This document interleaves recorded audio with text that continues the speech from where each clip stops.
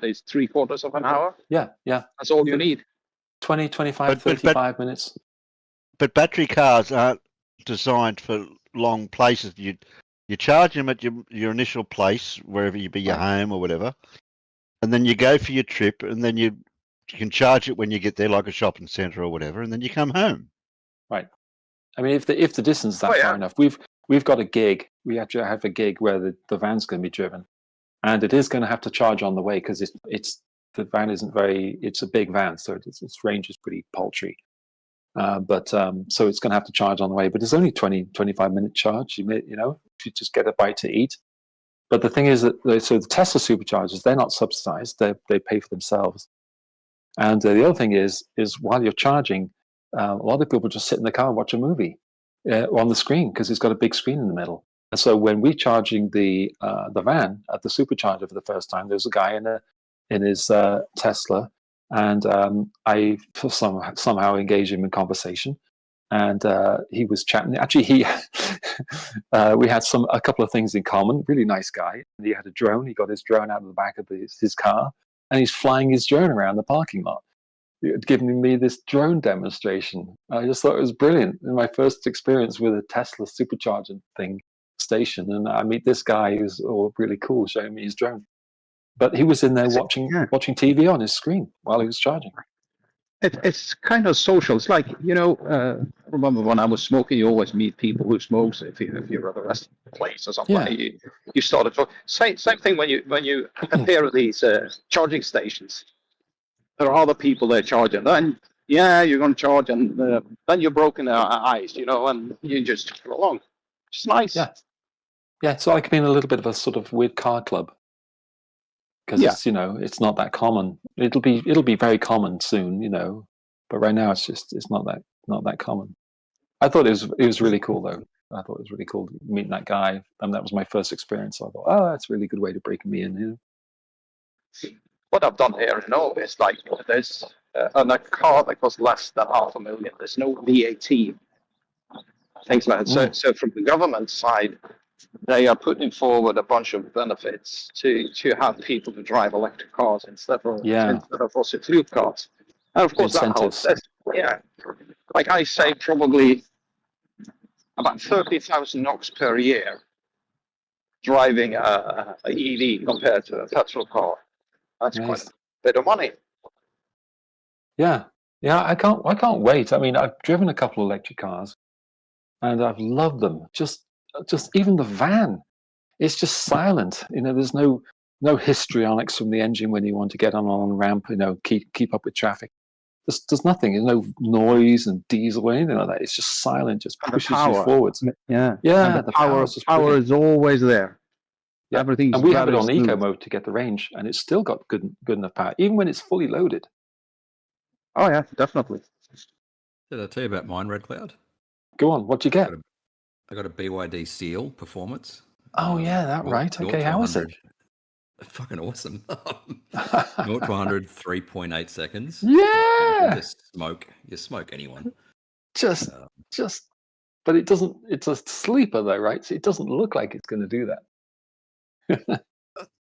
I think that attitude is kind of changing when people see a fully electric car. I think they know they're a bit quicker off the mark than petrol cars. So. Yeah, I saw the videos of people when the Teslas first came out, and their 0 to 100 was just ridiculous. They would say, right, everyone put your heads on so you don't snap, put your heads on the headrest, and then they'd floor it. And you see these people pinned in the seats and just go, ah! Yeah, that's what it's like. That's what it's about the other day. Earlier you mentioned Earlier you mentioned capacity of the battery. Just something I remember now. My next door neighbor has his own car shop, and he got in a Nissan Leaf 2011 model. I think it was run about close to 200,000 kilometers, and it still had 71% capacity in the battery. I mean, a 2011 car. Yep, my neighbor's got a Leaf, and its range is about. I think they said its range has gone down now because it's an older car. It's one of the first ones. Its range has gone down to about 70 miles. That's not very useful. But they said I said, well, how do you use that? He says, well, it's only 10 miles to work. All right, 10 miles to work. Maybe you go to the shop. Maybe that's another 10. You come home. That's only 30 miles. In a day, you don't drive it down into the city or something. That's fine. You got another car to do that with. Yeah, I mean, most driving for us, I suppose 90% is the missus driving us off to the job, and that's like 15k one way. Yeah. Or we drive into our holiday house, which is about 60 kilometers, which is nothing. Yeah. So the BYD is pretty well screwed together, Ruhif? I think so. Yeah. Yeah. I haven't any complaints with it, so yeah. Yeah, It's got good reviews though. Yeah, it's got good reviews. Yeah, it's a silly name, but what are you going to do? Yeah. It's good car drive. Yeah. The Polestar, it's I don't like the seating position. Everything. I drove it once, just to get a taste of it. I didn't like the interior design or anything, but they loved it. So, and they're really, really happy. It's over 300-mile range, which is what in kilometers, 500. Already. I mean, just what are you going to do? That's just can't argue with that. That's unless you're on a trip. The claimed range of mine's 580, I think. But it varies by temperature. As Nissan has this calculator online where you can adjust like temperature. And from what I see in my car compared to that, it's quite honest, that calculator, in fact. Right. Whew. Yeah, my car. One really nice thing about this Aria is the rear mirror, which I can switch between a camera and an ordinary mirror, and the camera is a hell of a lot better. Is it really? And you just turn it away a little bit, so if you're driving in the night, you got a car up your ass, you're not blinded by the light from the headlights from the car coming off, bouncing off the mirror. That would freak me out, because you know why? Because if you adjust your head position, you're looking at that mirror, you think it's a mirror, but your viewpoint is not going to change when you change your head position. We're looking at the mirror like it does in a real mirror. That's true. Yeah, but it is in fact, it's better than the mirror. Better than the quality-wise, and I think they did that because the back window is really low. So that's why they came up and put in a camera instead. Gotcha. Yeah, we're looking at the iPace. I'm looking at buying a used iPace. There's other options. I'm thinking of getting either Model Y or Model 3 used. But iPace really like that design of that car. So you might be getting one of those. We'll see. Go ahead. I don't want another gas. You won't regret it. I'm sure. Oh, well, what's you won't catch me getting it. You won't catch me getting an electric car. No, Holden man. Well, we are the same age, and I got one. The V8 and the acceleration, and the sound and the feel, and yes, I'm old school that way. The drama. Yeah, why don't you just hook up a computer with some sound files in it and hook it up to your car? put the pedal down, it makes noise like hell. That's really silly. Yeah, to do that would be. I think what was it? There was one car. There was a sports version of a Kia. They came out with it, and it's electric, and they had a sports version, and it had all these sounds you could pipe in to make it sound like a V6 or a V8. Now that's the ultimate in daftness. That is. How do you get the rumble or the vibration through the body, through the car with the V8 and everything? How do you get all that? That's just all. Well, you could probably have quite a few of these cars have like a massage seats, so you can probably have some sort of setup there where the seats start rumbling and shaking. At that point, it's just Gran Turismo. Yeah. Feedback is just feedback on the the steering wheel. Yeah. I mean, all these new cars have a lot of fancy new gadgets, and I don't know if you need them all. But they see like in the area where you have, well, of course you have heat in the seats, but the fucking best one is in a really hot summer's day. You get into the car and you fire it up. You got a fucking cooling fan in your ass and up your back. It's brilliant. I'm not happy with my new car. It tells me off every time I back out the driveway or out the garage. Did you see that news story a couple of days ago? There was apparently a 9-year-old boy drove his 7-year-old sister to McDonald's to get McDonald's without his mother knowing. He took the SUV. 9-year-old took the SUV. I forgot. I don't know how they found out he was gone or something like that. But he took the car just to go to McDonald's. I don't think he had any money or something. He didn't have a plan. He was a boy. So anyway, yeah, 9-year-old driving his mum's SUV. Oh, that was.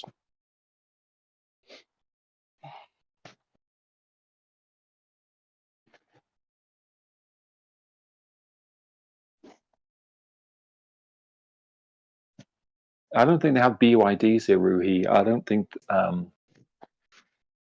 they're not selling the BYDs here much, or if at all. I don't think they've got them here. They're Chinese. They're pretty much excluded from the market. Oh, are they? All right. Yeah, because they'd wreck the market if they were. Yeah, they would wreck it coming here. Yeah. Because the pricing is just stupidly low. Yeah. Tesla wouldn't sell a fucking car if BYD came to America. It'd be hard to compete. They'd have to drop the prices or whatever, because you can't compete with Chinese manufacturing. They're too good at it. There's a lot of criticism, of course, because China. But they are very, very good at making things at mass scale. Very, very, very good at it. So I have another family member who works at the Apple store, our nearby Apple store, and when they repair an iPad, they don't actually repair the iPad. They just give you another iPad because it's cheaper. Because the manufacturing is so efficient, it's actually cheaper just to make a new one than try to repair the old one. It's also because repairing them, they made it pretty much impossible to repair. Everything is so integrated to the board and everything is glued to the board that, for instance, let's say there's something wrong with the memory. You can't switch that out. No, the whole board has to be replaced. Yep. It's SoC, so yeah. It's an extremely wasteful way of making things, and especially when it comes to Apple or most hardware companies that make like these super slim electronics and stuff. Well, they got them slim now because you're absolutely correct. One of the things they've done is they eliminated the seal between the glass and the LED panel. There used to be two separate units. Now they're one unit, so they're inseparable. And that's the one thing. And then this SoC, of course, is the other thing. So yeah, if you look at the thing, there's no way to get in it. There's no screws. No. It's sealed. No, it's not just that. It's that there's so many cables that are connected between the actual motherboard and the display LED unit that even just opening it, you risk damaging like the cables that are connected to it. Like, it's insane. It's one of the reasons why Apple Watches can't be fixed. Yeah, that's everything true. is so glued and everything is so compact and everything is is so glued and so compact that the moment you open it, you risk just pulling out soldering points between cables and everything. And it's just it requires like micro soldering. The cost will be just 10 times higher to try to fix it than just getting a new one. Well, because what they've done is they've increased the reliability of the device. So with the gluing, what the gluing does is it removes any possibility that connectors, for example, or even if you've got a dodgy soldering like between components, even if it's dodgy, when you don't have them glued in, that over time they can be knocked and then they come loose. So even if you can, in some not really, but in some respects, you can lower the quality of some of the elements inside because they're glued in. They don't need to be resilient. They can be just because they're sealed, and that increases the reliability vastly. So that's why they do it. That's why it's and then they can reduce the cost. And so then it's again, like I said, it's cheaper to actually make a new one than it is to repair an old one. Yeah, but then but also just because I don't agree. it's glued in. There's also a lot of other problems that come up. That is very common with Mac laptops, and that is that like the power rail can be way too close to something else, And if there's something conductive going on, then that thing can fry something else. Like there's a lot of these problems with laptops as well. There When is. trying The other to one make is, everything so compact, right. you run into a lot of problems. The other one is that instead of putting a lot of RAM in, what they'll do is they'll use the hard drive as temporary RAM, and so they're wearing out the hard drives. The SSDs. Yeah. The SSDs will prematurely their longevity be reduced because they're constantly being used as RAM. Instead of putting proper amount of RAM in, they'll just put 8 gig and that's your lot, which is stupid. There's a lot of really weird. I don't know. Yeah, I mean, I'm saying all this about decisions they do. Yeah. I'm saying also about the iPad, but I wouldn't mind if it was like a millimeter thicker and you could replace stuff. I think that would be better. But that's Is this the same reason why they put that they didn't put replaceable batteries in phones anymore? Yeah, because the reliability. I mean, they are replaceable. It's just that it's a lot harder. Right. I mean, because for example, you got a regular battery, right? You can get in and you can pour some more water in or whatever, acid, whatever, in it, top it up. Right, but those are unreliable batteries. You got a battery that's sealed. It's a far more reliable battery. You can't repair it, but it's a more reliable battery. So which do you want? Yeah, and batteries run out. Batteries need to be exchanged eventually. They have a specific lifespan, and then after that, what do you do once that thing runs out, or something messes up with the battery, or the battery starts getting, or the fluid starts like doing this chemical reaction inside that makes the battery grow. That's like about the expansion over time. Absolutely, particularly with like a heat or. If there's one element of it that starts going wrong, it just has a cascade effect. Yeah, all that sort of stuff. But if you hone your, you get really, really good at making them and you make it sealed, the reliability just shoots way up. Yeah, but the reliability is in those cases extremely limited because the lifespan of the product is equal to the lifespan of the battery. After that, you're fucked. Yep. So it's reliable, but the lifespan is like. Still. Like, I love my phone, but the battery is shot now. Like, completely shot, but so I'm not going to buy a new phone, and it keeps messing up, and everything about it is just shit now. This is my point. And I miss the days where I could just go down to the store for $50 and just buy me a new battery, pop it in, and my phone continue to work. We had that same phone for like how many years? Why would I buy a new one? Yeah. That's the point. We didn't break, why would I fix it? And Apple has argued in court, like they were sued for this, like on multiple occasions. And one of the bigger courts, Apple actually, like the Apple lawyers, they in court said that you should not expect your Apple phone to live more than a year. Wow. I can post it later. I'm outside now, but I can post it later. They actually said that in court as a defense. That's insane. Tell you what I do, chaps. Here's what I do. I have this iPad Pro, which I got for $100. So I was stupid and I bought a new iPhone, the 15 or 16, whatever it is now, I forgot. And I bought the new one and I realized I'd been gypped. I realized I was a fool for getting the phone. So what I did was, I'm going to make this phone last as long as I can. So it stays on its cradle. And what I use instead is my iPad. So I use my iPad as my daily when I'm at home. Like I'm talking right now on my iPad instead of my phone. So the phone stays on its cradle. It's going to last a lot longer, not being used. I only use it when I go out. So that's what I do. Yeah. Then you don't really have to use your phone much. Yeah. So I don't have a problem with Apple products because I didn't buy it. I don't buy Apple products. But it is right as well, that why can't they have both? Why can't they increase the reliability of the battery or whatever it is, the system, and also allow you to replace the battery? That shouldn't be a technical hurdle that they can't jump, Really? Yeah. I think there are laws in the EU where they're actually trying to push for that. They already pushed for forcing Apple to stop using stupid proprietary connectors. Yep. And USB-C now, USB-C. But I know there's legislation going on about that. But I mean, Apple's going to fight that tooth and nail along with all the other electronic manufacturers. They're going to fight that tooth and nail. Yeah, it's just unfortunate. I don't know why. The Lightning cable is better, in my opinion. Actually, I like the Lightning cable more than USB-C. I'll be honest. Yeah, but they keep changing the lightning cable. That's the issue. They keep changing it. Yeah. But my iPad, like I said, my iPad Pro, and he paid $100 for it, and it works great. Does everything except, I mean, and it makes phone calls because I use it. Basically, what I do is I've told it that it can, or my phone could be set to use external devices to take calls. So I take the calls on my iPad.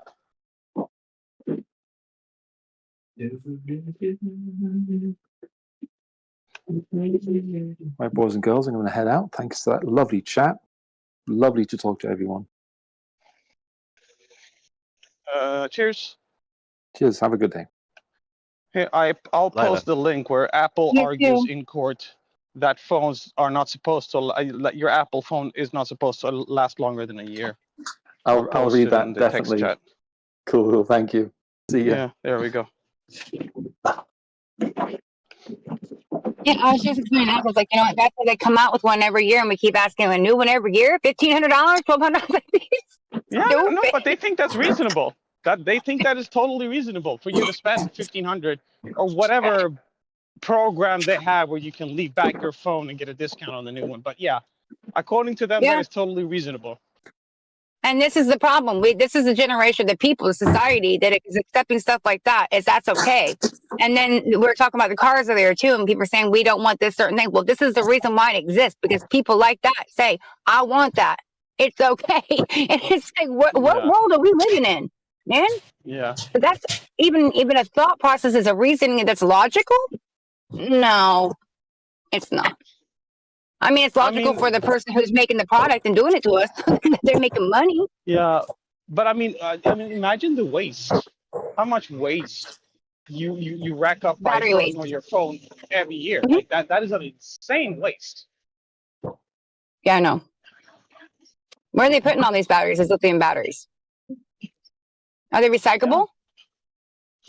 No, right? So they are recyclable somewhat, but not by that much high a degree, because when you recycle electronics, you need to melt a lot of that stuff and then extract it via electrolysis, and the trade-off isn't anywhere near 100%. Like when you recycle electronics, there's a huge loss of the stuff, because everything is so compact. There's so many different materials. There's so many different boiling points of everything. Yeah, we can recycle electronics, but the trade-off isn't, 100%. You will not be able to recycle something 100%. Now we're talking about phones at the small scale, which is actually a big scale because a lot of people have phones. This is happening every year. Throw away. But when we were talking about cars, is there any lithium batteries in cars then? These drivable cars? Are you talking about the EVs? Yeah. Yeah. What's going on in those vehicles? What's the batteries like? Anything right now? Oh God. Yeah, that's a whole shit show on it within itself, because has to be, right? Yeah. The problem with those batteries is that limited lifespan, and they will have to be replaced, and they are ridiculously expensive. So like the main argument that has been postponed, that has been proposed, is that electronic vehicles are cheaper than gas because you don't have to buy gas, but that's not entirely true due to the cost of maintenance. like those batteries will cost you 5 figures. Like it's I'm not even joking. They can be extremely expensive. How reliable are they too? How lifespan? You said short span, right? No, they have a decent. They do have a decent reliability. But the issue is that once they run out, you're gonna have to spend 5 figures to replace them, and that is crazy. Insanity. Yeah. And also they're not very recyclable. They're a huge electronic waste. So I mean, where's all this electronic waste going then? Now we just talked about car batteries, phone batteries. I mean, all electronics. Where is all this waste actually being processed correctly? Not correctly, probably, but sadly. I mean, I think it's kind of like a technology thing, because I think eventually we're going to get better at manufacturing those batteries, and we're going to be able to last longer, and we're going to be able to make them cheaper. But I mean, that's going to last a while. And meanwhile, right now in the now, it's kind of difficult to justify an electronic vehicle. But I mean, there's multiple reasons why it's very difficult to justify an electronic vehicle. The fact that a lot of cities don't have the infrastructure for charging those things is one big issue. Another huge issue is that, and this is the most stupid issue, every car manufacturer wants to have their own proprietary charger. So if you have a specific model of a car, you need to find where they have that specific type of charger that supports your car. It's the most stupid thing ever, because just because there is a charging unit doesn't mean that it'll work on your car. It's yeah. Just excuse me a sec. Slitsy, you're hot micing in the background. Can you mute, please? It's really kind of rattly. Thank you. Who is hot miking? Slitsy is. He's just rattling around. It's like he's making a cup of tea or something. Yeah, yes. Yeah, okay. I thought it was me because I'm actually outside, but yeah.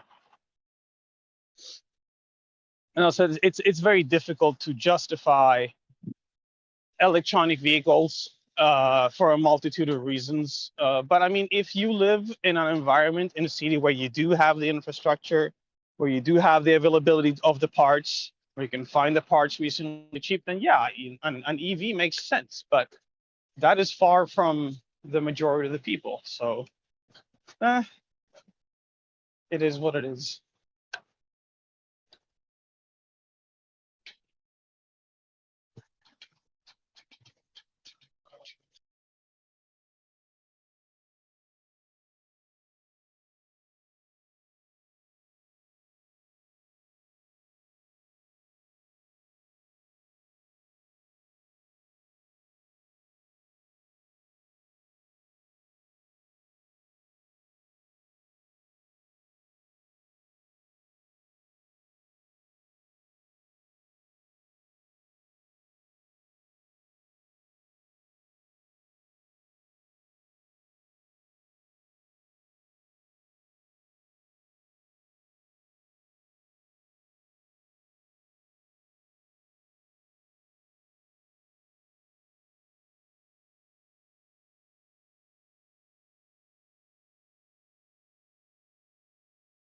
Museum.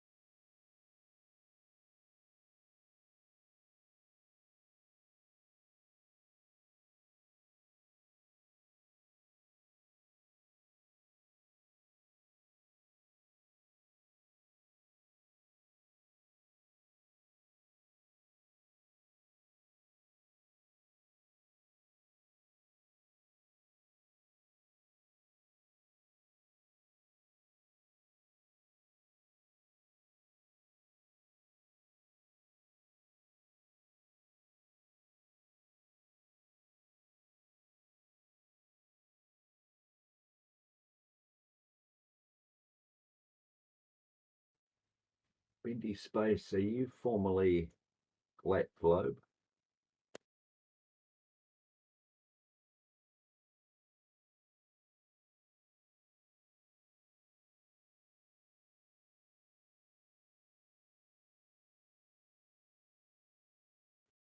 On 24/7 flat Earth dumbfuckery.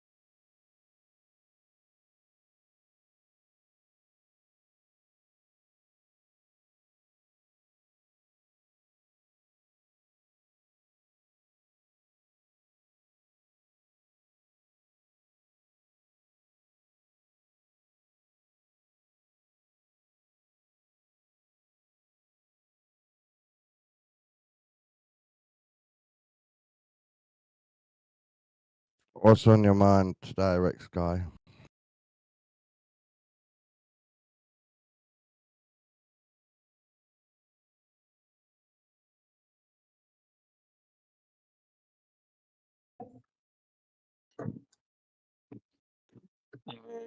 Modeling cabinetry today, Dawn. So I said What do that. you- Say it again, did you say? Yeah, you cut out as you came in. Modeling cabinetry. Oh, nice. Yeah, I had a bit of fun with it.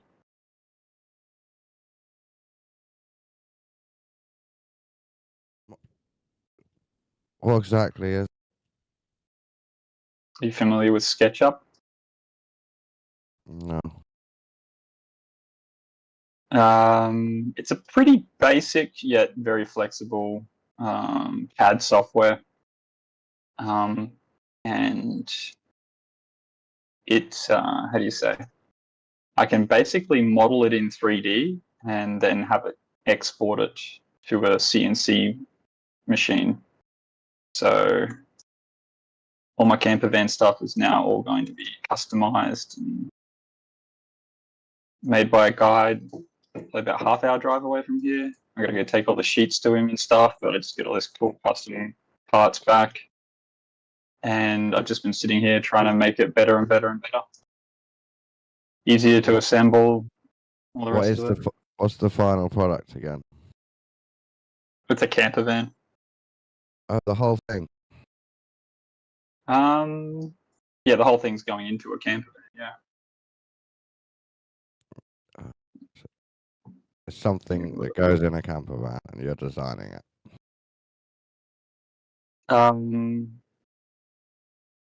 Cabinetry that goes into a camper van. Oh, I did get it right. It's like a cupboard.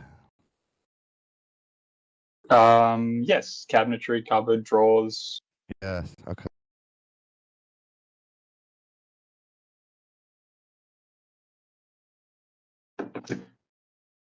Yeah, I'll show you. I'll put a little screenshot up for you. Probably not the greatest of the ones, but you get the idea.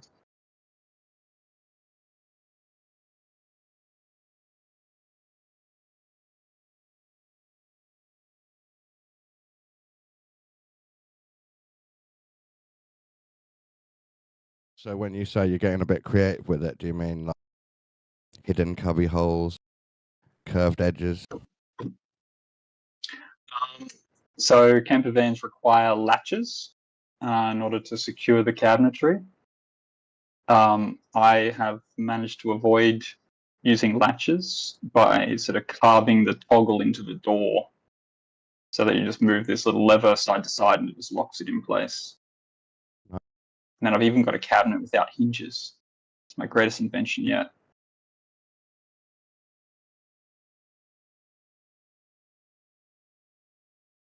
It's great stuff.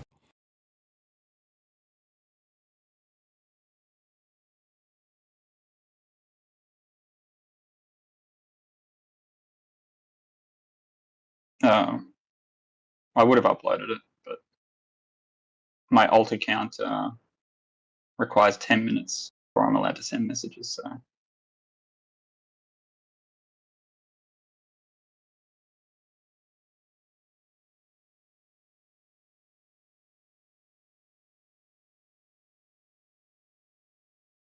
I'm watching Asian girls react to training day. So it got me thinking about sort of corrupt cops and Lutheran justice and all that anti-hero stuff. what are the Asians reacting to? Two pretty Asian girls reacting to the film Training Day. Denzel Washington as like a corrupt cop, but a good trainer.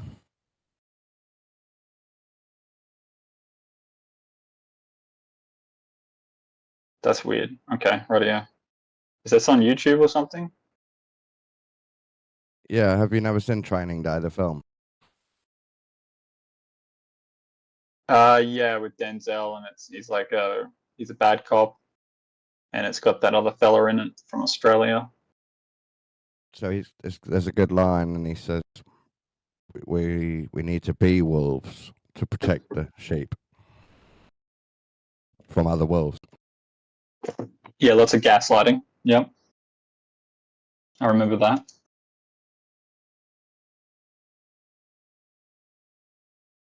Someone give me am I allowed to request that? Can I get image poems on the server?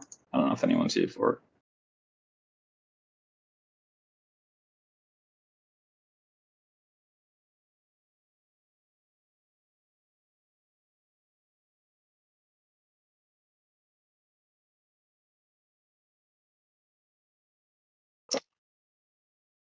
What image did you want to put up, Rhys?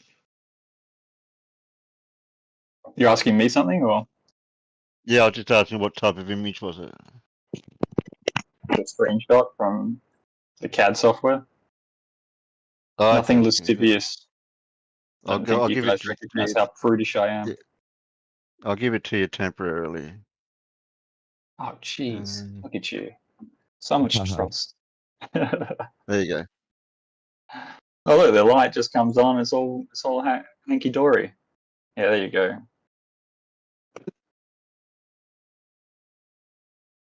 That's one side of the camper van, at least. Oh, it's quite And so all those modernist, I was going to say. it'd probably end up looking a little bit more.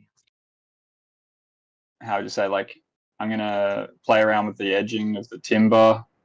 I'm gonna grind into it to give a live edge to it, because it always just looks kind of cool and fun, and just breaks up the, yeah, as you say, like that sort of too rigid modern, like modernistic.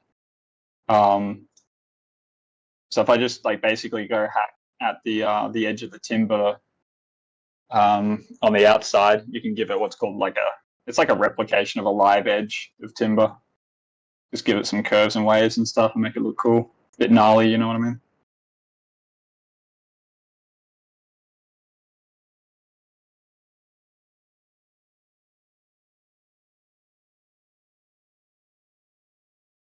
Yep.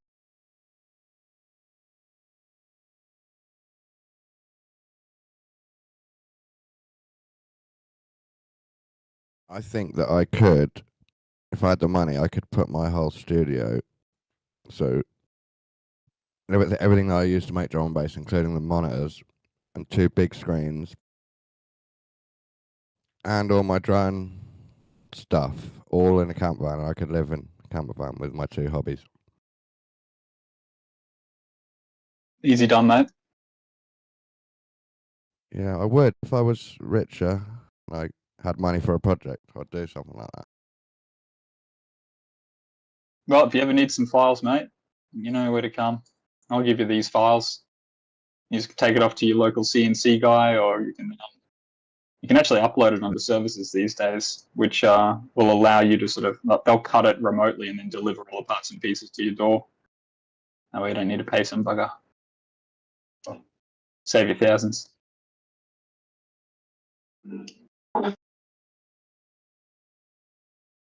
In the UK, we have a few Instagram drone pilots, and they have vans that they live in and go up and down the country.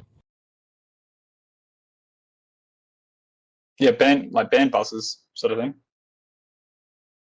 I think they're like mostly Ford vans, and then they do it up and live there and fly the drones in bandos. You say in bandos? That they'd fly drones in what? Abandoned buildings. They'll go park up in a abandoned building. And they do that acrobatic stuff. I know what you're saying. Yeah, cool. Yeah, through the window gaps and all that.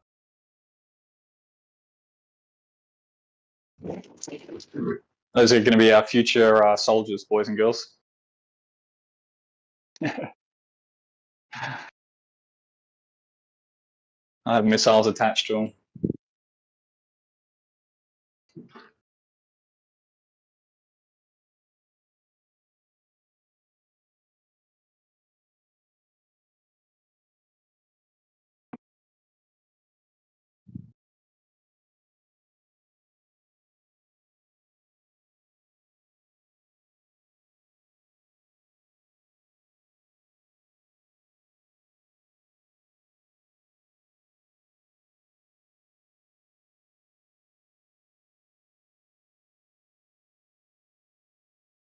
Hopefully, the British will never have another war.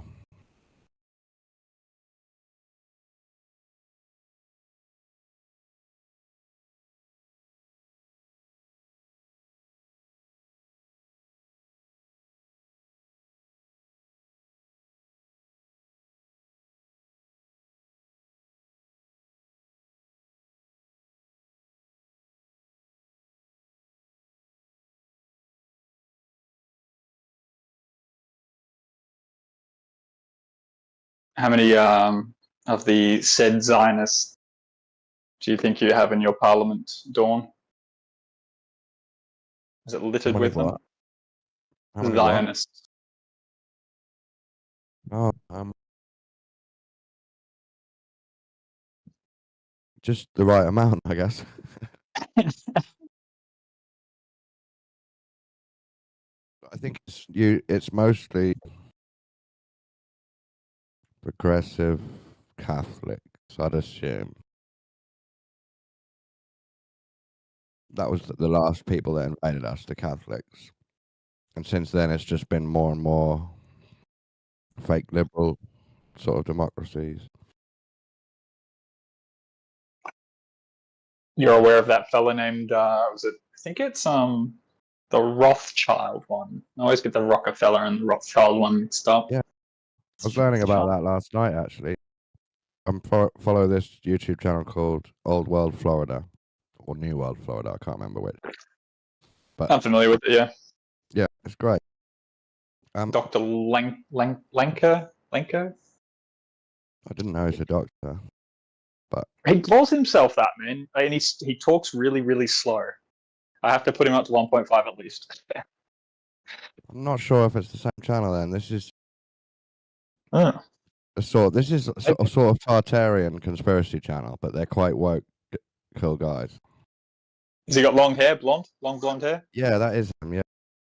Yeah, that's Dr. Norco Longo. Okay, I consider him quite smart, but he is an anti-Semite because he calls the Jews Brazilians now to get away with it, and Khazarians. But anyway, they were exposing Scarface, the movie, and he did the whole story about how the Khazars had the red shield, and when they went to Germany, they changed their name from Red Shield to Rothschild. And then he said Rockefeller is a sect of that family. Got it. Okay. Yeah. He's really good with his linguistic sort of breakdown. It's quite interesting. I don't know if I believe all of it, but at least I can start. There's a lot of links. He goes into the Phoenician stuff quite heavily too. Yeah. They're some of the better truthers. And because they expose media, that's what I'm interested in. I like that. Do you know he's flat? Yeah, but they sort of joke about it. Yeah, good. And he's vegetarian though too, which is yeah, someone bought untraditional. Someone bought him a Hawaiian and cheese pizza last night on the last show that was uploaded, and he was joking that it had chicken in it, and then he said, "No, not really. It's perfect." So did he eat the pizza? Yeah, so they've got quite a few viewers, and someone sent him a pizza. You mean like a pizza on the screen, or he ordered a pizza to his house? How did that work? Someone on stream ordered a pizza to his house. It turned up, and then he started eating it. Wait up, did it have ham on it? Like a Hawaiian's supposed to have bacon or ham on it? No, it was just pineapple and cheese. Gotcha. Okay, I thought you said Hawaiian. So anyway, I get where you're coming from there. That's pretty cool. They did a whole show on Dexter and how all the occult symbology. I was like, this is the perfect podcast for me ever. Yeah. Okay. Cool. I like that one. He is pretty good though.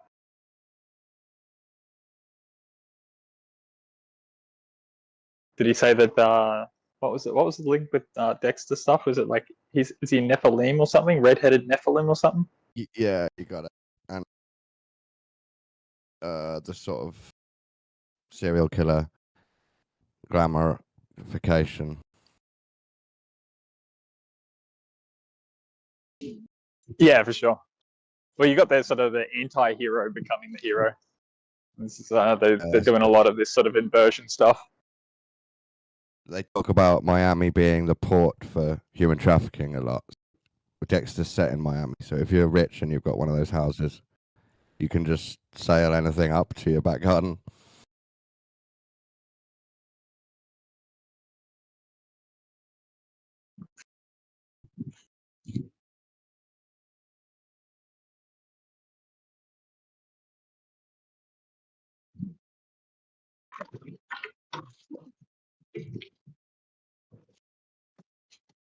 So what happened with the flat Earth? They decided it was flat, but stopped talking about it. I'd say it's just probably not interesting to them. Yeah, and what is it? That's brilliant. Well, I mean, it's kind of like, I mean, I'm kind of with him in that regard as well. Yeah. It's just that, like, pretty much. I mean, dude, like you're as rare as hen's teeth around here for recognizing the symbolic occult and then still being globe. So, yeah, like basically, no one on the globe side recognizes this stuff. Not even Red Cloud is. In fact, I started ruining some of his TV shows one time. Just talking about the like symbolic meaning of some. He's like, "Shut up! I don't want to hear it. I don't want to." Hear it. He's just like, I was just like, "Yeah, right there." He's he likes his ignorance as far as this stuff is concerned. He probably wouldn't believe me if he did listen. I sort of see flat Earth as an occult theory. Yeah, that you need to know about, but you can choose to believe or not.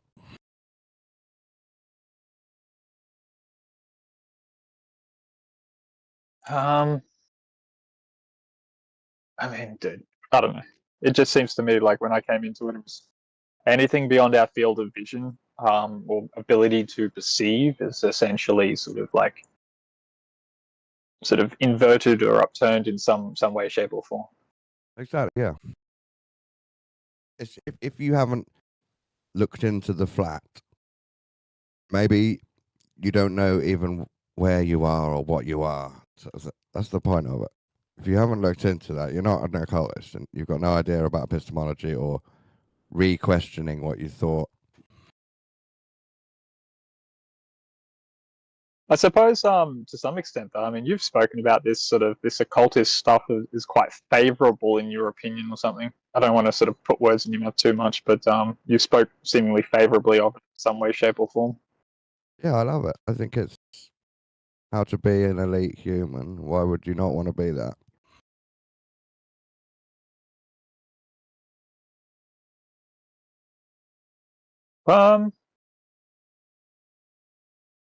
What is it? What's the eliteness that you're talking to?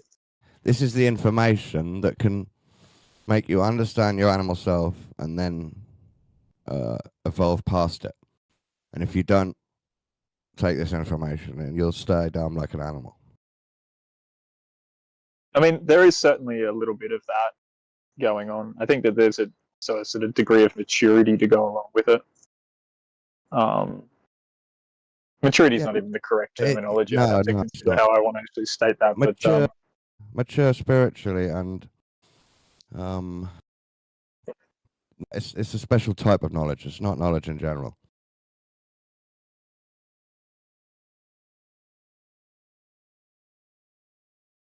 What's the special type of knowledge in your opinion? Like, what is it?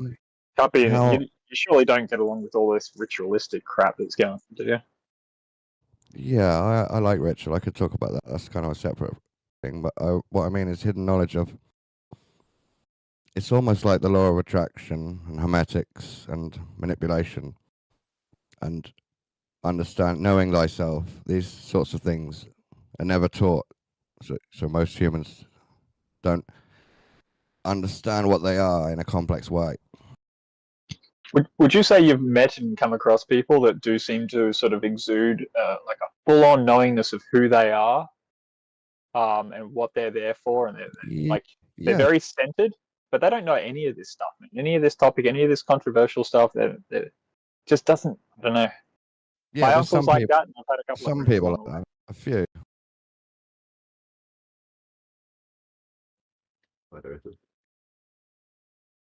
But it's not just being happy with your life. It's understanding complexity of duality, that sort of thing.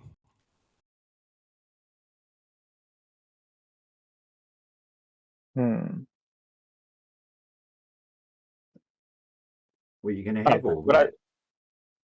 So there's a sort of paradox for every line of thinking, and the occult helps you get past that and realize that both sides are just opinions. And there's always You can have all another that story. without being fucked in the head. Well, it's like this is a sort of immaturity that I suppose I might point at, right? I mean, I find it fascinating, right, that you guys are of the implication, right, that what is it? Do you think that there are other people in other worlds, other alien beings in other worlds, having a discussion about whether or not their planet is flat or not? Like, Yes, if they are on a planet and they're like us, they would be having that question. But I don't know if they are out there. But I think it's only if a deception has been perpetrated, they might not be having that discussion because they know that if that's the thing that they've been able to prove where they live. In your case, you haven't been able to do that. You see, that's the problem. If they're like us, Jen, if they're at the same stage as us on another planet, if planets again, there would have to be. That means there would have to be a deception going on. Then that's what you're putting forward. No, someone's been deceived. Yes, I'm saying you would have to. Humans get to our stage, and there's two ideas about what they're living on, and people discuss it. Yeah, so there's killing going on, there's deception going on, poisonous medicines. That's what you're saying. There has to be a deception for them to be having the discussion. If they're like us. If they're just like us, then yeah. They'd just be at the same stage as us, with the very few people on the planet that think that the Earth's flat because they don't understand scale, and there would be a few people within that civilization going, "Oh fuck, this planet we're on is flat." But do you guys don't understand it? Like, okay, so again, just for like positioning, so I understand where you're coming from. This is my assumption about having chats with you guys in the past, both Dawn and Jazza.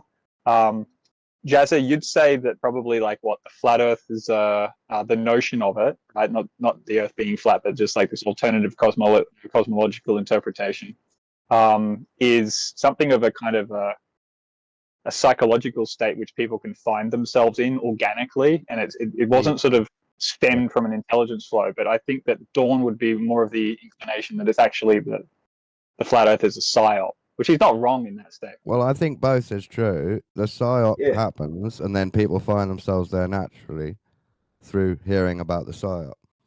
But what I'm saying, Jen, in that example, the planet would be real, so it wouldn't be a deception. It would be flat earthers not realizing what they live on in space. So it's a hypothetical. Then they're not like us. Then it wouldn't be the same, because indeed there is a deception going on here in reality as we are living right now. And that is that the Earth is an oblate spheroid, which it is not. You see, so they wouldn't be like us. In your world, Narnia would exist. In other words, Jin, exactly what I just said is you guys don't understand scale, which is why 2,000 years ago, when people couldn't travel anywhere, and all they could go is a few miles to collect their goods, get some fish from the beach, and that's all they could do. When I first opened I think that's a stretch. That we don't understand scale is a stretch anyway, Jazza. We understand scale. We understand distance over distance and the time it takes to get to these distances. We now know this is knowledge now for those who travel, of course. Those who travel around, whether it's by bus, train, bicycle, walking, aeroplanes, ships, hot air balloons. Understand that? We know how fast these things go and how long it takes to get to a given distance, over a given distance. No, I totally appreciate that, Jin, but it on the map that's been around for 10 years, that only works in the northern hemisphere. 1,000 years, work actually. in the south. Over 1,000 years, actually.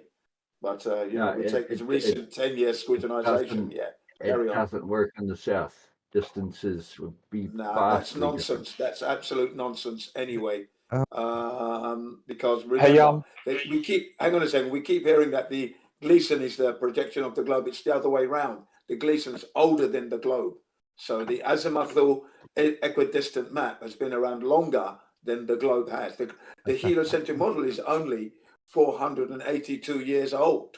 Okay, that's Copernicus, who didn't want that model of his released as it was a work in progress, and he died during that work in progress. And then the Jesuits pushed it out and forced it upon humanity as a real thing. But prior to that, before that, the azimuthal equidistant map was alive and well. So sorry, I don't know what you keep going on. I hang on, sorry, Jen. I was referring to the the AE map. Yeah, that's right. The azimuthal equidistant map. I said that. The AE, the azimuthal equidistant map. Until, ironically, until December the 15th last year, for some reason, and it had the ice wall. You are confused because not all flat earthers have abandoned the map. The map is still there. It's only those who have jumped ships. After those the who have jumped 24-hour ships. sun in Antarctica. Okay, fine. Jump ship, all right. Hey, Jazza. Yeah, I haven't jumped ship. Go ahead, Risky. Sorry. Jazza, can you see the southern? Like, are you outside, or can you get outside at all? Like within a reasonable time? I'm not expecting to get up and go out now, but I can if you like. I'm due to go. Is it cloudy? No, it's clear as a whistle. Can you see the Southern Cross? I'm looking at it right now. Yeah, I was looking at it just before when I was taking a leak while I was having my early smoke. Do you agree that you can see the Southern Cross all year round?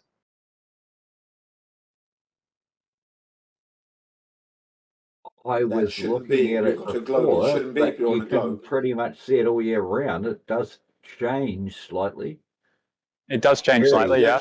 You see it all year round. And I'm looking at it right now. I'm kind of wondering how far it's off your zenith, because to me it looks around about sort of like, say that's about 20 degrees off my zenith, and I'm looking directly south, and it's pointing directly south.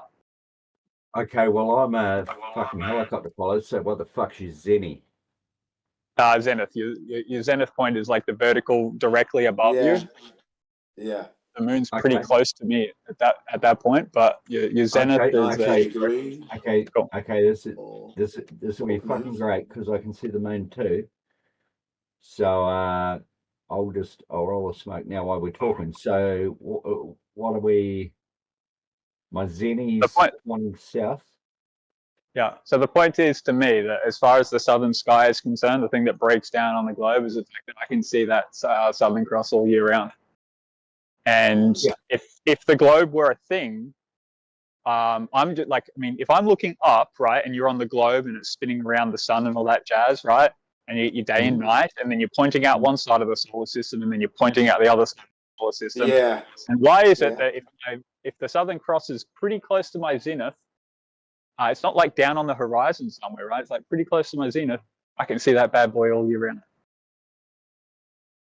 Well, but my zenith would be rotating around the sun. There has to be at least half a year where you don't see it. Is that what you're saying? Yes. Yeah. No, you can see it because you're in the southern hemisphere. If you're on the upside down of a basketball when you're looking at a floor, you can see the floor the whole time. What the fuck? That's not where it's not there though. That's not where it's at though. It's not at the South Pole, because that's not where it is. Can you see it from there? That's the question. Can it be seen from the stars of the Southern Cross Pole? Always point to the South Pole, or roughly enough to fucking navigate? No, it doesn't. It doesn't even. Hey, Jen, have you been in the Southern Hemisphere, Jen? No, I haven't, but I've seen images of it. You know what can be seen is what I've seen. No, I've never been there. They're fake. They're fake, Jen. Jesus fuck, what do you want? I know what the model. I know what your model predicts, of course, and then I've listened to other people who have been. Well, why do you lie about it then? Eric, I'm not lying. I'm not lying at all. I'm only going by what I've said. I'm not lying at all. I'm not lying that the Earth isn't a globe, okay? Because it isn't a globe.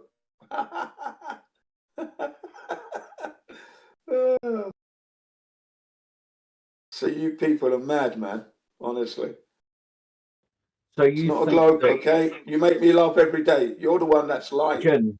That's why I laugh, because you just sit there lying, trying to keep a straight face, and you're lying blatantly. You've never proven, you've never gone out. You've never gone out and actually seen that curvature in your life as long as you've lived so far. None of you have. None of you are heliocentrists and globers. All of you are just sitting there trying to keep a straight face and just lie blatantly. And it's silly. Jen, the globe model predicts that we will see the Southern Cross all year. Please, your globe model doesn't actually live in our reality.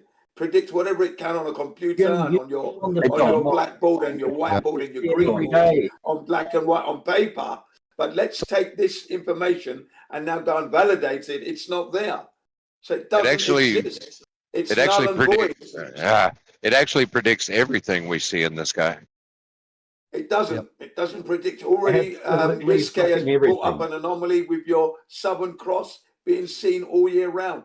It's an anomaly right there. Boom. You don't understand what it predicts then. No, you're lying again. We know what it predicts. It doesn't. It's one or the other. You either don't understand or you're lying it can predict what it likes. It may predict what it likes. It's bunkum. It's bunkum. It's bunkum first and foremost because it doesn't exist. And whatever you build that doesn't affect from what it a predicts. false premise, whatever you build from a false premise is null and void completely. You don't know what you're talking about, man. I was wondering if Rick had any more to add, because Jen, it's not any use talking to you. You don't have discussion. You don't talk about things and possibilities. All you do is you're just Debbie Downer on everything. Stop lying. Let me reverse this. It doesn't exist. So stop lying. Behave yourself. Grow up. Stop That's being not a good argument. Stop being cognitive dissonance. Stop all that nonsense. You're only lying to yourself. Right, so I am talking and I'm telling you the truth. You have to prove me wrong, and you can't. That's what you don't like. Because you don't fucking listen to it. I don't entertain your nonsense. I'm not prepared to do that. We don't have to prove you wrong. Go ahead. We don't have to care at all. Prove me wrong. Of course you do. No, we don't. We don't. We can tease. We can tease you, yeah, for 30 years. We don't have to do anything. I've gone out there. I've measured the curvature. Here it is, Jin. Here's the method I use. Here's me on video, Jin. Look. Okay. Now I'm photographing it. Can you see me smiling? I'm happy. I'm actually. Yes. Here it is. This is the distance. Here's the curvature, Jin. I've measured it, and there it is. Now I'm experiencing it. Whee! Jin, oh no. Thank you. Jen, I'm about to give you a massive compliment. You are the most lovable, dumb fucking asshole on the planet. Yeah, well, fair enough. But then you're the most obnoxious wanker that lives in a bottle on the earth. I fucking love that. Thank you so much. Not just the word lovable wasn't there. Thank you so much. You've ruined our conversation. But anyway, the point is this. Bastard. You know for a fact that you haven't proven it to yourself. You come here every day and you lie. We come here every day, Risky and myself, and well, not every day, but whenever we do. And all we're doing too is laying you down the facts and the anomalies in your predictions. The anomaly is your globe is not there. Because your globe is not there. Lying. Extended horizontality. Go ahead. You're not lying at all. You believe the shit you're talking about. Horizontality. Fucking insane. You don't even know which topic you interrupted. That's how much of a bastard you are. Oh, I understand what you were talking about, and it changed slightly. You moved it on. I didn't. You did. It was all in a fantasy world anyway. You know, you moved it on. I didn't move it on. It's not fantasy world. Risque actually brought up the Southern Cross. I didn't change anything. I'm going out to look at the Southern Cross now. You did a great job. We'll get back. Do anything after that? I didn't do anything after that. Right. Anyway, I'm posting an image from what I was trying to talk about yesterday, but I kept getting rudely interrupted. You rude bastard. Yesterday, and it's about the flight presentations. Hopefully, you can see that. Hopefully, that's come through. I hope. flight instrumentation on an aeroplane that needs to be calibrated. I was saying to them yesterday, right, especially Doofus was like really adamant that planes have this system that make sure that they know where down is. The pilot knows where down is. Your artificial horizon tells you where your orientation, right? And when it's flying across the Earth, it's flying horizontally, and the in-flight telemetry data gives us that as a backup. We know it from the instrumentation. We know it from our senses. And then you've got this high technology that's just backing us up 100%. No one wanted this conversation. This piece of high tech, you're interrupting again. This piece of high tech technology is what's used when we're trying to get after an aeroplane incident, if it's a crash or an engine breakdown or whatever. It gets to court. We want to have people who may have been, you're not listening again. People who may have been injured or lost their lives from an aeroplane incident. The in-flight telemetry data, which is the black box, which is an orange box in actual fact, is the information used in the court of law to determine whether people are going to be getting compensated or not from the airlines. Okay, so and other things go on. The airlines can see what happened to their plane. This is slam dunk information, and it states and shows us that the aeroplane, during its flight, wherever it goes, flies horizontal. Doesn't take a curved trajectory. That's normal on a globe. Horizontal. You fucking idiot. And don't call me an idiot, you fucking stupid cunt. Well, why are you saying wrong things again? I'm not saying wrong things. Why don't you shut your mouth? You're the one that's talking. You're the one that's a silly cunt.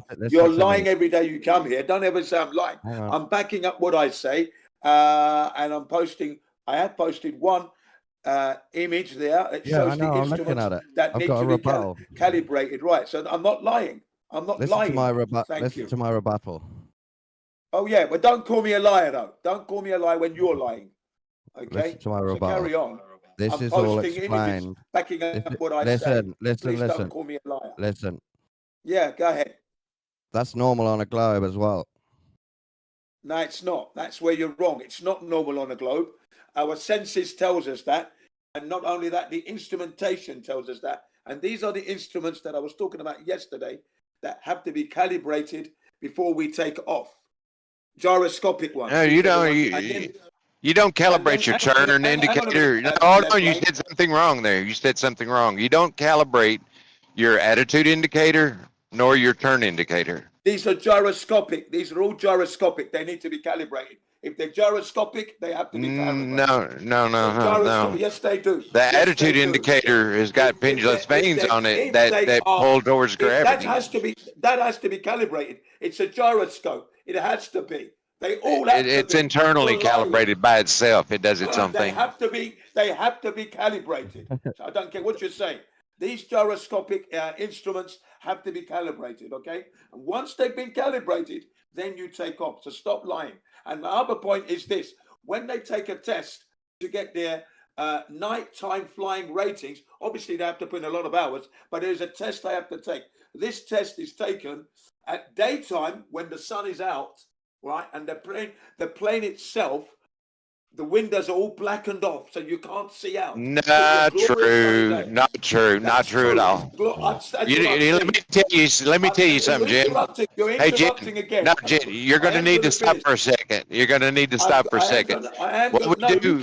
I'm going to tell you about night flight. I think I'm going to tell you. You're preaching. You're preaching. You're preaching.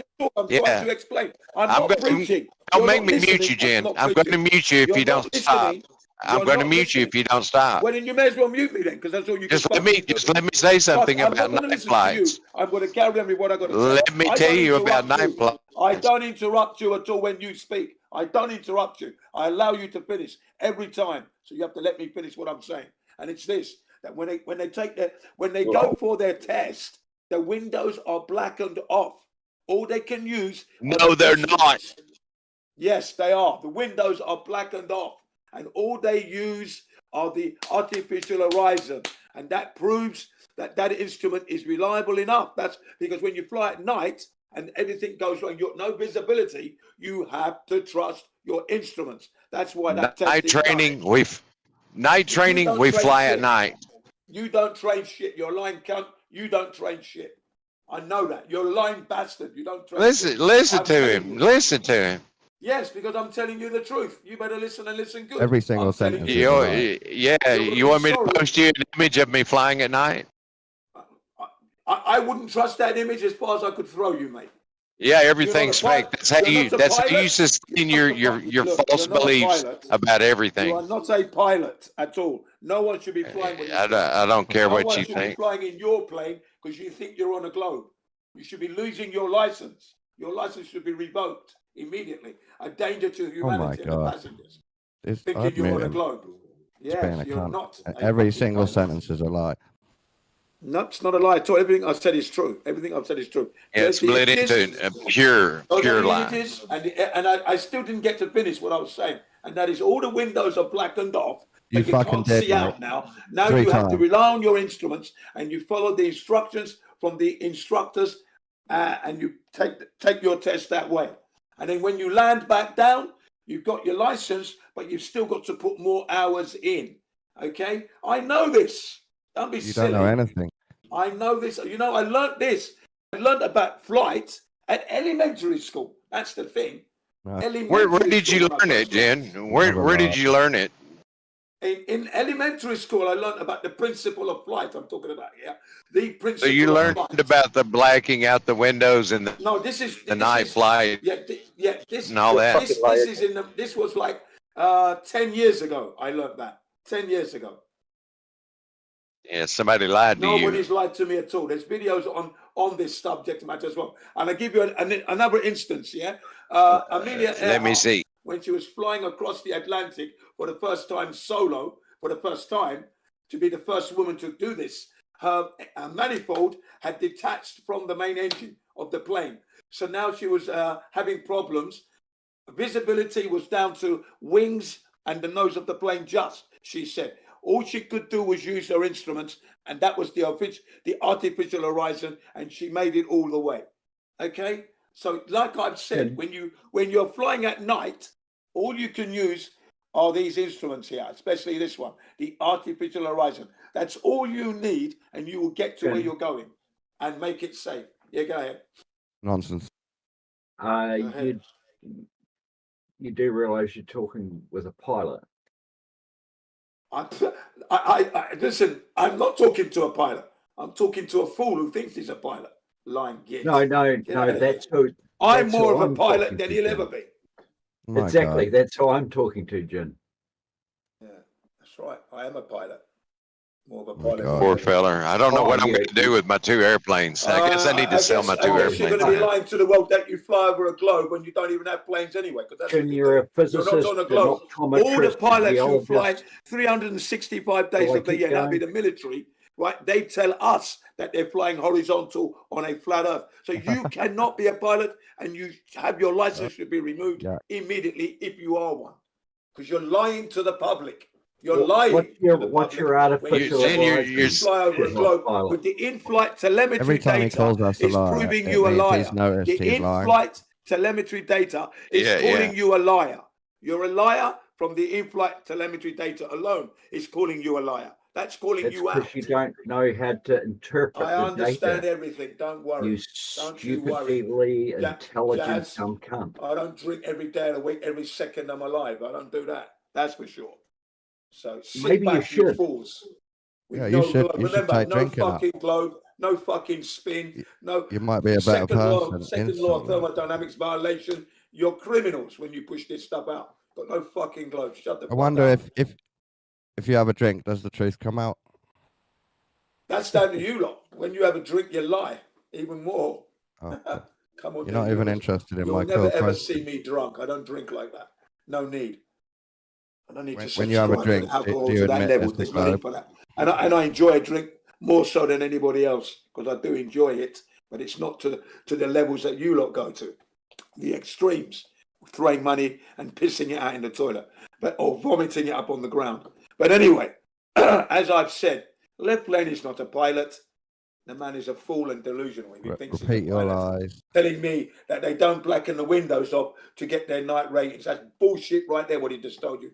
No, they do that for you. I'm going to come back with the test myself properly, and you'll see that what I'm saying is fact, and you'd have to shut up. Jen, just to say that I did post my evidence to you. Not that I care. There's an image in chat of me flying at night. I'm not interested in your images, boy. You're a liar. You're a glober. You lie. As I've said, you'll have nothing that I'll be wanting to see. You keep forgetting that. You forgot that from the medicinal mass media. Oh, yes. God, what's going on? He's gone full Satan. Go ahead. I'm listening.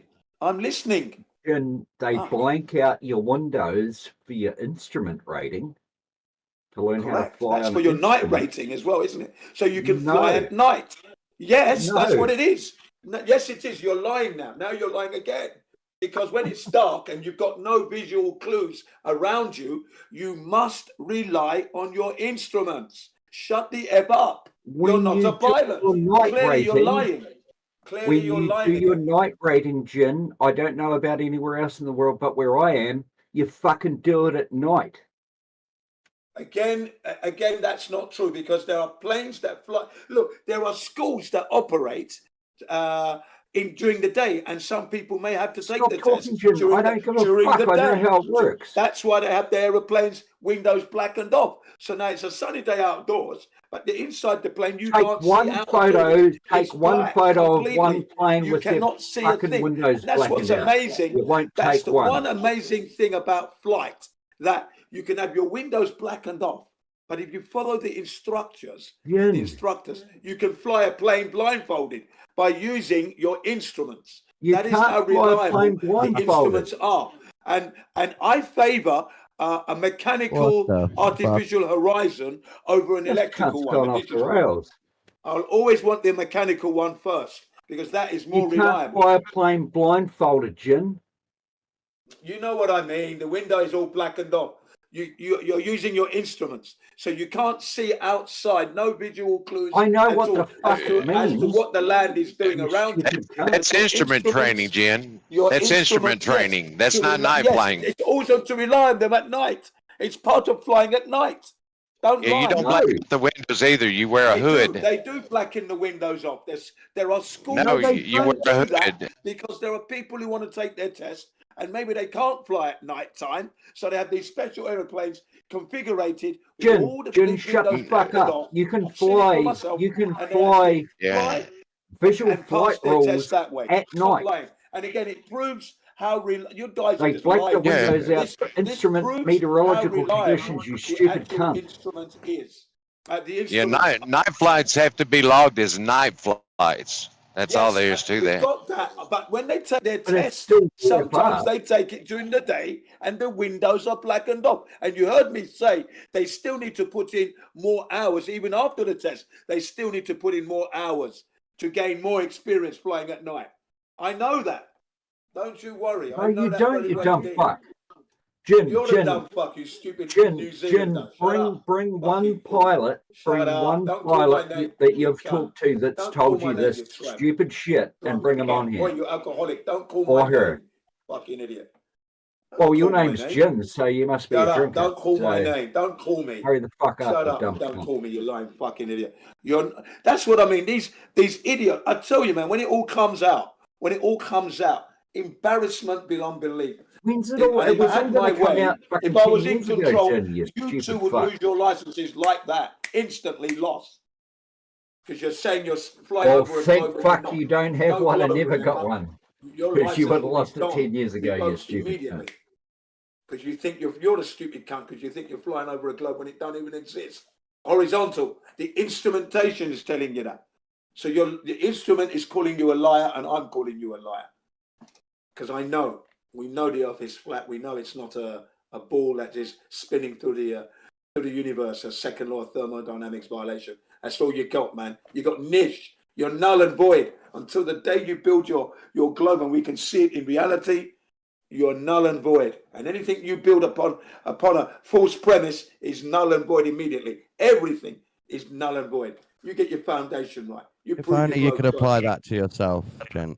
You build your globe and then let's see it in reality. Get out there. Because we're finding extended horizontality with the instruments that we have today and tools. All these instruments that we use, we're finding extended horizontality everywhere. You're preaching no curve at all. Can you link one? Can you link one, Gene? What do you mean link one? Link one what? It's not a hard question, buddy. Can you link a single example of extended horizontality? Oh, there's loads out there. You have a look. Long distance, 275-mile Guinness Book of Records. 275 miles. I asked you to link 9 miles one. of curvature. There should have been 9 miles of curvature between that, but yet the camera snapped the shot. Okay? Yeah, I asked you to link it. Can you link it? But that's bullshit in itself. Okay. Can you link it, please? And there's a cartoon and a bunch of words. And then there's the Black Swan. So you know these images. Look them up for yourself. Can you link that? Today. I've done my bit for today. Can you link my instrumentation there. You look for it. I don't have to do anything. They're both explained. Do you have anything other than cartoons and words? I haven't put a cartoon. I've put an instrument there. You know what they are. It's an illustration to show that those instruments have to be calibrated. Yeah, it's a cartoon.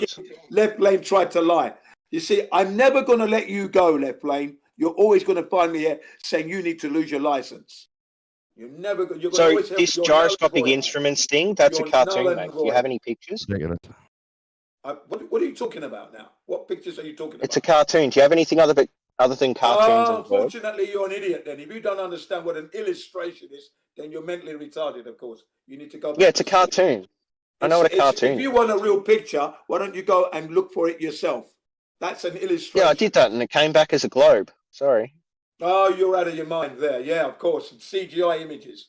Well done. No, I took a photo of clouds and there was light hitting the bottom of the cloud. Well done, Robert Simmons, the man who does all that for you. Good luck. Do you know what I mean? I could post you another illustration. I took a photo of clouds and the bottom of the clouds were illuminated. Over the years, when you look at the cluster, well, I've got an image of. I took a photo of clouds and the bottom of the clouds were illuminated. Over the years, and the land masses are changing over the years. Yeah, I took a photo of clouds and the bottom of the clouds were illuminated. No, we've got cloning of the clouds as well. That's a separate image where the clouds have been. I took a picture of the bottom of the clouds. So what you've got is a falsehood composite lie. You're a walking composite yourself. Are you real? I took a photo of the bottom of clouds. Are you real? At sunset, the bottom of the clouds were illuminated. I'm afraid Jen's not listening to anybody now. Everything you build on it's been like 5 minutes. The reason I'm like this because it's not coming with anything. I took the bottom of clouds. You're not That's coming a photo with of the bottom of the clouds were illuminated. Are you coming with? Have you got your curvature measured? Curvature measured and rotation, please. And then your second law of thermodynamics violation will not stand here. You're violating the second law of thermodynamics with your model. And can you please get your curvature and your rotation in place? The Jin's CBR1 court judge. Yeah, I took a picture of the bottom of some clouds at sunset, and the bottom of the clouds were illuminated by the sun. That can't happen on flat Earth. The clouds don't prove globe, mate. Clouds that happens every day, Jim, and it happens to Stop every looking at the single clouds airplane. and the stars and the sun and look at the ground. You can measure that It falsifies the flat Earth. Sorry, your flat Earth's clouds not do real. not prove a shape. Clouds do not prove a shape. Thank you very much.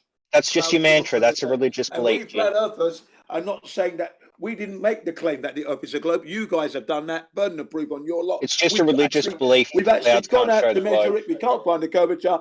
Please help us find the curvature of your ball. Please, can you help us? It's just a religious belief that you can't use the light on the cloud. Find the curvature of your ball. Can you please show us how you do that? With you there actually doing it yourself. So because that means it's just a religious belief that you can't show the Earth as a ball because it's not there. Hang on, Jim. Can I just? It's just no indication of the. It's just a religious belief that you can't prove. Indication of your globe. Not one indication of your globe. Not one. Jen, hang on. I'm listening. You've been for like 20 minutes and you've not barely taken a breath, man. No, I'm talking and you're talking. Everyone's talking. I'm listening to this guy. I'm listening to you. I'm listening to other. Dawn, Risky had his chance. Jen, don't be silly. Yes, I'm listening. It's just a religious belief that you can't show that the Earth is a globe by taking a picture of the bottom of cloud.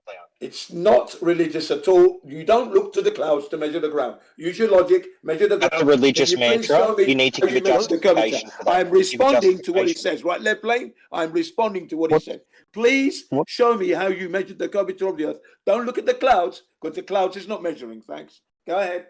Can you give a justification for saying the clouds can't tell you the shape of the Earth? When I look at the clouds, I see horizontality above the clouds for distances beyond belief. Pure horizontality. That's just you saying that your opinion is that everything you look at is flat, but that could be a problem with you.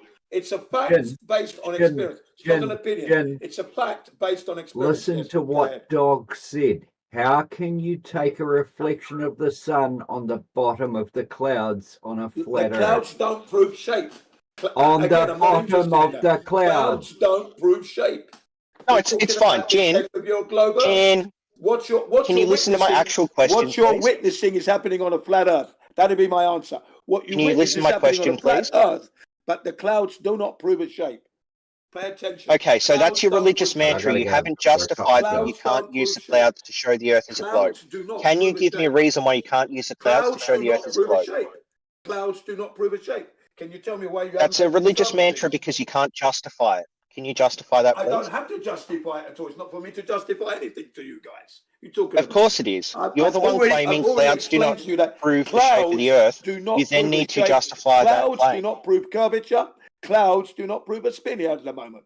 So you're looking in the wrong direction. Can you justify that claim? Look down to the ground, please. Why are you evading and running from looking from the ground?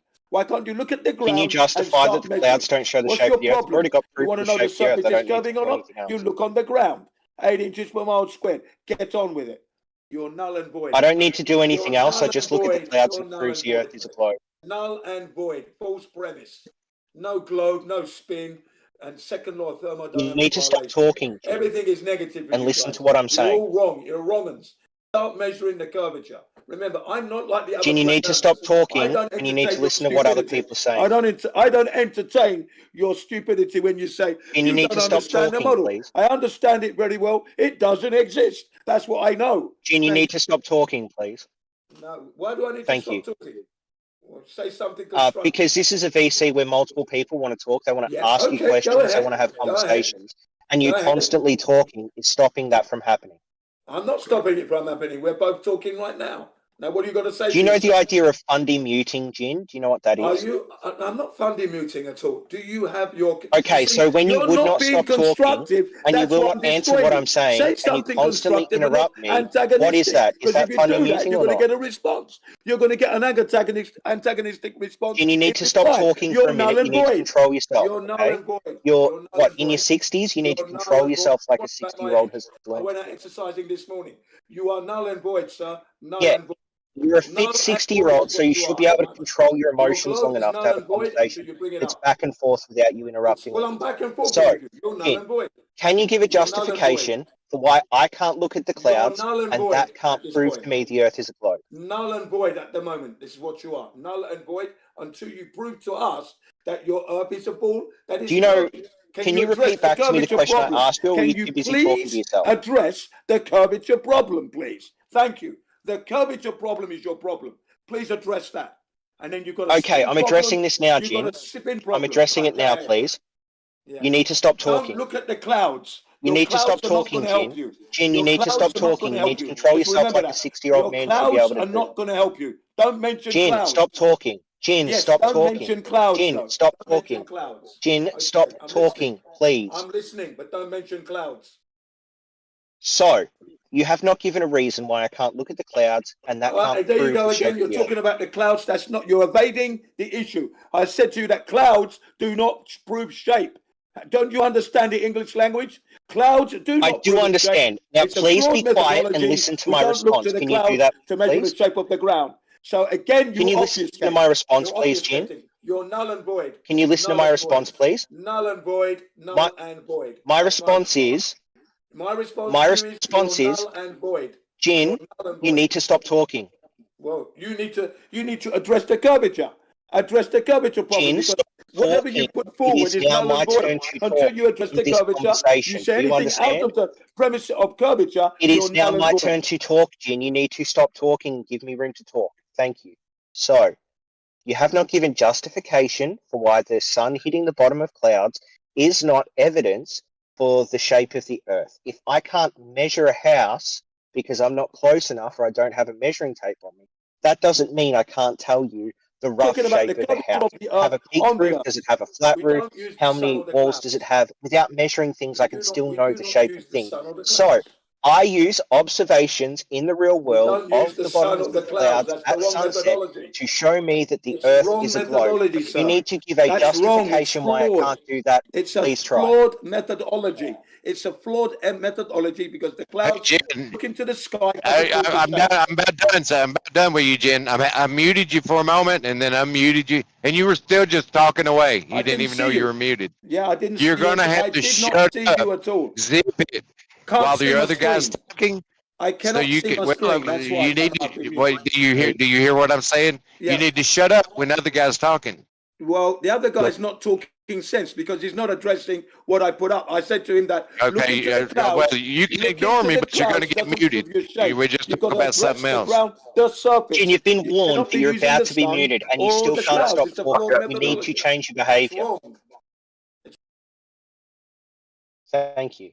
You have not given a justification for why we can't show the shape of the Earth from the bottoms of clouds. All you're doing is repeating a religious mantra that it's not possible because you have to do that because it's evidence counter to your view.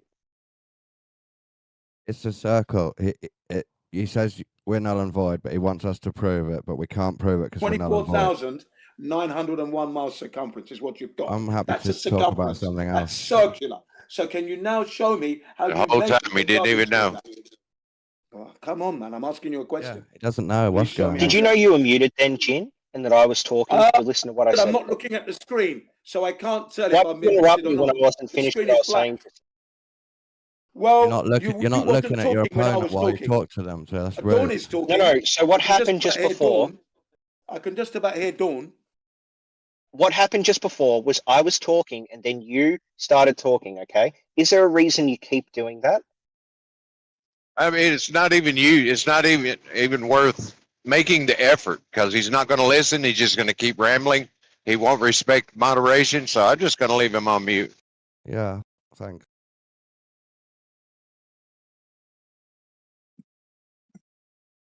That's a shame. You ruined our conversation for about an hour with nonsense from 7 years ago. It's a good indication that like all that's left of the flat Earth now are people that ramble incoherently and people that can't like follow the conversation. Dude, like I was talking to someone just before, like AV just before, and we were talking about the same thing, the light on the bottom of clouds.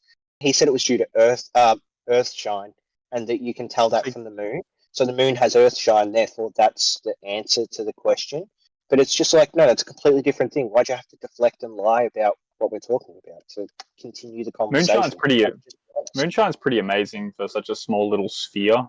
To sort of is it the like the Earth shining on the moon? That's why you can see the moon when it's dark or something. Is that what you're referring to? No. There's a small amount of Earth shine that happens on the moon. So like in an eclipse, you can see the details of the moon, even with the corona of the sun around it. But that doesn't explain the clouds, Rick. Yeah, that's what I'm talking about, though. Like the Earth shine upon the moon. That's why you can see the moon when it's dark.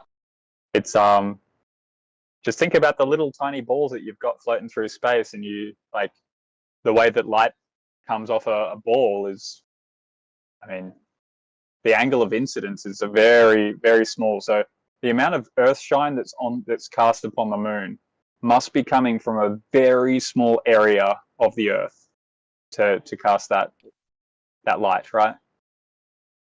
No, so if you took that no, we're talking about a huge amount of the Earth and a huge amount of the moon. They're both very large objects. I mean, relative to the space in between them, I would say they're not, right? No, they're still massively huge objects. How many moons can you fit big compared to the Earth? Does anyone know it's not. How many? It's not an how many moons on the clouds, Rick? How many moons fit between Earth and the moon? Does anyone know? Just like off the cuff, I can go ask the ChatGPT if necessary. I don't know, but that number should be worshipped. It probably is a significant number. Give me a sec. Yeah.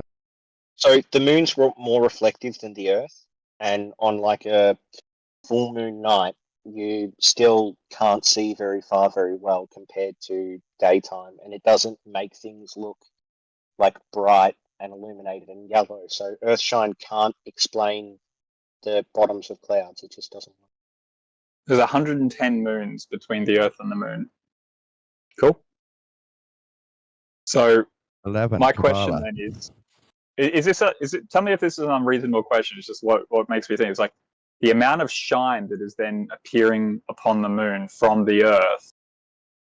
You would take when you go to draw your angles for the light. I would say that, I mean, I could probably ask the ChatGPT pretty quickly, but the amount of like it'd be like a couple of thousand square kilometers of the Earth, of the light that's landing on the Earth, is then being cast upon the Moon.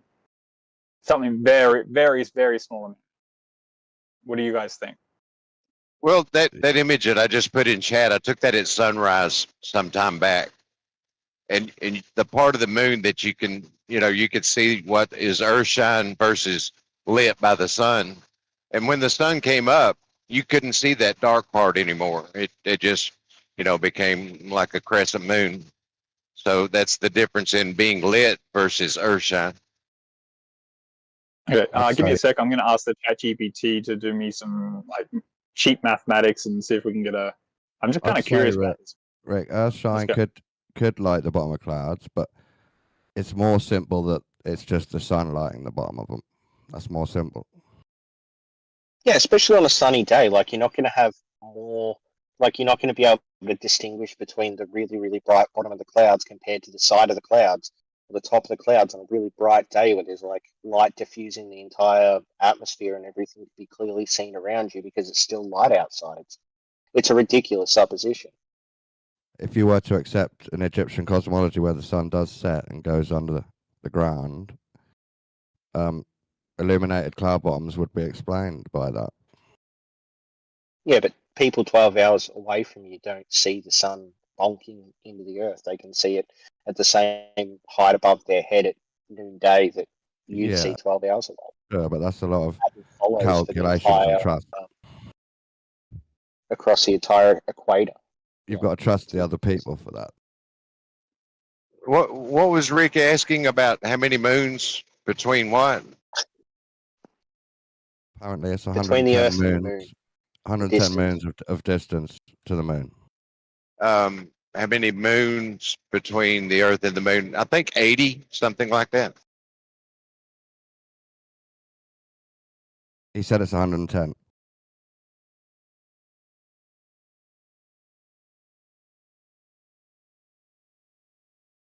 Yeah, I think the Moon is like 3,000 miles diameter. I think. I'm not sure.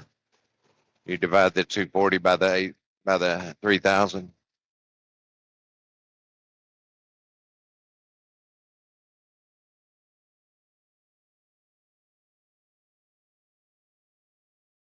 I think the fact that balls get to certain sizes as humans evolve, that might be a pattern that always happens. And so it's not perfect God design. It's just we're in that stage where balls are that size in relation to each other, and we're this evolved. Okay, so I just did the cheap ChatGPT response. It says it's saying 25% of the Earth shines back onto the Moon, causing the Earth shine. 25% of it apparently goes from the Earth and hits that Moon. Something seems wrong there. Well, it could be 25% of a small number, couldn't it? Well, so what is it? 500. The Earth is made up of 510 million square kilometers. And it's stating here, like, there's a whole bunch of math here I don't really want to go into, but it's like Earthshine comes from 127 million square kilometers. Seems like a lot. One side, or most of one side. 25%. Does that make sense? Like, if you've got a light shining on a ball at a distance, you reckon like how much of that's going to refract off and hit another object that's far away? It's right as far as some would refract off and some would shine back.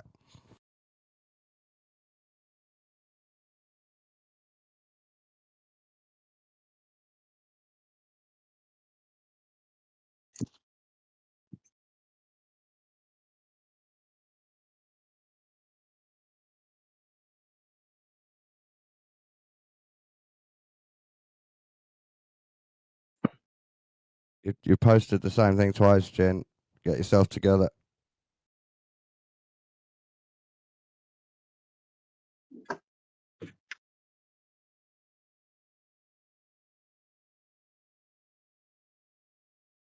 We're not all like you. We actually read the first time and listen the first time, so you don't have to repeat. Good afternoon.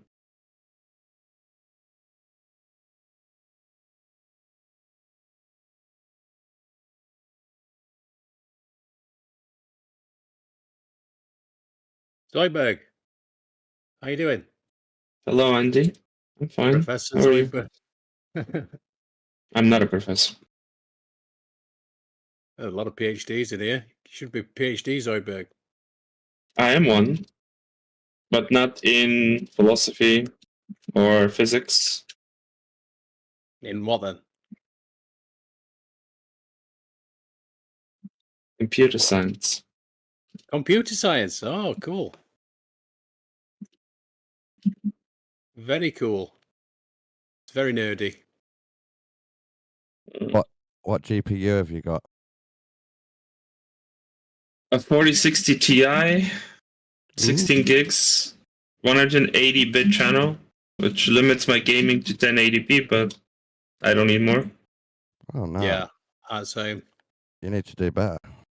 Nah, you don't need any more. No, It's I good don't need for- to buy more. 1080p, guys. What? No, but it's good for in terms of power consumption as well. Got to think of that, especially with the bills these days. I've got a 3060. I'm playing in 4K, but I do use DLSS, so I guess that's the same as 1080, isn't it? No, I do have the SS feature on my 4060. Yeah, I don't enable it. I don't see any reason to. I don't play the games that are like incredibly resource consumptive. We're doing the same, so yeah, you're cool. So the ChatGPT, after asking it a couple more questions, has returned that only 1.3 square kilometers, 1.3 thousand square kilometers. Is that right? No, 1,300 square kilometers of the sunlight that hits the Earth goes on to hit the moon. It would seem. No, because sunlight isn't measured in kilometers, is it? No, I'm just looking at the surface area of the light that would go from the sun, hit the Earth, and then go on to hit the moon, like reflect off the Earth, and then. And what that's gonna be percentage have coming you up. got? I'll find out the percentage one sec. Surely it's most of one side. That's what I'm thinking. So 45%? No. Most of one side? No way, dude. No. What are you So much talking about? less than one side. So I'm going to go with 33%.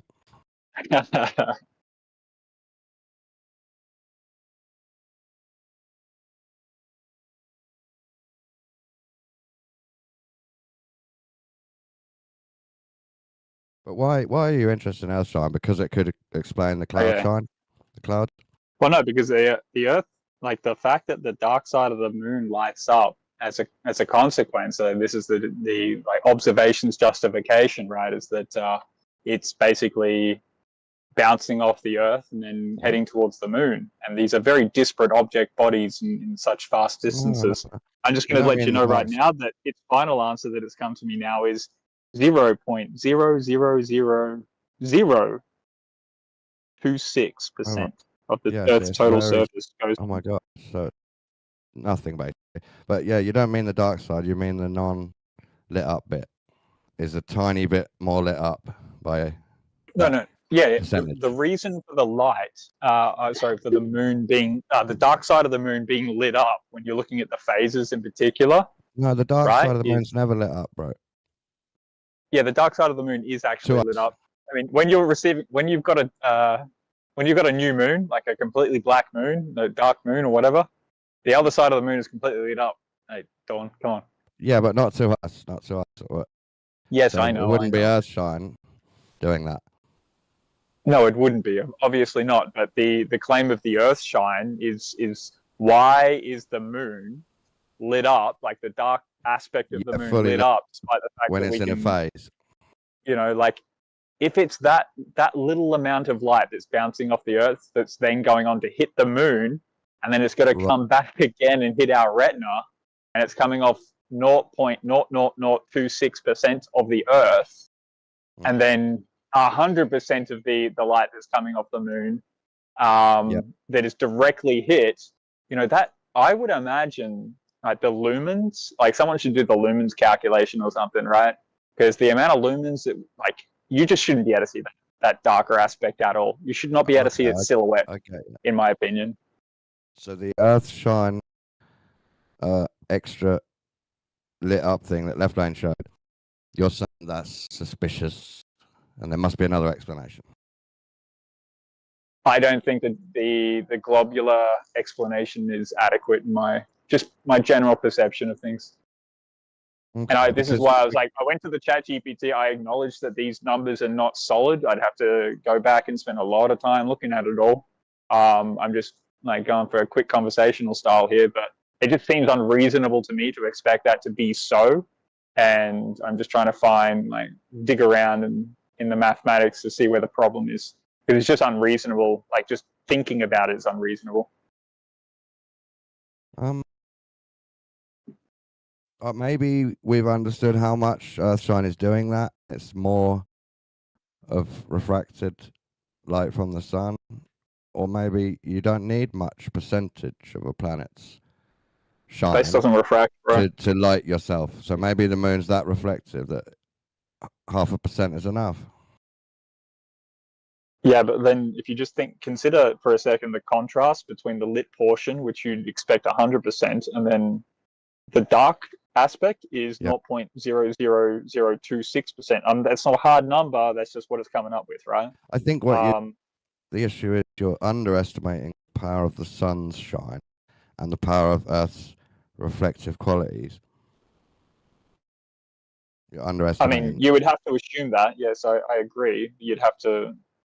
Yeah, that's your only sort of get out of jail as far as because none of the space does any sort of refraction that you invoked a little bit before.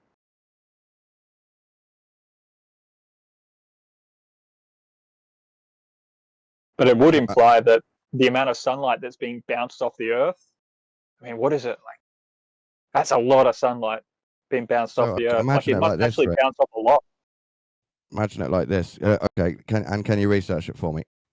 Is it the same or less than moonshine? So when we're here and we go out in the moonlight, we can actually walk through the woods by moonlight, even though it's dappling through the trees and it's a reflection of the sun. Could someone walk on the non-lit up part of the moon through Earth light and see where they're going? I mean, based on the fact that your eyes would adjust? I would assume you're having a luminary that close in the sky is enough shine to live in the night. I would say so. Like if you're on the moon, sure. Is that what you're referring to? Yeah, so if you're looking at it like that, we see the moon reflect, they see us reflect, and it lights up each other in a trinity, holy trinity of a three-body problem. Well, I mean, the three-body problem's another problem altogether, isn't it? Yeah, I'm just being silly. The three bodies, one's a light and the other two are shiny. And when the light's hiding, you can live by the half light of the reflector. I'd say you could probably see. I don't think that's unnecessarily reasonable.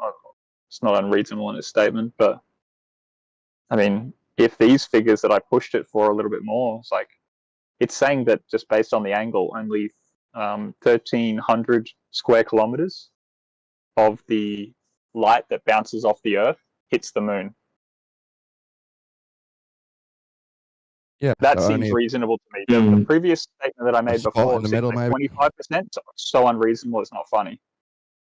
This 0.0006 figure seems more reasonable to me. So then that's your attribution. Not like explicitly. I know I'm just getting figures from ChatGPT and whatnot. That seems more reasonable, and that's just like the amount of lumens that would be bouncing off the Earth to hit the moon to then come back and hit our eye, such that we can still see the moon, right? The dark side of the moon. you can see it. It's silhouette. I get that. You can't actually see what's going on, like detail. But then you've got this very bright, like if the moon is in a phase, like that lunar phase, right? You've got a super bright part next to a dark part.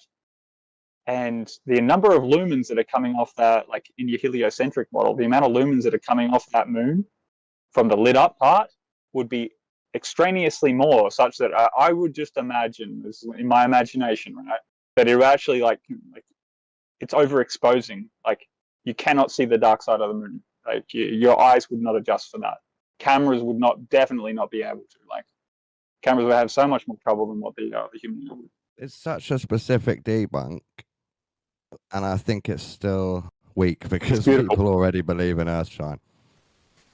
Yeah, no, but like just think about that figure that I just offered up, and guys are all going, shit, sorry, almost fell over. It's slippery over there. I mean, that seems like a reasonable figure to me for the number of lumens that are coming off the Earth to light up the moon's dark side. It's just not enough. It's not enough energy or lumens, It's not the in my dark opinion. side, really. The dark side is the total opposite other side. You're right. Okay, I'll correct my terminology then. It's the unlit aspect of the phase. Yeah, I'm being specific, and then there's no real sentence to explain that. It sounds dumb, doesn't it?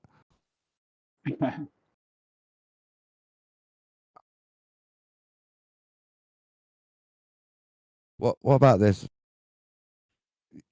You don't need to understand exactly how the moon lights up. It doesn't matter.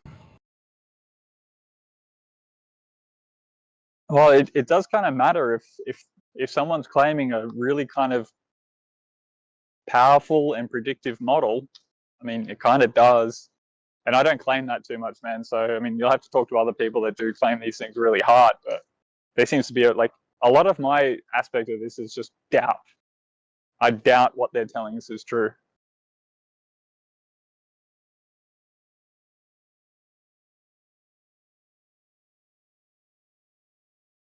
What I mean is, I'm satisfied it's a globe and the sun reflects off the moon and it's beautiful. And it's divine, even because I can't explain it. And there'd be no reason to make it, no human reason. And I don't care exactly how much Earthshine's needed or how it works. I just know it works. Well, that's when it becomes a belief, and you're not sort of really basing it on the evidence that you're observing. Well, that but you're tiny welcome, detail, I'm not going to grill you over it. tiny detail is a belief.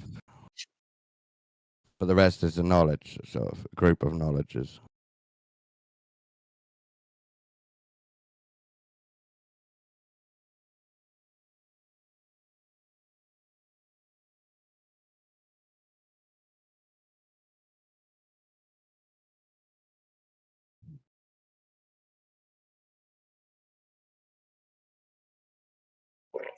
I'll be back in 1 sec.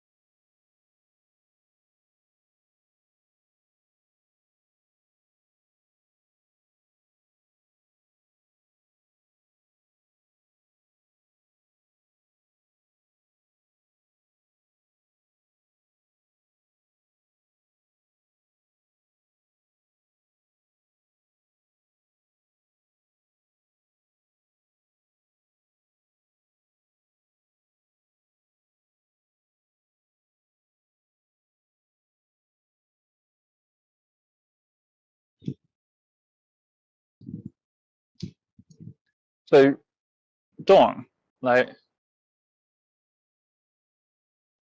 you said before, like just in your estimation of how much shine of the Earth should hit the moon, you said you're expecting 45%. I'm just kind of curious, like, how do you imagine that to be? I thought you were going by the whole surface area of the whole Earth, so I thought only half of it will be able to reflect to the moon because the other half isn't even getting the sun.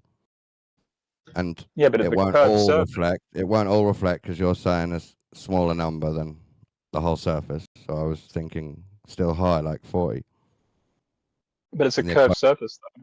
When you sort of shine. So now you spoke about it, I think it's maybe it's the hot spot in the middle, depending on size. The Earth's hot spot, or the moon doesn't have really a hot spot, does it? Whatever shining we're talking about won't be the whole hemisphere, but a circle in the middle of the circle in the middle of the hemisphere. Just, I mean, if you've got any shiny spheres around you, or if you've like, you'd probably find a video pretty quickly and easily of like shining parallel rays, or just a torch upon a sphere, and then just look at how much light comes. Like, look at the light behavior when it casts itself. Like, take a piece of paper or something beside it and cast the light upon it. You'll see it. The parallel, like if you were to say, like, take a torch with parallel rays coming out of it and then hit a curved surface, they all diverge. Right. So what percentage did you say? Less than 1%. It's 0.00026% of the Earth's surface is attributed to the lunar, the Earth shine. So that would be a hot spot. I'm not sure those numbers are correct, but that would suggest a hot spot, wouldn't it, in the middle? Hot spot's not the right. Hot spot's not the right word. A circle that shines back. I was about to get to like specific on your, but you get what I'm saying. Like there's a very these numbers are not working out in my mind.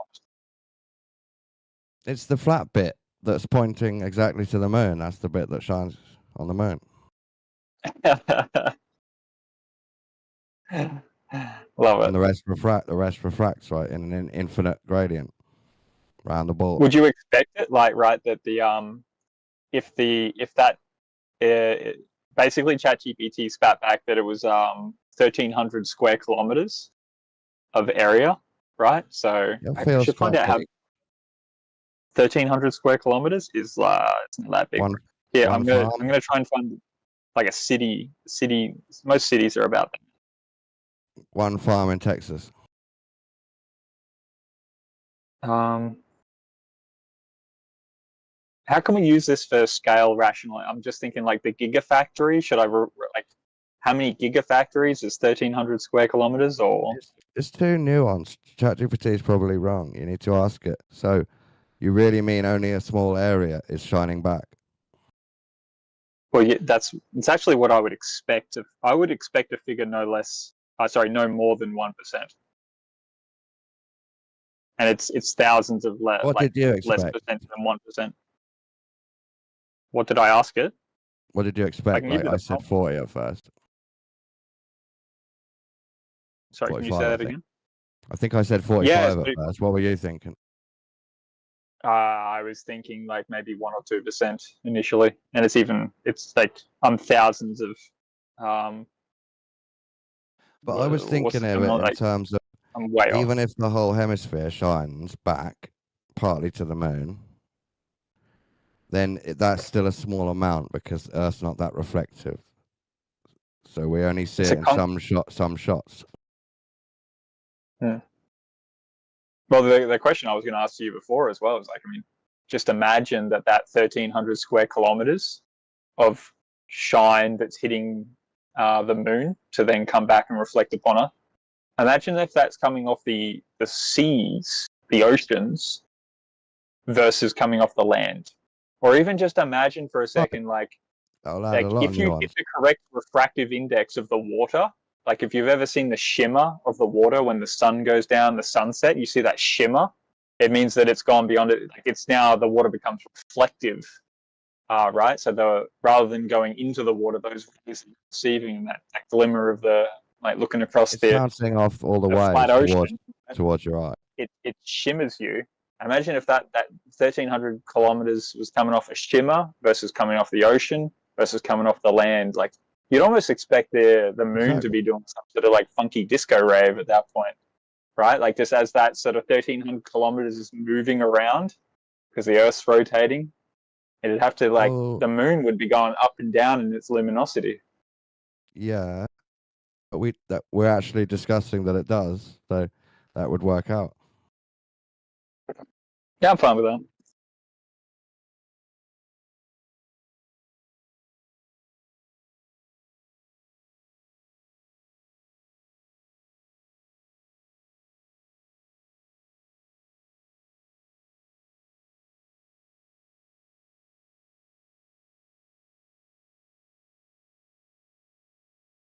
Just curious, Dawn, what would it take you to reconsider your globe stance in general? I mean, I have over the years. I've reconsidered it every time I have a spare 5 minutes, and I'm found a new detail. Sure. So, anything that's interesting and makes me think.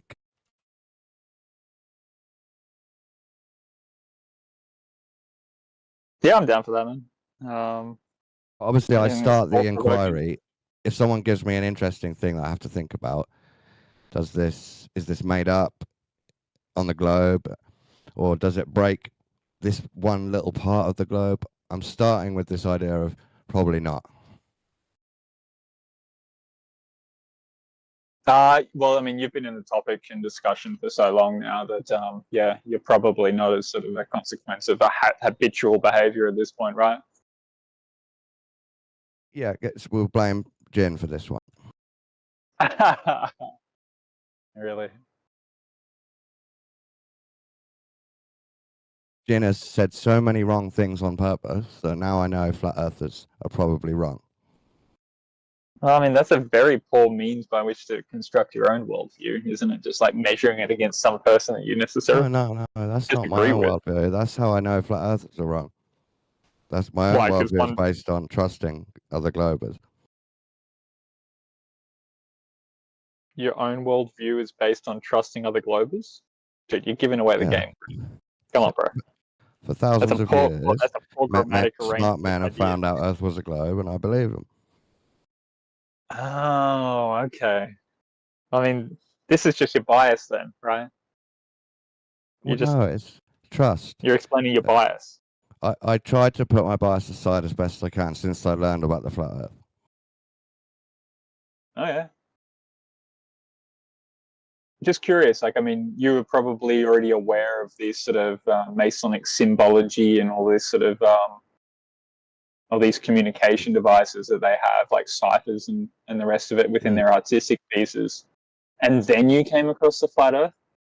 No, actually, flat Earth is one of the triggers for me to start studying religion and symbology and conspiracies. Starts with conspiracy, then cults, and then symbols and religion. Have you looked into the king of all Masons yet? Like the top G Mason, the OG, I should say, the Masons? Oh, I thought it was Francis Bacon. You know, my angle on maybe, yeah. Well, there's loads. See, the whole trick of Freemasonry is to be a secret society. And the fact that people so much talk about Alfred Pike as being sort of like one of the primary instigators, is I'm sure that he was aware in contributing, but if the nature of it is that of a secret society, then... Pardon? Sorry to interrupt. I thought you were going to cite some Albert Pike. That's what I was guessing. I listen. I think Andy put me onto some Pike stuff, and I listened to his audiobook, and it's fantastic. I actually see less sort of like when I listen to that stuff, I hear less satanic orientated sort of orientation. But when it comes to Francis Bacon and the scientific method and Nova Organum, I don't know. Look, I have my own bias in that respect, though. Yeah. I don't know much about Bacon. I know wasn't there an artist also called Francis Bacon? Dude, yeah, So yeah. There's a I know modern, about that, modern artist which called is Francis sort of Bacon, and Satanist art, I would call it. Dude, this is the weird thing, right? You've got this artist in modernist art, and he's doing this sort of very grotesque, I think is a terminology, sort of artistic pieces of like deplorable states of human beings, essentially. That's very interesting. And I would suggest that that's maybe the same name, and he adopted it. I mean, the same family, and he adopted the name, or it could be a coincidence. Coincidence. I don't know. Shakespeare is not a person, in my opinion, given all the historical artifacts, and history is a bit of a funky one, Don't right? they say It's a that bit harder Francis to Bacon? nail down. Don't they say that Francis Bacon is Shakespeare, and also that Francis Bacon wrote the Bible? Yes, and secondary, I would say that he was a publisher or an editor for the KJV. Yeah, I forget what I saw like a Mind Unveiled video once, and he went pretty deep. There's apparently like a couple places where he like leaves like little clues that they claim. It's pretty easy to find. The thing I put you on to, Rick, was I forget the guy's name now. He died, bless him, but he did a real comprehensive thing about Shakespeare, didn't he? He said he was the 17th Earl of Oxford. Edward de Vere? Edward de Vere, that's it, yeah. I've seen that. Yeah, cool.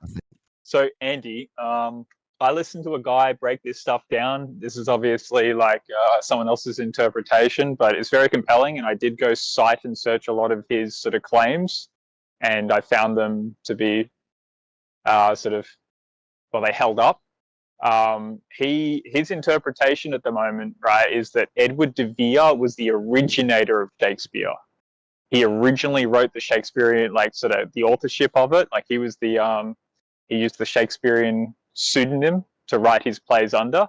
Yeah. But Edward de Vere, very curiously, he lost his fortune.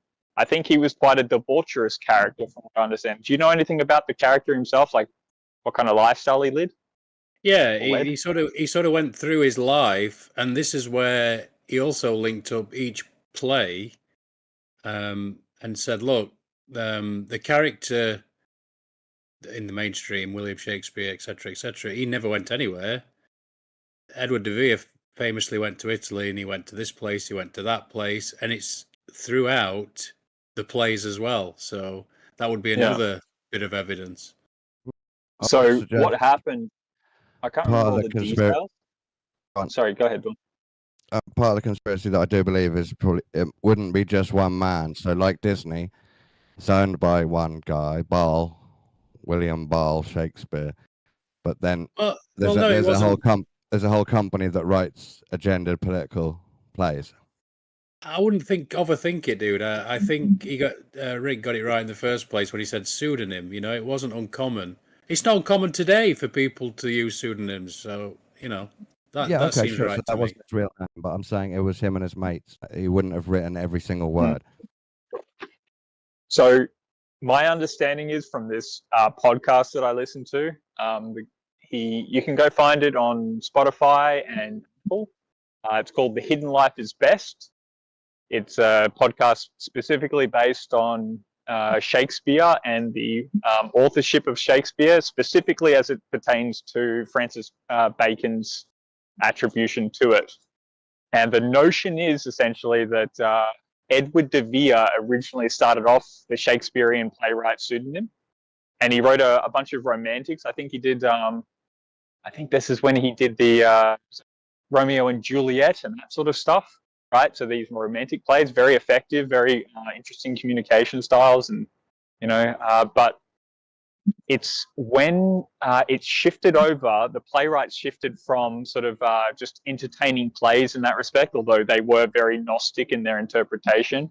They started importing it was Henry VIII. Was it Henry VIII play?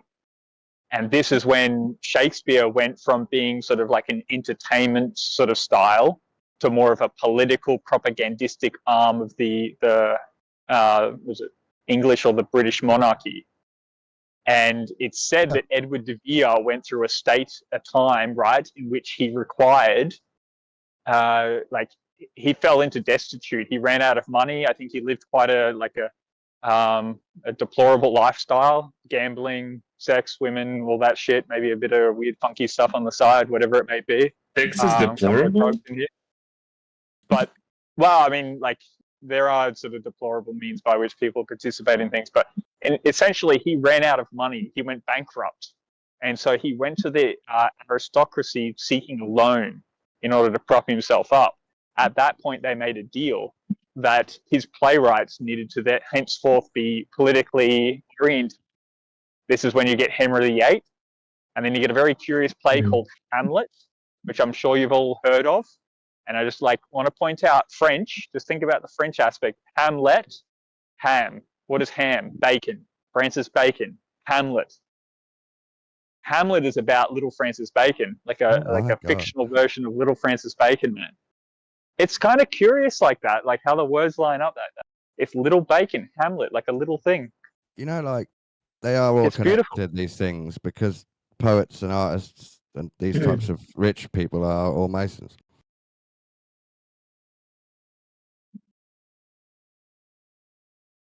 They are. It would seem, especially during the 50s. All of the elite. It's the time of the Illumination, my man.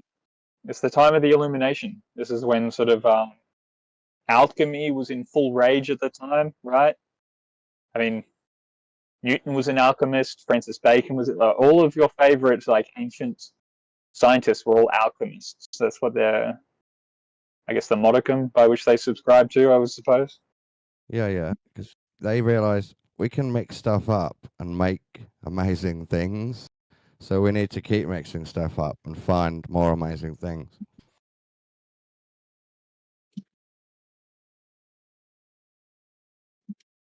Well, I mean, they made up the globe, and you think you're finding that. So that's an amazing thing that you think you're finding. But whether or not it's actually sort of a tangible object in such a sense, I doubt is the case, personally. Guess you can apply that logic to the globe. Then it's still an amazing thing, which I like. Like, we're still talking 500 years later about this guy called Shakespeare. Why is that guy still, like, if that is the timeline, right? Like, if we're moving into ever and ever better technology, right? Like better sort of understanding about the physical world, and yet we're still stuck in, apparently, like, I mean, I think they still do it now, don't they? They teach Shakespeare in schools. 500 years of that. It's like no one got better at literature. No one got better at There's never going to be better writers. There's never going to be better artists. Never going to be better builders. I think it's because they control the artistic. Then they control the artistic output quite vastly. I mean, I don't know. Who's controlling that? Are you kidding me? Have you seen modern art, bro? It's literally just pixel art. Like, they literally just make stains and they call it art and they sell it for millions. It's actually like modern architecture. Like, it's literally called brutalist. It's actually like they're actually trolling us. Like, they want us to be in like negative, low vibrational states. Like, a lot of these buildings, dude, if you look at them, they actually look like they're about to fall on you. Like, they do things like they'll put like a giant building on like two little kind of like sticks or legs or something, you know what I mean? It'll look like it's like a fucking Jenga set that's about to fall over. It's actually, I think it's supposed to be like actually scary. Like, people will say they're just bragging about like the abilities to hold the building up without like a solid, foundation. Okay, I'm going to support you, Q up, but I'm going to push back against you a little bit as well. Part of this sort of skeleton-like sort of artistic interpretation, like, it's called deconstructivism within architecture. It's basically a glass facade with exposed structure, allowing for you to see the support structure of the building, right? And yeah, they do actually play with the geometry in order to sort of make the building, like, augment the building, like make it look surreal in its proportions. Like, it's not necessarily supporting itself. And that is an artistic sort of endeavor quite often within architecture, to make something look like it's floating. But so that's the, I mean, That's my rebuttal to you. But in support of what you're saying, just in support of what you're saying, mate, like, yeah, it's but artistic, this is the but thing, they're funneling the creative thinking into like a certain type of architecture and art that makes you nervous and not uplifted. Like the old world, there was just beautiful geometry, symmetry, beauty. Yeah, but the old Gothic buildings look scary as hell. because they were burnt, bro. They're all black. There's no such thing as Gothic. No, not even cathedrals. They're just burnt. They were lit on. They're all lit on fire, and that's why they're black, bro. It's very simple. I agree with you. I think they're both, like, Gothic can look very dark and pretty scary, dude. Like, you see the gargoyles on the outside. The gargoyles on the outside, though. Like, that's so a lot of the I'll let you know, though. So I don't know if gargoyles actually existed back then when they were originally made, but it's hard to. Deconstructivism, as it's sort of in architecture, it seems to, like, it's got these sort of very niche expressions that have occurred. It's not used a lot, but one of the really interesting one was Libeskind, and Libeskind put forward a proposal for the Twin Towers, right? And it was deconstructive in its architectural expression. He used deconstructive architecture in order to do it, and it was rejected quite obviously. He basically he went to design a building that looked like it was a fallen building, right on the World Trade Center section, and it was outwardly rejected.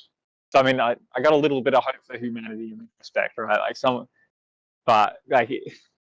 The notion that you would design a building in the place of two buildings that got taken down and produce a building that looks like it's in that deconstructivist sort of expression is just pretty funny, right? Like, you just missed the mark as an artist at that point. But it was put forward. It's on purpose. But he's the same guy that did the Holocaust Museum in Germany, by the way. He won the award. Like, this is the Libeskind Holocaust Museum in Germany is like that is the museum for the Holocaust. They've got two black cubes inverted into the ground where the towers exactly were, and a guy dived in there and killed himself, or broke his back or legs or something. Why did he do that? The first person that died at World Trade Center. Oh. Okay. Funny joke. Ooh. Come on, not triggering anyone with that one. Come on. Two black cubes, you reckon? I'm kind of. We talked about Shakespeare, and what is it about his significance and why we still study him, and I don't know, architecture as it developed, and I don't know. I think these guys laid, the Renaissance. They paved the way for creative thinking and set examples for people to say, hey, look at what he's doing, in alchemy, which led to actual chemistry today. If they hadn't been studied and dabbling around in that stuff, we may have never discovered chemistry. Okay. Well, the point of Shakespeare, Leflane, is that he wasn't actually a real person. Right? Yeah, that was the initial point, is that he was made up. I never heard that. Oh, right. Yeah. It was the 17th Earl of Oxford. His name was Edward de Vere, and he made him up, essentially. I mean, there's clues all over the place, but it's pretty interesting once you...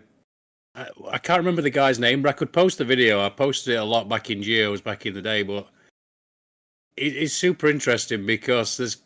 On his grave, in fact, they geophysed his grave, and there's no bones. There's nothing in the official Shakespeare grave.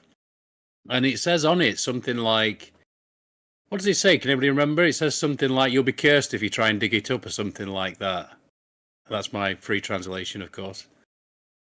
I can't recall, but it's super interesting. I remember a breakdown that I saw, and they took the title page of the it was like the sonnets of Shakespeare, like a collection of Shakespeare's plays, and the front page, if you took the graphic art design and you laid it across a certain building, you could line up the columns of the building and then you could right upon the cross, you could find this. There was a burial right there, and that's said to be where Shakespeare, like Edward de Vere, is actually, well, he's put in the ground. Yeah, he said. Yeah, he was buried next to. He was buried next to Chaucer, right? I mean, I remember that. It gives you a sort of plan of Westminster Abbey or something like that. Yeah, it was super interesting. I mean, I just was checking around. I can't find anything that associates with William Shakespeare not being William Shakespeare. They talk about his birth. That's an old thing, really. And where he died and all that. Go look into the what is it called, Andy? I think it's like the playwright controversy of Shakespeare or something. Yeah, the sort of Stratfordian, Oxfordian sort of thing. Yeah, where it's pretty old actually. People were suggesting. Sorry, but I was just going to say, people for a long time were suggesting that it was Bacon, right? For like as Rick was talking about. So yeah, so like specifically, if you're looking for hard evidence, right, like hard historical evidence, the what is it?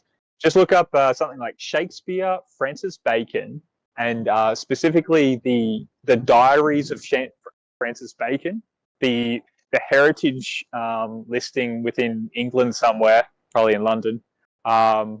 They've got a library devoted to the works of Francis Bacon, and within some of the diaries of Francis Bacon, you find Shakespearean lines straight out of Shakespeare inside Francis Bacon's diaries.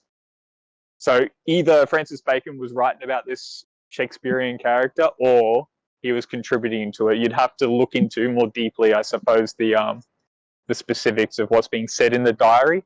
Although, to my knowledge, it's not fully available. This is what sort of people who have been writing about the issue of the playwright, the authorship nature of Shakespeare, have been sort of asking questions about.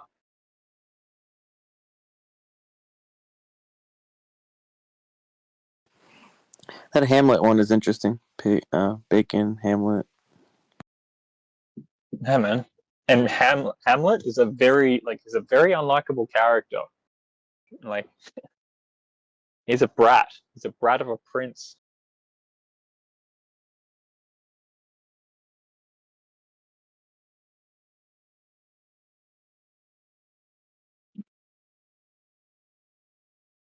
And what is it like? I don't know, but I suppose you guys might not even. I need Ziak or something here to sort of ask questions. But that of the likes of Romeo is not a likable character. No one refers to the hero of Romeo. If you think about modern stories now, people want to be Iron Man, they want to be the Hulk, or they identify as Thor or whatever it is. I don't know, this whole Shakespeare. None of these characters are likable to the audience. They are very good stories, though, right? They're very dramatic. They're very compelling as a story. Many of them are copied off, into modern storytelling now. None of these characters are really likable. That's kind of interesting to me. It's why aren't they writing these very compelling stories with unlikable characters? And it all seems to have come out of this particular time in history. What do you guys think about Edgar Allan Poe? With his melancholy stories that they like to play around Christmas time.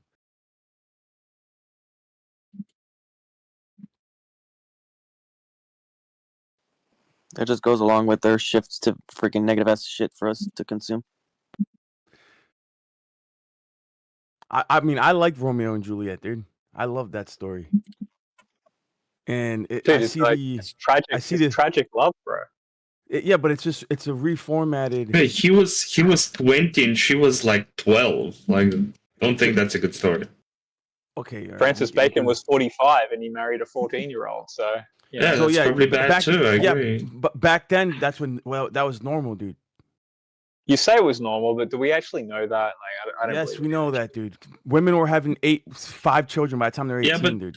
At 16, But I they mean, were already right. married, bro. Like, come on, dude. Homie, I can show you that the fact is girls now get into their puberty and get their periods much earlier than girls before. Yeah, it's because of That's all not the the point. plastics The point in the is water, that- bro. So does that mean that we now have to like have sex What with the 12-year-olds? fuck, dude? Obviously not, right? Here we go. This is how it's You gonna got go, dude. hormonal disruptors going into the water supply. Anyways, There are girls now that get dude, their periods oh my at fucking 8. goodness, dude. Dude, let me talk, bro. All Sorry, right, but so- you've been talking. I'm Oh trying to like my push in a God. few sentences, man. Go Like, ahead, come dude. on. I'm just gonna mute. Go ahead, dude.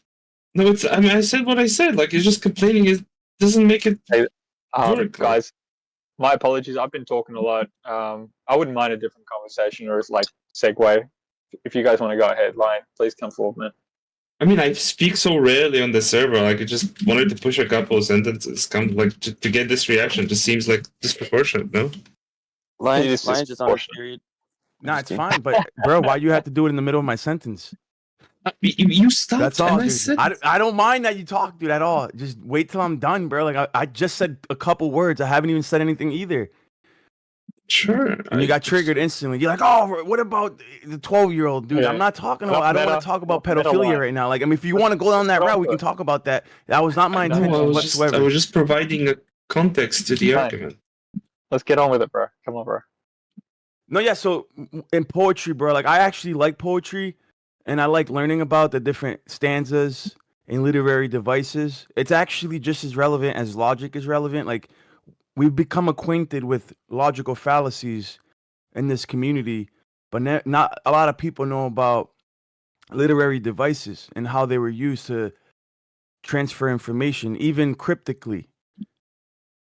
You understand? Yeah, sort of that's like right. Masonic squares. You know Yep. the Masonic squares? Anyways, The checkerboard. go ahead. Yeah, the I checkerboard. think, but you know, I was saying the other day about who you are promulges out. That was actually from a Walt Whitman poem for the keen-eared among you. But yeah, So- that I agree with you totally. And by the way, one thing about researching all that Shakespeare stuff and Edward de Vere taught me that because the guy that laid it out, I think his name might be Coleman or something like that. I can't remember that guy's name, but it'll come to me. But he really showed you that they, even back then, they sort of propagandized the public because it was about educating the public and teaching them how to speak, essentially. Teaching them English and teaching. So even back then, doing plays was there was a propaganda sort of angle to it, which is interesting, isn't it? Yeah, dude, massively. Like English came from like what did Shakespeare is attributed to about 500 or 600 specific words within the English language, which is quite a contribution to the scale of things, right?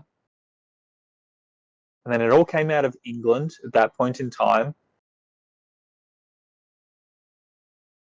I mean, it's the English language. It makes sense, right? Yeah, but it's devised. Like this would be like. Do you think that the English language is organic in the sense, or do you think it's been devised? Like just given both. I think it's like any other Indo-European language. There's no exception to it. I think it's. Well, I mean, like, what's interesting, like specifically about English, right, is that it has gone on to become the language of like colonialism throughout the globe, right? It is specifically like if language is technology, right? Would you agree with that sort of sentiment? English is language is technology. Language is technology, yes. It's a form of like communication in which you can sort of condense information into an arrangement such that it's clearly communicated to another. Okay. Like language Sure. is a technology. Can't think of another explanation for that. But it is as the conquering of the earth or the global sentiment, right? Has that come about through just like we are at the age of technology and we happen to talk English, or would you say that English has like played a structural role in actually contributing to that colonization aspect? It would seem to me that like language is one of the fundamental technologies of civilization, and it's like served a formal role in its sort of like, well, control of the Western world. Yes, definitely. What language do you think was organic?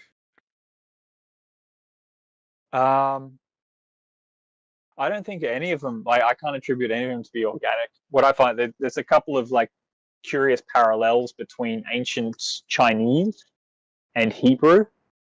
So I've seen some videos on it, dude. It's the evidence is pretty compelling that the Hebrews and the like ancient Chinese have connections. And Japanese. Japanese, like, yeah, all the Phoenician languages. So then the curiosity to me is like we enter into the age of the modern era, the time of illumination.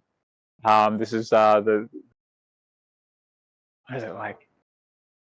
It's the Renaissance, as they call it, and then this is when English comes into play. And like that's pretty, like this is like Shakespeare, the Globe Theatre. This is when it all came about, man. This is when the Globe was really put. I know you got Eratosthenes, and you think it goes back so many hundred years and thousands of years and whatnot, but when the Globe actually really took off, like really took, like popularity-wise, I would say you'd have to go back to the Renaissance, and that of which like sort of it emanated out of initially England. It obviously was happening throughout Europe at the time, but for whatever reason, like Britannia became the sort of the colonistic sort of empire, and that English language that was developed inside of that island just off of Europe, that's the thing that spread to the rest of the world. A lot of Spanish and Portuguese, though, I should say. It's just kind of curious in that way, though. Especially like, I mean, the connection between English and Americas is like the real kicker at that point. No, I think you're right on that.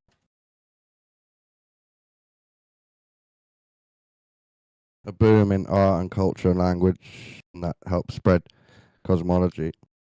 The use of literary devices in English is phenomenal, dude. And you can find these types of stanzas, as they're called, in ancient texts, like, you know, the Torah or Jubilees. You'll find like parallelism and what's it called? Antithetic parallelism. And you can find, like, dude, the Bible is the most comprehensive. Has the most comprehensive use of literary devices that like anything else out there. Like everything that Francis Bacon or Shakespeare would have used.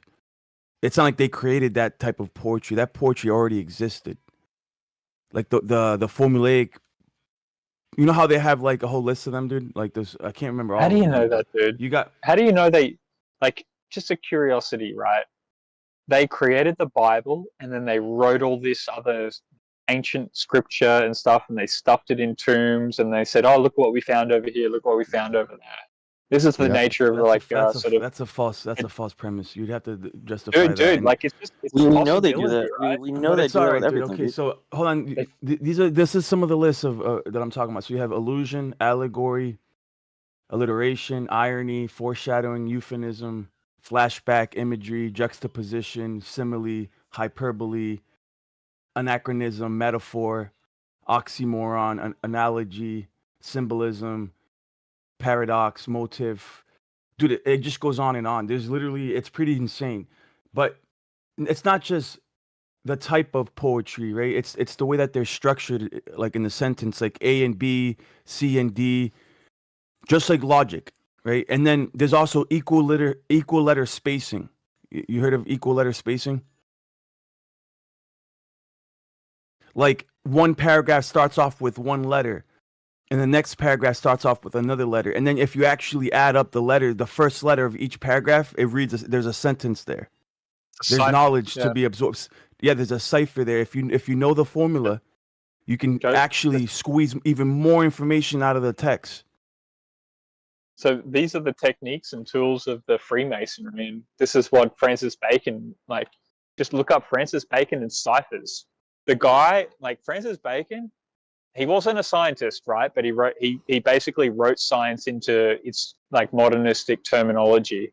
He was actually a lawyer and like more of a philosopher than anything. But like, yeah, his fixation and focus was lawyer, like use of terms. So I don't get what this. So it's way. It makes sense, right, that they pick like all these like Freemasons, the best writers, to get together and write the book that for their new religion or whatever. What is the idea with like God doing that? Like, because the story, if it's true, it happened a long time before it was written by the people it was written, and what those people were just the Holy Spirit would just like gave them poetic devices and the best writing. I mean, that's so you got the magical prophets at the time, which don't exist in humanity anymore, and then you had like magical writers that don't exist anymore for the writing, which couldn't take place like until like 1,000 years later. Like now, none of us can. Well, the English language allowed. Now the Holy Spirit can't use any of us for anything else. We have to just obey the book. Like I just don't get it. Like, there's a name for it. I can't remember. You know when artists they tap into, they call it the ether or something. When like there's a flow of consciousness that comes out, and they write a song or they create a song, and they a lot of them even admit like that's not me, that's coming from somewhere, right? The artistic expression is coming from somewhere. They have to tune into it. Like the muse. It's a muse, right? And then some say like there's automatic writing, and even with music, they just like whoa, like where'd this come from? But they have to be able to tap into that, and they admit that's not them. Like even Beyonce talks about her alter ego, Sasha Fierce. A lot of these artists that have this muse where they tap into, and it's like a flow of consciousness that comes. So why through. not? If Beyonce can also tap into that, why not follow her religion then? If the Bible's not, that's another topic. I'm just saying what. Good question. Go ahead, Don.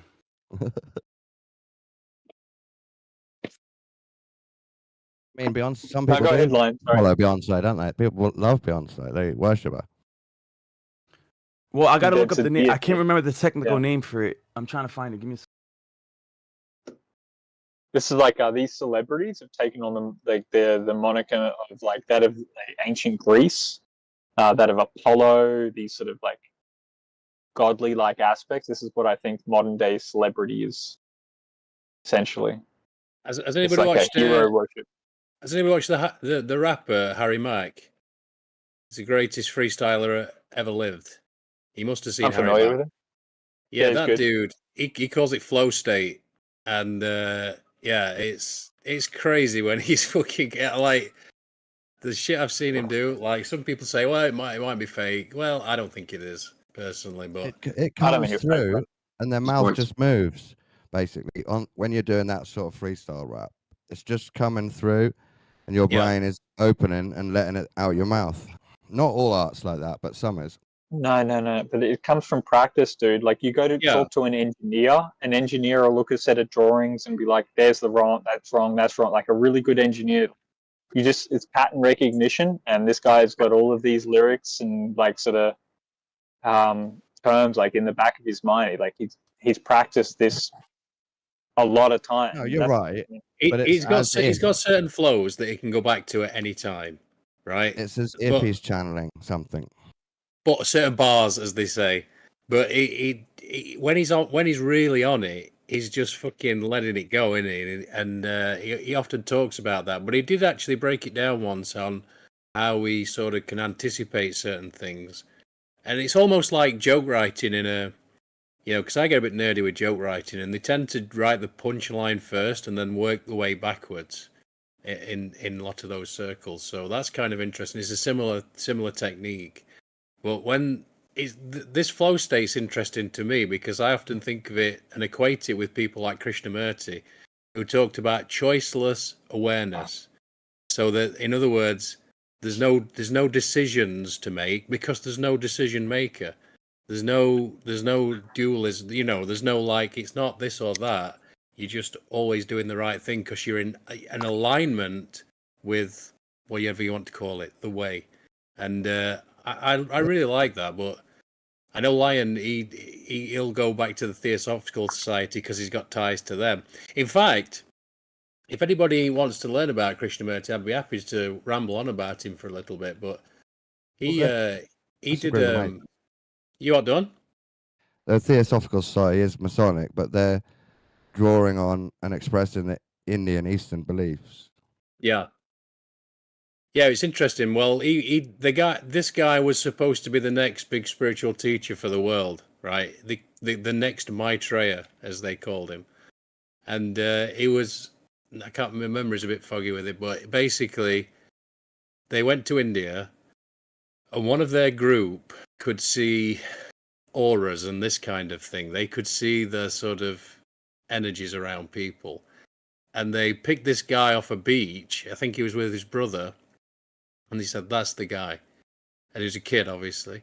And so they went and talked to him, and they're like, "What? This kid's a monk.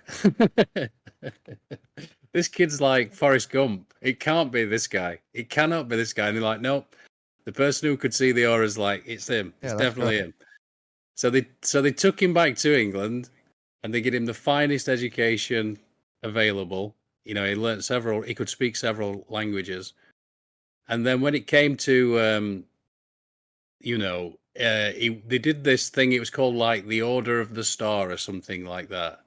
And he wrote this whole thing, which I'd advocate for anybody to go read. It's really interesting. It's called The Truth. The Truth is a Pathless Land. Pathless Land. And the idea of it is there's no doctrine, no book, no religion could get you to the truth, the ultimate truth, because it was too rigid. It was too. It's going to be wrong.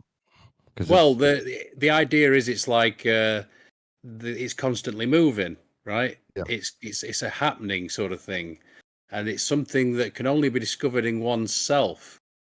And it's super interesting. So I mean, I love Krishnamurti. I've listened to him a lot. So, but if someone else knows anything about it, it might jog my memory if you want to come in and. Because it's all about sort of present moment awareness. So it really lines up with Zen as well.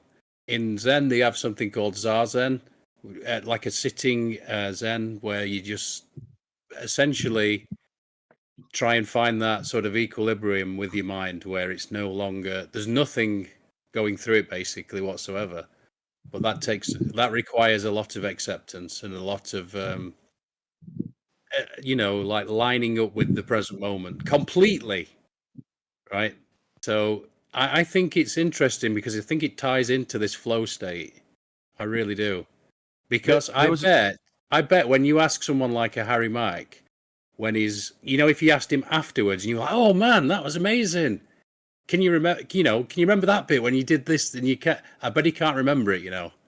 I bet he can't remember it. Interestingly enough, because you're just in it. You're just in that state. You're right.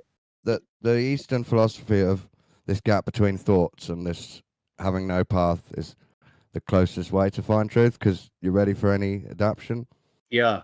What was I going to say? This is true, and it's related to what you said. You were right. That's essentially what I'm trying to do. State. So I'm often trying. Yeah. You stop thinking about the future in flow state, and you just do. Yes. That's what I was going to say.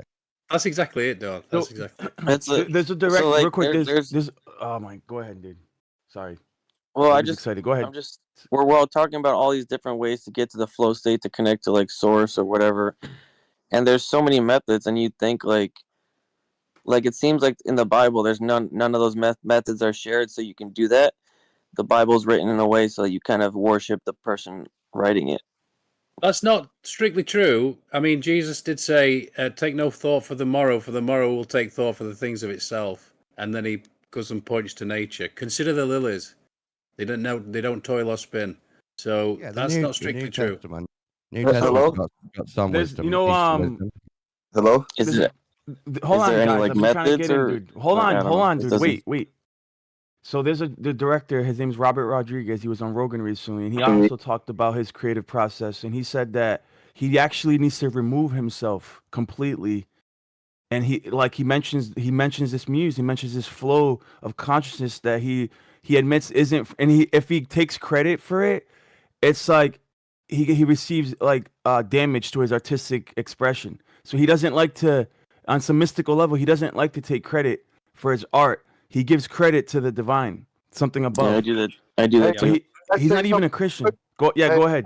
I'm new to this. My name is Lux Luminous. I was invited here by someone, and I already started to hear the topic of conversation, and it's very, very interesting, and I think I can help a lot of people in here. Okay. All right. Well, hold on. I wasn't done. I wasn't done actually. I gave you some room. You got something to say real quick? Yeah. So it has to do with the divine that you guys are talking about, and it's funny because my last name is Rodriguez as well, and you just mentioned somebody with that last name. But I believe everything happens for a reason, and I feel like everyone in here is trying to search for some sort of connection or divinity or divine understanding or divine consciousness. And I believe our approach is fundamentally flawed for the simple fact that there's so much information out there that is confusing that we need something to singularize that information and streamline it for us to better understand and comprehend. And I found that I got that ability, and I work on AI, artificial intelligence, and all right, cool. All right, cool. Hold that thought. He has the ability, but he doesn't have the ability to sense the conversation. Yeah. So in both artwork and music and Hollywood media, it doesn't matter what type of art, right? You have what seems to be prophetic outlines, right? Things that manifest. Or Metallica, there's certain songs that if you play backwards seem to have an intelligible message encrypted in the song played backwards.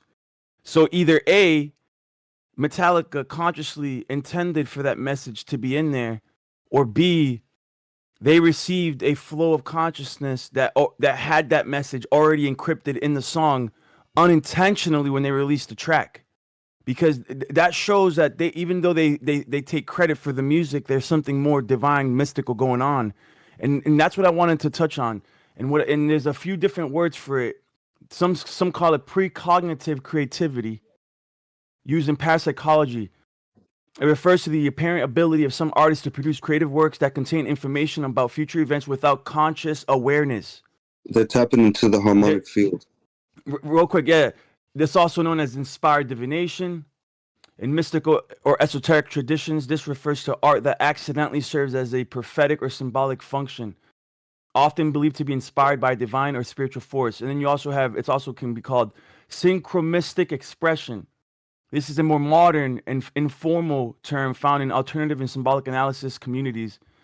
It describes unintended symbolic connections between art and real-world events, especially prophetic ones. And we know this, like 9/11 or Trump going up the escalator in The Simpsons, right? And then you have the last one is collective. Hold on. The last one. You're jumping into conspiracy theories. Last one, dude. Focus on last something. one, bro. Relax, dude. Collective. He wants to take over and preach. Collective unconscious manifestation. Based on Carl Jung's theory, this would describe art as a manifestation of a deep archetypal or symbolic current shared by humanity, which can occasionally foreshadow real life events. And this is based off of the collective unconscious. Go ahead. Listen, brother. Well, I like your perception, your inputs, but you got to also realize that you can't keep reading off of things. You have to come from your own mind with the thoughts and perception that you have for people to understand you and perceive you better. The guy dressed as an astronaut. Bro, you need to relax, dude. First of all, I was talking about this before I read anything. That the reason I read that is because it was very concise, right? So instead of taking 10 minutes to express myself, I only took 2. No, but it's better for you to express yourself from you. Dude, how about you worry about yourself, dude? How about you worry about yourself? Stop being negative, first of all. You're just annoying, bro. If we're in here talking about divinity, bro, and consciousness, just chill, dude. Just chill, bro. Just chill, dog. Just chill, bro. Just relax. Bro, somebody else talk besides this guy, please. Why? Why? His name is Lux because Somebody he else worships go, the dude. devil. Okay, so You've been talking this whole time about things that you've been reading. Bro, nobody cares, bro. With you guys about the divinity that you guys have all been talking about. Well, no one. You got Lux in your name. That's the name of Lucifer. Man. I know what, dude. I know Lux very well, dude. I've known him from EA. All he talks about is AI, dude, and he'll change the topic to AI and talk about how smart he is about AI, dude. I already know where this conversation is going. You already plugged in AI, dude. You weren't even in here for a minute, and you already plugged in AI, dude. I already know where you're gonna go with this shit. No, you don't know where I'm gonna go with it. All right, we'll see. We'll see how long it lasts. Let's not see. I don't want to see. No, that's all right. Because like I said, let's not see. I didn't come in here for that. Okay, I came in here because I was invited. All right, I came in to speak to somebody specifically, but I guess they're not in here at the moment. Well, you're invited to listen. Okay, doesn't mean you're invited to speak. Is that all right? Oh, I'm invited to listen. Okay, no problem. Okay, you guys enjoy your conversations. Enjoy your journey to divinity. Bro, just chill out. Oh no, we're missing out. He's good, bro. We don't need it, bro. Yeah, we're talking about this like flow state sort of aspect of the human experience, right? And I definitely think it's something like you can plug into. I'm just like kind of curious, like where do we start touching on this aspect of divinity? Because I mean, oh yeah, it'd be like I'd like flow state. I do it with my music and my drone flying, and it's just when you forget that you're a human and you're just making the art, and then it seems to go easier. It happens easier at that point. Do you think you're a human like every other, like 99% of the time you think you're a human, but when you engage in this other thing, you're like, I'm not human now. Rick, when you have a wank at that last minute, yeah, time disappears. And it's all about the moment. We're talking about going to gooning? Bro. I'm explaining to Rick so he gets it. Let's go. Okay, great analogy. The gooning state. Hold on, go on. There's a tiny moment where time stops and you just... Talking about tiny. You just are. It's definitely not a tiny moment with me. I'm just saying. Large moment. I know what you're talking about, dude. It's when you're at the very tip of the wave, right? Tip? Like you're not. Yeah, exactly. No, I forget what they call. So there's a balance between order and chaos in art and music. If things are too predictable, too orderly, it's not entertaining, right? If it's too chaotic, it doesn't make any sense. So there's a balance between order and chaos, and you want to stay within that.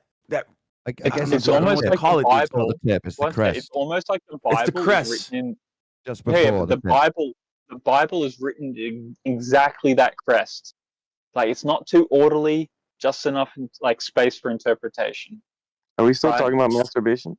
It's going up. And No. You're loving it. Yeah. You're talking about the tip. You guys crack me up. I actually got a 90-minute interview about sex wanking. If anyone wants that, I'm good. Okay, thanks, Dawn. It's a FAP test or whatever it is. You need just enough amount of chaos. I'll put it in the chat. That's what I mean, though. Like the Bible is like a little bit of chaos with a lot of order to it, right? Like if you go looking at the chaos for long enough, you can start finding order in it. And you find this within a lot of like literally like good complex storytelling requires this. That's why it makes it compelling. Like the more you read it, the more depth you find. It's like literally written in this like ciphering language in which the more times you read it, you're going to find more depth and like more potential understanding. And then you're going to go argue with some other people about this interpretation. All that jazz. If anyone's interested in music that employs a lot of these things we were talking about, check out Tool song Parabola. It's like literally the whole song is like written with the Fibonacci sequence. The lyrics, the time signatures are all like, it's like building with the Fibonacci sequence, and it's also doing that. Or what? No, the thing where like the first line starts with something and then it like. Oh, yeah. Equal letter spacing. Yeah, something like that. You gotta look up like the lyrics, like the explanation of the lyrics and with the Fibonacci sequence and stuff. And then like their new album, bro, their new album has so much like predictive stuff. Like Fear Inoculum is freaking crazy. It's just crazy. You just gotta look into that if you're interested in that. Like it's nuts. I was actually thinking about asking Omni about doing an event where we sort of get to the bottom of this free will situation. I thought that. I love debate that. I want to debate against free will. I thought it'd be interesting if we get like Mordwand and I think Maxim and there's a few others in here that I think we'd enjoy talking, as long as it don't get too heated or anything like that. There's no bottom to that argument because it's a sort of paradox. I know, but that's why it might be fun as well, though. It's not a paradox. It's a paradox to think there is free will. It's not paradoxical to think there is no free will. What free will means to go against the fact that you're not in control and to try to be in control. Yeah, exactly. Yeah. It's all paradoxical. That's why everything that in the it's not paradoxical. Christianity is a paradox. It's like, that's where it might get a bit toxic, dude. That's why we get a bit toxic. If somebody starts bringing up the Christianity situation, that's where it might go off the rails a little bit. But the atheists will say there's no free will because the Big Bang determines our future. No, they're nuts as well. They don't. They say everything is random. Like luck. Everything is just time and luck, and there is free will. So Dawn, you consider yourself different from the they're Big saying Bangers? the opposite now. Are you different from the Big Bangers, Dawn? A little bit. Just on that free will thing, I've got opinions about the will of humanity and stuff like that. So I think determinism and freedom can both be true. Okay, I'll bring up some Ayn Rand during the course of the conversation. It'll be fun. Get some objectivism going on.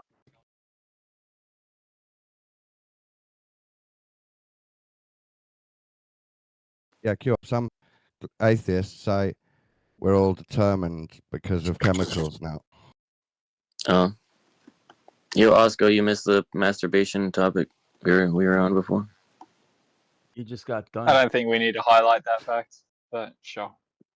We can talk around the fact that it's about using your chi to achieve results of progress for yourself. I don't want to think about that image too much, but sure. Wait, are you talking about like Taoist sexual practices? Is that what you're talking about? Montauk Chia and stuff? But it should be for everyone, not just for Taoists and weirdos. Oh yeah, like real talk, not to be awkward, but like Montauk Chia, every man should read his books. It would change their life in a very significant way. Read what books? Your life, your own book. Chia. Montauk Chia, he has the book Multi-Orgasmic Male, and it's worth it. I'll just put it that way. And his name's Montauk. Mantacchia, I believe. I confirm, Oscar. What do you got that book in a cover, dude? Written by Satan. I've got the hard copy on my top shelf. I got the coffee table book. I've got it printed out as posters all around my room. I would have thought you just get mirrors all around your room at that point. The PDF on my Android. That's what helps me get multiple orgasms. Even when I'm driving, I got all the side view mirrors pointed at my cell phone. It's very dangerous, but I can't stop looking. Okay, weirdos. Where are we going from here?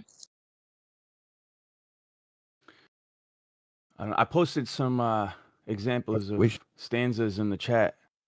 Yeah, can we go back to Lion's language? What did you call it? That list of things was great. I appreciate that. I mean, we can get into the formula of poetry, but I mean, what's the poetic tool that when you like mispronounce a word interestingly to have like sound like unique? You talking about wordplay? Like in rap, where you can use words.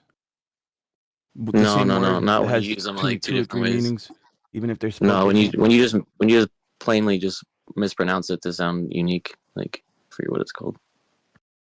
It's pronunciation.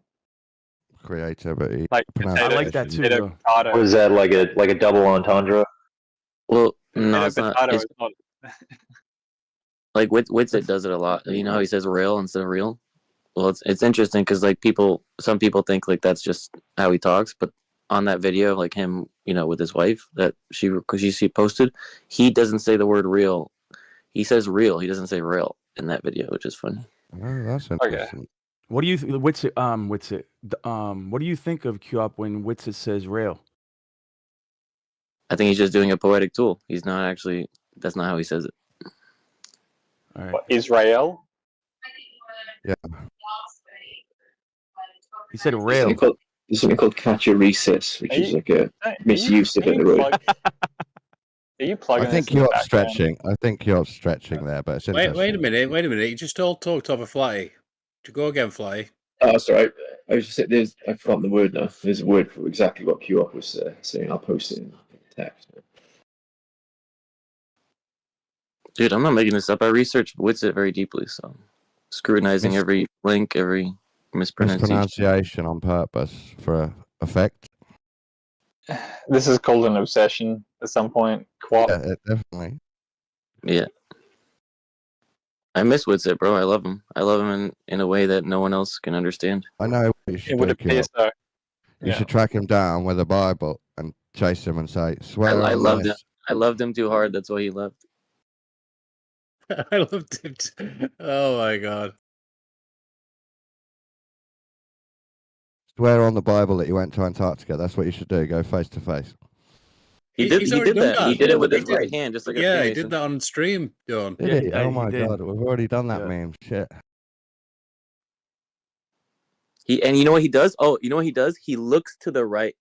During that stream, he does that thing where you look to the right. You know when you look to the right when you're trying to just make up a situation and not access like a memory? He literally does that in the stream. He's like, he literally just looks to the right for no reason. It's a fucking. Come it's on, so amazing. bro. Well, you don't think that's the thing? People look their eyes in different ways at certain times. Yeah, but it's not. There's no basis for a fucking argument.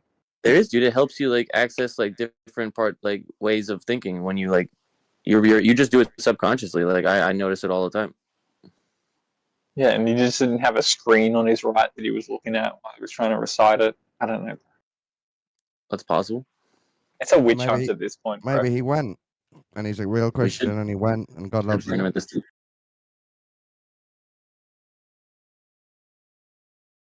Maybe he went. Maybe he didn't go. Who knows? You'll have to go to sort it out. Okay. Ask him if he's No, a traveling man. That's what you need to do next. What does that mean? Maybe he's Like a a gypsy? transgender Baphomet worshiper. It means Freemason, and Will Duffy We're not going already down said- the full already Yasuke said angle, yes. okay? Even Q-Up will not like sort of imply that I think Wits is Yeah, I'm not the craziest here. Yasuke is the craziest position. Great. So we're just comparing ourselves to the craziest people now, and we feel comfortable in our little zones. Isn't that fantastic?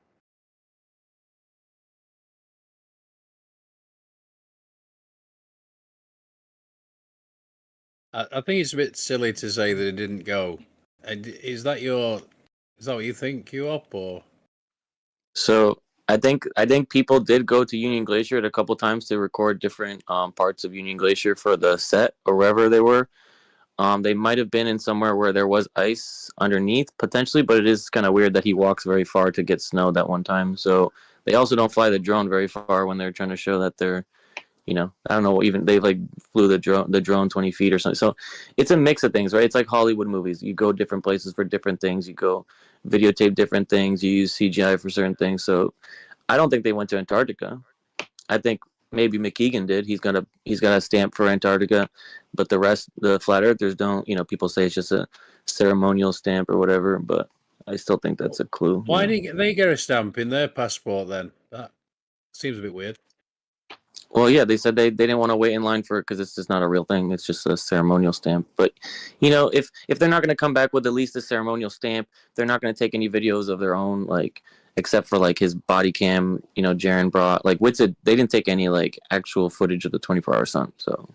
Wait, I got to say, like, just from the flat earth perspective on things, right? Like, it's pretty rad shit that these guys didn't come back with anything of their own, despite all the hardware they took along. Like, not like a skerrick of evidence, like as far as like observational. So that's kind of weird to me. It's also weird to me that the sky just basically opened up, but like, I don't know. That's not a, like, for me, it's not a smoking gun for a problem. It just indicates that I mean, we're a bit more disheveled than you might say what the other crew are. Well, you can call it like I was just thinking of something that like where they blame just like people just like I forget which one, just like any disaster where they blame like, oh, it's just human like mistakes and not just a controlled psyop or whatever. I'm not that far into it, man, but yeah, pretty silly as far as I'm concerned. Like, they couldn't get anything together.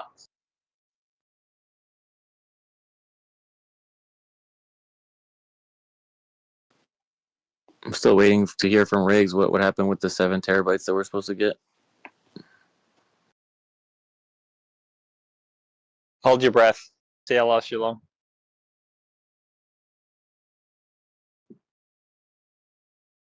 So I posted some examples in the chat if you guys still want to talk about poetry, or we could just move on to what's it.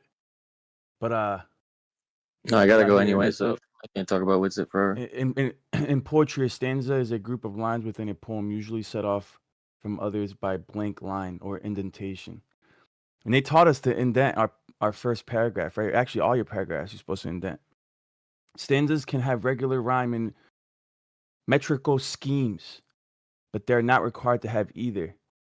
There are many different forms of stanzas. Some stanzaic forms are simple, such as 4-line quatrains. And they got fancy words for couplets. What's the point of them, though? Like, as far as, except for the fact that they may be used as ciphers, right? What is the other literary reason for them being? I'll explain in a second. So you got this word that comes from the Greek, and it's distich or distic. It's really just a couplet, right? It's a 2-sentence couplet. I was gonna say poem, but and you got three sentence structure. It's called the triplet or tristich. It's a trophic unit of stanza of 3 lines, tercet or triplet. And it gets more complicated as you go on. But I posted an example in scripture, Deuteronomy 32, where you have a couplet here with antithetic parallelism.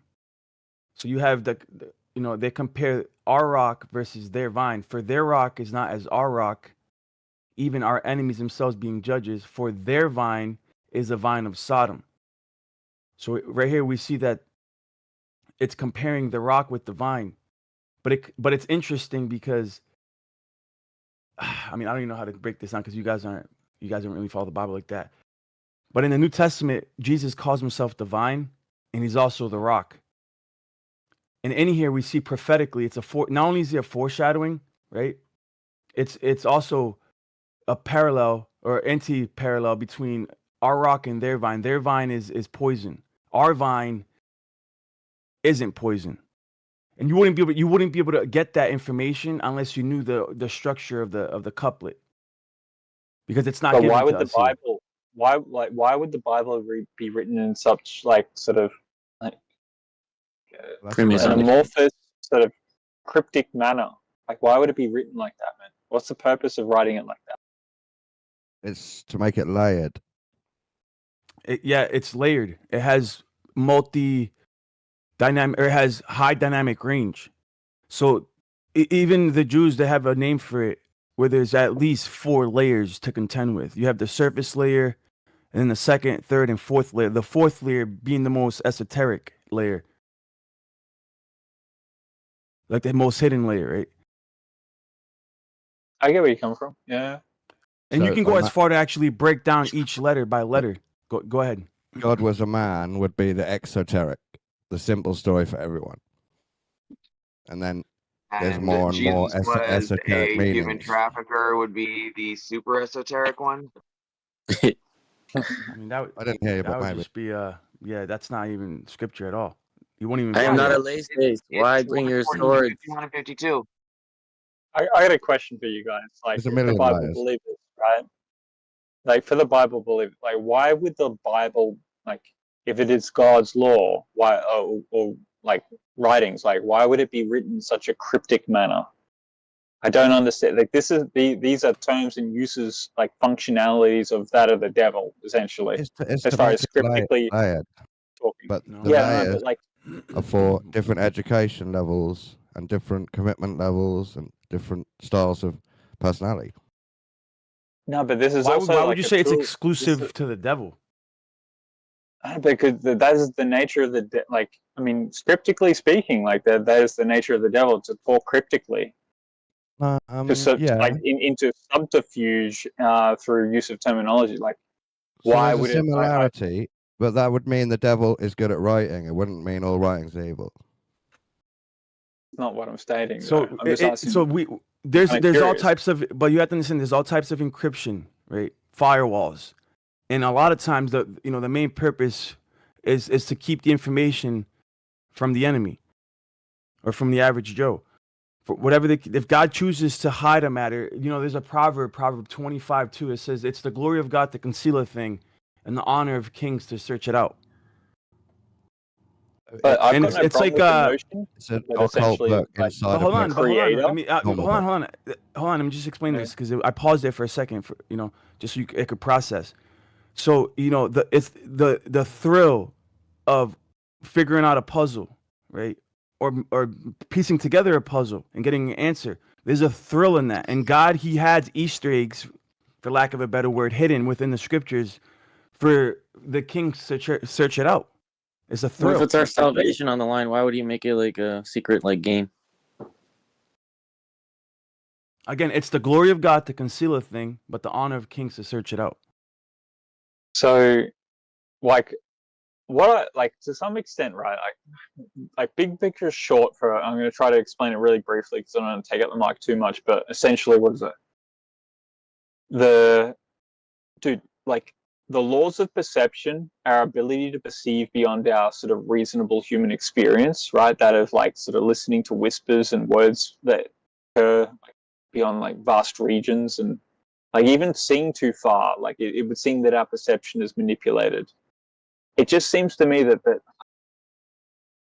I don't know, like if it were the God, like, to create such a word for the nature of clarity, but then you go looking at the word and it's not clear, and then when we go asking like why is it not clear, you simply like suggest that there are tiers and layers to understanding.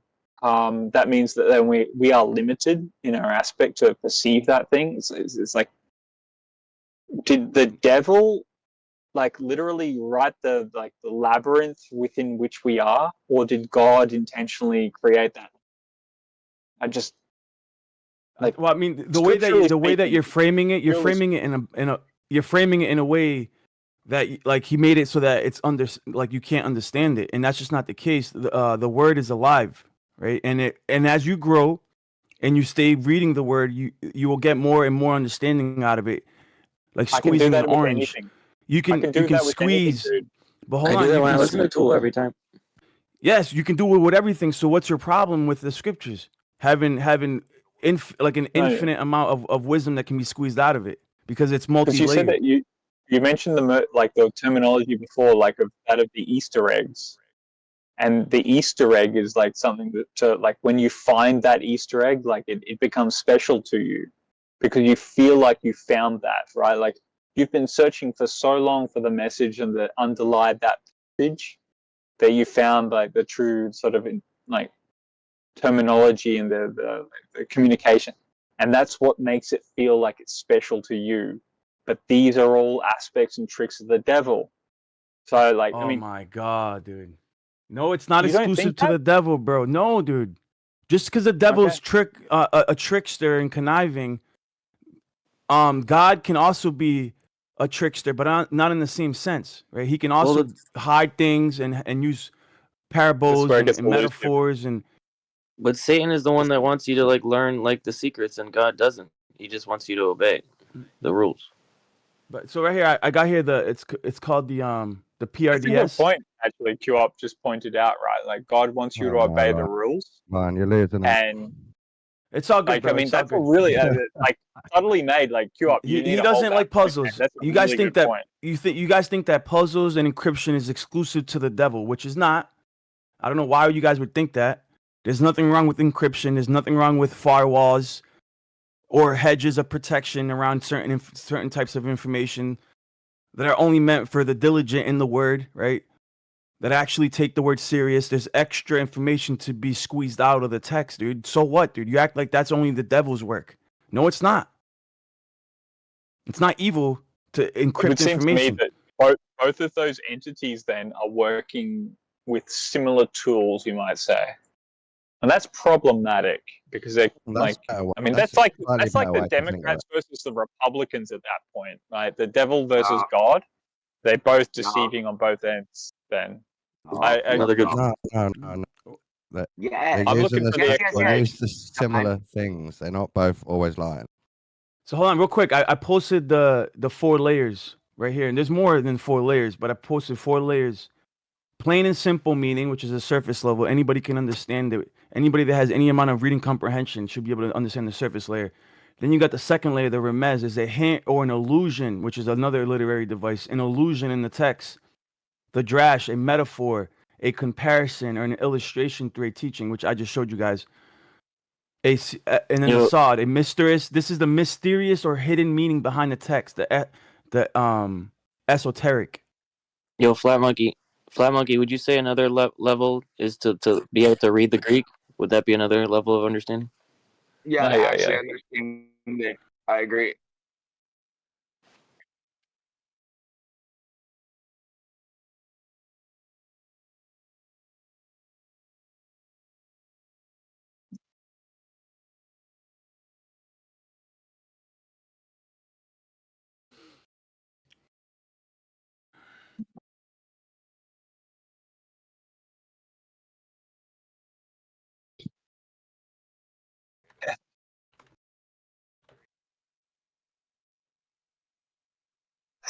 What are you talking about? I was trying to see if he had something. I was trying to see if he had something. Sorry. You're lying, babe. You can keep Friendly on fire. being an asshole, D-Mock. I've known you for years, and if you're just gonna be an asshole, I'll get myself muted if Fundy mute Friendly me, bro. fire. Can somebody mute Friendly me? Shut up, guys. so Come I on, can mute guys. D-Mock? Hey, can Friendly somebody mute me so I can Listen, Fundy you mute guys D-Mock? don't have. We You guys all eat don't have boogers. to. It goes Listen, down the you back don't. of your throat. Like, I'm gonna mute you guys both, yo. And there's D-Mock, not a chill. reason for it. You All right, Americans listen, is funny as hold fuck, on, eh? guys. Like, Hold on, the guys. amount of, Hold on. Yo, real quick. You guys don't have to get along. You don't have to respect each other, but you have to let each other speak. You can't both talk at the same time, please. Fucking horse shit. You fucking modded D-Mock and mod that other son of a bitch. What the fuck is wrong with you?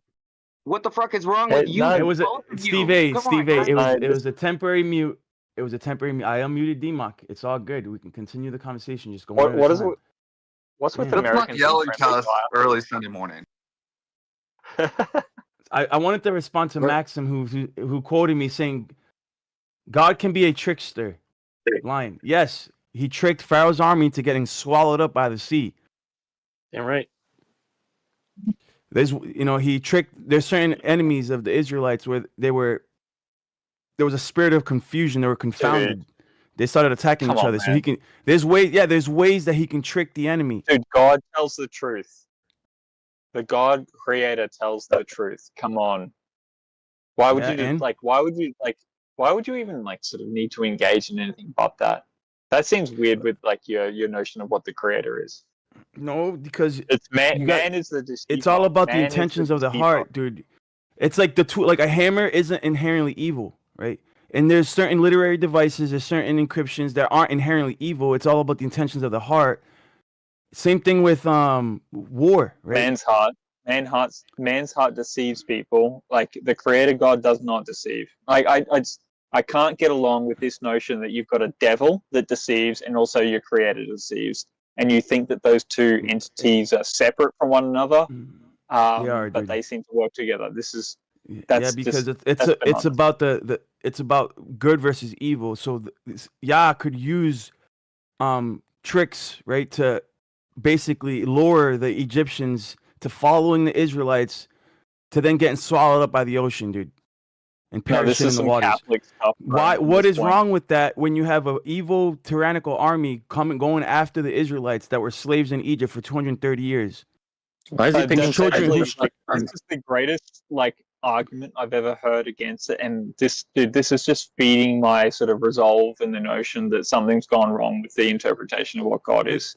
Like, there is no way that you can get away with the notion that God would need to deceive people in order to enact His will.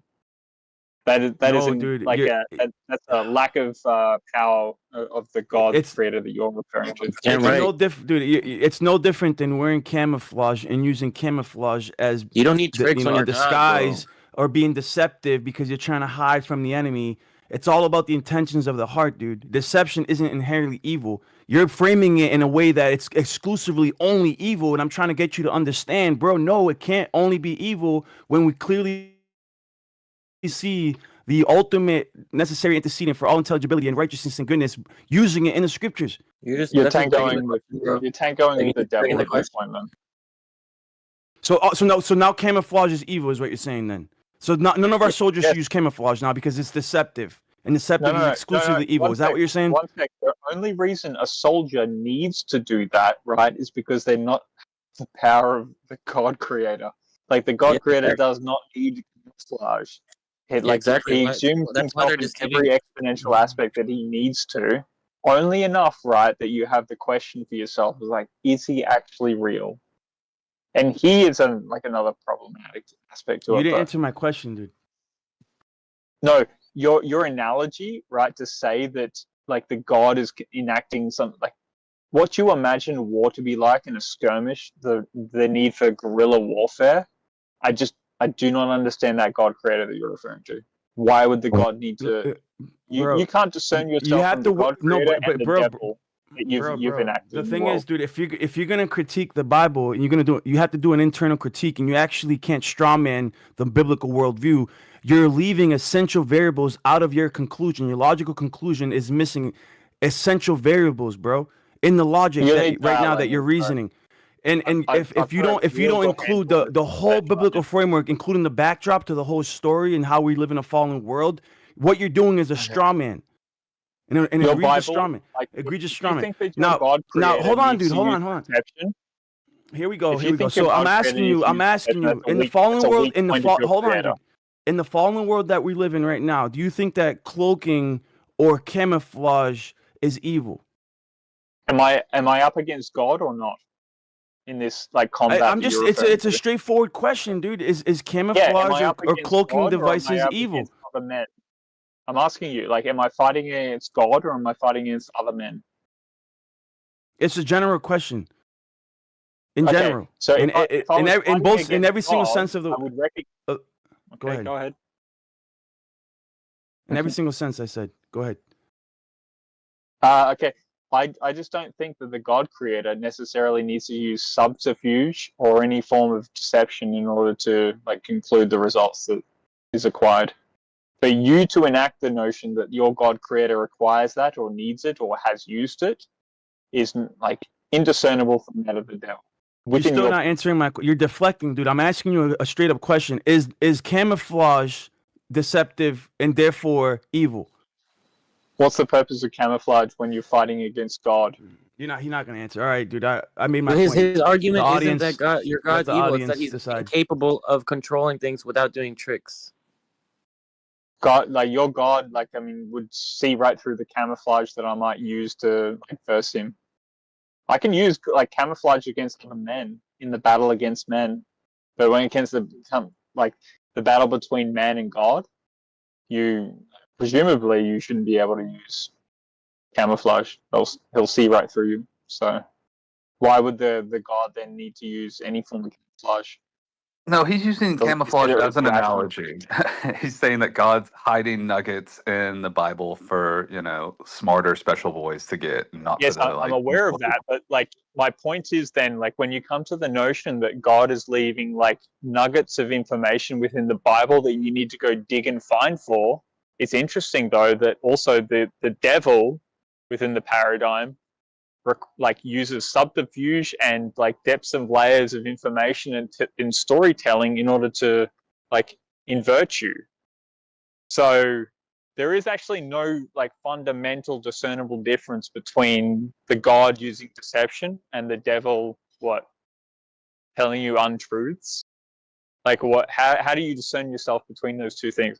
My assumption would be, right, just like from the notion of it, like the God creator doesn't need to use such a subterfuge. And for someone to enact that the God would need to use that seems unreasonable. That is the tools of the devil within the paradigm of the religion, that of like good versus evil. That is the tool of the devil. The God doesn't need to do that. Jesus Christ wasn't a deception. You're falling for the duality. Completely unreasonable. This is one of the paradoxes, Rick, that you learn from the occult, that there's a duality and then there's something above that, like the guy who invented chess, not the black team or the white team. Okay, so I got certain rules that I try to operate myself by. I'm no perfect human being, right?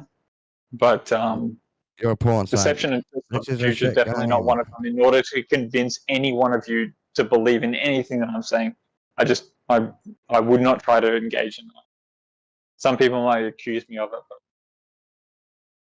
Lion's not even arguing God's bad. He's just saying he likes to develop a storyline with goodies to collect on the way, like a video game. which creates like fundamentally a problem. It always with goes. trust. Like, can But you trust the originally, creator or can you trust the hold on, devil? dude. Which one would you say? But 'Cause you originally, can't trust the creator in that opinion. bro, but you have a lack of understanding, right? That's why it's hard for me to convey the biblical wisdom when you never read it. Like, you have to understand, we live in a fallen world, and there's scenarios that aren't ideal. And if you're saying if God was so good and harmonious and perfect, why is there like disorder? Why is there deception? Why is there camouflage, basically? And I use camouflage as an analogy. Lion, you disagree with other people of the biblical faith as well. It's not just me that you're disagreeing with. It's other people that read the same scripture that, like, you accuse me of not being able to dabble with you because I haven't read the scripture. There's plenty of people that have read the scripture and willing to disagree with you. Okay, There's that's not fine. a But separation. I didn't when I brought up the Bible, the little bit that I brought up was an example of let me see.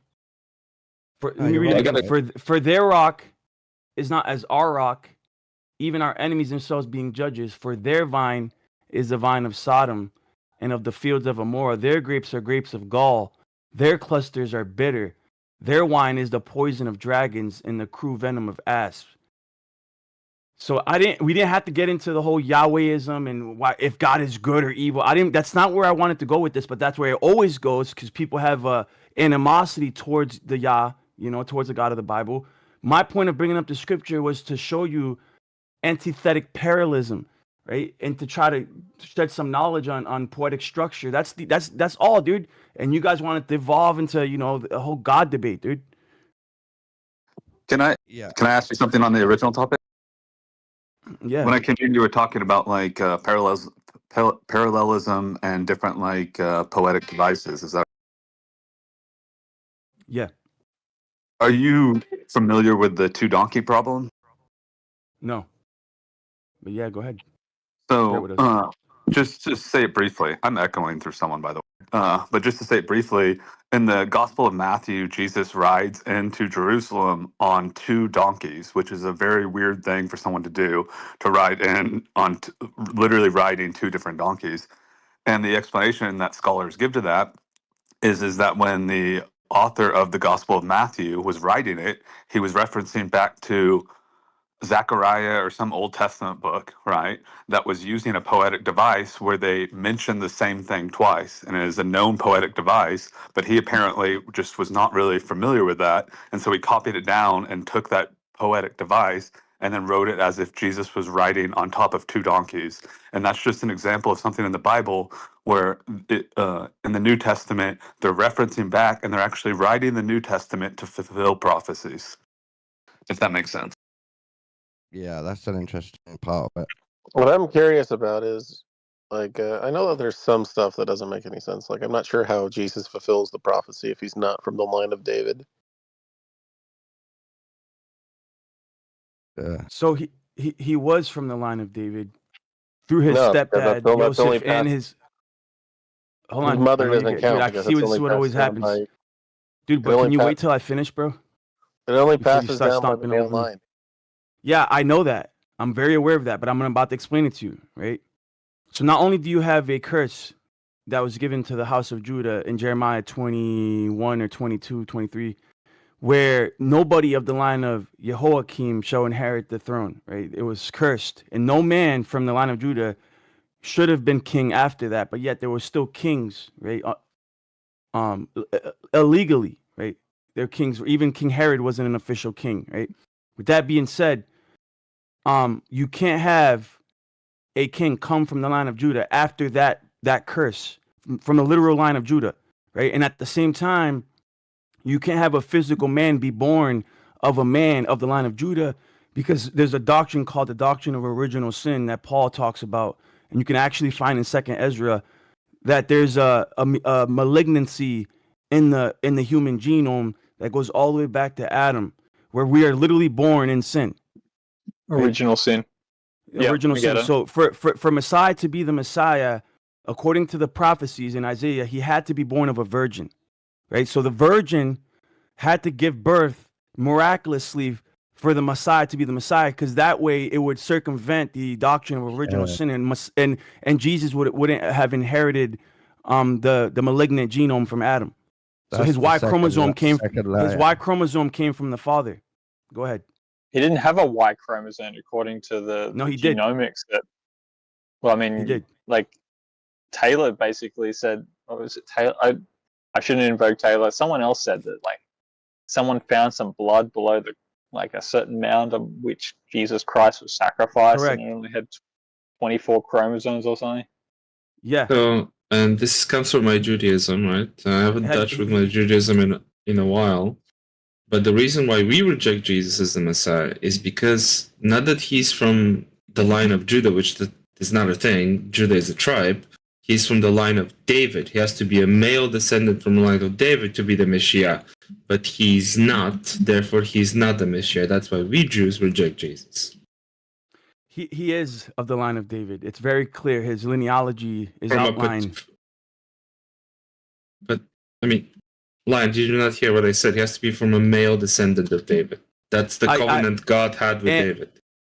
I understand, right? In the 14 generations that go back, it ends at Miriam, who is the virgin that was prophesied in your own scriptures in Isaiah.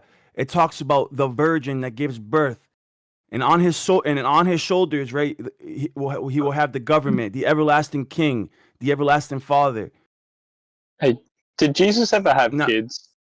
Well, hold on, because going back to the blood that was found underneath Golgotha, apparently now how could I confirm that? I can't. But according to the geneticists and the scientists in Jerusalem that tested the blood, it was missing half the chromosomes of a modern man. It only had one chromosome from the father. The rest was from the woman. Did Jesus have kids? No. Well, everybody is technically his child. Technically. So, because the goal of Christianity is for everybody to become Jewish and therefore be accepted in the kingdom of heaven. Shots fired. No, that's literally the goal of Christianity. Everybody has to be has to become or be attached or be what's the word they use in the Bible? Fused to the body. That's layer one. That's the So you have to become Jewish, accepted in the kingdom of heaven, and the goal of How do you become Christianity, Jewish? at least by accepting Jesus Christ's covenant.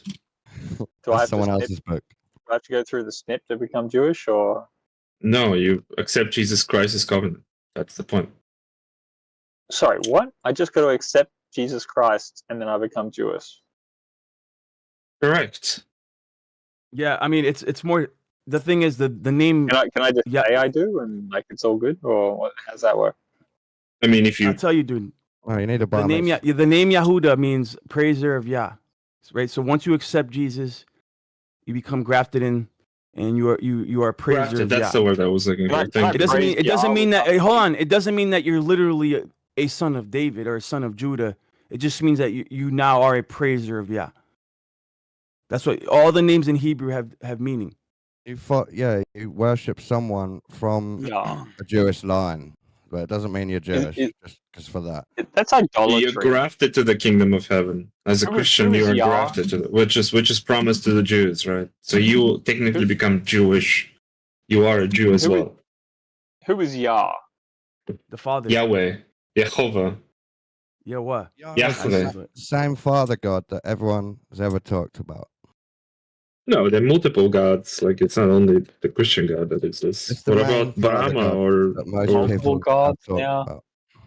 Shiva? Are you you're going to Shiva at this point?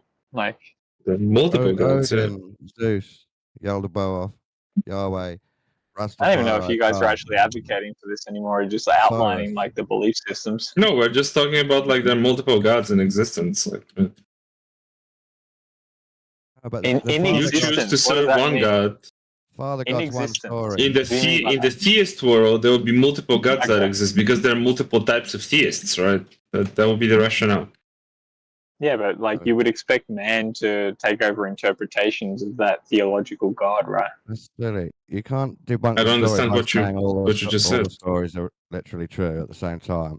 That's silly. Man comes up with interpretations, right? That's what we do. We interpret data. Yeah, that's what I'm saying. So the Sky Daddy Cool. that's the thing. That's what. It's not a sky daddy, bro. No, Well, I that's mean, just some of the them way are you sky can daddies, understand sure, what they but mean when they say Yah.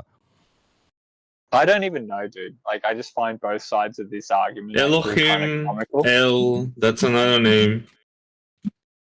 There are multiple names. We can talk about whatever, guys. We don't, whatever you guys want. If you guys want to talk about refraction.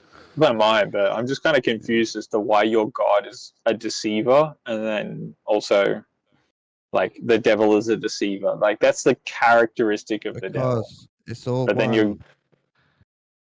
it's just so weird, dude. Different I faces. would You, bro, work by different setup. God is he looks at the heart, right? What is your motive? What is your intention? I'd like to get in, Rick, if you don't mind. I dare say that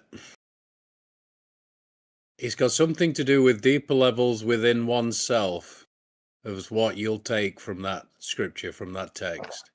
So you might just only see a surface level, but if you've got a deeper, like for me, I'll just talk for me personally, going through terrible suffering and sort of accepting a present moment which was incredibly unpleasant, and then coming through that, I've noticed looking at certain passages, and I don't know too much, I'm not a chapter and verse guy, but I've noticed that, oh my God, it's saying there's a courtroom and there's this other thing, but it's nothing to do with a courtroom.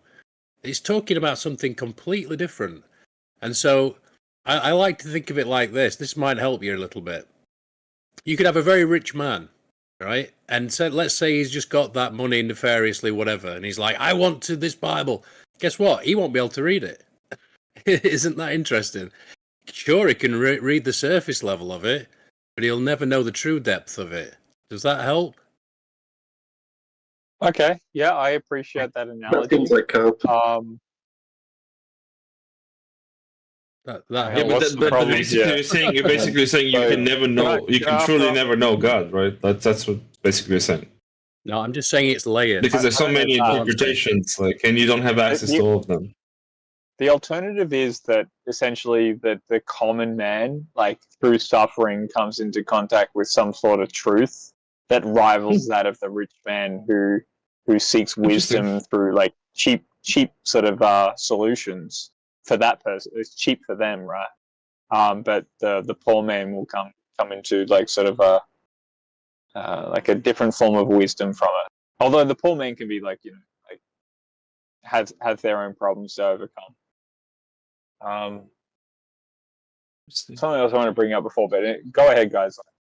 It's your thought process. I was trying to bring up before. Well, I know that I don't know if it's Jesus who said it. I'm trying to think now. I think it was the Gospel of Thomas, and maybe not. Not actually. Now I think about it, but I listened to one of them, and I can't tell you how many times it kept saying, "Let those with eyes to see." So those sort of words, right? Let those with ears to hear. Those sort of sentiments. Yeah, for sure. Yep. Right. So that kind of makes sense. Okay, but okay. So what I point out at that point, But right? he says that's evil. No, yeah, but like the expression of humanity, like just looking at a broad spectrum, like what everyone's sort of like, you call the other side crazy, we all call the other side crazy. I think essentially disagrees with us. We call them like, yeah, dude. You think I'm crazy for thinking like Morgan Freeman's someone else, but like. Morgan Freeman. It's just kind of interesting. Yeah, that is crazy. That is crazy. It's like, yeah, let exactly. me tell Zoidberg that one. Let me give him a good laugh. So Rick. No, let me tell Zoidberg that one. That's fun. Aren't you? No, he thinks Jimi Hendrix and Morgan Freeman are the same person. That's an early sign of schizophrenia. Yeah, that is hilarious. Dun. That's funny. I mean, that's just funny. It just is. On the balance of averages of what I understand about the humanities and their willingness to sort of portray certain actorial sort of positions, I actually think that if like on the world stage, right, essentially, like, dude, you're making me have to feel like I have to defend this position. The highest form of acting is that of which just throw it away, Rick. You can take on.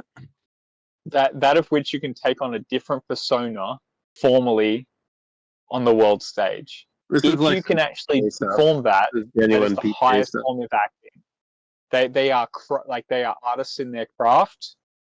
They are very sort of driven towards these endeavors, and all of the industry seems to be built up around them. It just seems reasonable enough that certain people, like with that devotion to become someone else, in the perception of the community, would actually portray they would go up. Why would they do it? That's exactly what. What's the benefit? Vere, just one second. Edward de Vere, right, portrayed himself as Shakespeare. Am I wrong, Andy? Yeah, that's slightly different, and let me tell you why. Really let me tell you why. You see, he was the Lord of. Well, yeah, I'll tell you why. Because he was the Lord of the Manor. He was already a big cheese. He was the fucking big I am already. All right. So being an actor, you can see that's like it was very easy for him to be like, I can just use a pseudonym, right? It makes perfect sense. In fact, if you think about it from the time, I hate it when people start comparing slavery from then to now or marriage because it's just very different. But this shit about Jimi Hendrix and fucking Morgan Freeman, clearly, is just dumb. So just throw it away, because it's obviously not true. You're going to be thought of I would say that I'm not 100% on the Morgan Freeman and Jimi Hendrix situation. However, I would definitively say, right, like pretty definitively, that one other person has become another person within the public sphere, and they've carried that out. But why? What would be the purpose? What would be the purpose? Formally, just like a magician likes the idea of performing a trick in front of its audience, it's also to perform the trick in front of the on the world stage. Laughs? No, it's the capacity to deceive on the world stage, essentially. That's all they're seeking, right? Dude, this is like some Pete Shea, Obama is actually fucking Will Smith shit. You're welcome to your opinion, right? But the fundamental aspect of it is, right, that in the world of misdirection and the ability to deceive people, essentially to conform into like a will. The banking system does this all the time. You guys, even though most baseline of thing like controversy or conspiracy already agrees with this notion. Like fundamentally, it is to deceive, right? Yeah. But this is why it's important. Hold on, real quick. This is why it's important to know where to draw the line, right? Where to divide the logos. The scripture tells us you have to know how to. Hold on. You have to know how to rightly divide the logos. If not, you're going to end up diverting too far to the left or too far to the right. And I expect more out of you when you understand dialectic reasoning and Hagar. But somehow you've now adopted counter narratives that are way more romantic, way more crazy to the. It's like. Tell me. What? What's your you develop an irrational skepticism of like the mainstream, but then you flock to the counter narrative like it's the truth. I want more specificity in what you're talking about right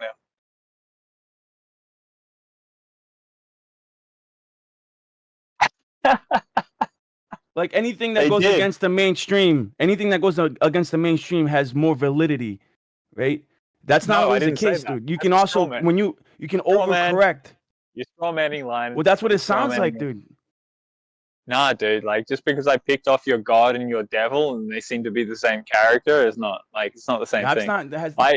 Your god and your devil are the same character, and I say that Morgan Freeman and potentially that of what's his name, Jimi Hendrix are essentially potentially the same people. Rick, there's two ways to think about it. It's the same guy with two faces having a game of chess against himself, or it is two guys. One really good, one really bad, but that's the kind of basic view. Or it's two brothers having a sort of organized role play fight. Yeah, but isn't it kind of curious that like Hollywood tries to pretend to be that of the God creator, and Lion sitting here trying to tell me that the God creator and the devil are kind of similar in their actions, and then also Hollywood has a deception going on. And they're trying to play two sides of the same angle. And they have guys that seem to die at the age of 27. Always 27 for some reason. Right. But like what the other guy was saying, what the other guy was saying is like this type of reasoning that you're doing right now, irrational skepticism, illusory correlation. This is like literally precursors to schizophrenia. Your God creator is a deceiver. Your God creator is a deceiver. That's a schizophrenic state of man. Okay, that's fine. The God creator is a deceiver. Period. You don't have listen. I don't care. Okay, fine. You don't have to believe the Bible. You don't have to believe the Bible. That's fine, right? But you're not using. You're not using. Hold on. You're not. Bible when you acknowledge. No. You like. All right, go ahead. What is it like, dude? Your position. Fucking hell, really? It's pretty obvious, dude. Oh, I just got Democ muted, man. He's annoying.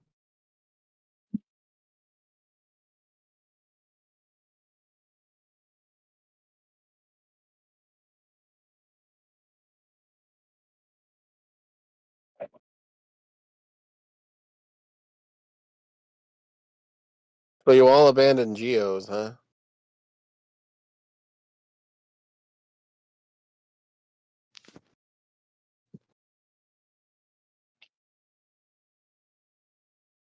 Yeah, cool.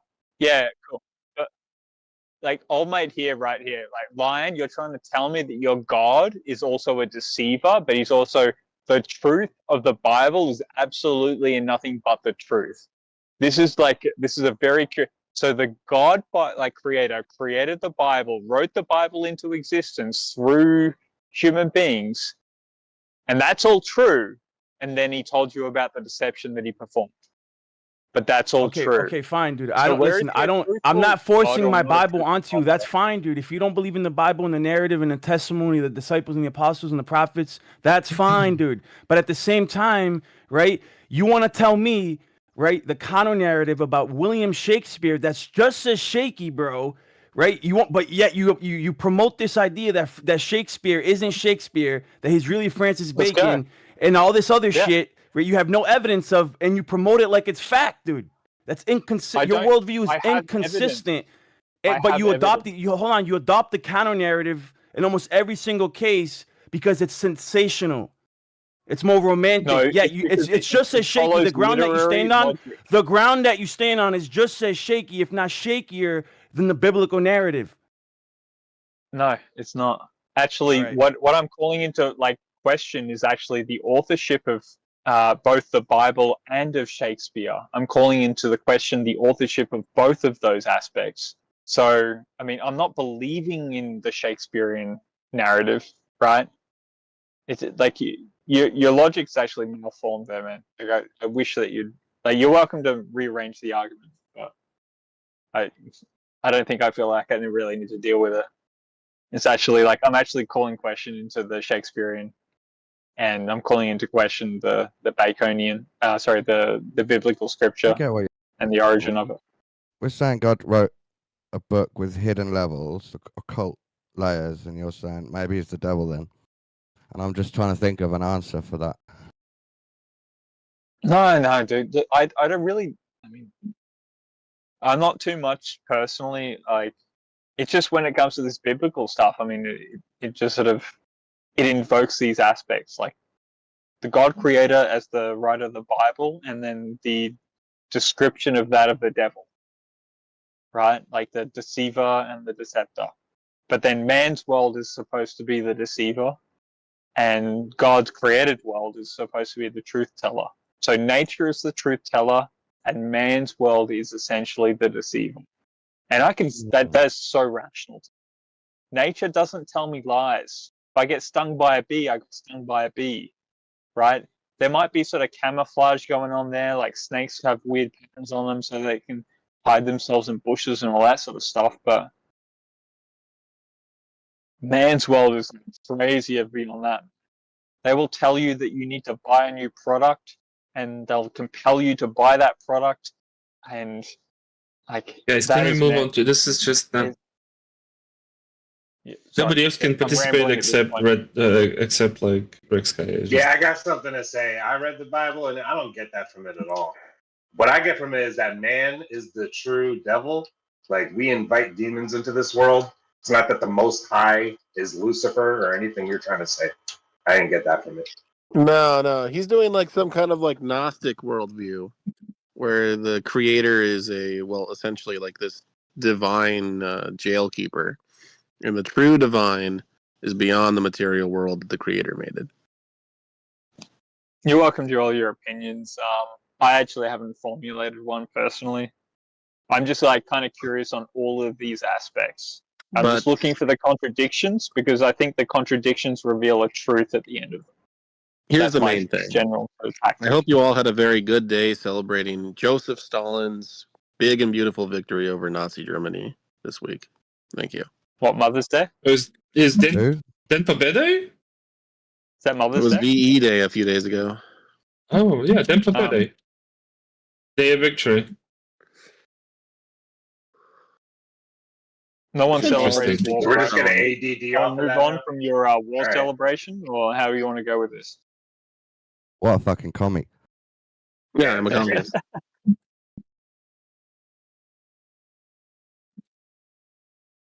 I don't know. I keep hearing that God is the devil. Like, where does that come from?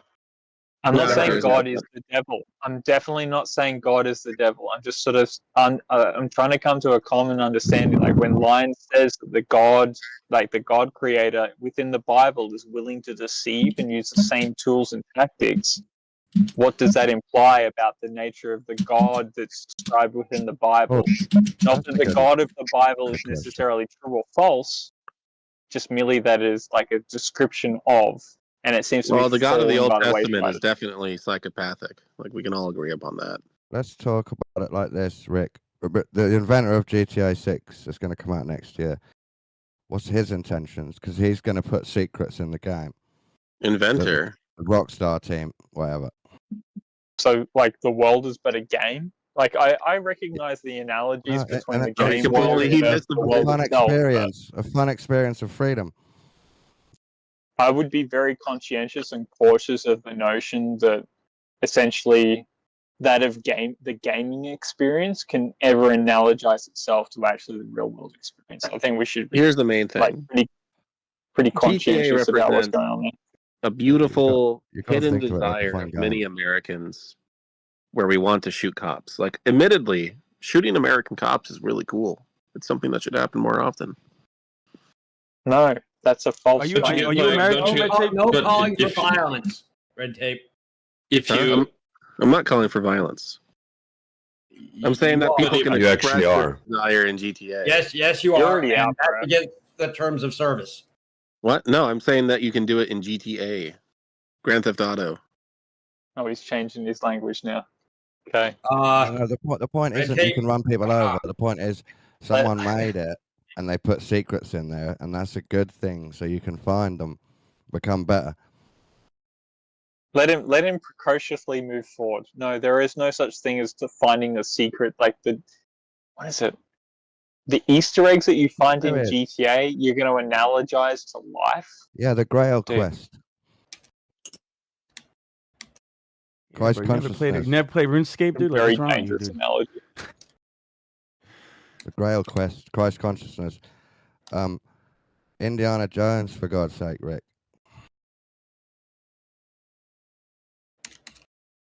What? The quest for wisdom. Hidden artifacts. Like, what, you think you're going to find it at the bottom of a cave somewhere? No, Yeah. in a Like, book. it's a false analogy already, That's a isn't small it? part of it. By the way, I'm just letting people know, and I put a note in moderation notices that I timed out Red Tape or not Red Tape. Well, wait a Yeah. minute, Omni. You should have banned him, shouldn't you? You banned North. North? I didn't ban North. Somebody banned North, and I don't think he said anything nearly as bad as He that. probably left. He probably left on his own. No, he got booted. North. I was there. North was telling people they should be dead. He was actually wishing death I didn't say on that. people directly. I heard it. It Yeah, wasn't that as guy's bad as pretty that. intense. No, He's it an wasn't as intense nearly as fella. bad as that. North is a pretty intense fella. Wait, hold on. Well, what happened? Like you saying you can kill cops in Grand Theft Auto is a bad I thing? think he was saying it was a beautiful thing or something. No, he said the first thing first, and then he said the Grand Theft later. He adjusted his statement. So when I told him not to do that, instead of saying, "Yeah, okay, I won't do that again," he was like, "No, I have an excuse for it. I totally He have doubled a down. good excuse for it." So, I have an excuse for it. Oh my god. so what, Andy? No, I was just saying. I thought North's offense was way less, egregious. I wasn't there for North. I don't know what happened. You can send me a message and let me know. Left Lane was there. So I don't know if he was banned or timed out or what. I haven't looked. But other mods, please, if you do ban or time somebody out, put a note in mod notices.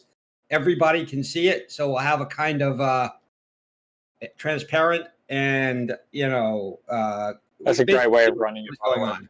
I won't ban That's a nobody. great dude. way of running it. I'll let you guys do that. I don't want No, you that got to write. responsibility. Like, if you want to ban or sort of mute someone, you just write a quick note in the mod forum. I'll let Omni take care of that. Dude, it's just completely transparent. Like, it's a perfect operation. It's the right way to do it. So anyway, he's timed out for 10 minutes. If he, comes back and doesn't do it again, I'm okay with it. I don't know if North was banned or what, but if he was just timed out, then he can come back and not call for people to die. If he was banned, then we need to look at that. But yeah, don't do that. Don't call for violence. Don't wish death on people, and going after somebody's family or mental health is probably gonna get instant sanction. Death I think it's all contextual, right? Like if you're describing the mechanisms of a violent video game, killing cops by necessity is part of that mechanism, then we can talk about killing cops in GTA. It will make sense in the context of the video game. Talking about what actually happens is one. What actually has happened is one thing. Actual events. Saying all cops are bastards would not get you a sanction. But saying cops should be shot.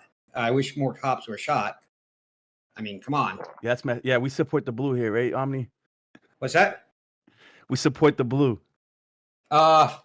I'm just messing with you. I think there's a lot of room for reform, but I'm not like insanely pro cop. But calling for death on cops is way out of There's a few Omni- government Omni- agents in here, right? You're one of them. Yeah, Omni, like real hard question. Does Black Lives Matter?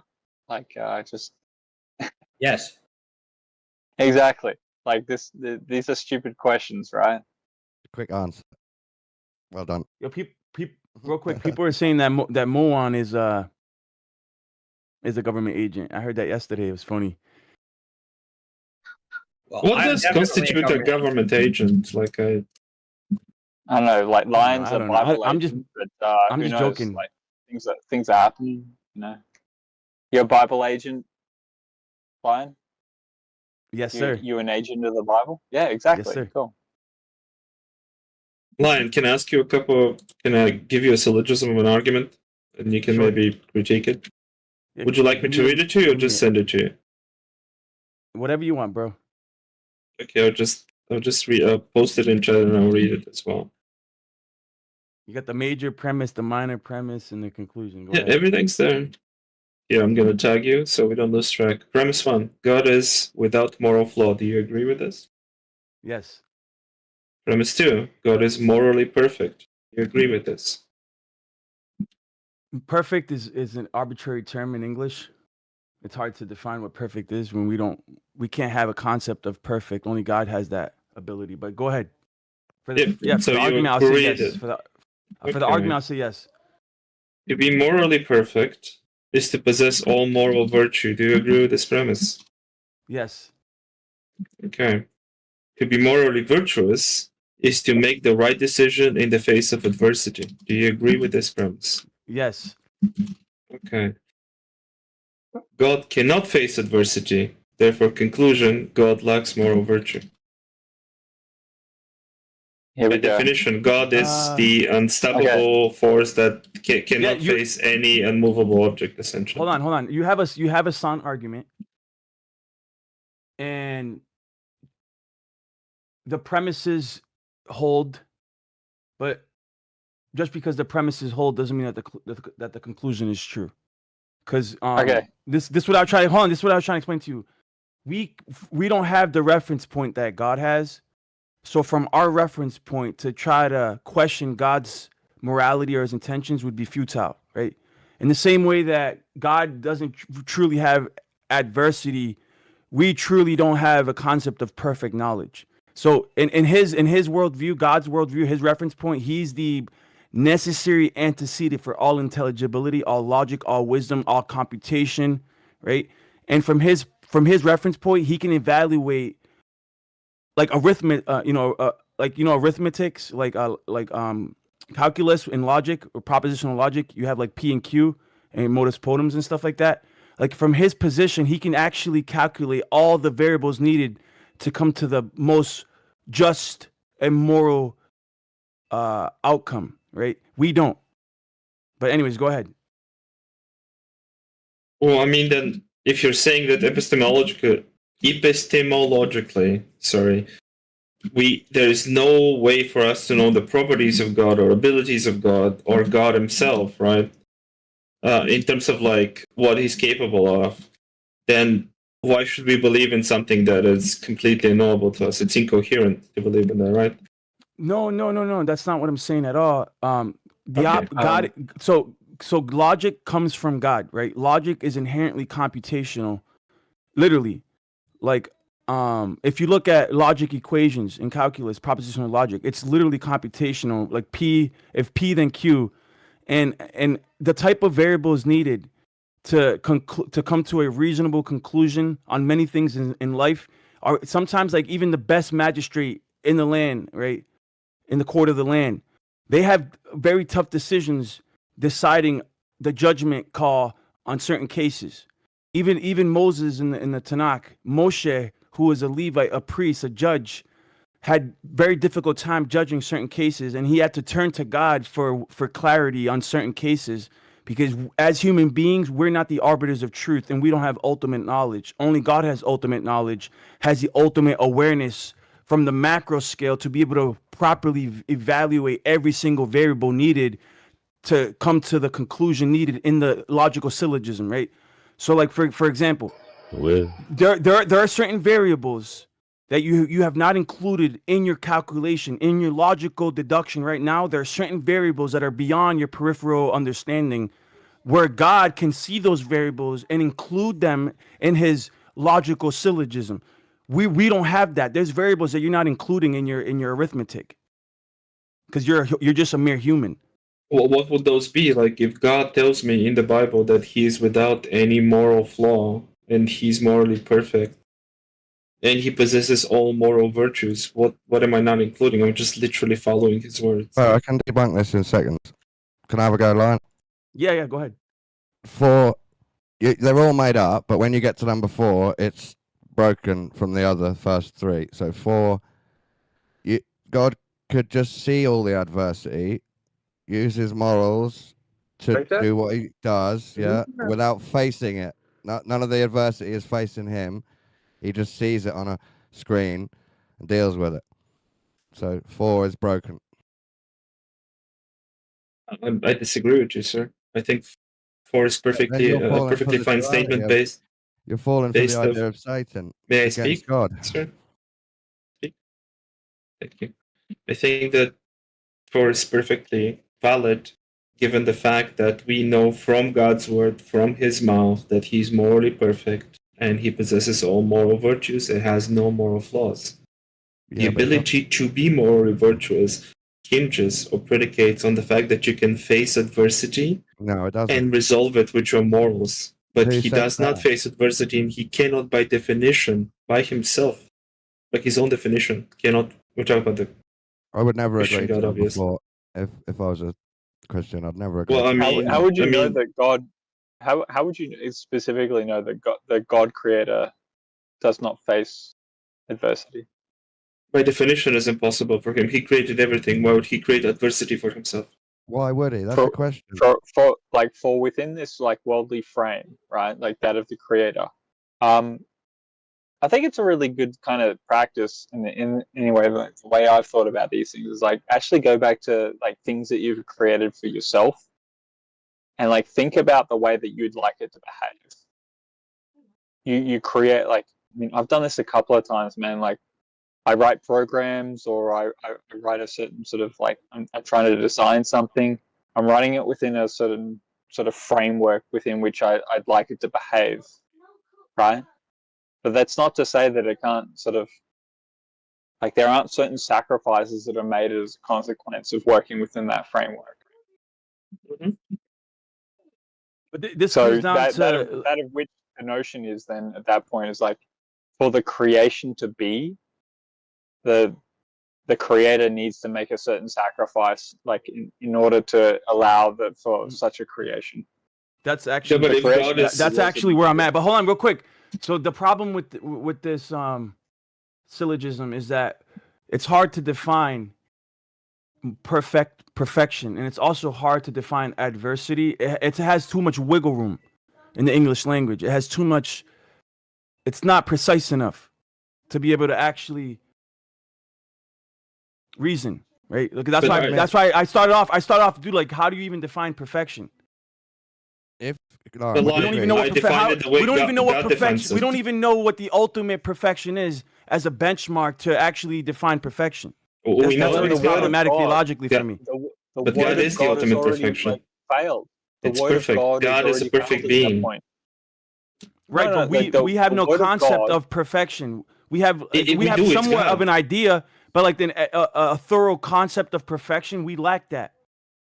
But God created. Okay, but I'm so confused. If you believe in, not you specifically, in general, if somebody believes in God, right, the Abrahamic God specifically, let's say, they already have an idea of perfection. This is the perfect being.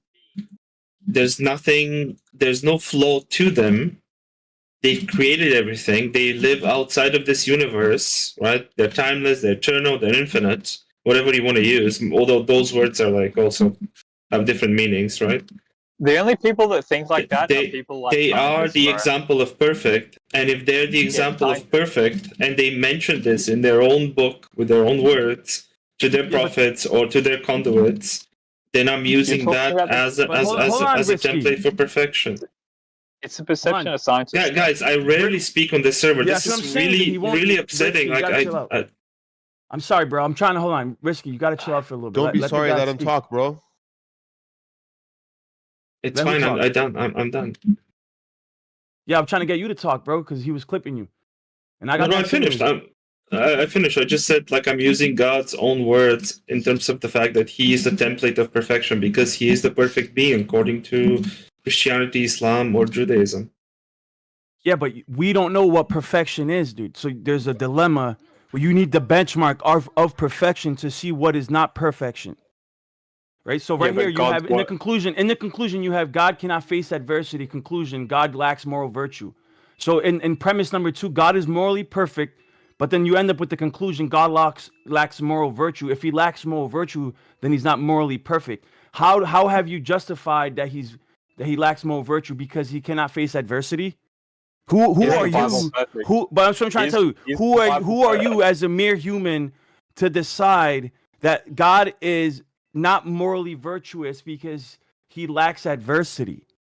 I'm Is not the deciding Bible that. That's literally by definition of God Himself. God Himself says that He is morally virtuous. He possesses all moral. He's moral. He has no flaws in his morality. He possesses all moral virtues, and he's the creator of everything. He knows everything that's going to happen, that has happened, and is currently happening, right? So by definition, he cannot face any adversity because he knows everything. He created everything. Everything is in control. By definition, he's the source of all truth and intelligibility, the final and ultimate reference point, right? And all of these things are housed and upkept within him. So therefore, you conclude that he cannot face any adversity because why would a god, unless he's a stupid god, creates adversity from themselves, right? It doesn't make sense. But people it does- make adversity for themselves. People You do don't that. Then they're a stupid god, and we should not worship them, right? You don't understand any form No, of this is happening, not the I'm same. afraid. This is not the They're same. creating adversity just to test themselves, although they know they're Yes, incredibly, ultimately powerful. That just doesn't make sense. People put themselves into university degrees to test themselves, man. Yeah, definitely that. Yeah, but people So are hold not on, all powerful. Hold on a second, dude. So this is the Alright. problem, bro. You're already in your premise. You think that because there's any type of adversity or any type of resistance, that somehow God is now not perfect, right, or not virtuous. That's not true. That's not true at all. Now I'm gonna post this is a meme, right? If God real, why bad things happen, right? Because if God is perfect, why is there suffering in the world, right? It's an analogy. The Old Testament God definitely is not perfect. There's lots of evidence of that. So this is what I try to explain to you. You don't even know what perfection is to critique God if he's perfect or not. Because if he's evaluated every single variable needed in the world, right? When he created the world and everything on it, and he knew that inevitably, eventually there would be some type of rebelling, and because of rebelling, there was death and sin and decay and all that. You have to understand the biblical. You have to understand. To us. You have to, bro. Stop you have preaching to, to us. dude. Lion, ladies and gentlemen, Lion's speaking from a position of faith and No, religion. This let him is his speak. religion. Don't let him speak. This is what he believes, and this is dude. what he. Let him speak, bro. Let me just get this out. All right. Somebody can unmute him. I'm just trying to get this out. You have to understand all the variables, which you don't, right? So somebody already brought up the problem with either A, this is a true dichotomy. Either A, God in his infinite wisdom would have created human beings and angelic beings that were automatons that would have followed his every single command and never rebelled ever. But then that wouldn't be true love. That wouldn't be a true relationship. At the end of the day, they'd just be robots.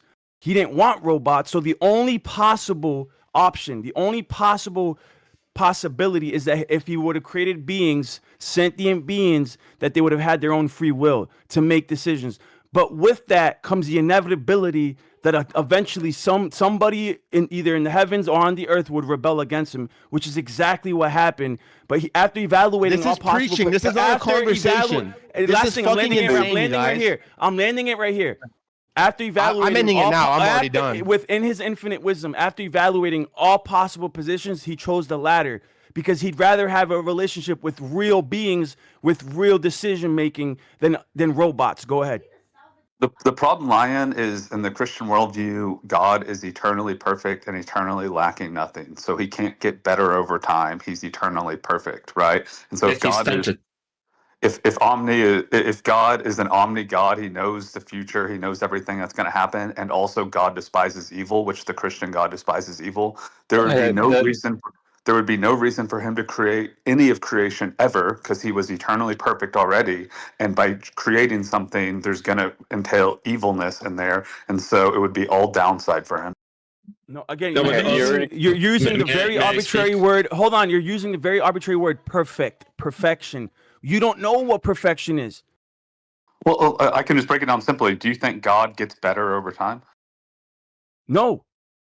Okay, so that would be perfect. He cannot grow. He cannot become. He cannot become No, a that's better not. God over time. No, that's a false dichotomy. That's a false dichotomy. God False is dichotomy. God is the same yesterday, today, and forever. Okay. For Lion, right? Why did the New Testament come about? Why was the need for the New Testament? Okay, I'm trying to get there, but he's saying I'm preaching. He's saying I'm preaching, dude. When I try to elaborate on it, he says I'm preaching. No, but you're diverting from the you got to point. acknowledge. No, I'm not, dude. I already do. So in his diverting infinite, from my point. I'm talking. In his no. So All right, go ahead.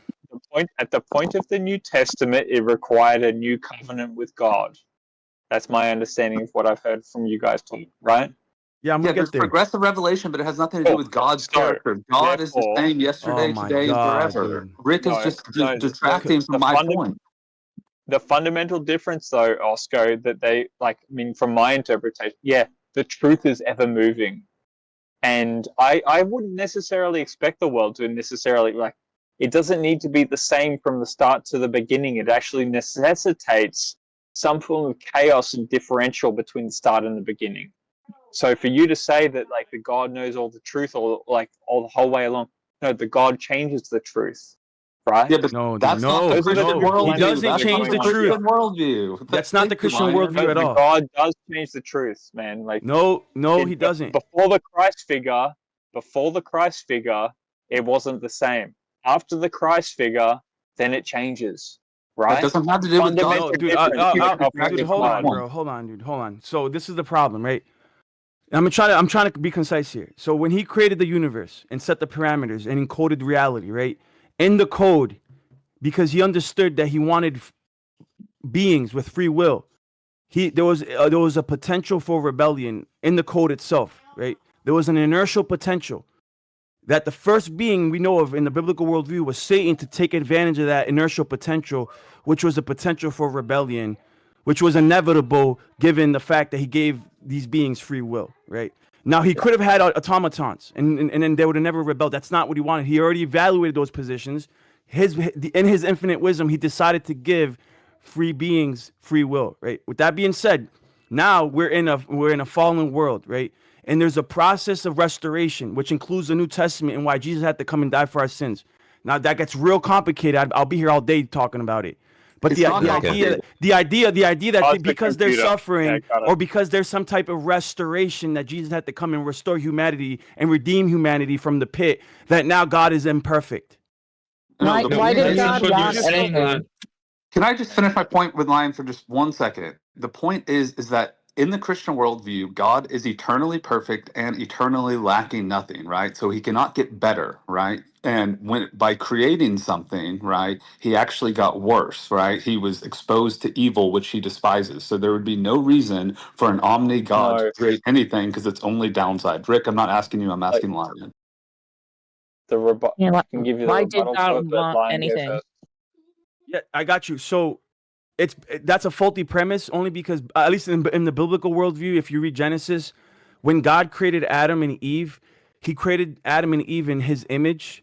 And through the poetry that we see there, he thought that it would be good that Adam was not alone, right? That he needed a companion, and he created Eve. And he's giving us details about his own character. Even though he is perfect, God can still be lonely, and he needed companionship. He needed a relationship. What he wants from us is relationship. Now, hold on. Just because he gets lonely or just because he needs relationship doesn't mean that he's not perfect. That's No, why but it does. perfection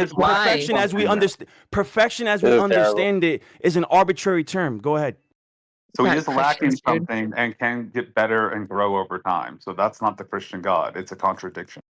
Yeah, that does make him imperfect. No, that's not what's being No, it's a stated false there. dichotomy. That's what I'm saying. You guys are stinking into binary paradigms. We have to step out of binary paradigms, understand that the Bible is dynamic in nature, and God is dynamic. He's not just black and white. But It's a dualist if you want to reality. have a real conversation, first of all, slow down, quick. stop fucking preaching, and do it properly, okay?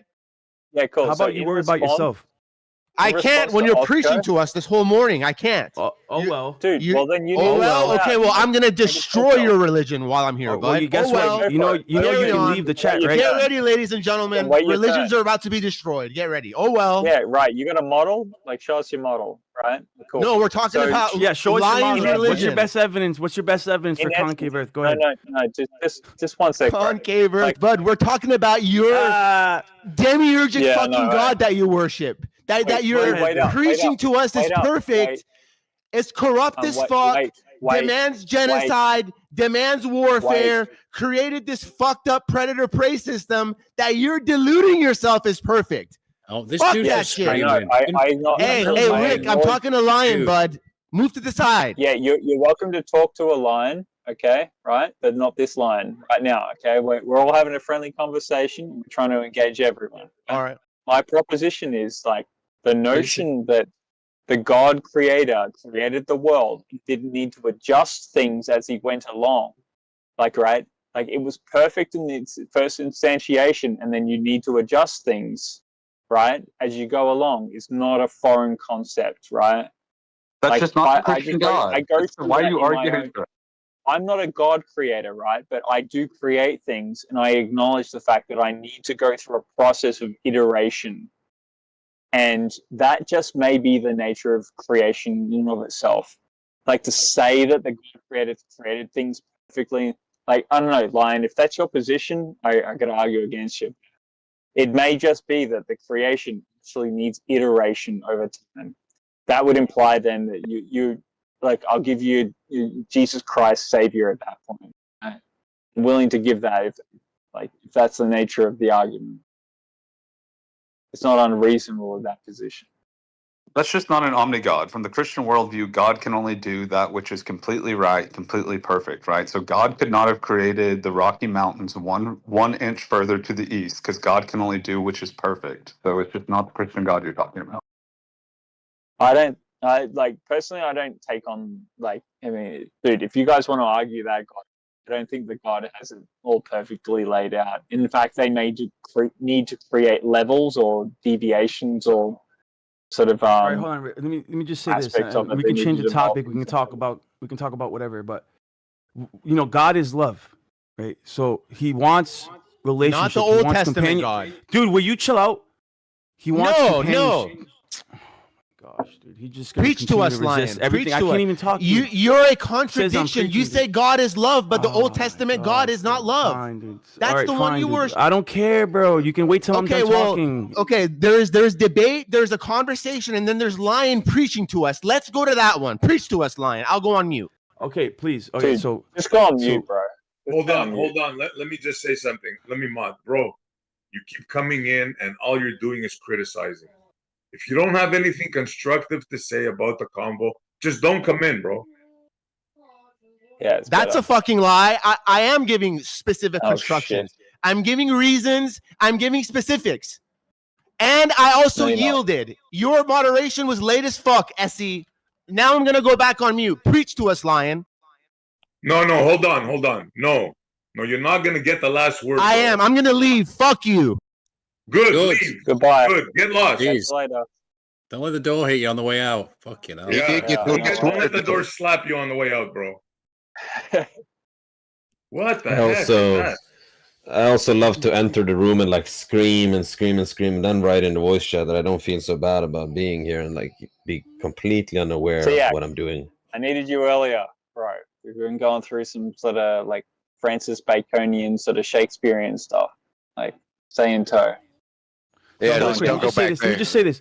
Yeah, let me just finish with this. So, in the biblical model, God is love. God wants a relationship. He desires a relationship. He desires companionship. But just because he desires companionship doesn't mean that somehow he's imperfect. And I know that seems contradictory, but to understand perfect love or perfection, we would have to be God himself, which we are not. And just because he desired a relationship with other beings in the beginning, right, doesn't make him imperfect. He wants to share his love with us. And just because he wants to share his love with us doesn't mean that he's deficient in love or deficient in any form. Go ahead. A desire for anything entails a lacking of something. It's a contradiction, and therefore the omni-God is debunked. Why do No. you feel the need to like project the love and all the nice stuff about the God, but you recognize that there's some darker aspects that are going on there, right? Like why would you feel the need to project the love and forgivingness of God, but yet you recognize that it's just like obvious in the world that there's not such a thing? Because it's a compensation for the harm. So when we get stuck in binary thinking, it's either left or right, and that's all you can have, right? In dualism. But like, for example, then if God was perfect, right, and he wouldn't have needed to create anything. Like, what's the point of creating anything? He's already perfect. Why create the world? Why create the animals? Why create nature? That's the same type of reasoning. See how I bring it down to absurdity? So now because he created anything, that would have made him deficient. Because if he wasn't deficient, why would he have the need to create anything? See how stupid that sounds? I'm not quite sure about that, man. What would it be? The God creator has created in such a way that it needs to be the way it is, right? And that is with all its sacrifice and all its sort of negative output. I just assume within myself that that's necessary for the nation of creations. It just seems inherent in it. And I don't understand why you need to suggest that the God creator is all forgiving, all loving, and all the rest of it.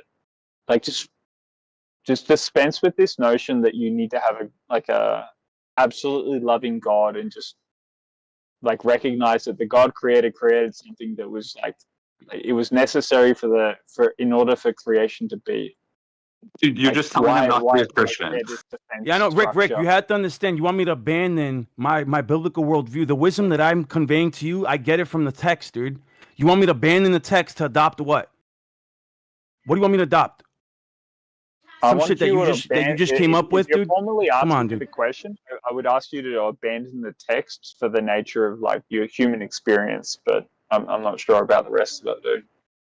Like your God creator that you're referring to is not perfect, right? Because I mean, our world is not perfect. I know. I think that's an inherent aspect of the creation, and we need to deal with that.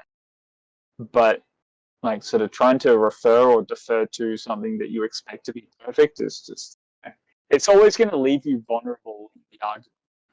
All right, Rick, your opinion has been noted. If the group wants to change the topic, let's do it. Because I feel like, the people are complaining, getting messages.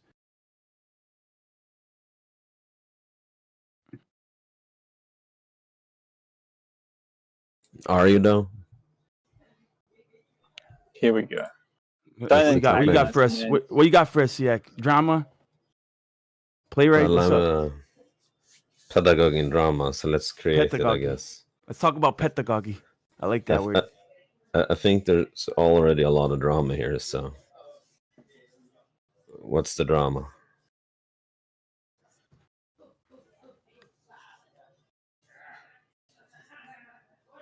No? Okay. Well, are you delivering your interpretation of the word, Lion, or the book? What is it that you are giving us exactly? A little bit of both, exegesis and eisegesis. Okay, so if one cannot know what a God knows, then how can you know his intention? If you can do both, interpret and deliver his word, how are you able to actually deliver the word if you in your own words say that you can't know his intention? Yeah, so that's why he gave us the word. And in his word, we can get familiar with his character, his nature. Okay, so His then tendencies. you're getting familiar, but at the same time you can never know for certain. Yeah, You can correct.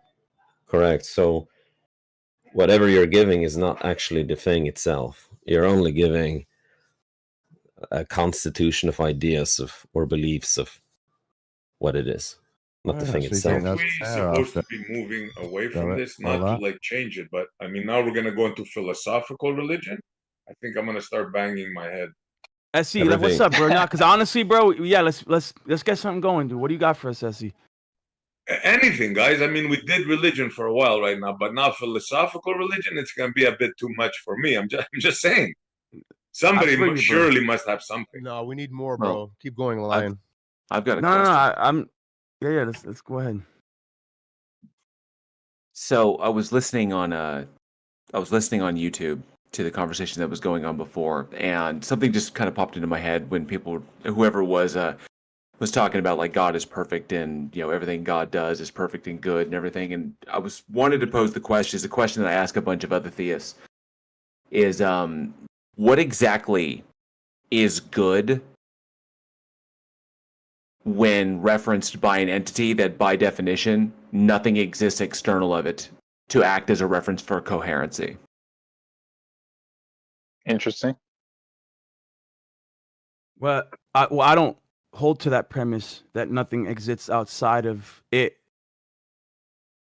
Okay, so I'll clarify a little bit. So in the typically in the Christian worldview, in that theistic worldview, there's two sets. There's the God set and then there's the not God set. And the God set is what is actualized or it emanates from or however you want to describe it, but it comes from the God set. And the God set necessarily pre-exists the not God set. So the not God set is ostensibly creation, and then you have the God set, which is the God, everything that is equal to the God itself. So that's the God. So in these two sets, you have a prior to creation. You have the before creation existed, after creation existed. So if God is there and it's the only thing that exists, if the God set is the only thing that is there, and God makes the statement, I am good. Well, what exactly does that mean? What is the content and context of that word when nothing exists external of itself to act as a referent to give that term coherency? Like, what is good if there is no not good to give good its coherency? That might be the most interesting question I've heard phrased in a very long time, by the way. Well done, So sir. I tried explaining it last night to a friend of mine because he's into that dualistic mentality that you can't have good without evil. You can't have light without darkness. You can't have the yin yang, right? We see the white and the black, and even in the black and the yin, in the black you have a little white dot, right? So even in the darkness, there's a little bit of good in the darkness, and in the light, there's a little bit of darkness in the light, right? And you can't have one without the other. That's a false premise. In the biblical worldview, well, that's not what I'm talking about, though. That's actually no, it is because you're saying in the very beginning, before the creation of the world, right? How could you have? How could you know what good is if there is no evil? Well, here's the problem. I think that you're jumping onto another issue. So I'll just clarify what I'm talking about here. Good and evil, like right and wrong, good and evil, good and bad, these are binary terms. In other words, in order for the term to be understood for what it is, in order for the identity of it, for A to equal A, for good to be that which is good, it must be understood that it is not that which is not itself. A is not equal to not A. Per the law of logic, the law of non-contradiction, the law of identity, law of non-contradiction, and law of excluded middle. So that which is good is definitionally good because it is not that which is not good. So the problem is that if God is the only thing that exists and it makes the statement, I am good, what does good mean if there is nothing else to act as a referent? Because the term itself, with nothing to act as a referent to indicate that which good is, the term itself becomes ambiguous and arbitrary. Literally, God could label anything as good, but even then it wouldn't actually mean anything because there is nothing that is not good to give that word coherency. So, by virtue of its own definition, by pre-existing the not God set, everything it labels is completely ambiguous and incoherent. You could just basically say, God is God. That's all it basically ends up saying. It's just tautological. It's just whatever the God wants it to be is that which it wants it to be. Well, it's So- specifically Yes, the Old completely Testament. coherent. Completely coherent. I can respond to it. Go ahead. Hold on. Concave was trying to get in, dude. Give the guy some space. Concave? You're gonna give concave space? I heard him Mr. talking. Concave. Anyways, go ahead. I'm I not guess you don't want to talk.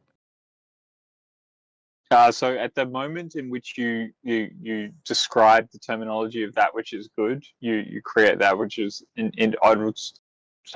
at odds with it. So Yeah, it's a binary terminology. It's in essence. Yeah, I brought this up. I brought It's this up, and inherently that's why thought we. about when It's you create the notion of good. It's important that we step out of binary thinking, left and right paradigms, dialectic reasoning. Well, no, that's basic logic. Hold on, dude. Hold on, right? In the biblical worldview, it's a dynamic system, right? It's flexible. It's about context, contextual definitions, right? And for example, you have objective and subjective morality in the Bible. Now, normally, most people are stuck in binary thinking. They think you can only have objective or subjective. You can't have both be compatible. It's a true dichotomy. Hold on, Warren. He's preaching to you, mate. Let him preach. When he's done, then you can respond. No, here's the key is it's a true dichotomy. And I think that's what you're missing is that a thing is what it is and it is not what it is not. So when a thing is good, it is good definitionally because it is not that which is not good. So it's a thing is either good or it is not good. Listen, dude, none of this violates the law of non-contradiction or the law of identity or the law of excluded middle. What I'm trying to tell you right now, bro, you have to step out of binary thinking because the world that we live in is a dynamic system. And I just said I can't because it's a true dichotomy. So I'll explain to you. Do you know what a true dichotomy is? So, dude, yes, a true dichotomy is only two possible options. Right. It's either good or it is not good. Right. But I'm trying to, dude, can you wait? Right? Because I'm about to shit on you right now if you let me speak. You cool? Don't get triggered. Okay, cool. Here we go.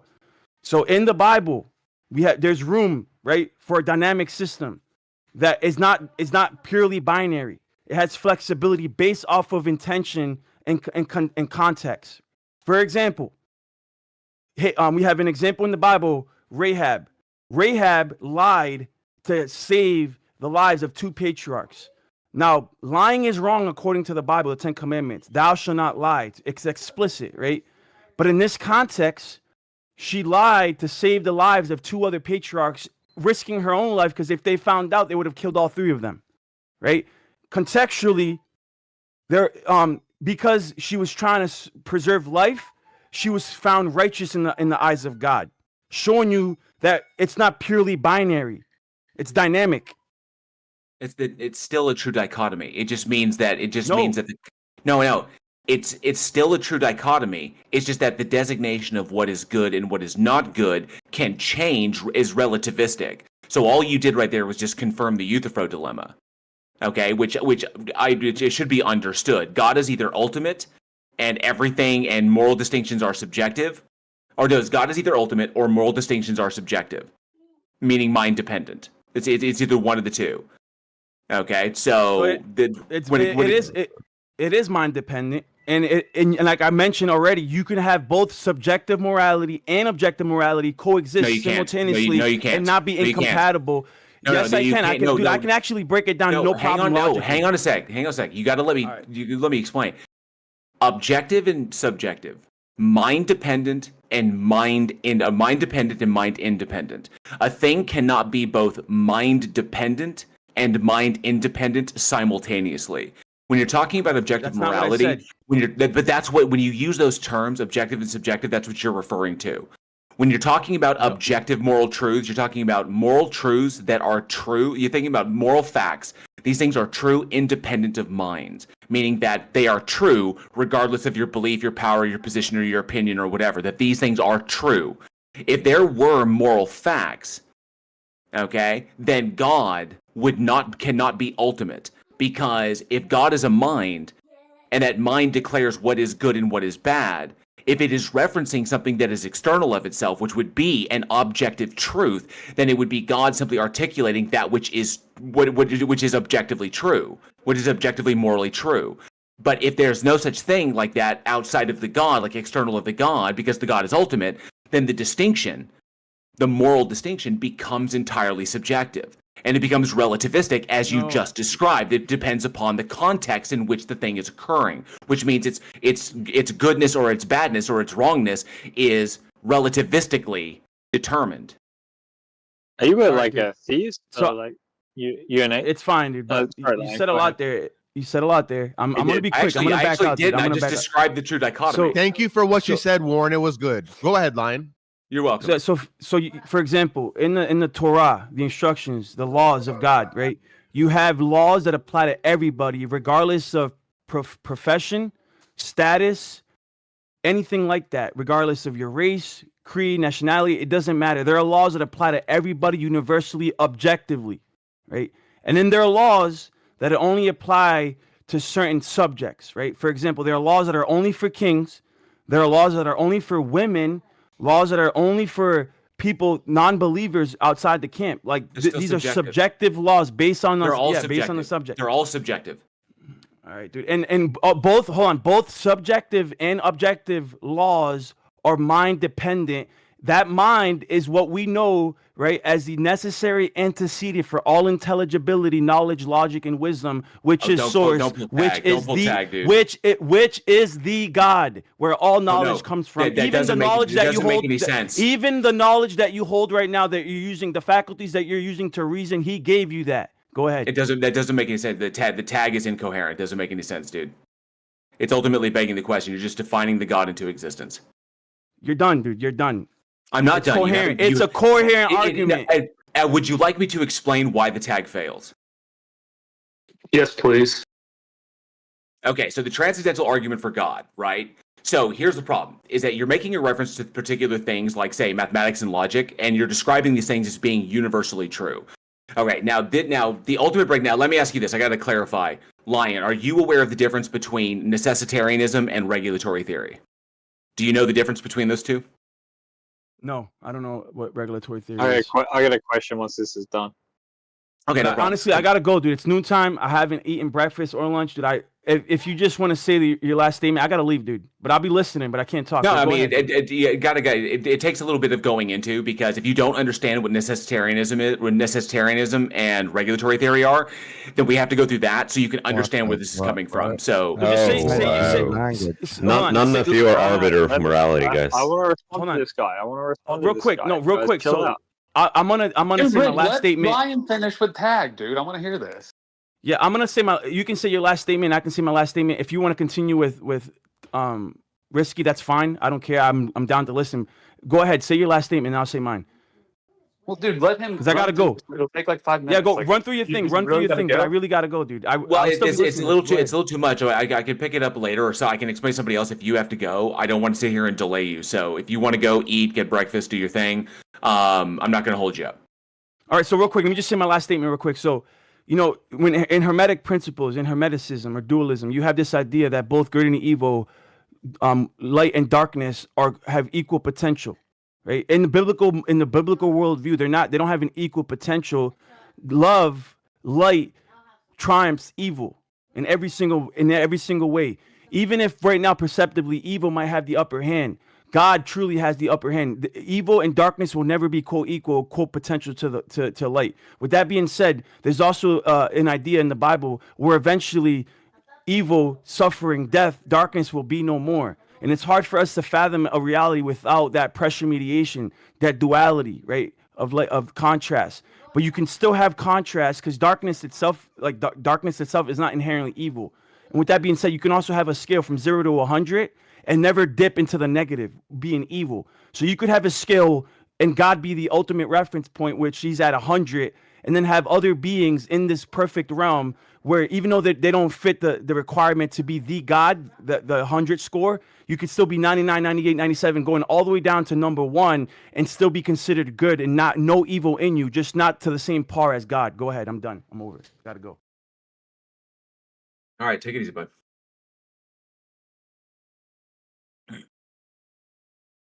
mean, there's a lot of problems there. The biggest issue that that I typically run into when I talk to theists about this is that when I bring up addressing the God category as they're defining it, they typically will wind up running to the Bible in order to try and justify their conclusions about the category itself without addressing the category. Sure.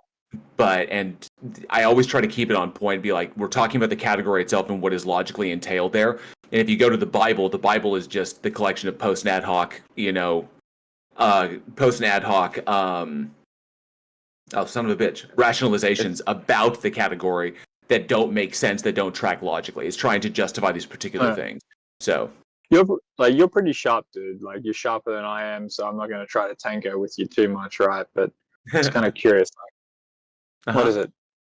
Why would you expect the God creator to reveal yourself, reveal it? Like, this is my problem with the theist, right? Like, I have the same question with the theist, like that of Lion.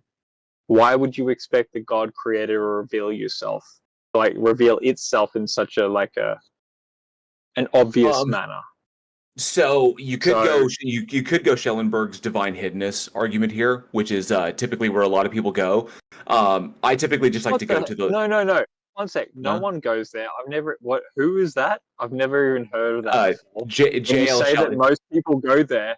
I don't even know what the hell you're talking about. I spent a lot of time on certain Discord servers, but the argument from divine hiddenness, it was postulated by JL Schellenberg, and essentially what it boils down to is that if a God exists, then the God is all loving and therefore wants to have a personal relationship with every single human being. No. Okay.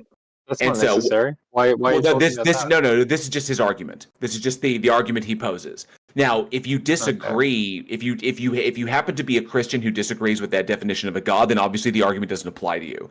But his argument is basically, without getting into the I could pull up the formal argumentation. No, don't worry about it, dude. Like, you can skim across the servers. Right. So if the God exists, then it is all loving and it desires a personal relationship with all human beings. And essentially, it is logically possible for this God to reveal itself in such a way that it would elicit a personal relationship with every single human being that would be in accordance with its all-loving nature. God does not do that. Where would you get that from? It's the argument from divine hiddenness. So he's basically described, like, if I may say so, I mean, you seem to be doing a bit of a straw man proposition of what they'd be saying, right? Like, you're shorthanding their statement. I'm sure they would describe it in far more romantic a way than what you're sort of giving it. All right, so let me just break it down like this. So if I were to give it to you in premise, conclusion, in the actual syllogistic format. Premise 1, if no perfectly loving God exists, then God does not exist. Okay? That's like the first one. Just say if you agree with the definition that if God exists, it is perfectly loving. Okay, if you don't agree with that, if you believe that God is evil, then this argument doesn't apply to you. But premise 1, if I get where you're going. Yeah, cool. If no perfectly loving God exists, then God does not exist. Premise 2, if a perfectly loving God exists, then there is a God who is always open to personal relationships with each human being, with each human person, is the way he articulated it. Premise 3, if there is a God who is always open to personal relationship with each human person, then no human person is ever non-resistantly unaware that God exists. Premise 4. Premise 4. That's a big one. That's a big Premise jump. 4. Okay. If a perfectly loving God exists, then no human person is ever non-resistantly unaware that God exists, and that follows from 2 and 3, from premise 2 and premise 3. Okay. 5. Some human persons are non-resistantly unaware that God exists. 6. No perfectly loving God exists, from 4 and 5. Conclusion, God does not exist, from 1 and 6. Wait, can we go back to 3 and 4? I think it was. Yeah, if there is a God. Jo, can you post the syllogism in chat, please? Because I want to look at it myself in that game. I certainly can. I'll put it in the text chat. Warren, thank you so much. What's wrong here is you're making up qualities to God out of your head. I'm not making qualities. No. Like, Hang on. dude, this From is an what I'm atheist trying to YouTube find. video I'm you finding watch. it in 3 and 4, dude. I'm finding this shit in 3 and 4. We can expand upon this once you Hey, like. I just want to say my bit. I'm not making up qualities Saying for why it's God. I'm wrong for simply me. relaying a Hang on a syllogism. minute. Hang on a minute. Let Dawn finish his statement, all right? And then you You go idiot. after. Warren, it's broken because you're making up qualities for God that you heard on an atheist YouTube show.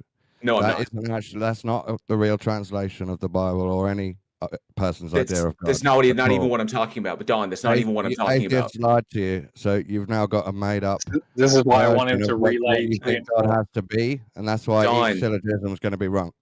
Don, that's not even what I was talking about. The context of what we're talking about has nothing to do with what you just brought up. I'm referencing what you just did with the syllogisms twice. Okay, with the syllogism, do you know what the argument? Do you know what the argument is that I just gave? Do you know what it is? No, I heard the beginning of it, and it was made up, not from It's the not Bible. made up. It's from called the Bible. argument. It's not. It's called the argument from divine hiddenness or the argument from non-belief. It was articulated by Jay. Atheists made that up, and It it's was not a articulated. translation of what Christians say. Don, Okay, you gotta chill out, Don. Don, it's really, really simple. What? If you disagree with the syllogism, all you have to do is disagree with premise 1. Premise 1 is really simple. If no perfectly loving God exists, then God does not exist. If you believe that God That's a silly proposition.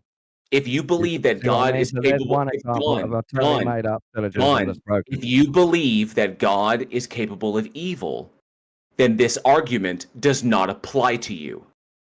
And I'm telling you, that's not Christians have true already either. accounted for that, you idiot. That's not true either. What are you talking about? I mean, you can just say you disagree with the premise, and then we can just move on. Yeah, if you Well, no, disagree, like, let's get into it. Like, what is it? Like, premise one is because defining. God can do evil. Just one sec. Like, because God can do evil, therefore must be like evil. Like, what are you referring to there? No, a perfectly loving God. Capability Perfectly to loving do God. so is not the same as like. Can a actually doing perfectly stuff. loving God do evil? Yes. No. I'm gonna let both claims. Both have burden of proof, and both claims have burden of proof. Good luck. Totally possible, dude. Totally possible. Well, nonetheless, I don't think we need. I don't need to get into the semantics. I don't think we need to get into the nonsense of if a perfectly loving entity could do an evil action. But I'm almost done. But if you disagree with how the God is defined here, okay, then obviously the argument doesn't apply to you. God is defined. What?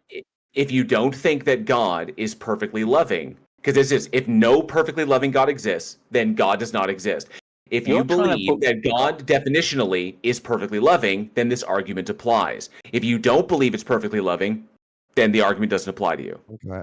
And what does perfectly loving mean? He's perfectly loving. Like, only loving, only just, is only those things. Yeah, no yeah, exceptions. yeah, Like if you see something and it's doing that and it's claiming it's the God like the Old Testament one, it is not, because it's not love. Maybe it's just doing all that it can.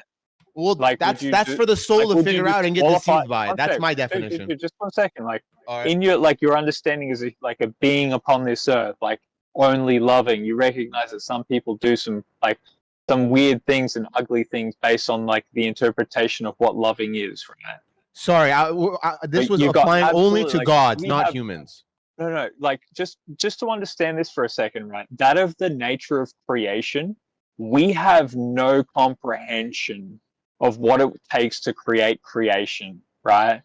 Maybe like a mother understands that relationship between like them and they like a father and a kid and all the rest of it. You guys probably listening maybe already know what I'm referring to here, but like I don't think like for us to understand like this notion of like an all-loving God that would not allow us to get in like under any form of like oppression or like torture. This is not the same thing. This is completely not the same thing. It's like, it's kind of weird that you guys would be so superficial about it. Rick, do you understand this guy is an atheist trying to debunk Christianity? No, I can easily debunk Christianity. The entire worldview falls apart because it's predicated on begging the question fallacy. I didn't ask you. I mean, that's No, easy to the do. point is that he's trying to like debunk any sort of like creator based on the fact that all loving is necessitated. Like, No, to create the that's not what creation the or that's not what this something. argument Like, does. and That's just not what this because- argument because does. There's suffering in the world. Rick, like, that's not what this argument does. And no, now you're referring to the logical problem of evil. That's not what this argument is. This is the argument from divine hiddenness, or the argument from non-belief. Okay, because non-resistant non-belief does exist. Non-belief is justified by virtue of the God, not by virtue of the God not revealing itself in a way that could convince every single human being on the planet. By virtue of that not happening, my disbelief, my lack of belief, my disbelief, my non-belief that this thing exists is justified. It's a justification for not believing. It makes sense from the. I like that. Wait, Jesus. Here's what's interesting to me, right, from the flat Earth sort of side of things, right? You look It's upon nothing to the do with Earth. flat and, Earth, like, though, Rick. Shut up, Cypher. No, I know it is. It totally is. It's like the nature of non-belief. Far out. I was right there. It's really hard to connect the dots there, but no, like well, the nature of like which you find yourself on an Earth, right, where the two luminaries in the sky are like objectively like the same freaking size so closely, and they actually like share a proportional like relationship with one another. Like in the fantastical world of like all the possibilities of all the planets that you could exist on in the universe that they claim is known, you find yourself on that one. That's extraordinary. Like, it's not totally the, extraordinary. That's Only not the if you argument. start. The argument, Only if, yeah. Go ahead. I'm sorry. Go ahead. The argument is about willing minds to accept a metaphysical thing like God, and then the fact that some willing minds have a lower threshold than others, right? When it comes to accepting God, that's where the argument is. A perfect being would not leave this border between this area between the people who are willing and have sufficient evidence and people who are willing but don't have sufficient, will not allow this to exist. This border, this area between those two, the difference between those two groups of people, right? That's the point. The willingness to accept the notion that like within the cosmological like order and the chaos and the entropy that's imposed within the heliocentric model, that you found yourself on a planet that has two luminaries, like major luminaries in the sky of objectively the same size. You're just waiting for it's to speak. You're not extraordinary. responding. Absolutely extraordinary. It's almost like the imposition of the atheists who say that there's a 1% chance of God, right? Like in the cosmological world order of the heliocentric model of all the possibilities of the moon and the sun being the same size, that's extraordinary, guys. Not as much as our bodies and the complex body we live in, and it's all working and shit. It's not as extraordinary as that, I don't think. Well, I mean, it comes down to it. If you're a believer, I mean, what you're doing, Rixie, is this is where I was kind of going with Lion. Is the breakdown between the break between necessitarianism and regulatory theory, or what a lot of people refer to as humanism and anti-humanism.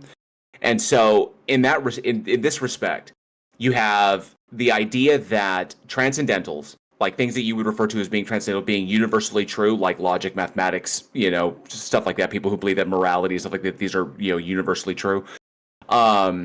There's either they either are or they aren't. Okay, now necessitarianism holds that things like the laws of physics, the laws of logic, mathematics, stuff like this, that these things are transcendentally true, that these are prescriptive things by which that govern the operations of the universe. In other words, they are already established and the universe operates in accordance with those things, with it being priorly established. Okay, and those things reflect the nature of God. Ridiculous.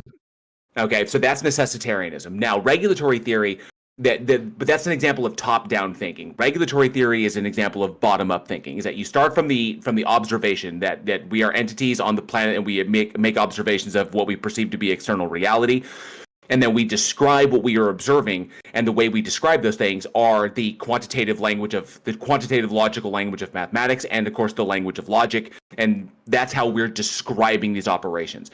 The problem is that necessitarianism leaves out the reality that human beings are describing reality from our specific frame of reference in the universe. We have one frame of reference that we occupy, and that's by which we gaze upon the universe and make observations. So outside of that frame of reference, these things that appear to be universal and inviolable, they begin to break down. All you have to do is change states, or even go up or down in dimensions, mathematical dimensions, and these things begin to fall apart. I mean, just the very notion in in quantum mechanics, superposition in and of itself indicates like literally breaks the law, breaks the classical laws of logic, because the thing can both be in the place that it is and not simultaneously. So, hang on. So in response to it is. Dude, so I'm almost done. Okay. So necessitarianism at its core begs the question. So it's begging the question of the existence of the thing to prescribe the things by which the universe is governed. Whereas regulatory theory doesn't make that assumption. It describes these things, or basically says that these things like logic and mathematics and physics, that these things are descriptive of the universe and not necessarily prescriptive, because there's no justification to call them prescriptive until we have evidence of a thing that prescribes them. So one of them is begging the question at its core, which is what necessitarianism does. Regulatory theory does not, because it's the most parsimonious, therefore the most rational. So you've got your own faith then, Warren, right? It's not faith. No, it's not faith. It's clearly faith. It's not faith. It's not. Maths can describe reality or not. Maths can describe reality or not. I'd really prefer you not. Let Andy speak, bro. I'd really prefer you not put words. I'd really prefer you not put words in my mouth. It's not faith. If you'd like me to explain why it's not faith, I can do that. Can you do it without spurging? You sound fucking mental. Have you been? I'm not. He doesn't sound mental. I'm not spurging. You're not letting Andy engaging in meta instead of responding. Interesting. No, right? I would like Andy to not put words in my mouth. If you think that what I am holding to is a faith position, I can explain why it is not. But don't assert that I'm doing something that I'm not. Yeah, go ahead. No one knows what you're saying. You've been you're so far past the post, bro. You can. I think I'm tracking what J. Warren is saying. I think most people are tracking what they're saying. Yeah, same. Yeah. Really? Little fluff, very little fluff. I mean, Vic, it's just cognitive dissonance. Now, one at a time, guys. Total nonsense, Warren. Now, would you please describe why it's not faith? Okay, so faith position, there's a number of ways that we can approach this. We can go from the etymological understanding of the words and where they derive from and what they initially meant in human cultures, or we could go by kind of like the modern interpretation of what these things are without having to rely upon the theology or the etymology, so we don't fall into an etymological fallacy. The idea why don't you just tell us why it's not faith, bro? I was about to. You got it? You sure you were? He's equipping you. Come on, man. He's equipped. Go ahead. Sorry. Okay, so I was just giving some context in this respect because we can go either way. Okay, some people don't like one or the other, but nonetheless, faith in of itself, in its most basic understanding, going from the kind of history of the word, refers to those things that you believe that are believed in because they are either desired to be true, they're wanted to be true, they're hoped to be true, they're wished to be true, but they cannot be confirmed to be true about reality. So the things that you want or things that you desire or hope, but you don't know if they are in fact true. Wait, this guy's rapping. Whereas confidence, confidence is ridiculous. Can I finish the statement? Dude, this is just word salad in like a dangled some sort of can you cryptic. just let it finish? I'll give you beat, bro. Well, I mean, they're gonna interrupt because they know they're gonna interrupt because they know they're cooked on this. Because you're not saying anything, man. He's saying a lot of things. I'm cooked, bro. He's saying a lot. No, he's not telling us why this is not faith. Okay, I'm trying to get there. Okay, hang on a second. You're not trying to get there. You're trying to filibuster. No, he's equipping you with knowledge. Rob, this is not a subject. All right, I'm listening. Rob, this is not a subject that you can sum up in 2 sentences. There is a lot of context that goes into these things. Okay? Faith. So I'm trying to make it as simple as possible to understand what faith is as opposed to what confidence is. And to understand that we're not talking about absolute statements about reality, we're talking about probabilistically true statements by virtue of predictive modeling. So in that respect, if you understand what faith is and you understand what knowledge is, all right, it's not faith, it's confidence in the predictability, in the recursive predictability of the statement. It's not saying that it's absolutely true, because I don't hold that we have access to absolute truth. And even if we did, we have no mechanism to determine that we did. So Right, I so hold we these things can't are statement then. So I hold that given the evidence, these things are probabilistically true. Those that could change given more evidence. But it's not a faith position because I'm not believing it because I want it to be true or hope it to be true or desire it to true. That's troll right now. Yeah, This guy. yeah, I You understand what you're saying. You got I a thing. appreciate where you're coming Oh, flat Earth cognitive dissonance. I love your. I don't know. I love think your I approach. agree with him, 100%. Yeah, I do too. Like, how can you not? Dude, well done. I mean, do you have a rebuttal to what he said instead of just saying, "Nuh-uh"? I had a rebuttal. He can't Don't make a say true nuh-uh, statement. bro. He literally Don't just say admitted that he's nuh-uh. only got degrees of certainty. He has not. He can't even make a true statement. No. Well, the only thing is, people with hang on a So second. he's honest, No. and that's a problem. No, PA. No. Hang on a second. Why should I listen to him, Tim? Why should I listen to him? Okay, so Why the should I problem listen is to that you? you said that we can't make true statements. Now, obviously, you're not familiar. I mean, I don't know if you hold the continental philosophy or analytical philosophy. I hold the analytical philosophy. I don't hold the continental. There's just too much woo in it for me. But in that respect, the truth, for a thing to be true, does not require it to be absolute. Truth does not have to be absolute to be considered true. Knowledge does not have to be absolute to be considered knowledge. That is silly. What is to say, like, the difference between truth and accuracy? Okay, so the way we would determine the likelihood of any given proposition being true is through independent testing and predictive modeling. If we make a statement about reality and then we go to test that statement, independently confirming that a prediction that we make with it yields new information, a novel testable prediction, then we have at minimum confirmed that the statement that we are operating with is true. Because if the statement was not true, then the independent prediction model wouldn't come true, because the interpretation of the evidence that led to that would be incorrect. So that's how we work with that. That's the methodology. Is truth proximate to accuracy, or is accuracy, I should say, is proximate to truth? I would say accuracy is lends itself towards truth, that which accurately represents reality. You could say, like kind of correspondence theory. If you go to correspondence theory or coherence theory, I'm kind of a combination coherence, correspondence, and pragmatist. Yeah. So in that, we were having an argument about that last night about like the nature of like truth versus accuracy, and I think you've I appreciate that. It's just no problem. Yeah, it's just pretty much most people. Like the vast majority of people out there who don't dive into this shit as much as like a lot of people like us online do, is that a lot of them are pretty much they don't realize that they're correspondence. They hold the correspondence theory. Most everybody does. Is that which is true is that which corresponds with perceived reality. That's pretty much what it is. Once you start diving into it a little bit more, I'm a little bit of a I pillar my correspondence upon coherence and pragmatism. That keeps me intellectually honest, and it keeps me asking questions so that I don't land myself into a position that becomes untenable. Right. Yeah, because you don't want to be untenable amongst your peers, right? I have to make allowances for I have to make allowances for the fact that I don't know everything. So I can't, and I don't believe that we have access to what we would refer to as being absolute truth or objective reality. Okay. Because even if we did have access to it, even if we did, there's no mechanism. We currently don't have a mechanism to even determine if we do. All we have is our subjective internal experience that we reference. Yeah, for sure. Yeah, but you outsource it at some point, right? I outsource? You outsource your determination. Well, I look at all the I look at the data and I work from there.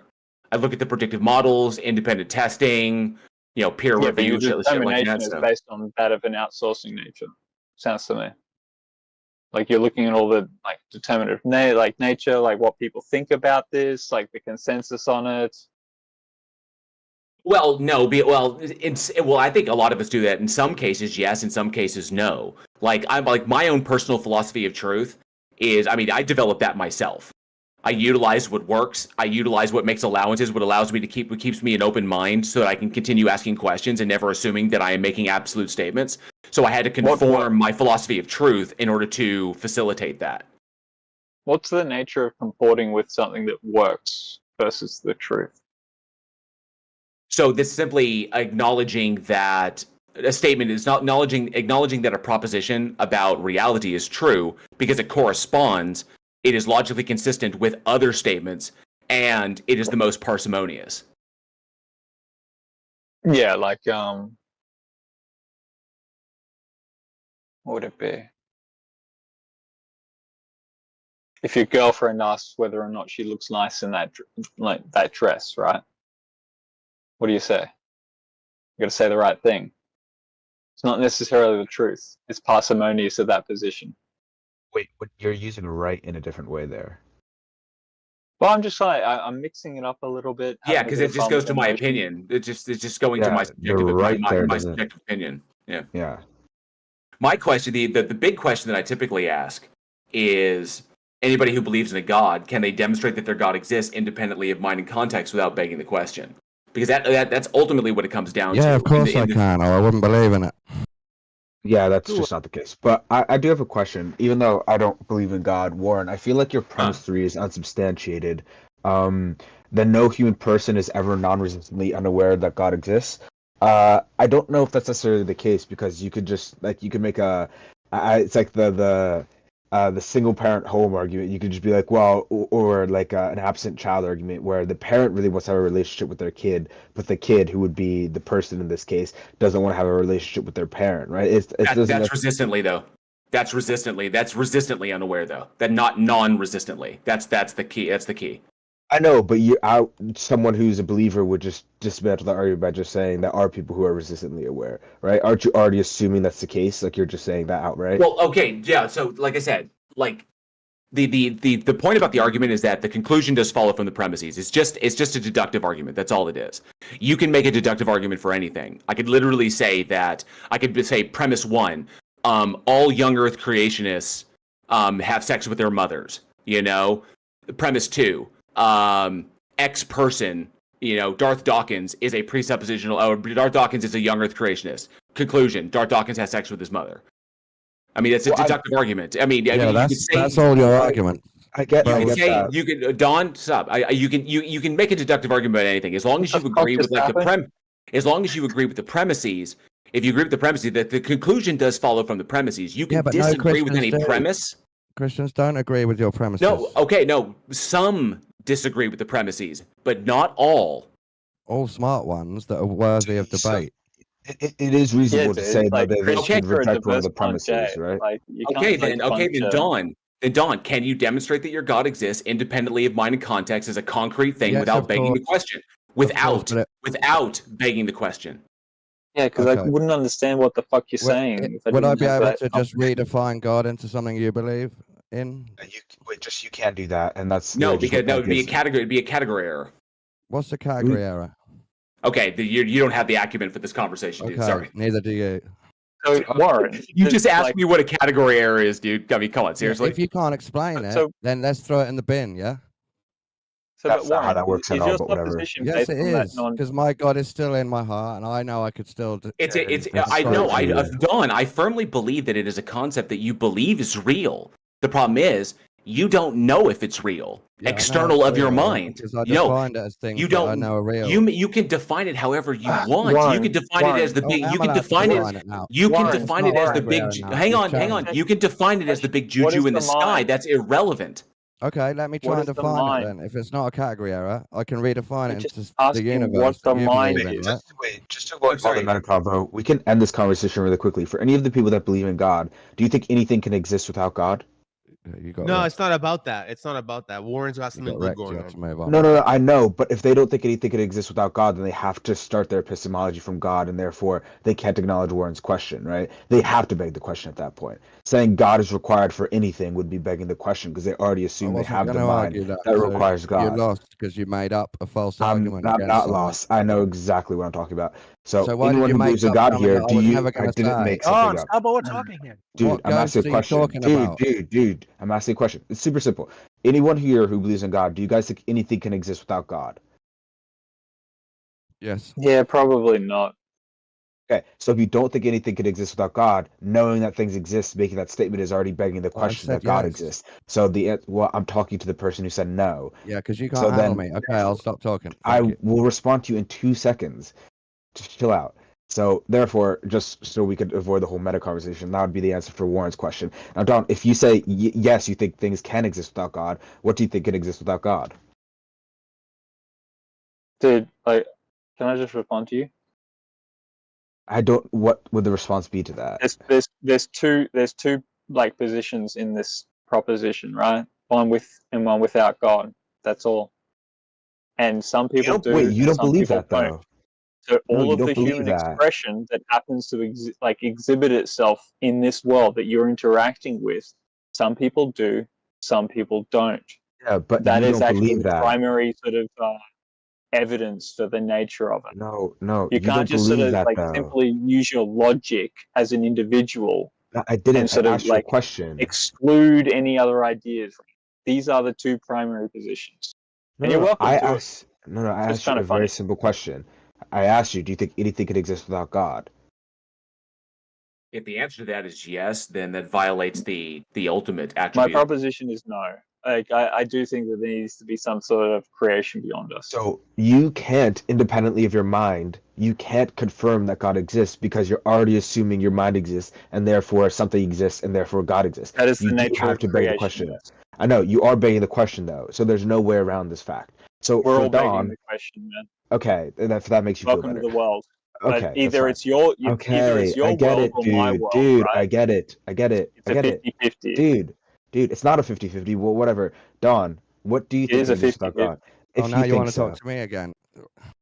Well, Risky is just Admit trying you to lost the pry first about round. precepts. Admit you lost the first round, and then we can do round two. Sure, if that's what you think a loss is, that's fine. Yeah? Dawn, Are you ready? Dawn, go ahead. Okay, What do you that's think an it exists admission. without God? An admission. Can I redefine God into something you believe in? No, what do you think can exist without God? Just like give Okay, anything. then I'm afraid your inquiry into what my God is flawed in the first place. Okay, then I can just ask you what your God is. Oh, so now you want to know the definition, but you just said I Your couldn't. God? So you You gotta asked get your to story straight. redefine- Both of you don't know if someone can redefine God or not before you're. He asked the definition, not the You're both redefinition. idiots. No, That's great. You John. asked. Well You done, asked John. if you can redefine God into something I believe in. I said no. I didn't say you can't define Yeah, God I'm as you saying that's believe in debate God. over. What do Sorry. you believe in? What is the God you believe in? It's the same things you believe in, but I've called it God to show that it's divine and a mystery. What do I believe in? So that occupies a category that you still have to demonstrate it actually exists. The universe, you agree, exists, right? He's going to go about doing that. You just got to give him the top chance. You're not a Are Christian. you a pantheist? Yeah, I was just about to say too. not. Yeah, he's a pantheist. All your arguments are cares? based on the wrong religion, mate. Sorry. No. If you think God is the universe, that makes you a pantheist. You can How call it about what if you I want, but play I'm more devil's than that. advocate and tell you guys, I'm on your side, by the way, Akna and the other guy, but just to play devil's advocate, how about if I was to say, well, you guys believe in abiogenesis, you atheists, you. What does it say? That has literally nothing to do with what we're talking about. It's Dawn. also a bit of a it's a bit of a deal. I mean, it's just but it's also kind of a tougher like conversation because it's a hypothesis, not a theory, and so on and so forth. Stuttering, FCE. So the issue being is like, well, I mean, God, is it 2015? Holy Is fuck. that them stuttering? Is that what you said? without having to dive into like the whole like abiogenesis conversation. The idea is like it's a hypothesis currently. The hypothesis of abiogenesis is not an established theory. We're working on it currently. Right now, the evidence seems to be pointing in that direction, but there's no conclusion as of yet. Yeah, continue to spark a but lot. you're challenging. Hold on. There's no scientific You consensus. hold on, for bro. You hold on. I was talking. You're challenging religious people, right? So No, as an I asked a atheist now, question. I'm not talking to you, bro. Keep your mic on mute. I'm talking now. Somebody else is talking. So you're challenging somebody on their religious beliefs, right? So I would like to maybe ask you the question. As an atheist, right? Mm-hmm. How would you handle the question of somebody telling you, well, you guys believe in abiogenesis? I would say just blanketly, I would say that's not accurate. That's not an accurate statement. How so? Okay, because really I don't have enough. Wait, super quick. No, wait, bro. We're not talking to you. Go on mute. It's the third time. I know why you don't want to talk to me. We're not talking on you. I was talking to this gentleman. Don't interject, please. You can talk after. You can go next. To put it really simply, I don't have enough information to convince me that abiogenesis, like any particular version of abiogenesis, is the way that life originated on this planet. We simply don't have enough information. I do hold that some form of abiogenesis was possible, and it is likely to be the case, but I don't currently have enough data to say like what version of it, or even if there were other things as concerned. Like you could say that abiogenesis is possible, but panspermia lent a hand into that by delivering certain things to the planet via meteors or whatever stuff. So we simply don't have enough data. All I would say is the evidence appears to be indicating that direction. It could change. It could change in the future. So I don't hold it one way or the other. It's kind of an undetermined thing at this point. He's atheist light, okay? So it's all good. No, he's honest. Hold on. But let's let Ogden go. Hold on. Well, atheism has nothing to do with abiogenesis, so it's two different things. Go ahead. Also, you have to understand that you can be agnostic on positions, but then you can also think that there's something that's more likely than others. Like, I assume most people in here have a car, but I assume none of you guys have the N-word painted on the side of your car. Even though that I'm agnostic on the fact that you guys have a car, I don't know if you guys have cars. I can still, based on other information, make a probabilistic case for why I think you don't have the N-word written on the side of your cars. So that's the same thing for abiogenesis. Hold on. I'm agnostic on abiogenesis. It could be a lot of different things, but I have a lot more evidence to believe that it was some naturally occurring phenomenon than a miracle, which is by definition unknowable. Yeah, okay, cool. Fun story, dude. Like, abiogenesis and atheism are like, they're just parallel. Like, they're for not. you guys, they aren't. They aren't. They aren't. Risky. Okay, no. Define so abiogenesis. Ricksky. Define abiogenesis. Okay. Just to make sure, real quick, before you dive into that, Ricks, there is no scientific or philosophical position that is logically entailed to be held by being an atheist. And atheism itself addresses one concept, one thing. Does the individual believe in a god or the existence of a god or gods? And if the answer is no, that person is by definition an atheist. That does not entail that they hold to physicalism, materialism, naturalism, or whatever. Okay, you can have atheists that are moral realists. You can have atheists that are moral nihilists. You can have atheists that are moral relativists. You can have atheists that are supernaturalists. Okay, having one position doesn't logically entail like a pantheon of atheists at that point, right? So they don't believe in the existence of a god or gods. That's what it is. So being an atheist does not logically entail holding to any other philosophical or scientific position. You believe in my God, but you don't dare to understand it. Don, are you a pantheist? That's a silly word for what I am, because I understand it more than that. Okay, so you're not a Christian? No, I'm not a Christian. Right, so if you're a pantheist, then sure, I believe in what you call God, aka the universe. Okay, brilliant. So you're a theist now, yeah? I mean, sure, by your definition of God, but that's not how most people define God. And Warren, what about you? But that technically, that's like saying, hang on. No, technically, that wouldn't be theism, unless Why you're not? saying that because it would be right. 2 is correct. It would be deism because if you're calling it theism, that means that the universe is interacting directly with intention in human lives. Yeah. Well, do you not think that? There's no intention is a really weird word to use there. I don't know how you would say the. We've got two deists there. Thank you for playing. So I'm not. Whoa! I'm not a deist either. Universe is indifferent, is it? You literally are. You just agreed to it and redefined it for yourself. No. You redefined it. You can have your own words and how you want to use them. But what you essentially just did is like, I define a unicorn as an okapi. You believe in okapis. You believe in unicorns, right? I mean, this just isn't how like people use the words. Like, it's fine, you can do it that way, but just in normal conversation, I would never present myself as a deist, and most people wouldn't acknowledge me as a deist because I'm So not a you- deist. would But you if you want to agree use your your own, if you want to argument- use your own, if you want to use your own definitions for things, so you can label people as deists to do like a trigger thing. I mean, I guess that's fine. Yeah, exactly. Would you agree then that your arguments only work against Christianity, not really against any other gods? Depends upon What do the you mean? god we're Depends what the talking about. gods are. You have to define the Exactly. gods. That's what I'm saying. Well, no, it depends upon the god we're talking about. against It depends upon the entity we're talking about. If the entity is definitionally unfalsifiable, meaning that we can't determine if it does or does not exist, we can't determine the truth of it, then obviously you can't really argue against it because there's no way to determine. Like classical deism is unfalsifiable. It could be true. It's logically possible that it's true. It's also logically possible that it's false. We can't determine either way. But if the god is like the Christian Abrahamic God, the Abrahamic Christian God, that God cannot exist because it is defined in a logically contradictory way. So we know that one doesn't exist. But there are thousands and thousands of gods. There are thousands of gods. So a quick question. Quick question, bro. Do you think, I don't know. The aspect is right. Essentially, there is a portion of the human psychology which seems to sort of anoint itself towards the religious, right?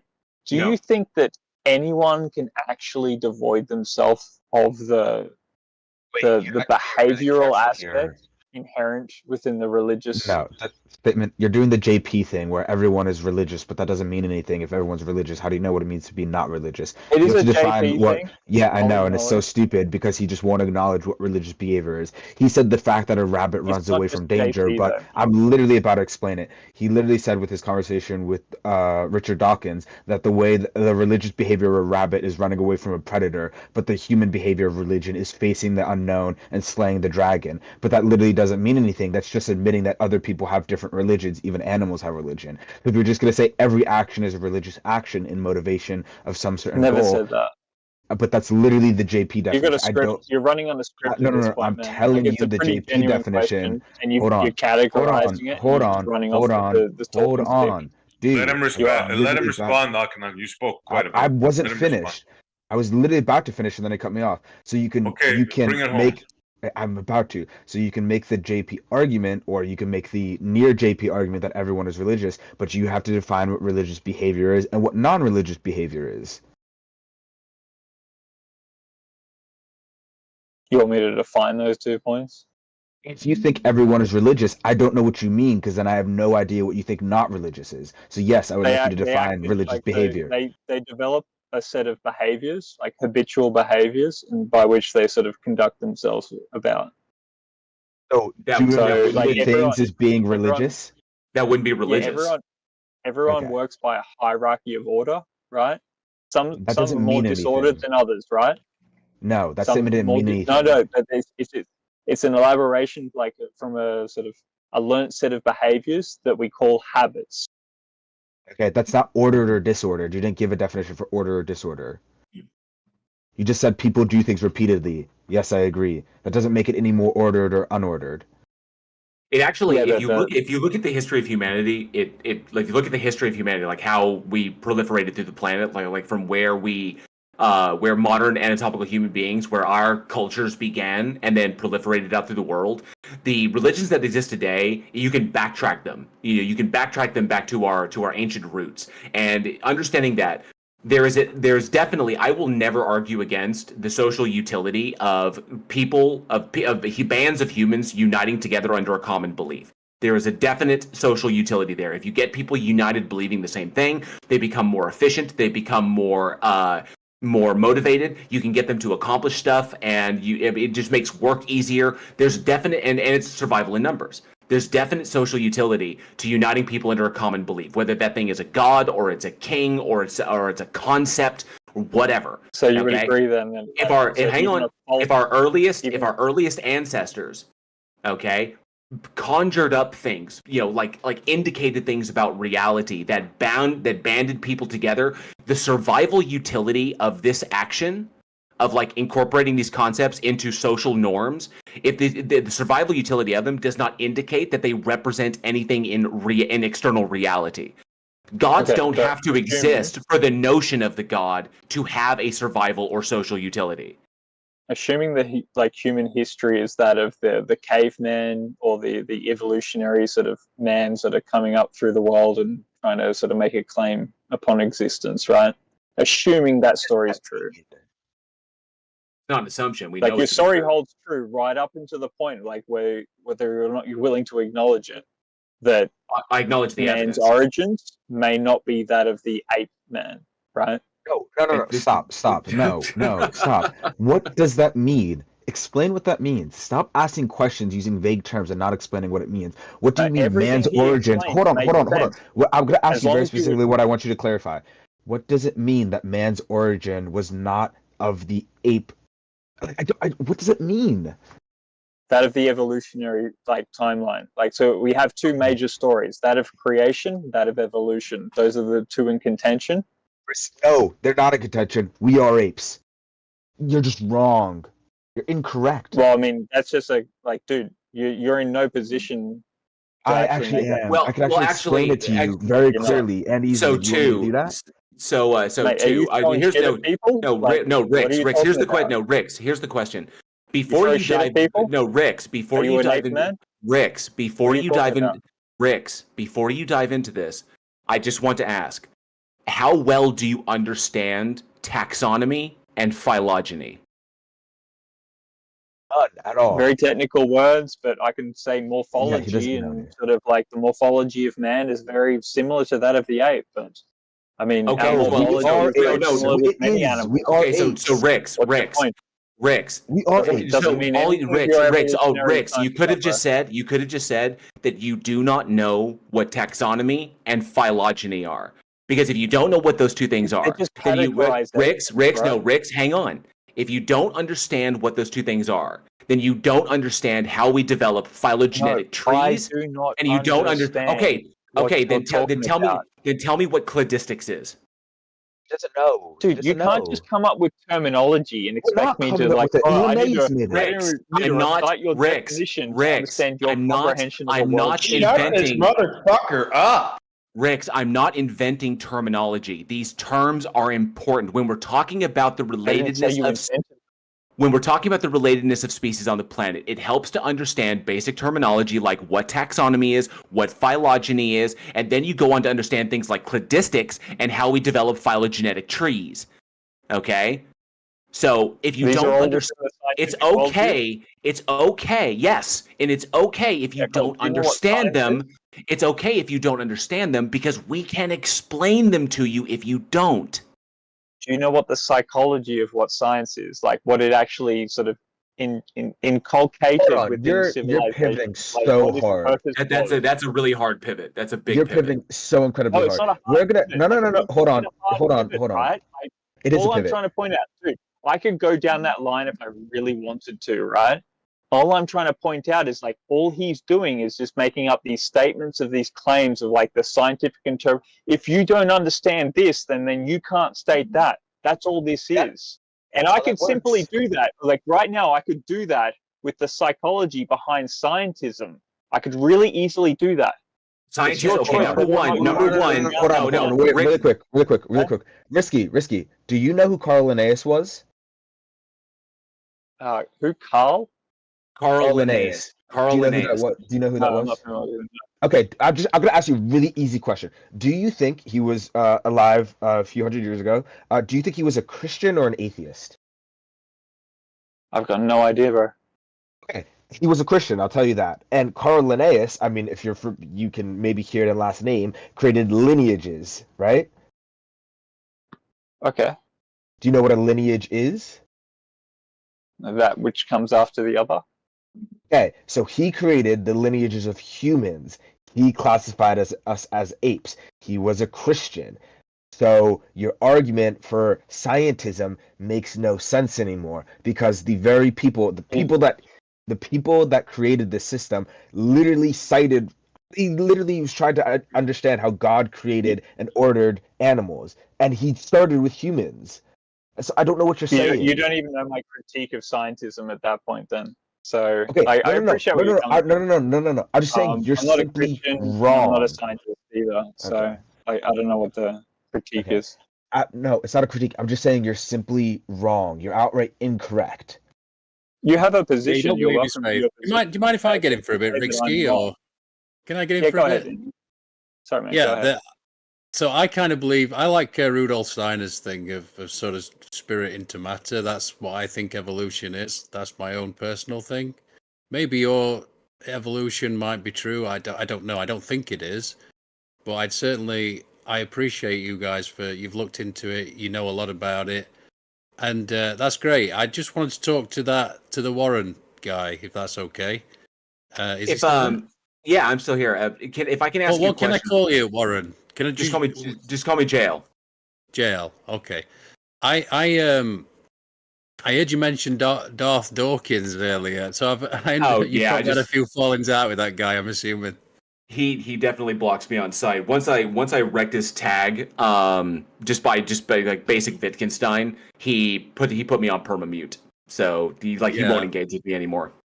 The first time I went over there and I engaged, I actually got on with him for about 5 minutes, and then we were doing really well, and then he's like, "Wait, are you a flat earther?" And I went, "Well, I've never been." And by the way, I've never called myself a flat earther. I said I've never been far enough away from the Earth to actually confirm that it's a globe, but I think it's a globe. And he muted me, and that was it. I was gone. So that's fine. No, that's totally fine, though. I mean, I was like, but as soon as you mentioned his name, I thought this guy's he's clearly gone to loggerheads with this guy a lot. So I'd like to listen in on that conversation, if I'm honest.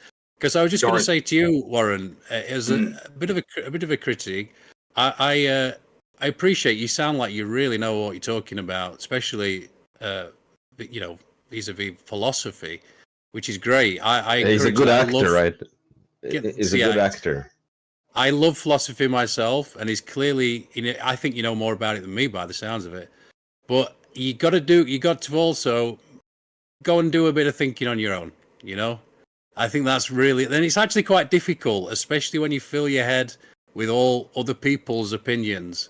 It's actually quite tricky. And ideas, yeah. It's quite tricky to then go and think on your own. That's why I do stuff. I try to do my own work, expounding upon the stuff that I've learned, both in school and and beyond. And so, I have my own formulation of the logical problem of evil. I don't think that Carneades. I don't think that Carneades and Epicurus and Hume. I don't think they took it as far as they could have. And so I have my own version of it that runs down that path. And so I try to do my own work and kind of contribute. I'm not published. I don't seek to be published. I just have these conversations. I run my YouTube channel, but that's pretty much all I do is I just work on this because I do other stuff, and it's fun for me. But it's also important. I think it's important because these things are so prevalent in daily life and they affect so many people's lives by virtue of the actions that they inspire. And so I think it's important conversations to have, but I don't think of myself as some philosophical giant. But I do have a question for you. I do have a question for you, Andy. Just a real quick one. What definition of evolution are you operating with? What do you think evolution? What do you think evolution is? Well, from your paradigm or from? I mean, it's changed over time, isn't it? From yours. No, I don't really. It's not what it is. It's not what it is. Oh. So the reason I'm asking, I'm not trying to corner you or trap you or anything. Is what I find is that a lot of people, I haven't really looked into it too much. So yeah, what I find is a lot of people that will say evolution is not true or I don't believe in evolution. They lack a kind of understanding as to what evolution is, and they take there are people like Kent Hovind and other individuals, like creationist individuals, who misrepresent what the field is, and then they kind of spread that shit, and it puts people in really bad positions. Evolution is what we call evolution. The phenomenon that we are observing is that populations over time, entire populations of organisms, will change because successive generations are not identical to the previous generation. Okay, so and that the ones that survive to pass on their genes, the ones that survived are positively selected for, and the ones that die are negatively selected against. So evolution, it's evolution through natural selection. If you look at Mendelian and Darwinian, kind of the theory of modern synthesis, evolution via modern synthesis, And so what it is that we're looking at the repetition of gene alleles over successive generations. That's what we're looking at. That is what evolution is that certain gene alleles. Yeah, but where did life come from, bro? Yeah, and evolution is talking about entire populations. Not talking about one single organism. We're talking about entire populations. You evolved from rocks. Let him finish. Wait, Let him finish. Jeez. So that's typically what it is. So like people, like a lot of creationists will try to boil it down to something silly. Like Matt Powell will do stuff like, well, you owe your life to a rock, which was a complete misunderstanding. I actually debunked that. It was a complete misunderstanding of the article that he was citing. And so they'll do that. They'll like misrepresent, cherry pick, and do all the stuff to try and make these things sound ridiculous by ensuring that their audiences don't get all the necessary information.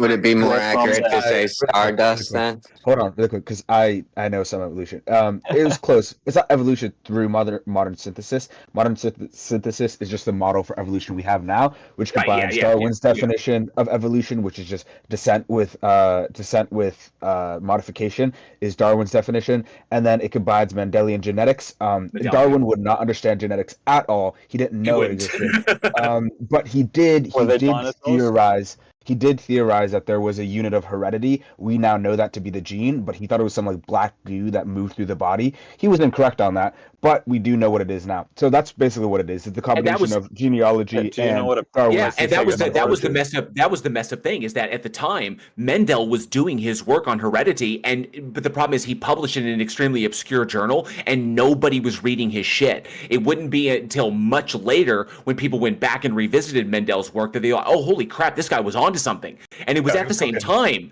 but nobody paid attention to him. Everybody was focused on Darwin. Amazing story. Yeah.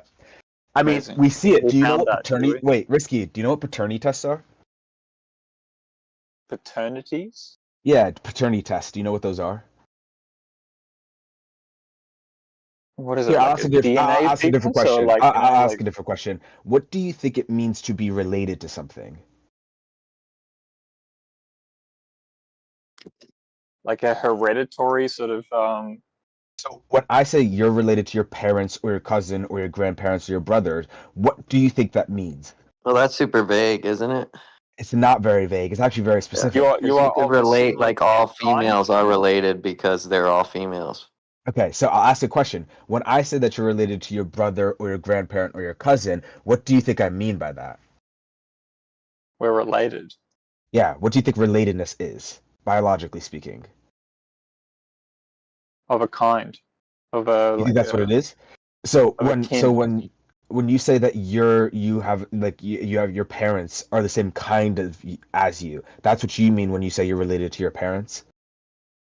No, that's not what I say, but I'm just trying to it's not the terminology I would use generally in but that's what you mean, talk. though. You mean like they're from your tree, like you're from their tree. So then everything's related then, right? Is it? Well, it is, for starters, it is, but the actual reason is because related means sharing genes. That's what being related to something is. That's actually the only definition of being related in a biological sense. To know that you're related to something means that you share genes with it. Can we agree that's why you're related to your parents and your cousins and your brothers and sisters? Hey, just real quick, whenever you guys are done with this same conversation we've heard 15 times, JL, we have another pre-supper here if you want to go through that. Yeah, I want to go through just to see if we can get a common understanding of basic biology. Do we agree that's what being related is? Genes? Yeah, so you share genes with your parents and your brothers and your sisters and your cousins and your aunts and your uncles. That's why you're related to them. You share characteristics. What's your not take? characteristics. All human beings, though, Tuaka? Not characteristics. Are all human beings 99.9% identical in their genetic makeup? Hold on. So it's not characteristics. It's very specifically we share genes, right? That's what a paternity test does. Yeah. Do you think that all paternity tests are accurate? not at all the conversation we're having. I'm going to ask you another question. Let's see if you answer this. So one. you're saying that what is the paternity only? tests What are is the inherently only? Hold on, accurate? hold on. That's not what So I said at therefore, all. you know what Hold genes on, are. hold on. That's not what I said at all. Sharing genes Yeah, means yeah, that it you're is. related. Totally That's did. no, it's not. All I said was sharing genes means you're related. I'll ask you another question. What's the only way to Because not you be think related you to? can detect Hold on, what hold genes on, are. hold on, hold on. Careful. Because you What's watch the Jerry Springer a lot. Stop with the hold on, bro. Stop. Take it easy. He Just keeps let interrupting him me. spit it out. Tuatna, be Yeah. quick, okay? Yeah, I'm gonna be quick. What is the only way to not be related to something? To be of a mineral of that of an animal. I don't know. Like, what are you talking about? Not be Logically, what's the related. only way to not be related to something? To not be related is to not no, I'd to say not, that for you, something to like, know. you share Rixky. To not be related means to not share any similarity in genes. I share that's it. relation in genes That's with it. you guys. No, So exactly. Are we Exactly. related? Yeah, we're related. We are. We're related. Yes, we are related. We're Yes. Hey, related. bro, what's going on, bro? We are Yeah, we're genetically cousins. related. Well, Yes. we're really not technically cousins because it depends on what degree, but we would be really man. distant family members. What's up, bro? Yeah. You So part of you the understand clan? now that we share genes with all things, which means we're related to all things. Okay, Right? cool. So that's common What does ancestry. that imply? That's common ancestry. We share a common ancestor. That is the basis for evolution. Descent from a common ancestor Okay. with Dude, I just want modification. to let you know. I want to Mhm. let you know, like, whenever I've done, like, and created something, it's always, like, when I've gone on to create something else afterwards, it's always informed it. So, that's the nature of creation. Like, Do you have a that unit which of you heredity create for will your go on to creations? inform, like, that of the creation you have afterwards. Like, just being you a have- designer, like, if you design things after things after things, you'll start realizing, like, you've got a pattern of behavior within your design phases. So, yeah, it's do your just the nature of designs have creation. units of heredity? Well, the Like, commonality, everything's a building block, bro. Everything's the building up everything else. the commonality in social behaviors in humans is obviously we are social animals, so we group together, and for structure, order, safety, security, we develop into hierarchical structures. Those who are the smartest, those who are the strongest, those who are the fastest, those are the best hunters, whatever. Those we are the do most hang on, but we do this exactly. Those who are the best at what they do typically wind up in like leadership roles or however it goes. Hierarchies happen. They occur. Hierarchies occur throughout the animal kingdom. Okay, but like I said before, just because we have a propensity to do these things and to ask questions about stuff, and we find social and survival utility in believing certain concepts are real, does not mean that those concepts are actually real. We can come up with stuff. We can come up with stuff that you could say that if X is true, I mean, X is there and X is true, and X wants us all to behave in a certain way. Everybody believes it. Everybody behaves this way, and we all survive together. Great. That doesn't mean that X, but it doesn't mean X is real. Okay. So But he was doing more the Kent Hovind all computer programs have ones and zeros thing. But he didn't acknowledge a unit of heredity. Do your creations have a unit of heredity? Every civilization in our past has tried to convince us of something, apparently, except for this one. They told us the absolute truth. So and yet you're they just took us to avoiding the the moon. question? They took us to the moon? Really? You reckon they took us to the moon? Okay, so you're Yes, super pivoting. Yes, we Hold know. on, really we know quick that before they we get have. into super We know that conspiracy they world. have. Just before we get into super conspiracy world, just to be clear, you agree that all things share like genes, right? Risky? Yeah, they have a commonality in their construction. Yeah, for sure. So you agree with common ancestry, and you agree with universal common descent. You believe in evolution, descent with modification. It's common building blocks. I mean, you can call it what you want with your genes That's and whatnot. literally the I don't know, unit of do you wear heredity. Levi's or something? Like, what's your game? Levi's don't have a unit of heredity. Let me ask Warren this question. I've asked Akna. I know what he thinks, if I may. Warren, use any terminology you want. I know you're going to probably get triggered with the wording. He's going to do Use any tides. terminology that you want. And sorry, to gaslight it. I shouldn't have even started. Let me restart this. Well, it wasn't gaslighting. It'd be poisoning the well. But go ahead. Yeah, poisoning the well. Yeah, that's right. Let me not poison the well. Let me ask you, do you believe that, forget about abiogenesis, let's not get into that, right? We have the first life form present, right? Okay. Now, do you believe that the first life form started as a single cell? Not in the sense of like what we think of cells today. It would be far more simplistic. Probably primordial, yeah. Would be structurally, it would probably be more akin to something like a virus, where it's basically genetic information in a protein coat that attained energy via chemosynthesis and then replicated and then proliferated through self-replication. Okay, I wouldn't have a cell membrane either, honestly. Yeah, and it likely would be likely. I mean, I kind of the evidence is kind of swinging towards the RNA world hypothesis, which I don't see any problem with. It's logically possible. We know that RNA acts as both a carrier of genetic information and as a catalyst, while DNA cannot act as a catalyst. It's just a carrier. So I kind of like the evidence seems to be swinging towards RNA being like the facilitator. But I'm also kind of siding with the evidence. The more and more evidence is showing that life's prolific diversification was likely, this is not confirmed, but it's hypothesized that life's proliferation was as a result of the interaction of viruses with early life forms. It's possible that viruses. This is ridiculous. Hold on, you're going on and on here now. Now you got the viruses, you got to another life form. I mean, viruses. Can we downshift and go one step at a time, bro? So I'm just saying that it would probably be a very, very simplistic organism, like very, very basic. Okay, so we got a basic organism, right? A basic organism. Now, I asked this to all the so-called people that, they talk about evolution, right? And they're so hell-bent and so sure of it, right? Now, are we talking about evolution? Were we talking about evolution or abiogenesis? Evolution. Yeah, he's doing the Kenhoven kind thing. You'll see. He's going to do the kind thing. Now, you see, that's called poisoning the well as well, right? You're actually about to do it. Keep it going, please. Well, Montreal, just to make sure, if you use the term kind is not a scientific term. See, I told you were going to do that, right? No. I'm just saying. No. I'm just trying to say. No, Montreal. I'm just trying to say. I know how you guys are. I know how you're educated. If you invoke, I know what you're going to say. That's why Montreal. I told you. All right, you guys know each other. Interrupt me, bro. Montreal. Very, I'm very aggravating. Montreal. I'm not trying to interrupt you, but I'm just saying, if you do use the word kind, I won't know what you're talking about. Brother, I'm going to talk in English. I know. That's why I preface this. I know this is going to trigger you. It's not Use any word you want. Yeah, the word after I say it, triggers them because they know what it means. Are you going to interrupt me every time? Sorry, SC Montreal. It was Rob. I'm really sorry to do that to you. I mean, here's the thing. We heard SC go through this exact line with Grayson. We heard him go through with Planet Peterson. JL is a well-known theist debunker. It would be nice to hear him actually talk about that. You know what? You guys can handle this conversation. I'm going to go on mute.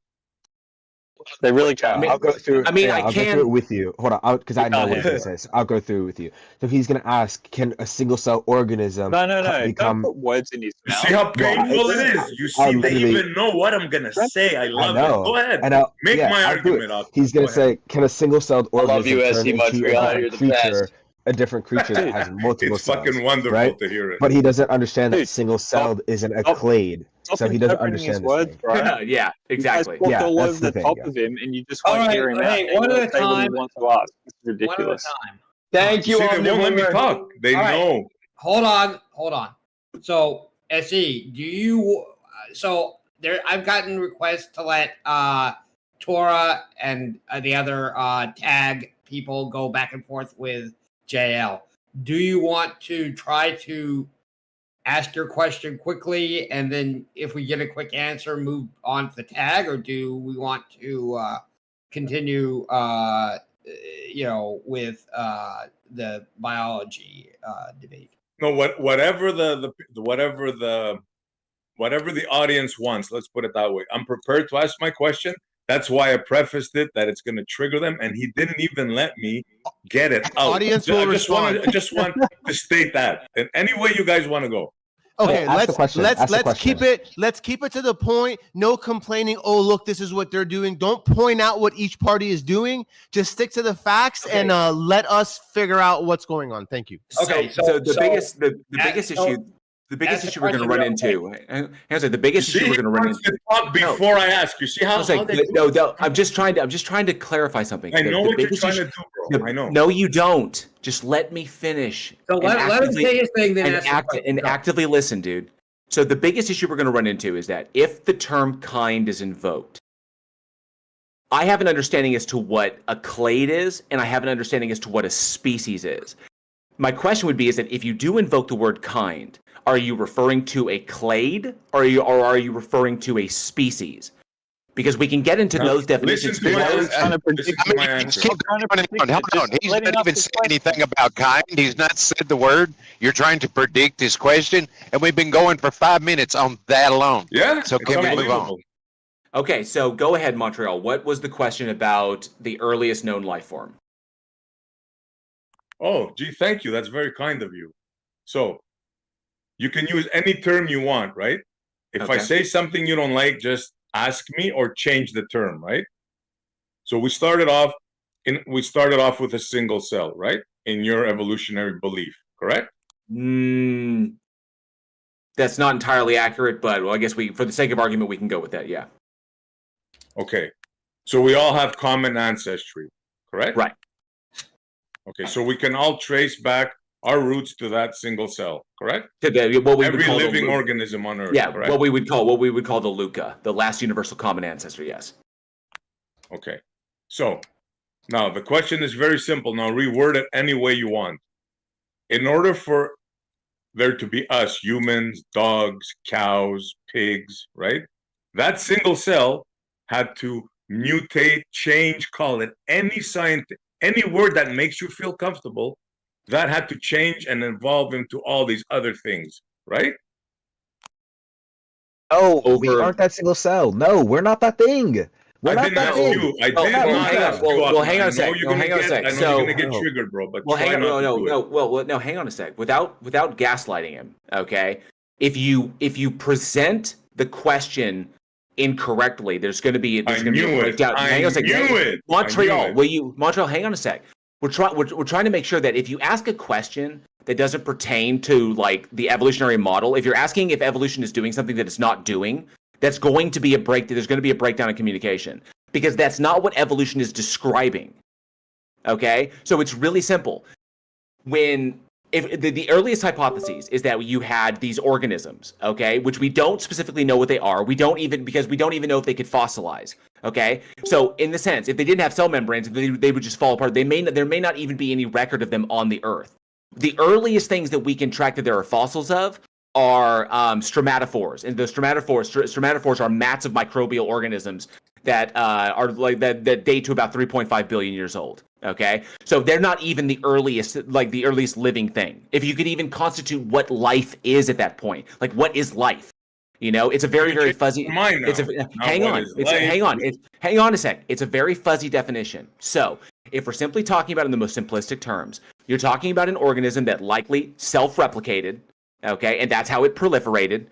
Every time it self-replicates, that genetic hang on. I want to hear the answer to this. Every time it self-replicates, that genetic information is not exactly the same. There are minute changes, okay?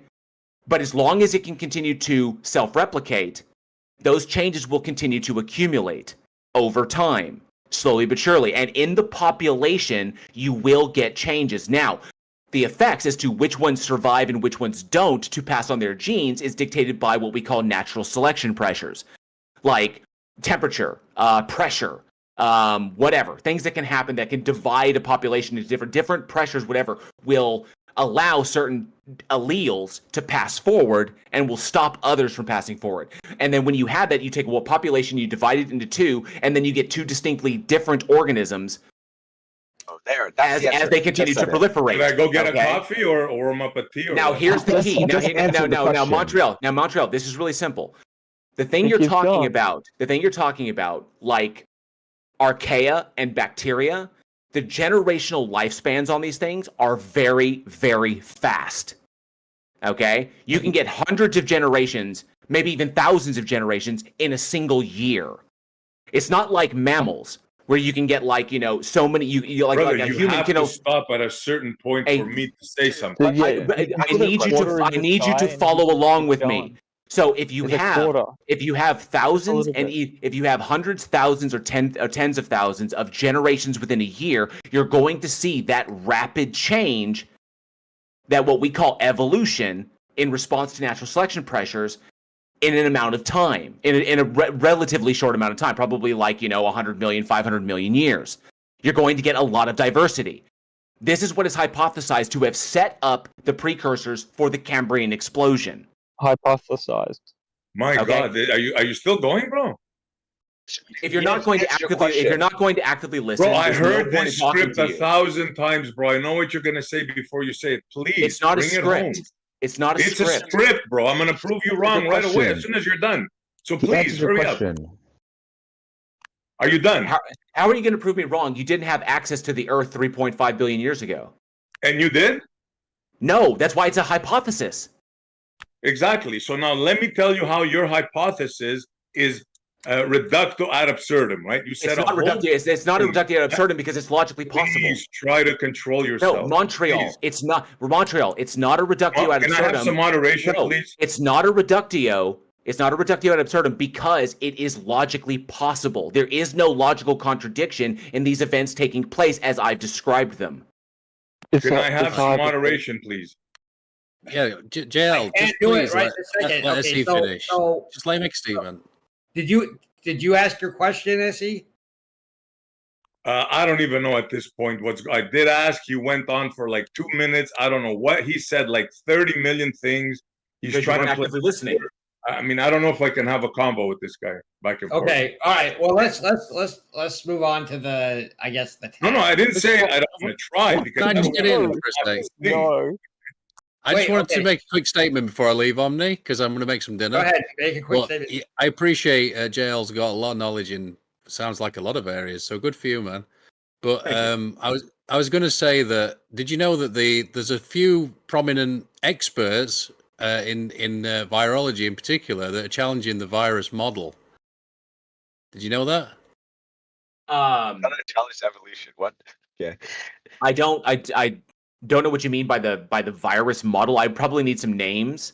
Just the idea of what we think viruses are, basically. Oh, yeah, like whether they classify as living organisms or non-living organisms, or like where they fall in that like kind of special category. I understand that because they have human transmission and then you have like endogenous retroviruses, viruses that actually alter the genome and leave remnants of themselves within the genome. Those are passed on through generations.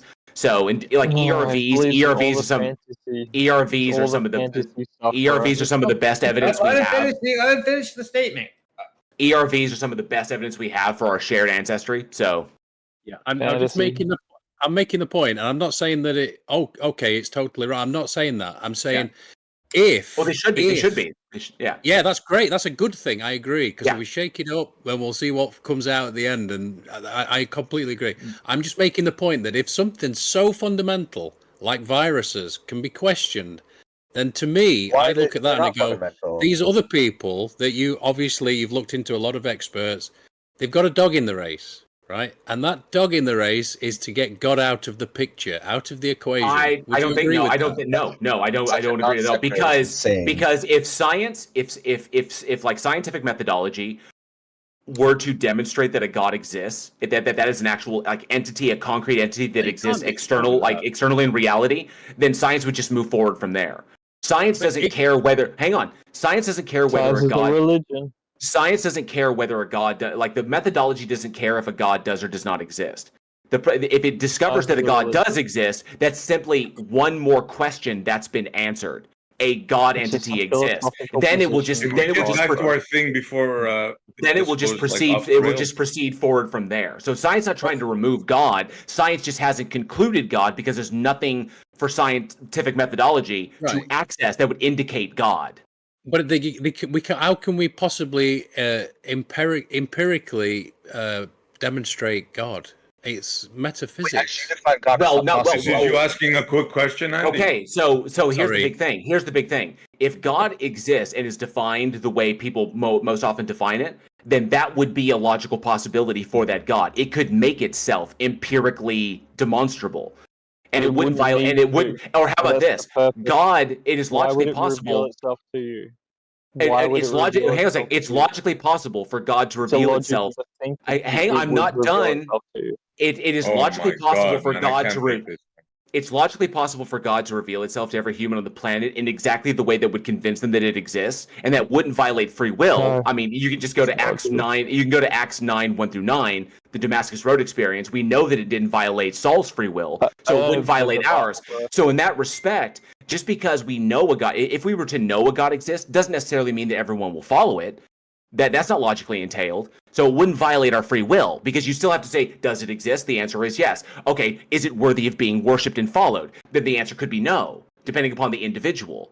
So no, there's nothing stopping the God from doing that. The question is, if it can do that, and ultimately, bro, have you ever talked less than 2 minutes in your life? And ultimately, the outcome is that God wants to have a personal relationship with all human beings. Then why wouldn't God want to do that to facilitate its own desires? JL. So your answer is in depth. However, there's a lot of people who want to get in. I'm asking you to make it more concise and allow for more productive. I'm making it as concise as I possibly can. Well, Yeah, okay. Then do better. Can I just talk to you a minute for one second before I leave? I'd like to do an event, I think, where we put sort of free will. I don't know what we could call it, free will or no, or something like that. Versus determinism. Yeah, determinism. That'd be great. I'd like Warren to be a part of that because he really knows his JL. Sorry, I'd like him to be a part of that because he really knows his stuff. So maybe we could schedule something. Yeah, just message me anytime. That'd be great, and we can be civil about it. We don't have to be shouting at each other and all that stuff. Write him a love letter, Andy. No. You guys got a lot of knowledge. What can I say? Do it a bit.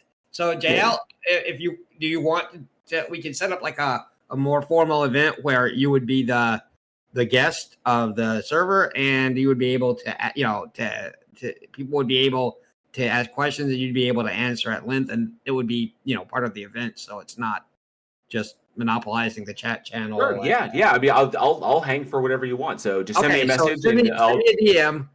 Send me a DM with and with what time you want to do it. We could do it early next week, Tuesday, Thursday, Wednesday, something like that. Whatever works.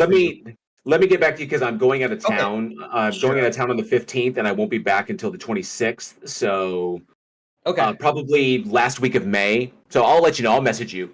Yeah. Just let me know what time works. Yeah. Get Mordwind and all. He's a smart lad as well. Get him in here, and there's a few others I can think of, and we'll make an event out of it. We'll put free will on trial. That'll be fun. It'll be a fun little thing. Yep. Hopefully. Sounds good. Not a bitchy thing. Can we get back to my question now? Yeah, you go. Sorry, SE. Yeah, you go. It's okay. It was only 30 minutes, bro, and a quick question. It's okay, bro, and anytime. It's all good. I'm messing with you. So, Mr. Warren, can you please, for us uneducated folk, in plain English, tell us if that single cell organism had to change into another one? You use any word you want, but please don't go into a spiel and not answer my specific question. Does that single cell organism have to change into something else in order for that diversity that we see on Earth happen? Was that simple? Was that a simple question? Okay, so yeah, to answer it as simply as possible, given what evolution is, the answer is no. But it requires more explanation. The answer is no. Okay, can you please expand on that? How is that possible? That's where the reductio ad absurdum comes in. Because I'm answering it. Okay, because every subsequent generation is not identical to the prior generation in a population. How could that be? Before you go on for half an hour, please let me stop you there. When someone has a kid, the kid is their parent. It's very simple. It's not that hard. That's I didn't ask you. It's not hard. Can I have 2 minutes with Warren? Let him finish his. Let him Let him That finish. wasn't. I wasn't talking. Okay. Oh, whoever that was then. No, that was Akna, as usual. He feels the need, every time I ask him a question, he feels the need to answer for some reason. So, Akna, please. Would the SC as a mod allowed to be a mod and inquire about his question? Like, seriously, guys, come on. Go ahead. I asked for a mod. I'm asking for I am when I moderating. speak, Yes, I'm not a mod. sorry. I thought it was JL. It was to Akna. Okay, got it. Yeah, for the record, when I talk, I'm not a mod. Okay, so I could be modded just like anybody else. Go ahead. So can you please answer my question in plain terms? Don't change it. Don't add anything to it. Don't tell me how that one thing after millions of years will change, because it's always going to remain the same thing, right? No. A cat will always be a cat? No. In other words, in plain English? Yes? No. So a cat can turn into something else? No. Like a dog? No. An further down the chain? organism can morphologically and phylogenetically evolve into something that looks different but is still related to its common ancestor. See, that was a double speak. So a cat will always be a cat, It wasn't double right? speak. No, it will not always be a cat. Like, okay. What will a cat Let me ask you turn this. So Montreal. No, don't ask me. No. This is really. I'm going to ask you a basic question. Are hyenas dogs? I don't care. Will a cat always be a cat? Montreal. No, it won't. Not always. Okay, so what will a cat Montreal? turn into? So Montreal. Are hyenas? This is where Montreal. they break down right here. I'm not breaking down. I'm asking a clarification. Do you think that hyenas are of the dog kind? It is irrelevant. It's not irrelevant because this goes. It's not irrelevant. Okay, I'll answer you. It's unknown. Montreal. It's really Montreal. unknown This goes. No, it's not unknown because we've mapped their genomes. Okay. Do you think? Okay, who cares what hyena is? Okay, Montreal. Because this goes to what you're asking. If you just answer the question, I will get to where I'm going. It's a really simple question. Do you think, looking at a hyena, that it is of the dog kind? No. So what kind is it of? Please don't. You see, he's trying to veer off. Can I have some moderation? I'm not trying to veer off because genomically. I don't care about hyenas, bro. Because Montreal. The question was Montreal. Montreal. Okay, so I'm gonna mod JL. I know. I'm. Look, I understand the frustration, but I do think that the question that he's asking is. I understand why he's asking for moderation. Yes. I get that. I'm trying to answer it. Okay, but not really. No, hang on. No. Omni. I am trying to answer it, but it requires it requires him to answer a question so that I can get another there. way. You have to try another way. Let me explain what's going on here. So you guys are going to be talking past each other, and there may be a way to prevent that from happening. All right. What I think is going on here is when someone says a cat will always give birth to a cat. All right. Now, eventually, over millions of years, the something else happens. All right. Something else, we have I don't know, some new organism that we identify differently. So how is if we can say a cat will always give birth to a cat, and this cat was millions of years ago, and now we have things that we don't think of as cats coming out of that, how does that happen? How does something change from what we identify as an X to something we identify as a Y? I can explain. He's going to tell you the script now. Yeah. It's not alleles and over generations. Yeah, it's going to make no sense. Okay. So yes. So yeah, we know it takes years, and we know there's a tiny build, a buildup of tiny changes. So that is clear. But what is it? So somehow that catness persists through. It doesn't. Well, okay. It doesn't. You're looking at what exists now and assuming that it existed like that. Previously back into the past. Not really. I'm trying to pick a very old organism, but I can't think of one. So the precursor to the whale was a land organism, right? Something like that. Yes. Okay. So let's call that thing a boojum. Okay. So this thing was if we saw it, we would call it a boojum. Now, today we have whales, Mm-hmm. and they don't walk around on land. Right. Right. So, are they still boojums? They are related to boojums. Okay. So, what happens when a boojum becomes a whale? How does that? I could describe this with a very, very basic analogy. Okay. With a very simple analogy. Okay. So the first thing, actually, let me just do this.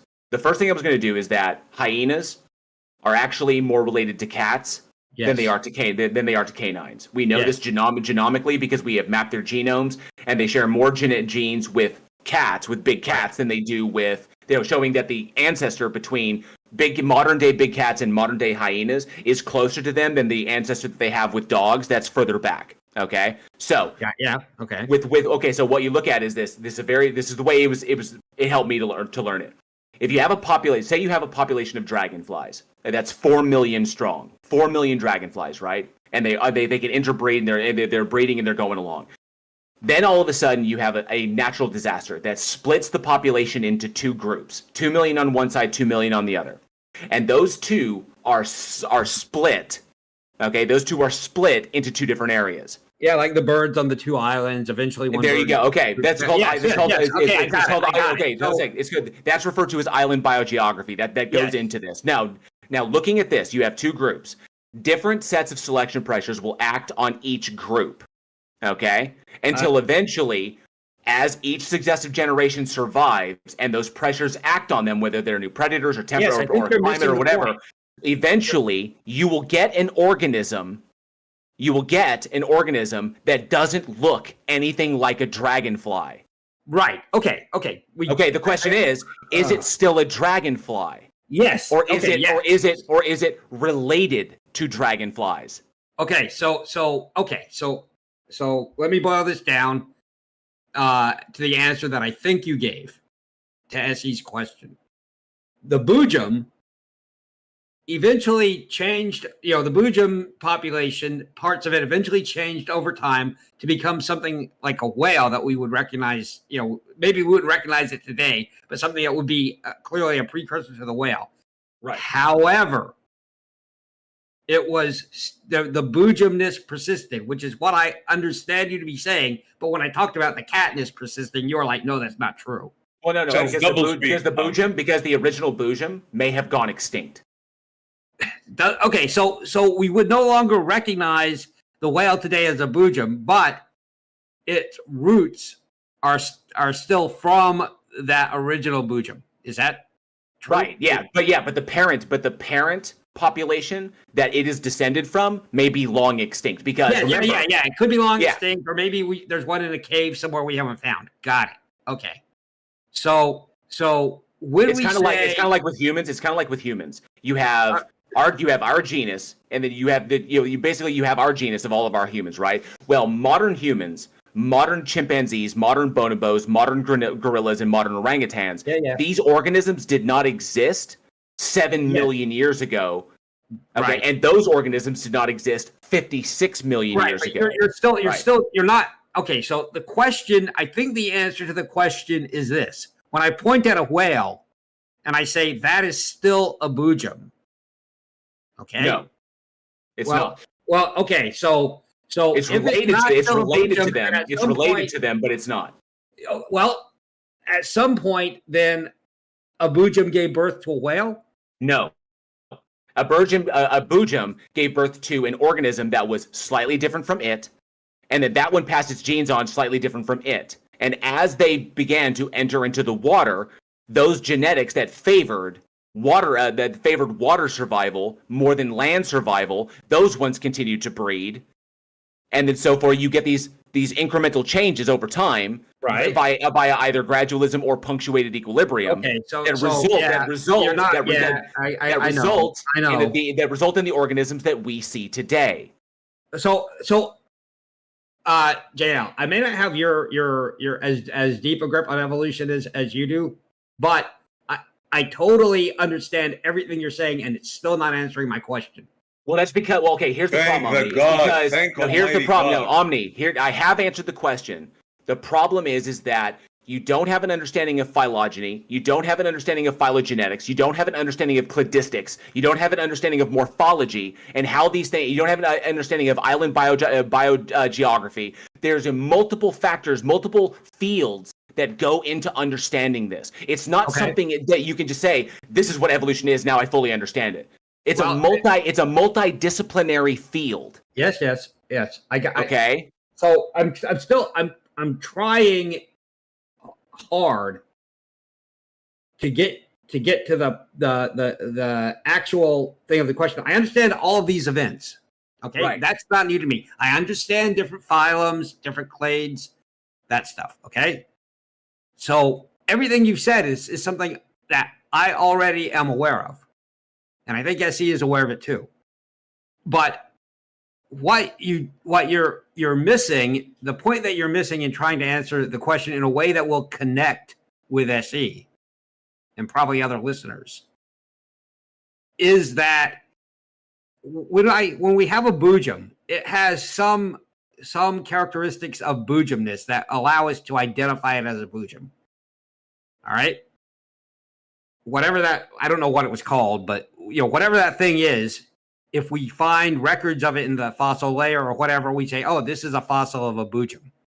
Yeah, that's its morphology. That it has the morphology of the species that we call this. Right. Okay, so we have the shape and appearance of a boojum, right? Which does not persist today in whales. We don't have whales look nothing like that boojum. Okay. No, some aspects will be the same. So what aspects would be the same? It could be the way it could be the way their vertebra are articulated together. It could be the way. That's a great one. Okay. We don't need to go to more than one. We don't need. Well, here's a really good one. I mean, if you're talking about tetrapods, which is essentially what we're talking about, it's literally just the way their bones are formed in their limbs. Okay, got it. Okay, so when we look at a whale today, we say it has some of the same bone characteristics of a boojum. Right? As the exact same. The exact same. Okay. Yeah. Whales have phalanges. They just have phalanges that are wrapped in. They're just fins. Okay. Whales have fins. Whales have fins.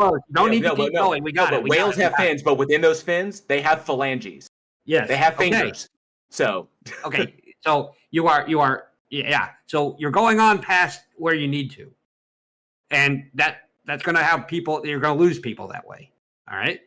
So we have this boojum. It has a bone structure, and we can point to the whale and say it has that same bone characteristic.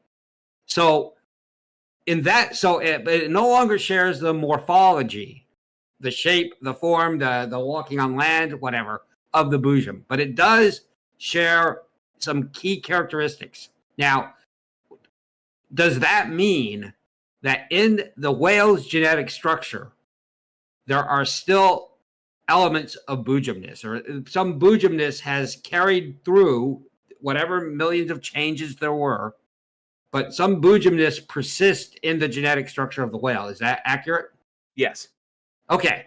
So this is how you get like whales born with remnants of their hind legs. Okay, great. It's Boojum is how you spell it. It's from Lewis Carroll. SE. It's the same reason why you get like snakes. You get like snakes that are born with remnants of their hind legs. Or stuff like that. It happens. Yeah, the information is there. It's just not. It's just not. There's a term for it. The information is reset. It's not expressed, but it can be expressed so long as it can be expressed. Does that. So in some sense, we can say that whale is. So we wouldn't call it a boojum morphologically. We say it's related. It's genetically related to the boojum. But in terms of saying what it is, if we are not being trying to be clinically rigorous, because we're not clinicians who have a great understanding of evolution. Yeah. But what we would say, it's cladistically the same. It's cladistically the same. Okay. But it is a different species. Okay, so it is. So the whale is of the same clade as the extinct Boojum. You got it. Okay, so that is a different species. Yeah, got it. So that is the answer to your question, Essie. The whale, although it looks and acts nothing like the original Boojum, has still some key genetic components from the original Boojum. And although a lot of stuff has been changed in the whale over those millions of years, it still has that. It still persists with that Boojumness that we can see in its bone structure, and sometimes whales express hind legs, partially hind legs from that Boojum. So it still has an essence of Boojumness that it carries with it, even though the shape and form of it has changed greatly over millions of years. Does that? Hang on. So if we just had SC Montreal use the word clade instead of kind, this could have all been avoided, is what you're saying? Yes. Well, okay. No. Hang on. Omni. Omni. No. Don't let them I'm talking to Omni. So Omni. That's why at the very, very beginning of this, do you remember when I said if he brings up kinds? Yes. I wanted to make sure that he was talking about if he was referring to species or if he was talking about cladistics. Because that was a very... Now, did I not ask that like 30 minutes ago? So you did ask that, but right. I knew that wasn't answering the question. So no. See, if he had said cladistics, he won't let you, Omni. If he had said cladistics, no chance we would have gotten there. We would have gotten there. Yeah, but okay. So the reason why it's not a good answer to the question is because it is using a technical term that is undefined when you ask the question. Are you talking about cladistics or are you talking about... So when somebody asks me, are you using Einsteinian relativity or Newton relativity? That's important. Newton gravity or Einstein gravity. That's an important distinction, yes. Well, actually, it's kind of a bad question. And it's not a bad question because it depends upon why I think it's a bad question. It's not a bad question because it depends upon the context of the conversation. If we're talking about common descent and we're talking about evolution, then it's very important to understand the difference between what a species is, how we define what a species is, and what the term cladistics is referring to, as well as taxonomy, phylogeny, and phylogenetics. Okay, these are really important. Now, if I said he was talking about kinds, and what he was really talking about was cladistics, and he didn't understand what cladistics was, I could explain that to him, no problem. Or he could go and look it up himself. What exactly is cladistics? Okay? Yeah. That's why I asked the question, because if he doesn't know, I'll happily give him the info, or he can go and look it up. He's like, I don't know what cladistics is. Well, maybe I can talk now. Try to go on mute for 30 seconds. Can you do it? What we've done is... Go ahead, SE, sorry. I was just going to say, this is why, Omni, I started off, I premised off before I spoke, before me and him got into a conversation. I told him, I know this is going to happen. Please use any word you like, because I know they get triggered. So they go to the wording because they know they can't explain one kind turning into another. They can't do it. No, wait. So that didn't help either. All right, saying this is going to trigger you is a kind of poisoning the well. You don't need to do it. It's also exactly what happened, though. Omni, the problem is it's also gaslighting, because if he's talking about we can't explain how one kind turns into another kind, that's not what we're doing. I know. Like, when he uses those terms, it's but you have to do that. No, we don't. Montreal, we don't. No, Montreal, we don't, because kind is not a scientific classification. Words are not going to save you, bro. That's why I told you use whatever you want. I don't care what word you use. Words that's why I use. I have the answer to this. He gave us the answer. Let me say the answer. That's why I use species and cladistics. Let me translate it. The clade... It's still the same clade. The clade didn't turn into one clade didn't turn into another. Okay, that didn't happen, SE. What happened was within that clade, the shape and visual and a bunch of genetic characteristics of it changed into another species, but the clade is still the same. So if we use clade as kind, which is what we apparently mean here, I mean, probably not, because when you think of a kind, you think of a visual appearance of something. But if we're talking about clade, which is what evolution is talking about, that didn't change.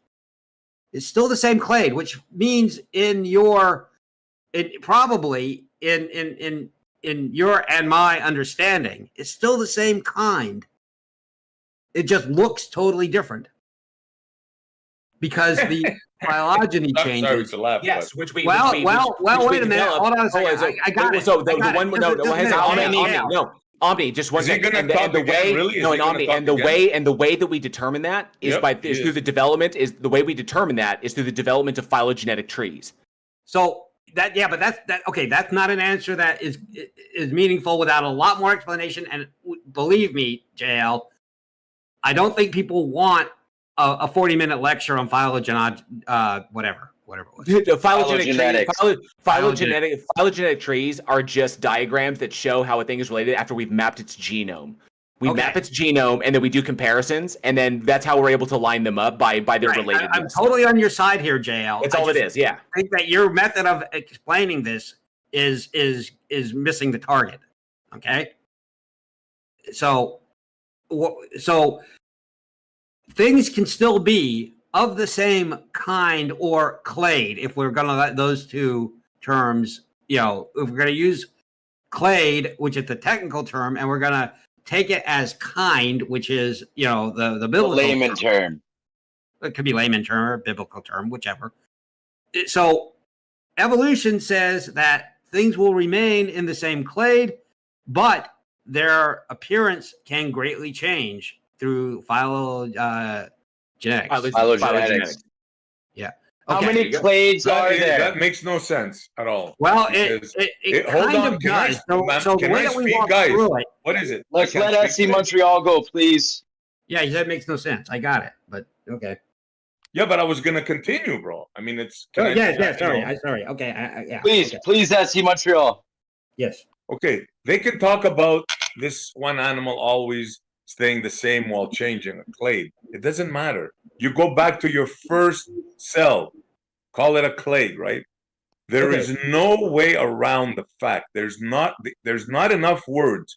You cannot say enough magic tricks without that one thing, that clade turning into another. I don't care what word you use. It's still you see, I can't get it out. I can't. No, there's no way. Eukaryotes, right? He's just misrepresenting the entire field. This is the trigger. They cannot let me finish. No, so Omni. No, he's just misrepresenting the entire field. There's no point in. I've answered his question. The answer is cladistics and phylogenetics. But if he doesn't understand that, that's not on me. So his question was answered.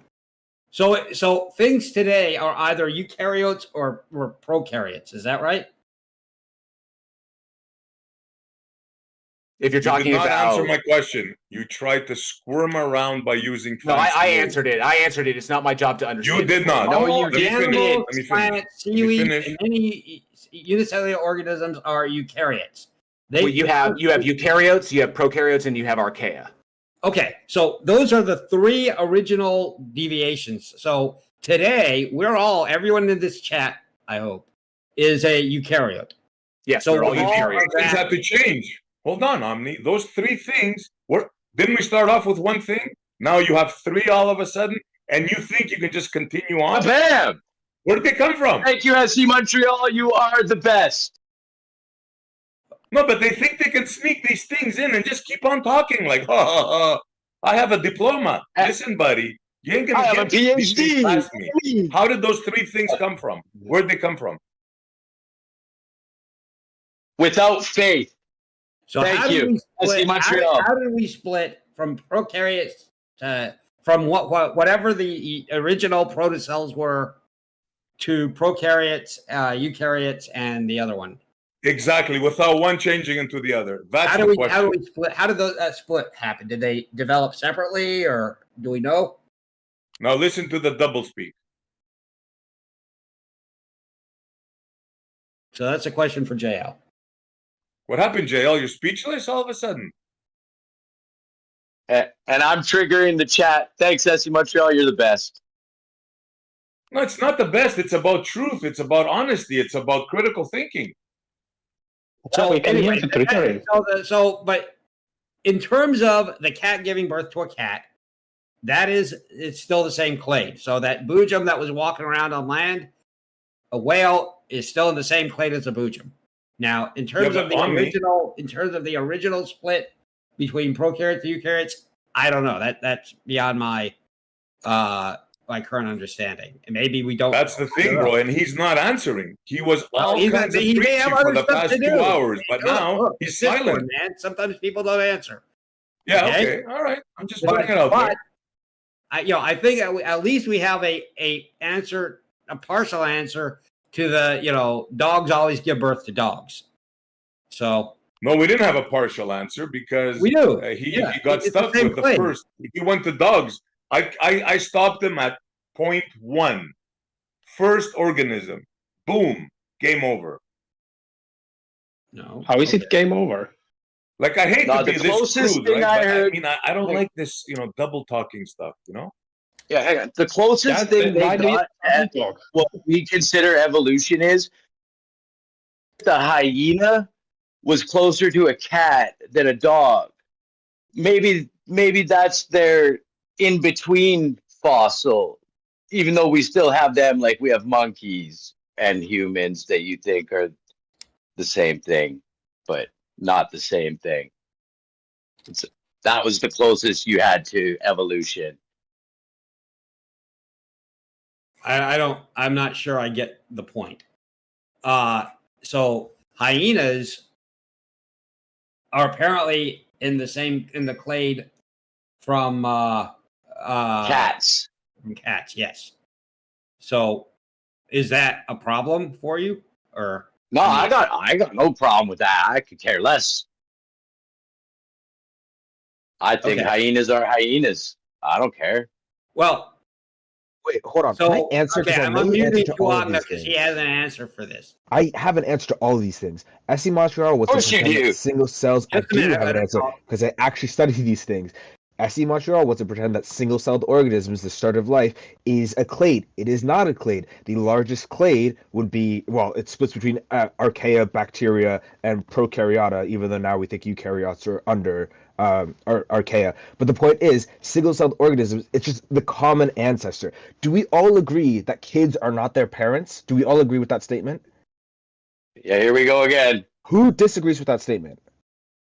Great, we all agree with that statement. We all agree, though, that kids and their parents are all humans, though, together. And if you don't understand this, I'll ask in a different way. Do we all agree that Latin is a language? Great, Latin is a language. I'm glad you guys know that. But we all agree also that Portuguese and Spanish developed from Latin, yet they are not Latin. We is this also what a all preacher agree. does Hold on on, I'm literally about to explain it in a way that you guys can understand. I just want to pretend it doesn't make sense. We all agree that at no point in time did a Latin-speaking mother give birth to a Spanish-speaking kid. Does anyone here think that happened? Great. This but we all agree that they have a common ancestor, which is Latin. At no point did a Latin mother give birth to a Portuguese kid or Spanish-speaking kid, but Latin is the common ancestor of both Spanish and Portuguese. It is very simple. You want to pretend it's not. That's the answer to your question. Descendants are not the same as their parents. They share a common ancestor. That is what cladisticence is. That's what the law of that's what the law of monophyly is. That all descendants are the same clade as their ancestors. It's very simple. Yeah, thank you. Are you a sophist? Okay, so does anyone want to respond to the exact answer to SC Montreal's question? No, I agree with everything you just said. Are you a sophist? Okay, I'm asking for SC Montreal to respond to the answer to his question. Yeah. Cool, bro. Do you still not understand SC Montreal? Bro, you can talk all you want. There you go. Whatever you just said, I don't agree with. It's, like the... Never mind. No, I don't agree with what you said, bro. And I'm not interested in talking to you. I know why you're not interested, because I perfectly just answered your question in a way that makes exact sense, and in simple terms. Even though, because you guys don't want to use cladistic terms, I answered it in simple terms. It's a perfect answer. You don't want to acknowledge it. No, I just spent you guys didn't answer his question. Ad absurdum. The guy stopped talking, so you can just say whatever you like, bro. To me, you're really irrelevant. I'm sorry. I get why you think I'm irrelevant because I can actually answer your questions. I just repeated what JL said. I just didn't use cladistics terms because you guys don't want to acknowledge them. We all agreed that Latin is a precursor to Spanish or Portuguese, but at no point did a Latin mother give birth to a Spanish-speaking kid or Portuguese-speaking kid. But guess what? Spanish and Portuguese have similar words. They have similar phrase. They have similar structure. That's because they come from their parent language, Latin, which is not the same as Portuguese and Spanish. I love his ideology. Is there any issue with that? Who has an issue with that? Yep. Only SC Montreal has an issue with that. There we go. And he cannot speak for himself. I love the double speak. I love the triggering from SC Montreal. He cannot even answer. Yeah. So there we go. That's the answer to your question, SC Montreal.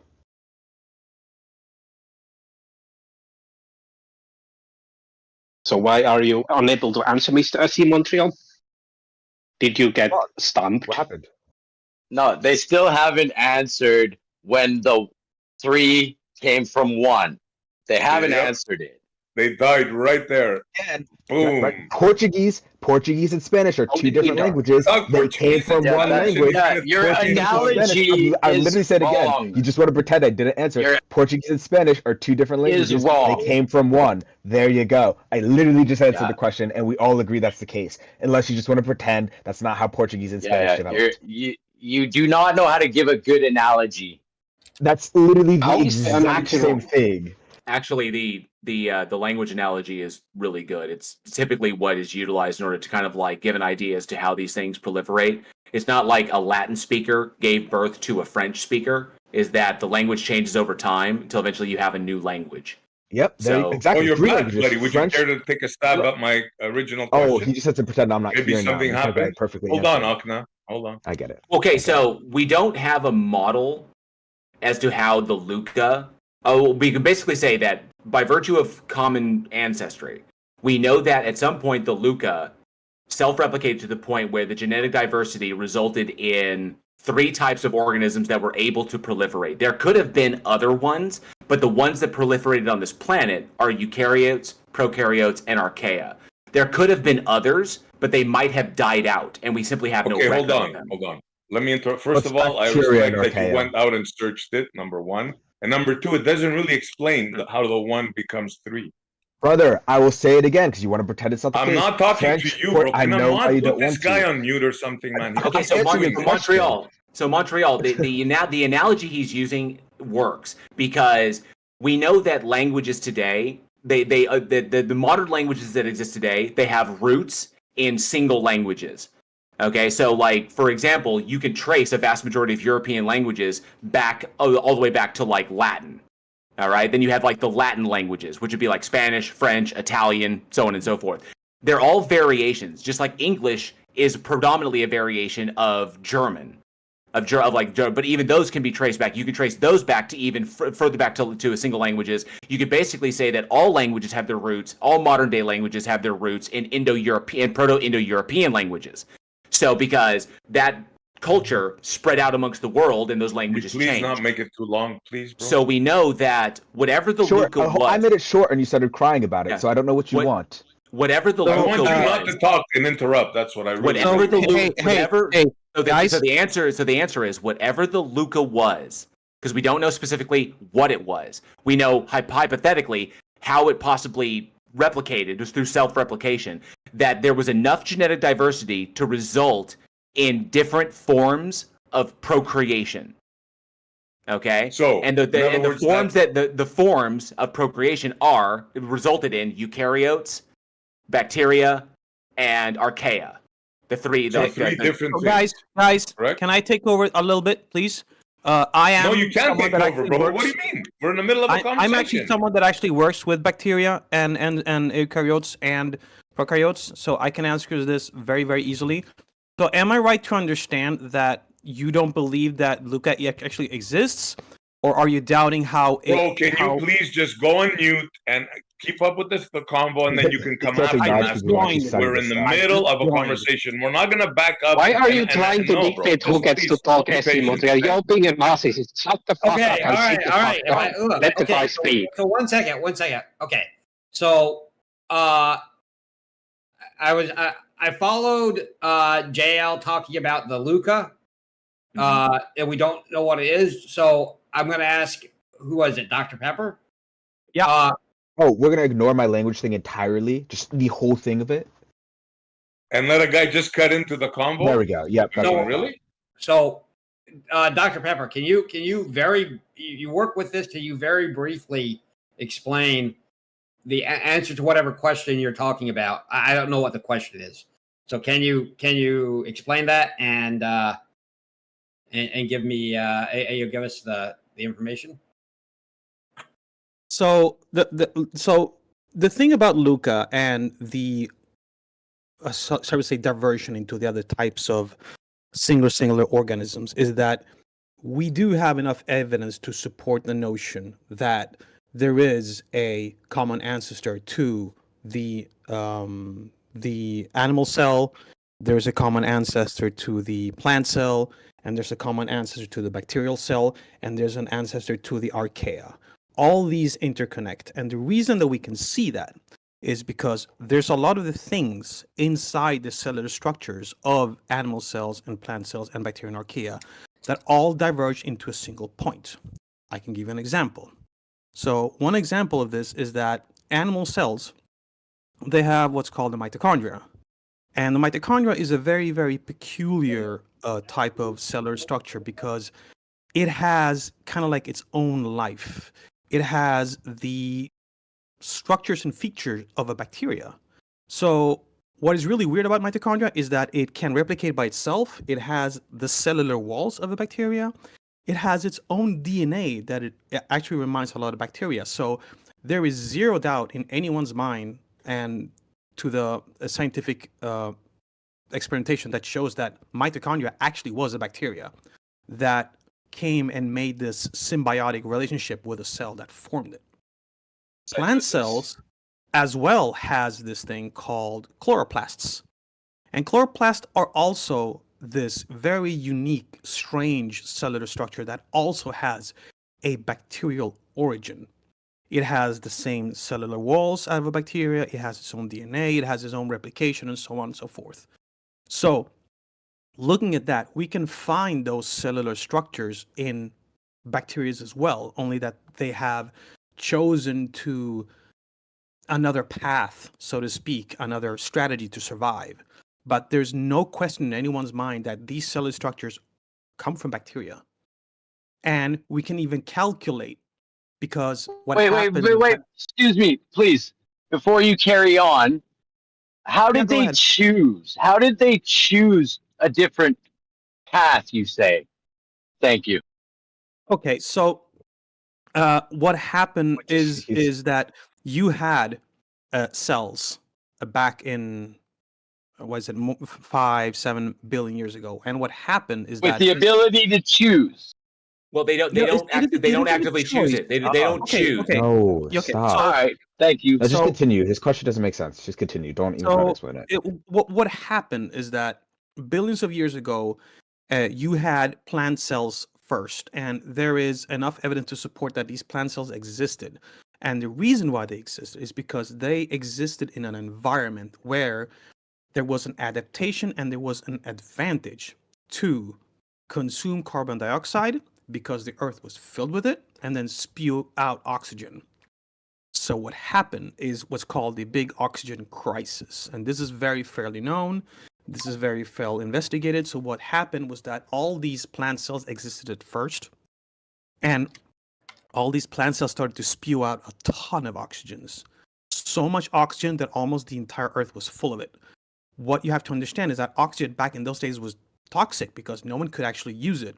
So what happened is that a bacteria had the ability to adapt to that environment where it would use the oxygen and spew out carbon dioxide. So what happened with this little bacteria, which is the ancestor to the mitochondria, is that it figured out, or it was an action adaptation, so to speak, where this type of bacteria was created a symbiotic relationship with a cell, with a plant cell, but also cells that didn't have that. Also cells that didn't have the way plants metabolize energy. So what happened when a mitochondrion combined with a cell was the first animal cell. So what the first animal cell did was that it had the ability to eat, consume this oxygen, and from there spew out carbon dioxide, which is what we call cellular respiration today. So the point I'm trying to make, to not make the story too long, is that there is no doubt in anyone's mind from the research about the mitochondrial origin and the chloroplastal origin, that looking back, that these come from bacteria, these come from a symbiotic relationship, and that there is a common ancestry between them and bacteria as well, because these structures did not form spontaneously. Mitochondrion does have a bacterial origin, and so does the chloroplasts. So there's no doubt in any mind that there is a common ancestry between them. And the fact that all animal cells on this planet have a lot of cellular structures that are similar to each other is more proof than enough that they all come from a single origin. If you look at a cell from a human, or an animal cell from a dog, or an animal cell from an insect, or an animal cell from a single cellular animal organism, they all have the same cellular structures. And there's very little doubt in anyone's mind that these came from an origin. Any questions?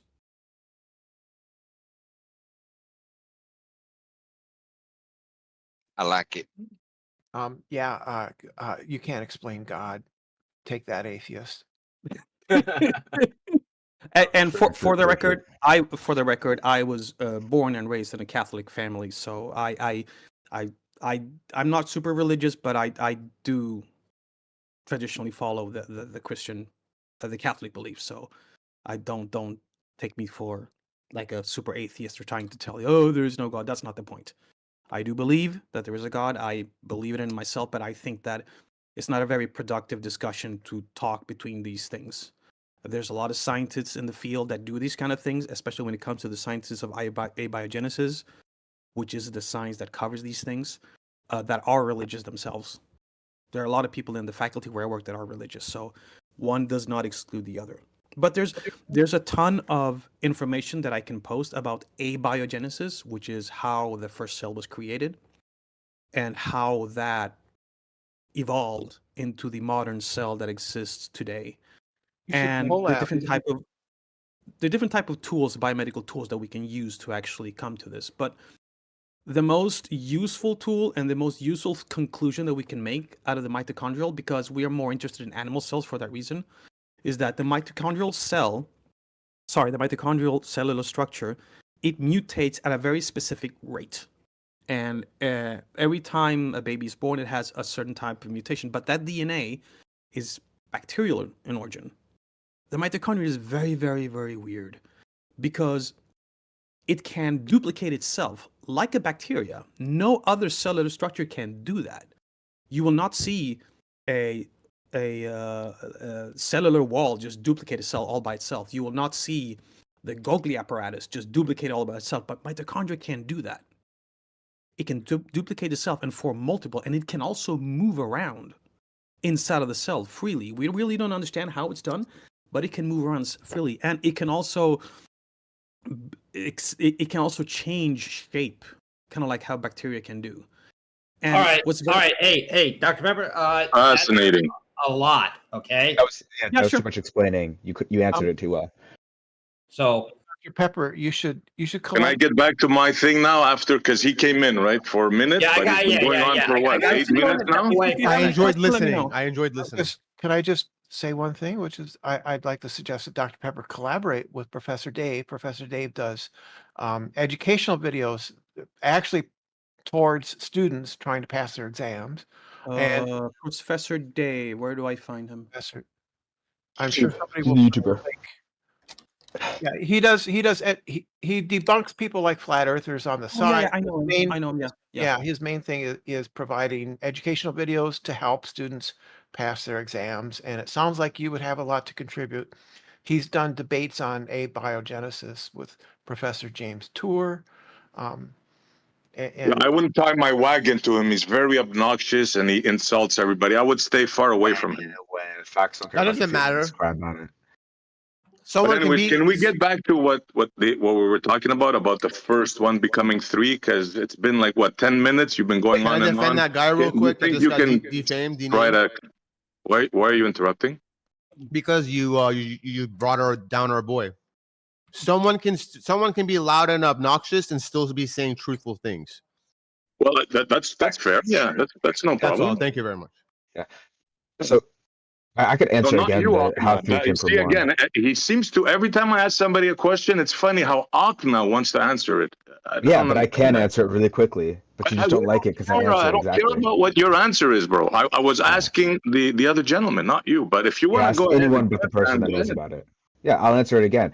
Just like how languages have a common ancestor, like Latin, French, Spanish, and Portuguese are not Latin, but they came from Latin and they share a similar structure, vocabulary, and what's it called with the dictation or whatever, right? Yeah, you don't know. Yeah, so tying up like evolution, biology with language is absurd. I'm a biology. So let's let somebody who knows the subject answer it. Yeah, I'm a bio student, not a lit student, but I can go over the biology with you. You just don't like when I go over classics with you. I really don't care about your opinion, bro. I was asking the expert, the new guy. We know what you want to. You just want to come in, interrupt, and answer every question. Nope.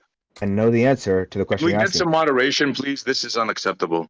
I'm answering your question and you don't like it. Why is it unacceptable that these guys speak? Why do you get to dictate who speaks and who doesn't? What an ass. Nobody gets to dictate. Every time I ask a question, he comes in. Why do you dictate? And then you come in and do this. This is what's called, I don't know what it's called. But I only speak in poems. Can't I dictate? And there's the poet right there. Yeah. Look, guys, like let's not get triggered. Let's try to answer the questions, right? Now, when somebody asks you a biological question and you give a language answer, that doesn't cut it, bro. You have a model that says 1 thing turned into 3. The question I've been asking for an hour now has not been answered. You guys are just double speaking. So let me see if I understand you correctly. You're asking how the Luca became to 3 different types of organisms. Is that your question? Correct. Without evolving, because you guys say no, they always remain the same. Okay, the question was very simple, right? Okay. Please, if you didn't understand it, tell me and I will explain it to you. Yeah, I can give you an answer to that. So what you have to understand, it's Luca. It's very difficult to actually say what it was because bacteria today have evolved for billions of years. So the general idea is that Luca wasn't a single organism. Luca was a population of organisms. And these organisms were most likely single-celled bacteria that existed in extreme environments such as thermal vents when it comes to volcanoes and such. And the reason that we believe that they developed there is because they needed the energy, they needed heat to do their biomolecular reactions. So how one of those turned into 3, it could have been more than 3, it could have been 4 or 5, we don't know exactly. But what we do know is that out of that Luca, that population, there were several organisms that evolved to survive in other environments. One of which... So hold on. Let me just get clarity. You just said you don't know. Now you're going to proceed to tell me what happened, right? No, after saying you don't know. No. What we don't know is that how many different types of cells that thing shall we say, adapted to. There could have been 5, there could have been 100. That we don't know because they probably died out because they couldn't adapt into their environment. But what we do know, and that we can prove, is that bacteria evolved into other kinds of bacteria that survive even to this day. One of them is called... How do you know that? How do you know that? How do we know that? How do we know that? Because what we can do is that because the cellular structures that exist between these early bacteria is that one of them evolved into a more complex kind of organism, and that is the plant organism. And we can trace something different. Hold on. So something different. So something did turn into something else.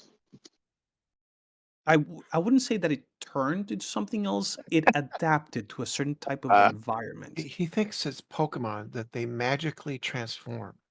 That's what he thinks. Please keep quiet, Brenda. No, but that's what, true, no, isn't what you have to understand. No, like what you have to understand is that. I mean, the thing about bacteria, which is something that is very unique about them, and that's why we always use them as an example, is that bacteria has the ability to adapt very, very quickly, and they have the ability to mutate very, very, very quickly because they have the ability to divide multiple times, like every hour or so. Some of them are even ability to split into multiple cells even faster than that. Human cells take 24 hours or even 48 hours to do that. Bacteria can do that in minutes if given the proper environment and proper food. So when you have a cell that is able to divide and multiply this fast, evolution happens a lot quicker for them. And they also have the ability to something that is called horizontal gene transfer, which means that they can send DNA to each other and then just use that DNA to evolve even further.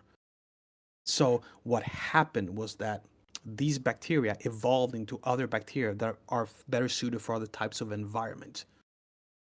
And those bacteria within themselves evolved into single-celled larger organisms, which are the very same plant cell organism that exists to this day.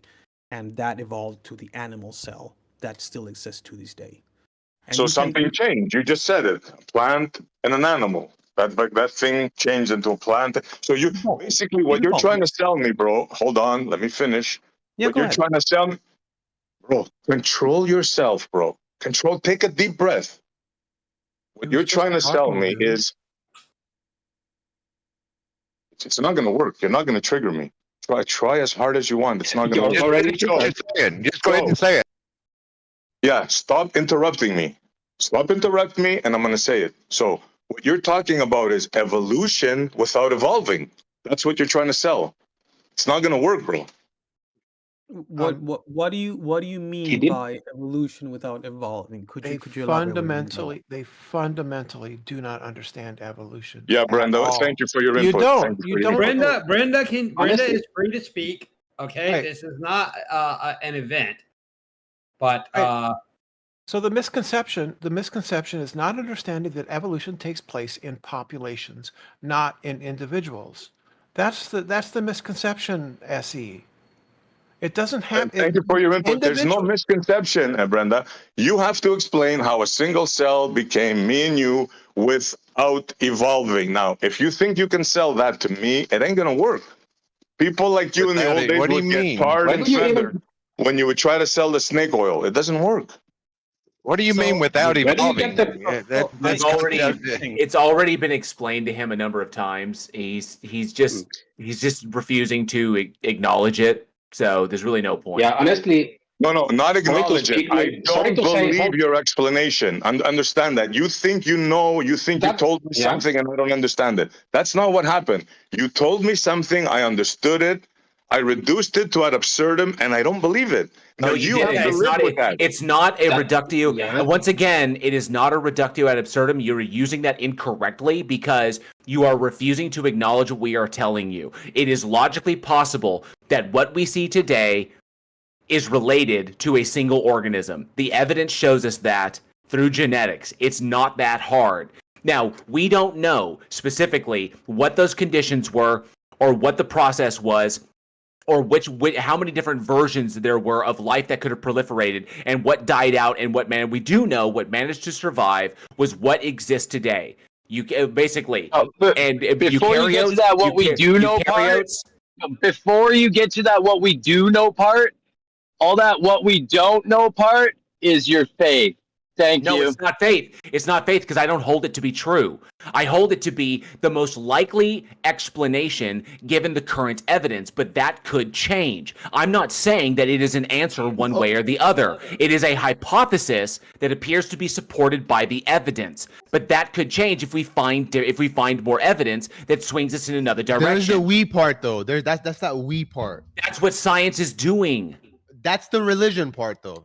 It's not religion. It's literally like there's a question and we don't yet have the answer, so we're not taking a position until we have an answer. The part where it becomes a religion is when there's a we, it's the religion. No, it's when I come to the. It's when you come to the information. It is. But what you're saying is when we come, like it has to be like a consent. Like the religion has to say, okay, this is what we agree. And it's then not a religion. That's a false equivalence. All right. Well, all right. Right. So it's a community of scientists. Science is a community. They act together to pursue different questions, like in biology and other fields, right? And also, I'm sorry. Go ahead.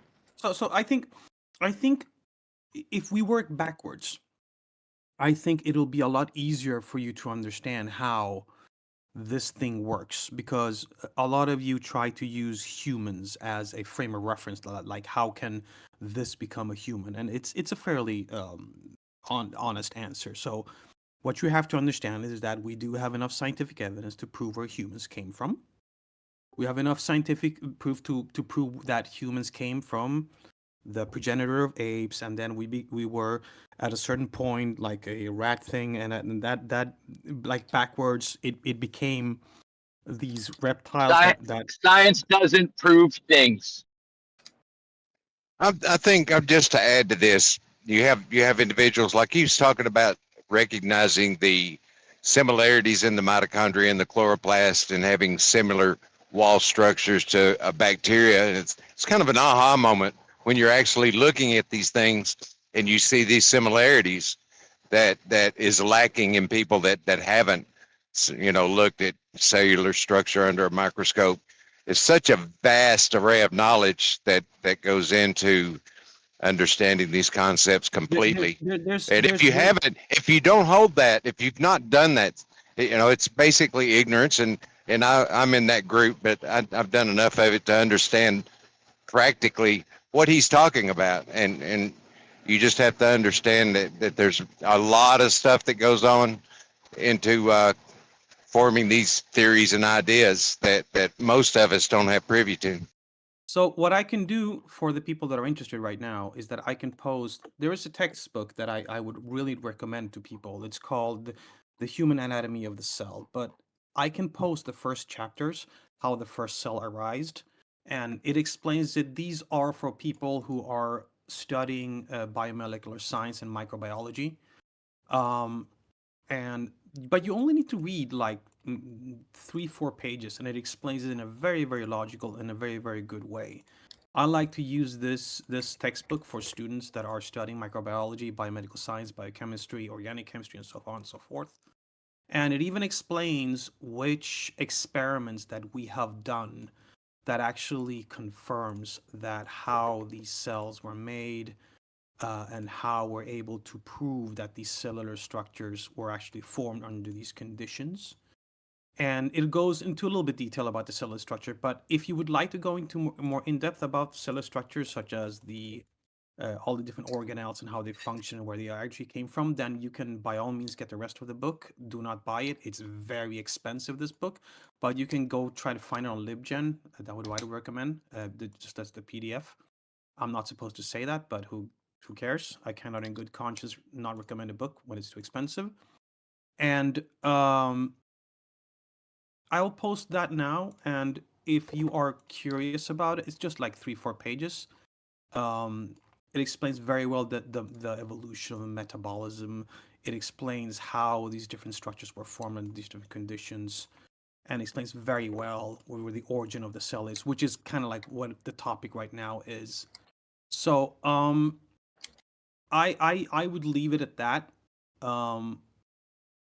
I think I've explained, and it does explain where prokaryotes and archaea bacteria comes from as well. So there it is. It's in the text chat that I read right now. I will also post the name of the book in front if anyone wants to get it. It's called The Cell, A Molecular Approach. You don't have to get the 8th edition, but that's the one that I've been using for a very long time. This is the type of book that undergraduate will read, and you can use it as an introductory read to it. You don't have to have a big understanding of biochemistry or organic chemistry to understand it. It goes into it very well. So that's what I can do for people that have further questions but don't want to get involved into this discussion and just want to broaden their horizons when it comes to abiogenesis in general and Luku, and all these different organisms that exist that are the origin of life and such. So where are we? Where are we in the convo? We have Luca becoming 3 Lucalinas without evolving. It's the best I've ever heard. One Luca becoming or at 3 least the without mechanism evolving. to which it did evolve, if it did evolve. Yeah. Like what made it choose one of those 3 or 100 million different types of Lucas? It could have didn't changed choose it. It doesn't choose it. It's dictated. Well, that's what the guy said. No, The guy said he choose. It doesn't chose. choose. No, it didn't. It did. The guy said he chose. He didn't say it chose. It did. Yeah, he yeah, did not he say did. that. Want me to It is rewind the tape? the diversity I is can a rewind the result. tape. The diversity is a result of selection pressures. So I can rewind the tape. Yeah. but It whatever. doesn't. It doesn't choose. It doesn't choose how it evolves. It's not how that No, works. it's not a sentient. It's not a sentient thing. very good The environment, the environment drives it in a certain direction. Yeah. That brings me to my question, which is spontaneous sentience. When did that happen, boys and girls? So you're talking about the. You're talking When about I the got emergence- up this morning, when I woke up, I was suddenly sentient. So you're talking about the emergence of the phenomena what we call consciousness, right? Well, this morning I was. That'll be a Sure. That sounds about right. I can go with that question. Okay, so you got the answer, right? Well, no, because it really depends upon the philosophical position you hold to. Are you a monist? All right, or you? perfect. Thank you for your faith, sir. Wait, no, are you a monist or are you a dualist? You mean a modalist, like a one God, one creator type deal? He has no idea what you're talking about. All right, so I don't hold. Thanks for the ad hom, Brenda. I don't hold to dualism because there's no evidence to support it. But the evidence that we have indicates that there is a direct one-to-one correlation and causative relationship between what we identify as mental phenomena and the functioning structures of the brain. The evidence of this is through functional MRIs, independent testing, predictive modeling, how we understand brain damage and various other things. Okay, so I'm not saying correlation is causation, but we do know that there is a demonstrable correlative and causative relationship between what the phenomena and the physical structure of the brain. So I hold, by virtue of the evidence and not multiplying my entities unnecessarily, most parsimoniously, that what we call the mind, or the phenomenon of consciousness, the set of mental phenomena, is an emergent property of a functioning brain. And depending upon the complexity of the structures of that brain, will have a direct correlation to the complexity and intricacy of that phenomena. So the more intricate and the more complex the brain, the more intricate and complex the phenomena will be. Oh, we're talking consciousness now?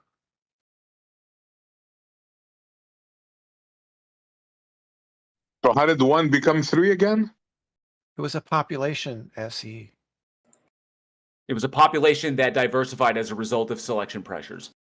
I have to step away and get something to eat. Nobody kill each Hi. other. All right. So, SE, do you understand? It was a population. How did 1 become 3 again? Somebody that It was a knows population. what they're talking about, not It like. was a population, SE. There were a lot of individuals. So 1 became 3 different things then, Brenda. No. Is a population one or is it many? So you do understand that we have actually witnessed bacteria evolve in real time. You do understand that, right? Okay. And So what did if it evolve to? Okay, hold on. You asked me a question, right? Yes, I do understand what you said. Now, let me ask you a question. What did the bacteria evolve into? It evolved to another bacteria that has a different genetic Bacteria, right? Yeah. Bro, you're barking up the wrong tree, bro. You're gonna have to do much better than that. This is script. I've had 100 conversations with people like you, bro. Please just don't repeat the script. Try to use critical thinking, right? That bacteria still is a bacteria, right? It's a different kind of bacteria. Yeah, but it's still a bacteria. So how did not the evolution same. happen? You do realize that not all bacteria are the same, right? Yeah, but they're all bacteria, right? Yeah, but So in order for me and you to be here, right? That Okay, bacteria, that primordial bacteria that you said a group had to evolve, to change. Can you not understand that? All that money that you paid in school, can you not understand what I just told you? That's what this is about. This is about resentment towards Please, people. Brenda, keep your It emotions is. to yourself. Let the man Yes, answer. I he know is. you It is hate about me. prison. I know you want to ridicule me, but try to Right. control yourself, Well, you Brenda. can't understand the So, difference sir, between an individual. yeah, I can't and a understand. I'm population. stupid. I get it, Brenda. Let You the guy are. talk. Well, no, you're not. You're Yes, yes. dishonest. You're dishonest. You're Yes. sophist. Yes, You're a yes. sophist. Now, can you please control your emotions, control your estrogen, right? And let the That's man an attack. speak. That's an attack. Control your So emotions. what needs to be understood here is that the word bacteria has a huge wide of array of different organisms. We call them bacteria, but in reality, a lot of them can function completely different and have a huge difference in their biology, how they survive, how they react to different types of environment. Like, yeah, it's a bacteria, of course. They're But still that bacteria, doesn't so they change the didn't fact- change. That doesn't change the fact that they Why can are you be interrupting us? extremely different from each other. We choose to call them bacteria, but that doesn't mean that they are in fact all the same. They are there's a bigger biodiversity of bacteria than there are other organisms in this entire planet. The biome of bacteria is, I think, it's like 60 or 80% of all organisms of this planet. So you can have one bacteria that looks completely different from how the other works. Yeah, we call them bacteria, but that doesn't mean that they are by any means the same. But they're still bacteria, right? They're still bacteria? We choose to call it that, but that doesn't mean that they are the same. So you're calling something that's not bacteria, bacteria? Can I ask a question that might help? No, we choose to give them. It's more of a language classification. It doesn't have to do with if if a bacteria exists or not exists, or if they're similar or not similar. We choose to call it bacteria because. Remember, I told you wordsmithing is not going to work with me, bro. It's not Remember wordsmithing. when I told you that? It's not wordsmithing. Stop gaslighting. So it's a lot. Hold on. Let me try something, Dr. Pepper. Yeah, what would happen if in the lab we saw a bacterium evolve and not be a bacterium? What would that do to the theory of evolution as we understand it? I mean, it would take a long time for that to happen because even though bacteria have the ability to evolve or change their genetic structure much faster than we do, it will still take a very, very, very long time for them to evolve into something that is so different from the original species. But at the same time, we have seen that happens because bacteria have something unique that is called horizontal gene transfer that allows them to exchange genetic material and then they incorporate it into themselves and start typing new proteins because of it. So what can happen? I don't think you quite understood what I was asking. I was saying if we saw something evolve and break the law of monophyly, what would that say about the theory of evolution as we understand it? I don't think it would change much because it would just it would just prove that the fact that things evolve. But I mean, but I mean at the same time, it would shatter it. Hold on. In the theory of evolution, at least as I understand it, you can never outgrow your parents. You can never outgrow your phylogeny. So therefore, if something broke the law of monophyly, it would destroy the theory of evolution. But how do you think new phyla exist, and how do you think how new subspecies are formed? Those subspecies are still part of the family they came from. You, this can't happen, and by definition, if that would be able to happen, then we wouldn't have the biodiversity that we have. Okay, let's take it away from the bacterium. If I have two vertebrates and they bred together, what's the chances that they're going to be a vertebrate? There's going to be a hybridization of the genetic material from the maternal and the paternal, and the offspring will have a 50-50 genetic marker, genetic markup of the genetic material. But I mean, that in So itself. if both parents are vertebrates, what's the chances that the offspring will be anything but a vertebrate? It will be a vertebrate, but it will have a unique genetic makeup that the other ones don't have. Right. So the law of monophyly says you never outgrow your ancestors. So if you had a bacterium that suddenly wasn't a bacterium, that would break that law and therefore disprove evolution. What SE is asking for is the thing that disproves evolution. Yeah, but bacteria, they evolve differently. They don't evolve by sexual reproduction. That's the difference. They do Right. what's called they have what's called horizontal gene transfer, which is different because when bacteria divide, they just do copies of each other, and not a lot of evolution happens that way. But bacteria evolve differently. They evolve but what's called horizontal gene transfer. That is very unique, and they're able to do that basically all the time. So the evolution of bacteria is very different from the example that you're mentioning. That's why bacteria have the ability to come up with new abilities, new proteins, and new unique adaptations that the progenitor didn't have. So it's still evolving? Is it still evolving though? Yeah, bacteria are evolving all the time. Everything still is. So everything else, we find bacteria that have unique abilities all the time. How do you think bacteria that has resistance to antibiotics came up? But MRSA.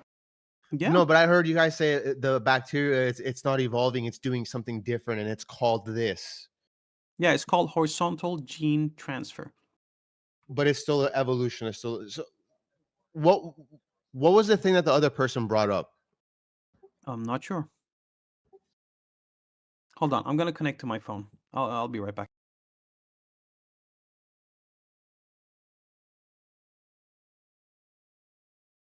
If your ancestors are vertebrates, you're a vertebrate.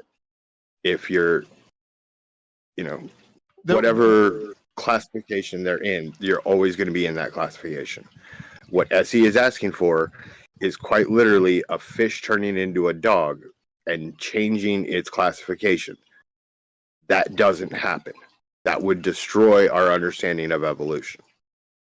Yeah, the idea is like, say, if life continues on, unfettered on this planet, then there could be a point in time when what we currently understand right now as a modern dog simply doesn't exist in the future, and that those future populations, be humans, or whoever's classifying them, would say there was an organism on this planet that was called a dog or a canine, and that animal has long since gone extinct, and now their descendants now are here, and they are completely different species. And they, however they happen to evolve, whatever selection pressures operate on them. So that's what that would look like. So if, you'd have an organism that was related to what exists today, but doesn't exist anymore. But the old ones don't exist anymore because they've all gone extinct. Just like, for example, like right now, there's a good example of this in nature is the hybridization of polar bears and grizzly bears. As Arctic ice doesn't replenish as quickly because the planet did because of global warming, because of climate change, polar bears are driven inland where they begin to overlap with grizzly bears. And grizzly bears and polar bears can interbreed, although typically they don't because their environments are so far apart, the Arctic and the Pacific Northwest. But now they are interbreeding, and it's creating a hybrid that we call a growler bear. If grizzly bears go extinct and polar bears go extinct, you're going to have a new bear that has morphology of a grizzly bear, but the Arctic temperature resistance of a polar bear. And it's a particularly large bear. Okay, now you have like a new one. And then, of course, if it begins to interbreed with black bears, you can get a completely different one. And eventually those will go extinct. And eventually you can get a smaller organism, depending upon the pressures. You can get a larger organism. whatever happens to be the case. So we can't project what's going to happen, but we do know what can happen. You've got to interject in that. What you just talked about is maybe 2 or 3 or more million years of generation. Oh yeah. I mean, like millions of years of evolution. Yeah. Like for example, if you think that human beings, Homo sapiens, us, if we survive, if they say that our species survives the next million years, do you think that we will look exactly the way we do now 1 million years from now? The answer is no. I want to know what we're going to look like in 1 million years. Right. You're gonna have a USB cable coming from your neck, Leflin. It's like what will we look like in 1 million years? I can guarantee you, I don't know what we'll look like, but we will not look like we look now, like we look like now. The modern anatomical Homo sapien will be long gone. So that's just evolution.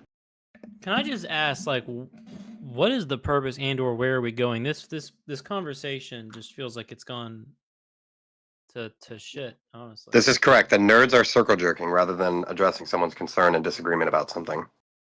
Well, I mean, arguing about evolution is like some of the That's what happened. Universe, That's it. I mean, does anyone here actually? I apologize. I derailed. An eternity later.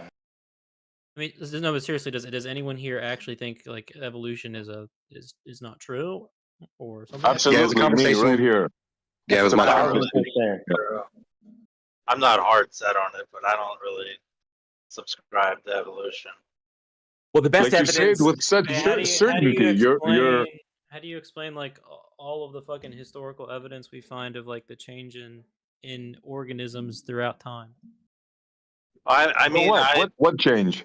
I just don't really see any change. Like I see things like a wolf turned into a dog. Like I don't know. Oh my god! That's the thing. I just don't really see it. That's all.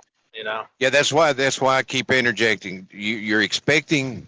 This is the crux of this conversation. I want to see one thing turning into another. It does not happen that way. You're not going to see that happen. You can look at it in bacteria, like he was talking about, but vertebrates, mammals, our generation time is what, 20 years, something like that, and you're just not going to see evolution happening before your eyes in dogs and cats and humans.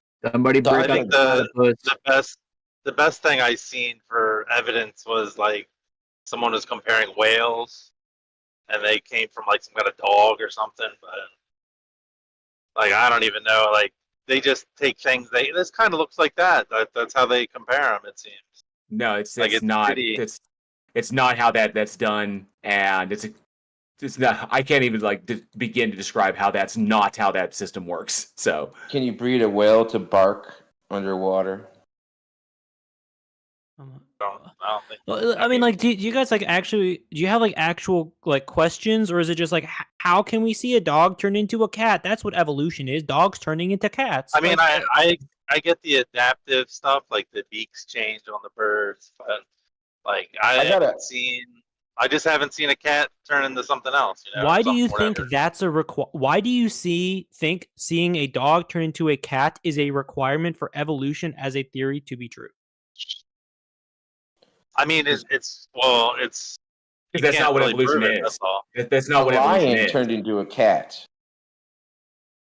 Okay, this is the problem. Like every single time you have a conversation about evolution, and it just fundamentally comes down to a failure to understand what the base concepts are. It's not randomly one quote unquote kind of thing transforms into another in front of your very eyes, like fucking the magician in comic book. Who made that claim? Why are you just this motherfucker asking to see the changes to an organism in front of his very fucking eyes? He didn't say that. I just wanted to hear better. He literally just did. It. I'm not like a creationist, really. Okay.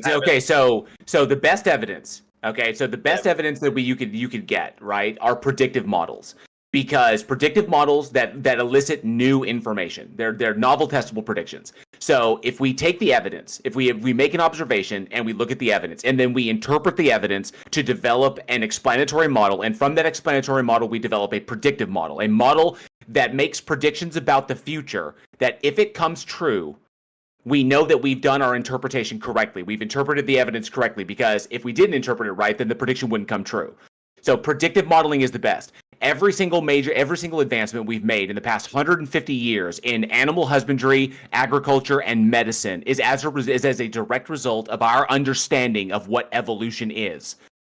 Okay, we can predict what's going to happen, and by virtue of that prediction, we can then do things that allow us to stay on top of that, to control it, and use like control evolution to turn the mustard plant into like 9 other different plants, to take dogs and diversify them into different breeds. Like horses, how we do with horses and cattle, like that. We can only do those and make those predictive models because we understand what evolution is. The predictions come true. If we are commonly descended, if genetics works this way, if this, then this, then we put them into practice, and there's the results. Exactly what we expect to see. So because the predictions come true, that validates the interpretation of the evidence. That's like the best thing you could possibly go at. What is evolution describing? The repetition of gene alleles in a population, an entire population of organisms, as a result of selection pressures.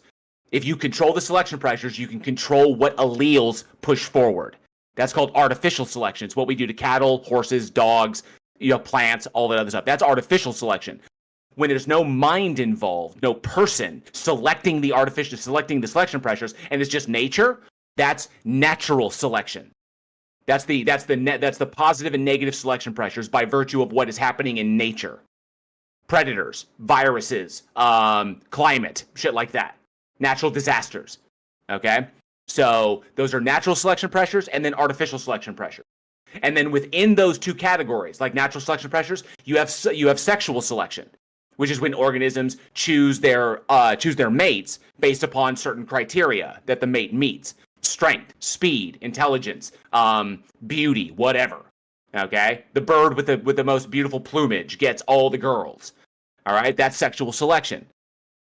All right, so it's a variety, but that's how we know it, because the predictive models come true. That confirms our interpretation of the evidence.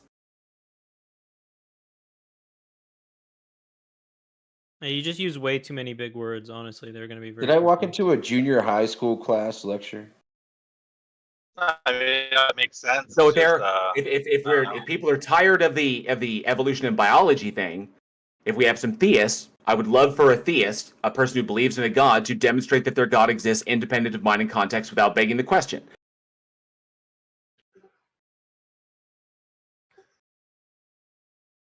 With all the wonders of evolution, why is it just centered around this predator prey system where everything's eating everything else?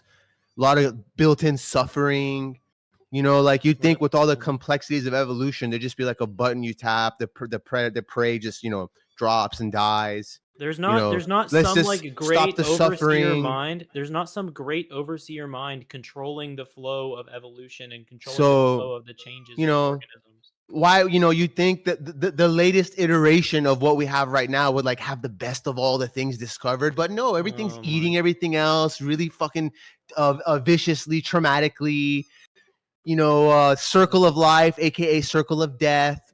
This is just an argument. This is just really, an argument from incredulity. It's like can't comprehend. It's not an argument at all. I'm just pointing out what it is. No, it's a result. You can actually boil that down really simply. Okay, organisms themselves, like everything that lives on this planet, okay, everything that is in every organism is composed of basic elements.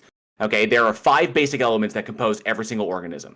All right, all of us, humans, whatever, it's all composed of 5 basic elements that composes what DNA is, genetic information. And that is hydrogen, nitrogen, carbon, oxygen, and phosphine. Okay, those are the 5, and those are the 5 that compose like everything. Chemical interactions, okay, chemical catalyzation requires the introduction of certain chemicals in order to facilitate reactions. That is how organisms produce ATP, adenosine triphosphate, which is literally the energy of life. That's how your cells. That's how your cells. You're way too deep. You're way too deep, man. No, I'm not. No, I'm not. Hang on. You're on level 30. He's on level 0.1, bro. So no, I'm getting there. So all cells have to produce energy through chemical interactions. The energy that our cells subsist on is called adenosine triphosphate. It's ATP. It literally, if your body stops producing ATP, you die. That's it. Your cells will die. So, how is ATP produced? We need to intake chemicals from the environment in order to facilitate the production of ATP. Where are those chemicals produced? In other life forms. Because that's where they are. Because life is an emergent property of organic chemistry, of chemical interactions. So we literally, to subsist and continue creating ATP so we can survive, we have to get it from the environment. You can get it from plants, you can get it from other stuff, but you need those chemicals, those minerals. You need those things. How do you get them? From other organisms, because they produce them as well. So that's because you can't get it from eating the dirt. That's tough, you know. From eating the air, you can't eat air. So like how do we do it? We subsist by feeding on other things to get the necessary chemical, minerals and chemicals and amino acids and other stuff that we need to continue producing ATP. That's how life evolved. Well, I mean, more directly answer Glory's inquiry about things the things that aren't aggressive and getting the things they need to survive, they're the ones that die out. The ones that are aggressive and are capable of eating other things are the ones that survive.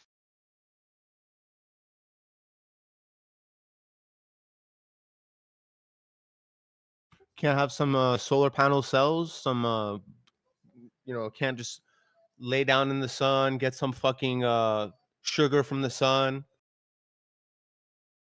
Plants don't exist. That's crazy. Yeah, I mean, it'd be really cool if we could, if humans could exist via, that we could like produce our energy via photosynthesis just from the sun, or chemosynthesis just from like chemical interactions. We could get it from like the oxidization of phosphates. So there's a number of ways, but that's not how we evolved. Well, there's a lot of billions of years for that to have happened. You'd think, it would have happened. And if it would have happened, that would have been a really successful, fucking livable, whatever it is, sure to fucking carry on its genes because it's more likely to live. But that's tough. That's not the case. It's just, I don't know. It's not I don't know. Why can't, this is dumb. I'm not making an argument. If anyone wants to say anything, say anything. Like, if you change the topic, change the topic. Well, that's why plants to a certain extent rule the surface of the earth. I'll say something then. There's almost zero case of evolution in this room. Well, and what's interesting is that if you consider it, plants pretty much do like rule the planet, like, because they're the earliest organisms. They've been around for forever. Fungus, technically, but they do rule it because what do they feed off of? They pretty much feed off of carbon. They're carbon saps. They feed off of carbon. And what do organic organisms do when they die? They decay back down into carbon. So literally, plants subsist off everything else. They're just carbon. They're just carbon eaters. That's all they do. They eat carbon.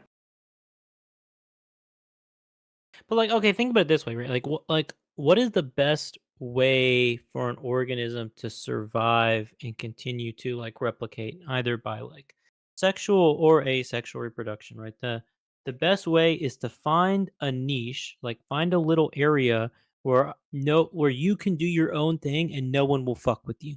Right? Find your own little area where there's no one there. Like, remember, I don't know if you know this, but like there were a bunch of like national parks in America where we sent hunters out and park rangers out to kill all the wolves because we didn't want any wolves threatening the people going to see the national parks. But when all the wolves were gone, we got overrun by deer and other herbivores because there was nothing to fuck with them anymore, right? Yep.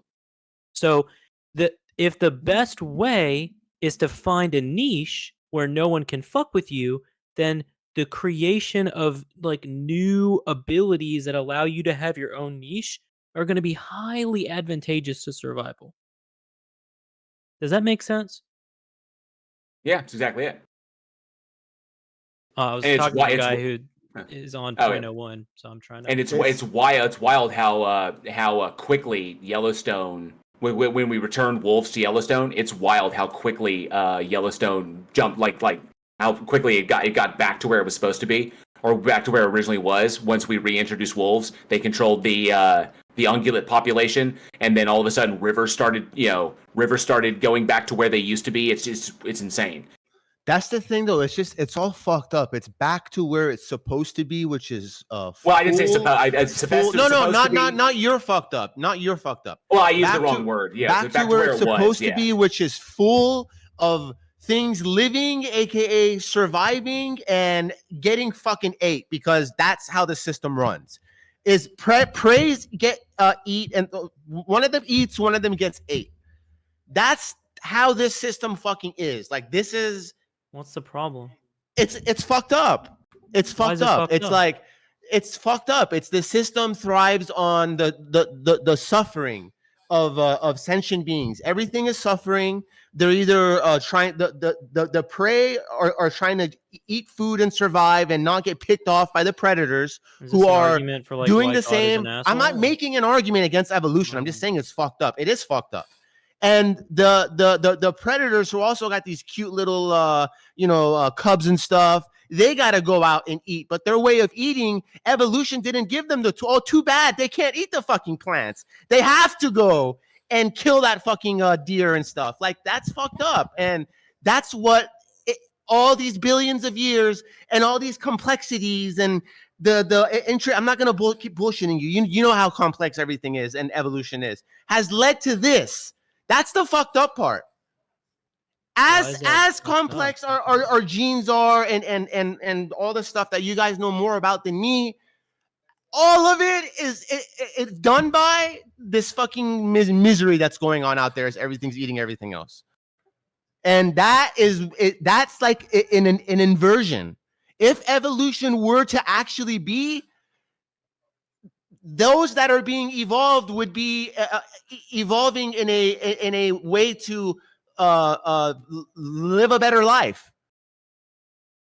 Well, you get the ones who can do it more efficiently with a better chance of survival is what you would get. So that's where you get like your apex predators and organisms that are extremely efficient. Which, like the cat. Like the cat is an extraordinarily well built apex predator. So this world as a framework, and let's just not doubt evolution hypothetically. This world as a framework and evolution, without denying it, is a system that's breeding suffering by design in that which is it's evolving. You could take your telescope, zoom into the cell life. They're fucking running away. Everything's eating everything else. Go out to nature. Everything's eating. It's by design. And that is what this system is. That is the fruits of this system is suffering. And all this other colorful peacocking shit of, is all irrelevant. That's just as a sentient living being, if evolution were to be true in the world that we're at, what that evolution breeds, the fruits of evolution, without all this beautiful complex shit, is a predator and prey fucking system, and that's pissed. That's fucking miserable. I don't like that. So that's all I have to say. I don't understand that at all. Do you believe in God? Absolutely right, bro. Absolutely. Do you believe in God? I don't have an established belief system. I'm still trying to figure things out. So, okay. It sounds like you're making. I know what I said wasn't hard to swallow. You want to ignore 5 minutes of what I had to say and focus on me. I know. Evolution is worse. It's a lot more miserable than what I had to say. I'll tell you that. Well, I mean, no one is like yelling at you or screaming at you. Well, evolution doesn't have a goal in mind. It's like there's not like an end goal for evolution. This just happens to be where we're at. This is the direction that it took on this planet. So, I mean, sure, yeah, animals eating animals. Animals eating plants, animals eating those animals that eat plants, plants eating other stuff. There are plants that eat animals. Sure, I'm looking at this from a much higher level, just playing around. Because, like I said, I don't have a belief system. I don't know what the truth and stuff is. I'm even considering possibilities like we're throwing made up shit now, like souls being in worlds, like your soul and you're in this world, and this world like suffering's baked in by design with this whole evolution thing. Like it's if you're a soul and you get inserted into this fucking world, you're gonna suffer.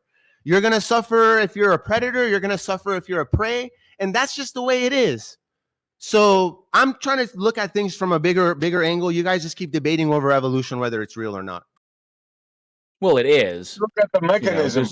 There's no problem with that. Survival of the fittest. Just listen to those words, bro. Survival of the fittest. Yeah, if you have two creatures and one develops some retard gene that is a detriment to their survival, they die and they don't fuck. And then some other animal has a retard gene that gives them some type of an advantage. Well, they survive and then they do fuck. And that's how it, man. SC, you got a strong core. Oh, core? What? How about the core? We're just all billions of years of living things having retard babies that were successful. I mean, it's true. Life is a series of failing upwards. It doesn't make any sense. If you were to use any critical thinking, you would say, look, it was a guy in the early 1800s, late 1800s, sorry, whatever it was, that period. He just went to an island and he came up with a story. He saw some tortoises, he saw some finches with their beaks, and he came up with a story. That's it. I think you need to go back to school because that's so insanely reductive. I don't even know where to begin. Yeah, we don't hang our cap on Darwin. Yeah, we certainly don't. I mean, it's like it's interesting that creationists consistently have to go back to critiquing Darwin when we are literally like 170 years past Darwin. So if you're attacking Darwin, and that Darwin has some fundamental, like, foundational concepts that we have long since corrected, much of it, and built upon it and improved upon it. Because remember, Darwin didn't have access to genetics. Okay, Darwin wasn't even aware of the work that Mendel was doing. Okay, genetics wouldn't come along until, like, almost a century later, when we would understand the structure of DNA and get a better understanding of how genetics works. And then you have, like, the concept of punctuated equilibrium, which wouldn't come around until the 1970s with Eldridge and Gould, which Darwin being a gradualist, because that's all he understood, he wouldn't grasp that. So obviously Darwin didn't have all the info. He had some foundational concepts that we took and ran with, and then utilizing explanatory and predictive models, understood where he was right, where he was wrong, and we improved upon those systems. Right. So if you want to go after, don't go after Darwin. Go after someone like Motu Kimura. Okay. Right? The problem is you don't have a shred of evidence for this. We do. We've observed it in the lab. We've observed it in nature. That you are not aware of the work that's done is not our problem. How do you know what I'm aware and not aware of? Can you just because you made the silly statement that we have no evidence of it, when we do have mountains of evidence of it. Okay, so you have millions of years of fossil, right? In layers? That's your belief? Okay, so just the fact that you brought that up like that indicates that you don't understand how the fossil record is interpreted and how it applies to the field of evolution, of evolutionary biology. If you understood that, you would understand that by virtue of the law of geological superposition, which is a geological law, okay, and how we understand how geological layers are laid down, okay. The fossil record, if you think of evolution as a highway that you can go forward and that you can go forward on, and you can look backwards on and go forward on, the fossil record is like mile markers on that highway. That's the evidence, because it indicates, by virtue of what we know in geology, the time frames, because they all operate on laws that are established. That's why when we talk about evolutionary biology, it's a multidisciplinary field. It's not just one field that says evolution is true. No, it's multiple fields pooling their information together to understand what this phenomena is.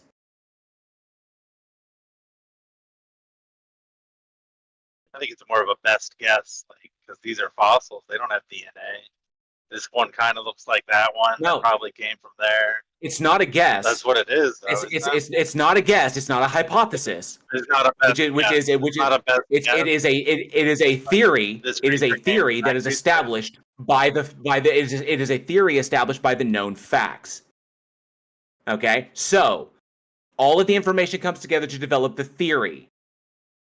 If you're looking at one segment of information, like if you just look at the fossil record, that's not going to support it because it's the fossil record working in tandem with genetics, working in tandem with island biogeography, working in tandem with a number, like so many other things, all compiling all their data and all the various laws that support their conclusions to explain a phenomena that is observed. We observe the phenomena that we call evolution, which is the repetition of alleles, the repetition of alleles within a population as a result of selection pressures. That is what we are observing. That's what we call evolution. And the things that support the common ancestry of our species are genetics, the fossil record, geochemical evidence. So phylogenetic trees, genomic mapping, all of it goes into it. Not to mention predictive models. The predictive models that if our understanding of evolution is true and we do this thing, like we do experiment X, if our understanding is correct, then the result of experiment X will be this. We do the experiment, the result is exactly what we predicted it to be. That means our interpretation is correct. This guy's very excited. Yo, do you have any evidence of a? Do you have any evidence of a species that's like in between, like changing to another species that like exists now? Okay, so what you're talking about is transitional species, and technically, with an understanding of evolution, every species is transitional. So, yeah, but like, is there like everything is transitional? You can claim that, but what species isn't like designed like as it's supposed to be? Like how? Wait, what do you mean isn't designed as it's supposed to be? That there's no organism that is the way it's supposed to be. There are organisms that are the results of evolution. It's not intended. Like, there's nothing saying. It's not begging the question. It's not begging the question. It's simply saying organisms that exist are a result of the evolution that led to their existence. That might be affirming the consequence. It's not affirming the consequence either. It's saying that, and when you say like point to a transitional species, all species are transitional because the subsequent generation is not identical to the parent generation. So technically, all species are transitional. Yeah, but the idea that species like are just like kind of like adapting and stuff doesn't mean that they're ever going to change into a different species. You guys need to like. Do you understand what speciation is and how we classify it? No, I don't care about all the words. I just want to know which species. Okay, if you don't care about the words, then how do you know what the hell you're talking about? Because I don't see any species that isn't like doesn't work, right? So if there was species that were changing into other species, it's because they die. They would have to. They would be in between at a certain phase in that transition where they basically didn't work. That's not how evolution works. Evolution doesn't do skips between species. It doesn't do that. It doesn't do skips between a new species to a new species. Evolution is a very slow, gradual change in genetics. Like as an example. So slowly you would see something losing its arms or gaining like a new limb, but that doesn't exist. No. When I say slow, I mean new proteins are formed due to the change in the genetic code. So take sickle cell anemia as an example.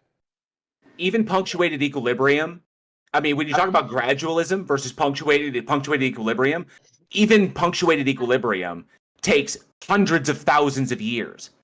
Gradualism is over millions to tens to hundreds of millions of years. Punctuated equilibrium. What evolutionary advantage would there be of losing arms? That's not how evolution works. Well, you guys claim that we came from like fish, right? So at some point, so here's the problem. When you say that we came from fish, that is an incredibly reductive statement. The problem is you don't understand why it's reductive. Because when you make that statement that humans came from fish, what you are ignoring is 415 million years of evolution that we understand and have evidence for. Okay. You can point to different species and say like this came before. So this, when you say fish, because the problem is when you say fish, what you how do you know any of these species so work? PhD, no, sorry. When you say fish, what you invoke in people's minds is the idea of a fish that exists today. But that's not, because the fish that we're talking about, when you say fish, what you're actually talking about is an organism called a sarcopterygian, which was a lobed-finned fish with lungs. That had lungs that could breathe air. That, bro? Okay, so for example, because we know that sarcopterygians exist because their descendants still exist today. Coelacanths, and lungfish. Okay, but their ancestors, sarcopterygians, they entered the fossil record roughly 415 million years ago. Sarcopterygians split off into two other species. One of those species, which I can't pronounce the name, it starts with a K, that's the species that eventually diversified down into mammalian life. The other one went on to diversify into the lobe-finned fishes that exist today. Well, what is the evidence of the new proteins forming, as you mentioned earlier?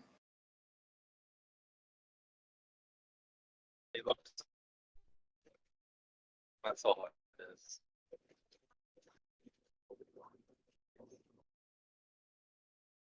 Did y'all hear my question? If people are wanting to base this on, they think a God exists, I would love for any theist in the room to demonstrate that their God exists independently of mind and context, meaning as a concrete thing, external in reality, without begging the question. If there's a theist that can do that, I would love to hear them do that. Did you hear my question about the proteins? That would be in laboratory experimentation when we can then map the genomes of the organisms that are the result of the long-term evolutionary experiment, and we can map the proteins that are created that are new proteins that didn't exist in the parent generation. So the long-term evolutionary experiment has been going on. It's a university up north. It's been going on since the 80s. So it is still going on today. So we can map them. We can map them in the laboratory that way. We can see them happening in real time. Are you talking about the Linsky experiment? No, it's the long-term evolutionary experiment. That's what I'm talking about. Let me see the L. Second. Oh, E. coli long-term evolution experiment. The LTEE. And the one it was started by Richard Lenski, University of California. Yeah. Began in '88. Yeah. They found the citrate gene. The citrate gene was usually activated only in anaerobic conditions, but they found that the citrate gene was actually moved to a different location, and it's now behind an activator that's always active. So it's always producing the ability to utilize citrate as a carbon source, but that ability was already there.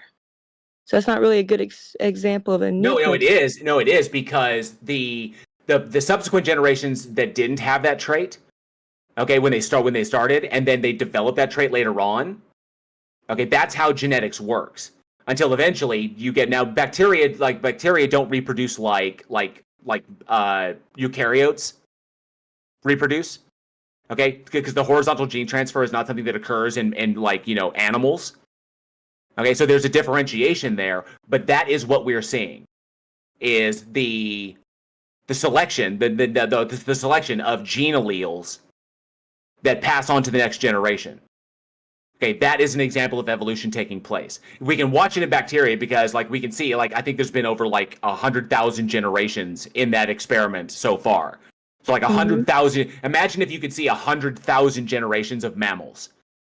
Right. Within a decade. It'd be insane, right? But we can't see that because we reproduce so slowly. So. But what I'm trying to tell you is that it already had the ability. They just moved that gene over to a different activator site. Well, they didn't do it themselves. It happened as a result of the conditions that they were controlling. So I don't think It may have had the information prior, but then it lost that information, or no, then it just was recessive. But the information's still there. It just wasn't in use. And then by virtue of the selection pressures, the artificial selection pressures that that were applied to it, it unlocked that ability once again. Okay, but if those selection pressures didn't exist, it wouldn't have happened. And it's possible that if it left to its own devices with natural selection pressures, that it may have lost that ability entirely. But remember, these are bacteria, and they don't reproduce like mammals do. But even then, we still have vestigial traits, that vestigial functionality in the body that is still there, that we had use once, has minimal use now, or has been adapted to, exapted to something else. Like, for example, the appendix no longer is used for digestion, but it is now used to house digestion necessary bacteria. But we don't use it as a secondary stomach anymore. So it's not necessarily vestigial, and you can live without it. We can take out your appendix, you'd be fine. But right now, it's literally just a reservoir for bacteria that your body uses to digest food. Okay, I got you. So what I was asking for was like a new protein, not one that was like translocated in the genome to be active all the time.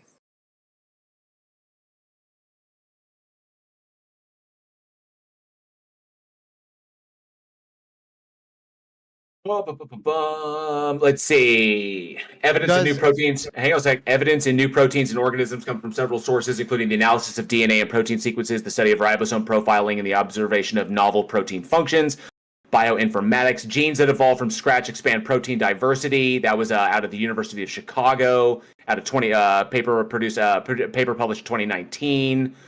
How are new proteins discovered? Yada yada. So, new proteins, blah, blah, blah, mechanism of protein evolution. That's National Institute of Health.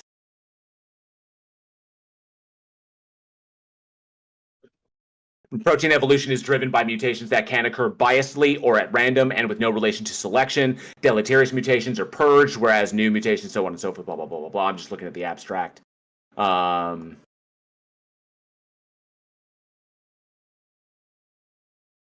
So lots of papers on it. Just Google Scholar it.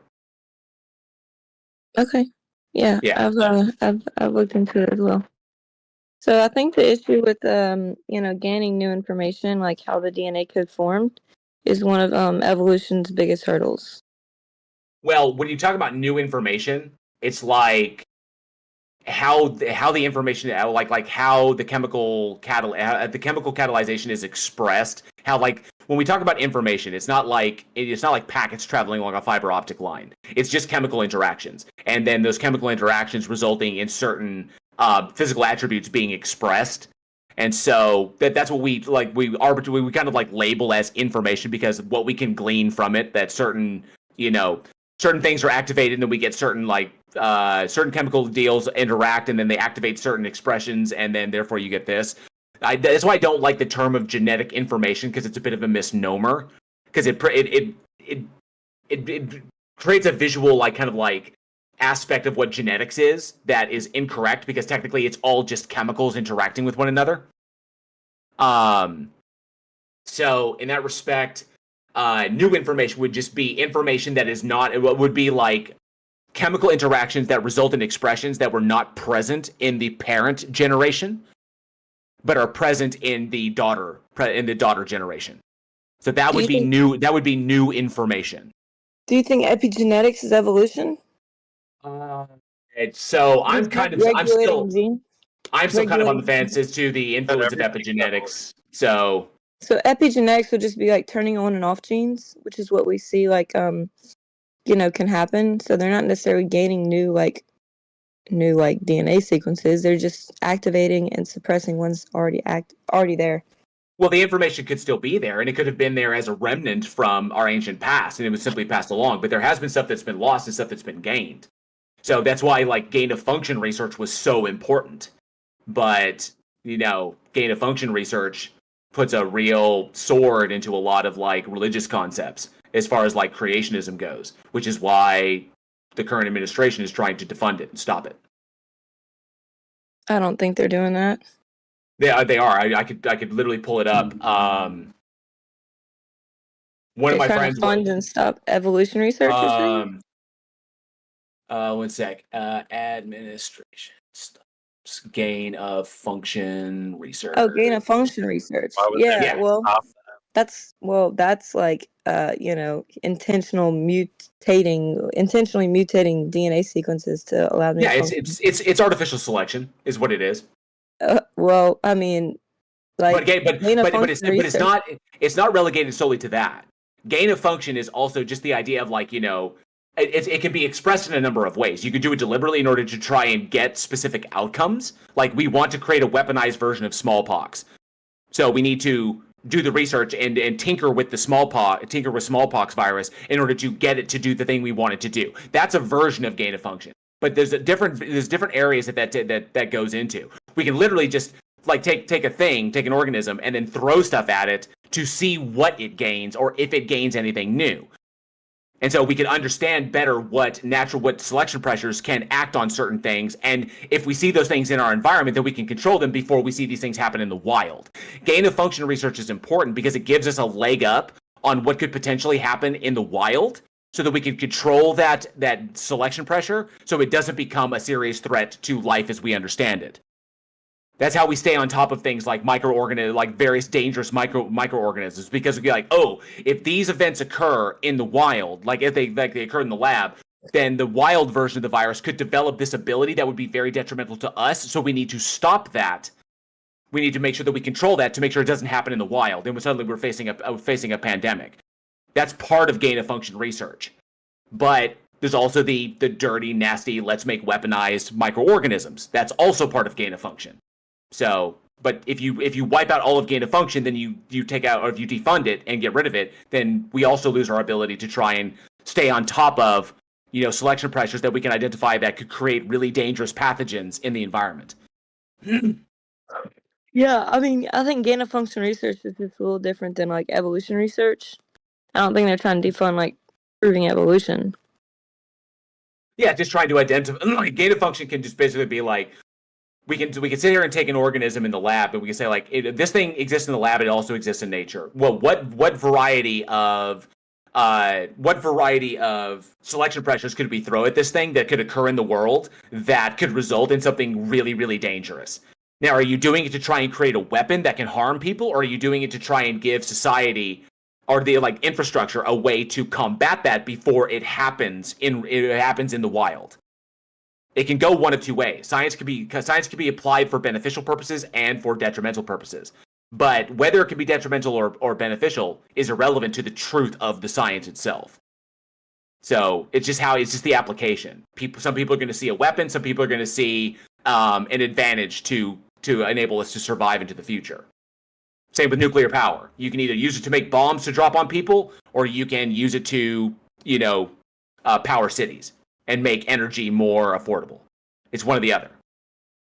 Or you could do both, or you could just do one. So, or do neither. So. Right. So, I heard you talking about evolution as something like probable. Do you think that's also the case with the beginning of life?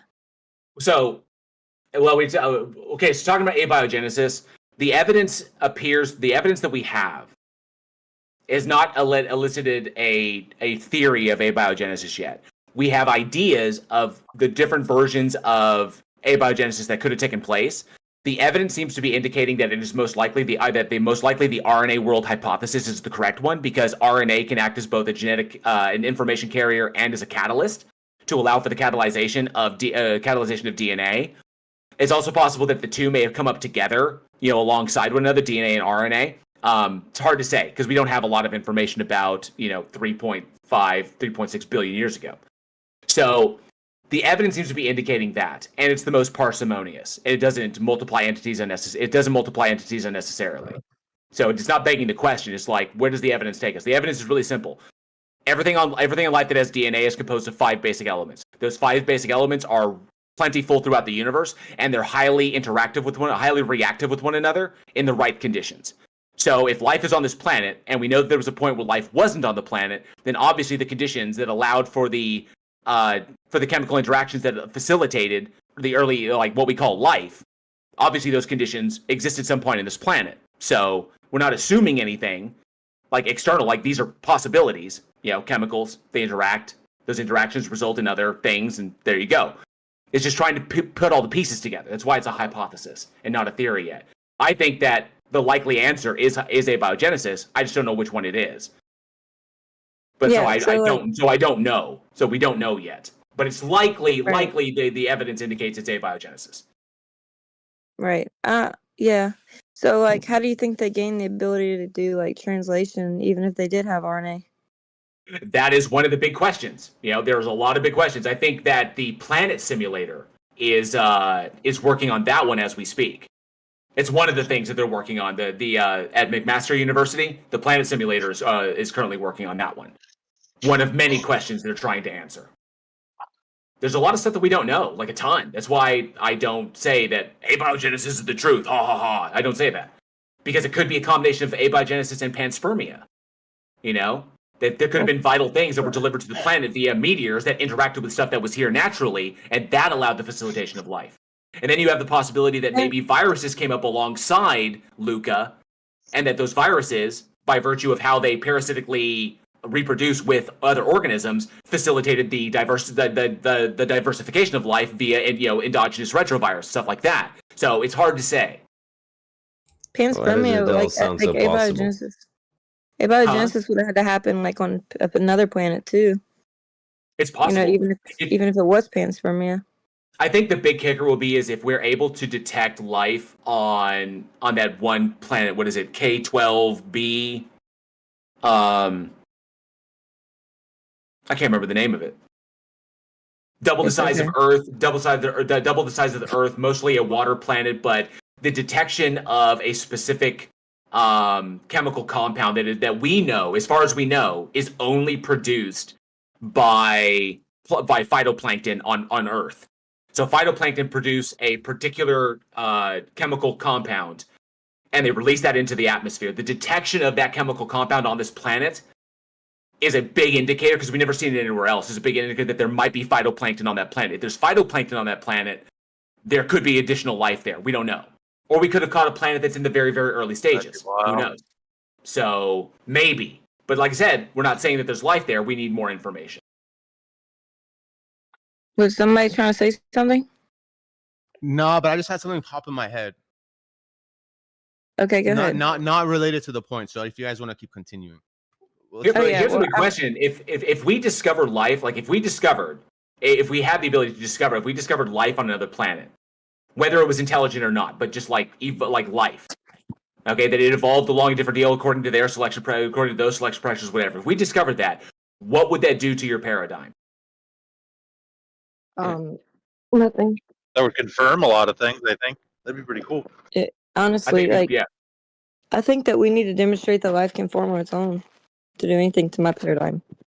Yeah, if we can look and find another planet, we see life in a what we could perceive to be a very primitive stage, but it looks completely different from anything we know, then obviously that would answer a lot of questions. It's like, holy crap, look at this life. It doesn't look anything like ours. Well, what I was saying was what happens if it's really similar?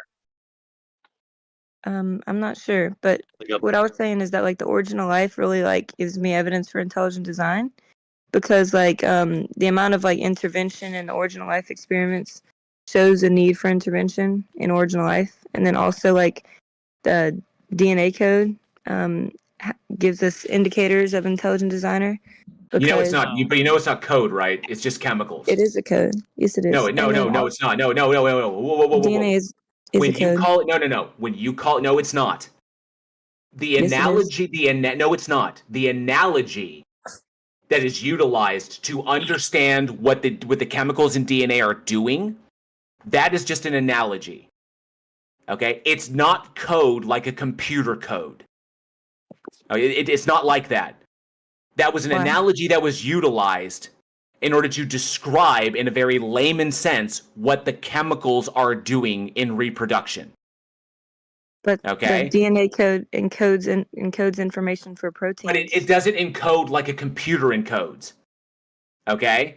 That's not how that works. It is just an analogy. People have got to divest themselves from this idea that DNA code is like computer code, where computer code is deliberately written in order to produce a particular function. DNA doesn't do that. It's not like that. And not to mention, it begs the question of the existence of something to do that. It is a code. The genetic code. No, it's not. Gives information for proteins. Oh my gosh! Did you? I can't. Okay. Look. His distinction is this: code. When we code for computers, humans. I always thought it was code. Yeah, hello, am I lagging or something? No, you're good. You're good. Yeah. Okay. So humans purposefully create a certain certain lines of code and put them together to create a specific outcome, right? Not rhetorical. Yeah. You agree with that, right? Yeah, absolutely. Okay, so that's how computer code works. So you put a shit ton of instructions in back to back for us to get a certain type of outcome. That's not how DNA works. DNA is its own part of the cell, its own thing, and it makes changes over time with accidental little errors, right? Sometimes it just changes all on its own some because instead of putting an A to a T next to each other, it accidentally puts a C next to a T, right? And then it copies over itself again and you get an error, right? We call that a mutation, right?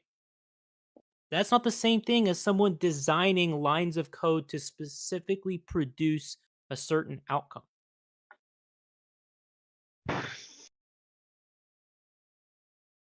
So if it's not code, what is it then? I don't get it. It's like literally, I explained it. It's chemical interactions. Hold on. That's what's happening. It's chemical interactions. So it's like if you wrote, if I wrote a bunch of ones and zeros on a piece of paper, that's no longer computer code? No, because that's not bits. That's not. No, what I'm saying is that the idea that genetics, that DNA operates like a code that is written. Okay, the problem was that little analogy that arose by an analogy that was postulated decades ago when an individual, when I can't remember who it was trying to describe gene expression, and he used the analogy of computer coding to get a result. He used that as an analogy to try and convey this information in a very lay way. The problem is that a lot of people jumped on that and ran with it as an indicator that DNA is designed to do a specific thing, and it's not. But computer code updates too. The computer code changes too sometimes. It doesn't change on its own, though. Yes, it does. No, it doesn't change on its own. It does change on its own, and it doesn't change at random. From the inside of the game perspective user reference frame, and if the outside program doing the live update and shit, it changes to them on its own. They have no idea that God is changing the code. Wait, what? Can I say something? So the code in the Merriam-Webster dictionary, one of the examples is a genetic code. Like they That's a term that is utilized to describe it, but that's not what it actually is. Like I said, it's an analogy. It's an analogy. It's kind of like calling the initial. It's kind of like calling the initial point of observation, the origin point of observability for our universe is called the Big Bang. But guess what? It's not a bang. It wasn't an explosion. It was an inflation event. So it's a misnomer. Okay. Also, very quickly, saying it's a genetic code. No one's saying it's not a code. We're arguing whether or not it's computer code, right? He thinks there's no genetic code, right? No, that's not what I'm saying either. I'm saying is that genetic code real? What do you want to call it? A language? It could be simulation code again with live updates. No, but the fact I'm that saying a that code the doesn't analogy... mean it's necessarily computer code. Nobody really said that. So by calling it a code, we have to make sure that when you use that term like that, you're not implying that it was designed by something with a particular function in mind. So with intentionality. It's like an anti-God thing you're saying. You just want to say there's no God. No, because to assert that there is would be begging the question. Exactly how did it come about? Can we replicate the DNA information sequence coming about in this manner? What do you mean? I didn't know why he was so adamant against it being a code. I didn't understand. Even for just like to make sure that when we use that term, we make sure that we are not trying to imply like intentionality behind it, because that would beg the question of the existence of a thing with intention, unless you can demonstrate that it is. Say there's no God. It's just code. Okay, so can we demonstrate these types of sequences of information forming on their own? Yes, just Google Scholar. I told you that earlier. Yeah, that's the issue, because actually, I don't believe we can. Even for the Then go read the papers Moderation- that show that we can. moderation. Well, then go read the papers that I told Any you moderators exist. in the chat, because I've been interrupted like 10 times in a row. Well, because you keep ignoring what I'm telling you. Is there any Okay? moderators here? Go read the papers that I told you exist that explain it for you. Or go back to school.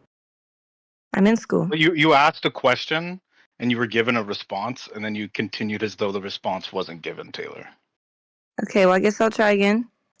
So in the self-replicating RNA experiments, we have to insert either templates or an altered RNA polymerase that's tweaked for this function. So we're not seeing these things form on their own, and we're not seeing the genetic information in these sequences form on their own either. I'm done. Cool. Go spend some time Arguing with about Google whether Scholar. it is or isn't a code is just like so annoying. When if you just like understand, there's a distinction between man-made code and DNA code. Yes. University of Colorado. Well, what are they then? What's lit? I have spent time on Google Scholar researching this in particular, by the way. I'm got a degree in biology, and I'm furthering my degree in graduate school. So I have researched this. So do you have any examples of contrary evidence?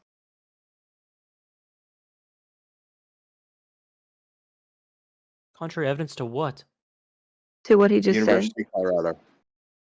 Is there Wait, an are you experiment? literally? Are we talking about like definitions in a textbook? Like you're not capable of No. understanding the distinction in this conversation? No, and I'm like even granting him that. Okay, I'm just calling it the DNA sequence, like the information in the DNA sequence, whatever he wants to call it. Can he show this type of information forming on its own? Okay, so you're talking about like literally the development of what we would call the Luca. No. Yeah, because that would be the first carrier of genetic information that resulted in the proliferation of what we understand to be life today. Yeah, so like the DNA sequence that can Right. transcribe information. Okay, that's one of the questions that we have not answered yet. But just because we haven't answered it yet, or we haven't answered it, it doesn't mean that we will answer it. It doesn't mean that we can answer it. Maybe we can. I'm not saying that we will, but we could. It's logically possible. But just because we haven't answered it yet, doesn't mean it was an intelligent creator. That's not evidence. It just means it's a question that we can't answer yet, or we haven't answered yet. Like jumping to an intelligent designer from that is just a complete non sequitur. I kind of have a question, but I don't want to ruin y'all's thing. Well, the type of information we see in DNA, the complex specific information, gives us indicators of intelligent design. No, it doesn't. You're like It- you're it- like looking. You're looking at the Intelligent, like irreducible complexity is just irreducible complexity has been debunked. I never said irreducible What you're complexity. what I you're said doing. I wasn't in. I was like talking about complex specific information. What you're doing is like Okay, you're the hearing direct- the answer and you're assuming the question. Right? You're looking at the end stage conclusion and you're making assumptions about how it got to the end stage conclusion, but you have no idea how it got to the end stage conclusion. Let me ask you this. Is it logically possible that life, as we understand it, is an emergent property of organic chemical interactions? Is that logically possible? With no intelligent interface or anything guiding it for any specific purpose? Or possibly with an intelligent interface that put it No, there. I'm just asking. That's Is it logically possible? So Is it yours logically possible? and his is possible. No. Is So it they're both logically? possible. No, So stop. they're both possible. Is it So they're logically both. possible? No, hang on. Is it Yes. logically Yes and possible? yes. Okay, so if it's logically No, possible, I'm not agreeing to that. Now, so you say no. Hang on. So you're saying it's not logically possible for life to arise from organic chemical processes. Yeah, I can explain. Okay, now hang on a sec. You don't need to explain it. Yes, I Now do. you think it's impossible. Please show me the logical contradiction. Can I explain why I don't think it's You need to show the logical contradiction. Because the only way for a thing to be impossible. Yes. That's why I said possible. Because if a thing is logically possible, it means there is no logical contradiction in that thing occurring. So here's the problem. No, it's not. Okay, because very simple. Show me the logical contradiction. I'm not trying to argue from logic. I'm trying to argue from biology and chemistry. It's logically. Okay, so logical, yeah, I don't care. Taylor, when we're talking about possibility, we're talking about philosophy, dude. Okay, but that's the problem. That's what we're invoking when we talk about possibility, not probability, possibility. Okay. If a thing is possible because there is no logical contradiction there. I'm saying it's chemically impossible. Okay, but you're saying it's impossible. Therefore, there is a logical contradiction. I'm not arguing from logic. But that's what you're saying when you say it's impossible. Wait. Stop. You guys are talking about each other. What's the chemical impossibility? Yeah, where's the logical contradiction there? No. She's not saying logical impossibility. What she's saying. She just said it's a chemical impossibility. Hang on a sec. When she says it's impossible, she immediately invokes a logical contradiction because logical contradictions are not possible. With her, please. Yeah, but based off of evidence, she's got evidence with it though that she's talking about. Okay, I don't care about logic. I'm not a philosopher, dude. Okay, show the logical contradiction. I don't think. Okay, well then, for the sake of moving on, I don't think there's a logical contradiction. I think there's a chemical. Thank you. So it is possible. Dude, you guys, look. No, man, not. Her chemical contradiction reason is her logical reason why. So tell them that. Yeah, that's what I keep asking for, so we can move past this stupid shit. Yeah. So the environmental conditions for RNA formation and protein formations are different. What does that have to do? And also, amino acids and sugars that would be present on the RNA can self-react with one another, making them incompatible to be in a raw state in the presence of one another. That entirely depends upon the conditions in which these things are. Do you have access to the exact conditions that existed 3.6 billion years ago? No, but they would have to invoke certain conditions. Bingo. Doesn't matter. If you don't have access to them, you can't say what. If you don't have access to them, you can't say what they were. And if we know that it's possible, they would have to be. And exactly. But if those conditions are logically possible and they could exist on this planet, there's your answer. So there is no logical contradiction. And they just couldn't exist in the presence of one another in the same. Where's the logical contradiction there? They could exist. It is logically possible for them to do that. Not in the same environment. Sure, they could. Because they may not be the modern iterations of what they are. They may not be exactly matching the modern iterations that exist today. It could be something entirely different that performs the same function that doesn't exist anymore. Okay, so there's no logical contradiction in this. I just don't understand this argument. Really, this doesn't really make any sense. When you say a thing is impossible, you're saying that there is a logical contradiction, and that is why the conclusion cannot be. The minute you invoke possibility, you are invoking logic. We're not talking about probability here. We're talking about possibility. And the only thing that dictates whether a thing is possible or not is the existence of a logical contradiction. Like, for example, there's no logical contradiction in an intelligent agent existing and abiogenesis being the way it created life and evolution being the way it diversified life through naturalistic means that are completely indistinguishable from the actions of a creating entity. That's entirely logically possible. And then the entity just fucked off with no evidence left of its existence. So we would never know. That's logically possible because there's no contradiction there. It's also logically possible that there is no entity and that we are that life is an emergent property of organic chemical interactions through an unguided system. There's a logical that's logically possible. Now, if you want to talk about it was created, like life was created by a specific God for a specific purpose, then we have to look at the God. How is the God defined? Is the God defined in a logically contradictory way? Like it is both omniscient and it has volition? Well, no, that God can't exist because it's a logically contradictory entity. So we know it can't exist. So therefore, you could argue for a different God, like classical deism or something of that nature. So yes, when you invoke possibility, you're talking about logic. But appealing to logical possibility is just such a low bar to hit. I mean, there's so many things that are logically possible that metaphysically speaking are highly improbable that they're essentially become impossible in metaphysics. Well, that's why we don't start with metaphysical suppositions. You don't like presuppose a metaphysic and then you wind up at a metaphysic by virtue of the evidence. That's bottom-up thinking. If you start from a metaphysical presupposition and then work downwards, that's top-down. Why would you start with a metaphysical presupposition when you can't justify it as being true? There's like no mechanism to determine what metaphysical position is correct. You can side on one because it validates your like internal experience or it validates your feelings about a thing, but that doesn't tell you what is true. So like I kind of like fall in the camp of I fall in the camp of Wittgenstein on this one. Metaphysical speculation is bullshit. There's no point in like dealing with it. You wind up at a metaphysical position by virtue of the evidence. Yeah. I don't know where you got presupposition from, and maybe it's because I just joined the conversation. Oh no, not presuppositional apologetics. Just like presupposing presupposing that a particular metaphysical position is true, and then operating from that presupposition. So like you assume that supernaturalism is true, and so you move forward from supernaturalism. That's I wasn't not how doing that though. I was just trying to start from the bottom up, like the chemistry. Okay, so it's really simple. All life in this planet is composed of the same five elements. Those five elements are readily abundant in the universe, and they're highly reactive with one another in certain conditions. We just have to figure out what happened 3.6 or 3.7 or whatever billion years ago that facilitated the emergence of life on this planet.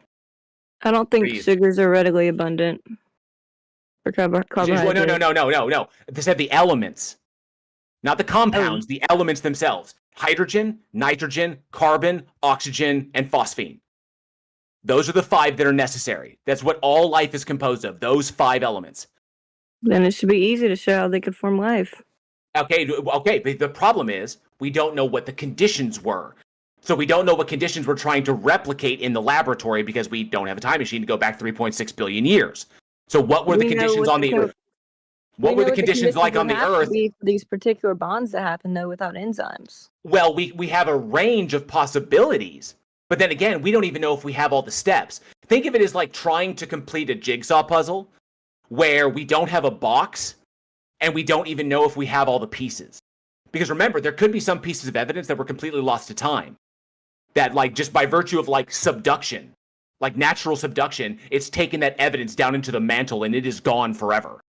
So we don't even know if we have all the pieces. We don't know what the end picture is going to look like. And we're painstakingly trying to put each piece together. That's what abiogenesis is like right now. That's what that field of research is like right now. So that's why it's a hypothesis. We don't know what the end result will look like. Or even if we have all the evidence. We're just doing the best we can with what we got. Do you think it'll probably have that predator-prey system that I mentioned earlier? Okay, so the evidence indicates most likely that the earliest organism, probably the Luca, subsisted via chemosynthesis, and that the whole like predator-prey relationship would be something that came along millions of years, possibly billions of years after the fact. So once things diverged into eukaryotic bacteria, archaea, subsisting off of other organisms to get the chemicals needed to facilitate the production of ATP. So. Who knows? Okay, so I mean, probably not then, right? It depends upon what we can find and what evidence is available. Like I said, there's a high possibility that some evidence is just completely lost to us by virtue of just the natural forces of the planet. I got you. But as we know right now, probably not. What's most likely going to happen is things are going to continue eating everything else. Predator-prey system. Right. Just different forms, bigger, smaller. But that's fucked up. Evolution's fucked up. As it is, it's fucked up. If we can engineer all life on the planet to get their energy through photosynthesis or chemosynthesis, that's the only way you'd be able to stop that. something's wrong here. Then I mean, well, it's not something's wrong. I mean, if you're saying something is wrong, that means it's different from what was intended. Now, I mean, that's all. I don't want to go too much more. Saying it's wrong. I mean, you could say that it sucks, and I understand that because it's it's adversarial, it's competitive, it like it results in pain and suffering. I get that, but saying it's wrong indicates that there was a right. It was a way it was supposed to be. It's kind of like calling life. It's kind of like when creationists say that life is accident, like life is just an accident. No, because an accident implies that there was an intentional outcome that this one was not intended. Which is not the way that works. I think it's wrong. I think your life's your life. Nothing should take it from you. And oh my God, you're just not even having a conversation about this topic. I know I'm not. Carry forward. I just go on. I'll save a response. Like I said, we can switch off of it and we can simply talk. Like I said, if any theists want to demonstrate that a God exists independent of mind and context without begging the question, I'd love to hear. I mean, evolution could use a fucking God because its suffering's baked in. That's a problem. It could be an evil God. As a life, not as a religious person defending the religion, as a life form, as a living, breathing thing. It kind of sucks that the reality you're living in, what's baked in, the driving fucking thing of life is everything eating everything else. That's pretty piss. Sure.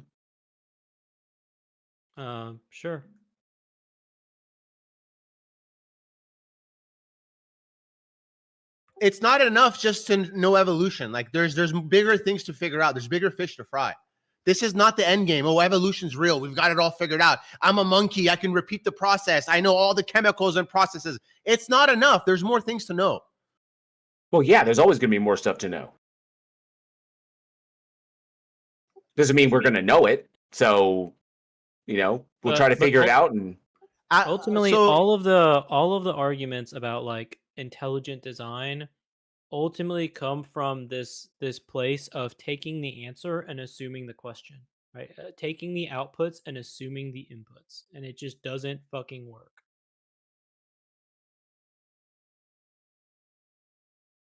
Really, the whole thing comes down to an emotional appeal, because if we're the result of natural unguided forces, then it makes a lot of people interpret that as an invalidation of their feelings. Like they feel that life is like super special, and that it is human special. Beings, Life it's is not. special. It's not. Life a is not living special. being that is alive, that has living. Look, I'm speaking as a living thing now. Okay, I'm not a fucking bot, and I hope you're not either. No. Hang on a second. A living being, life.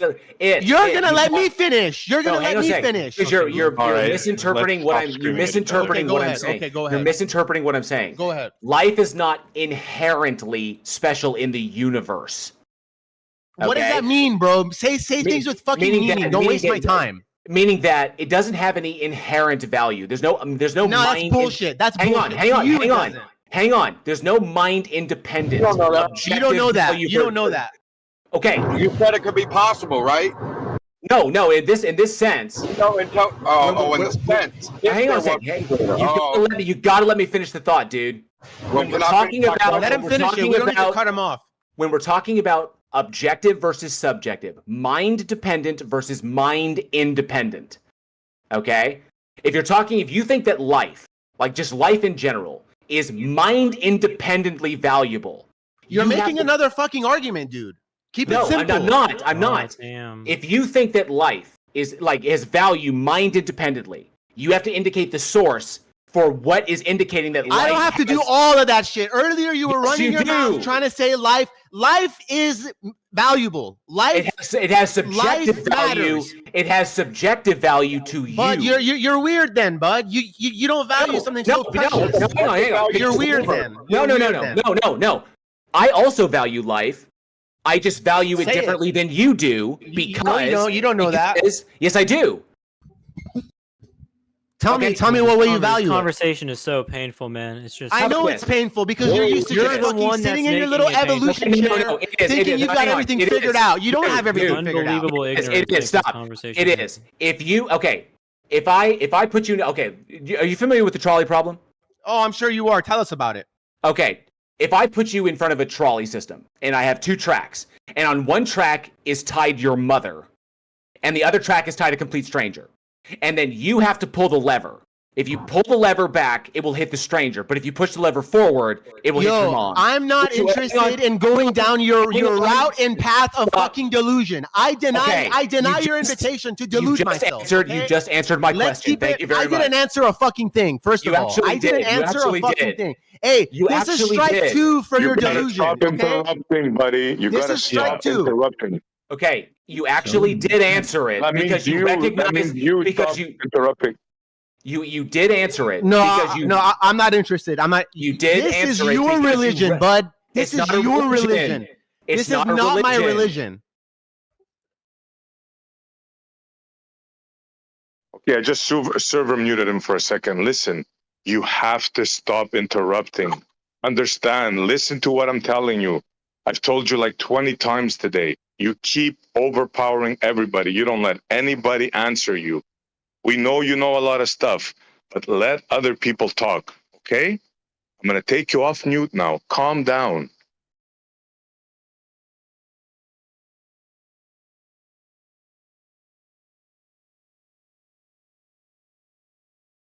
Go ahead.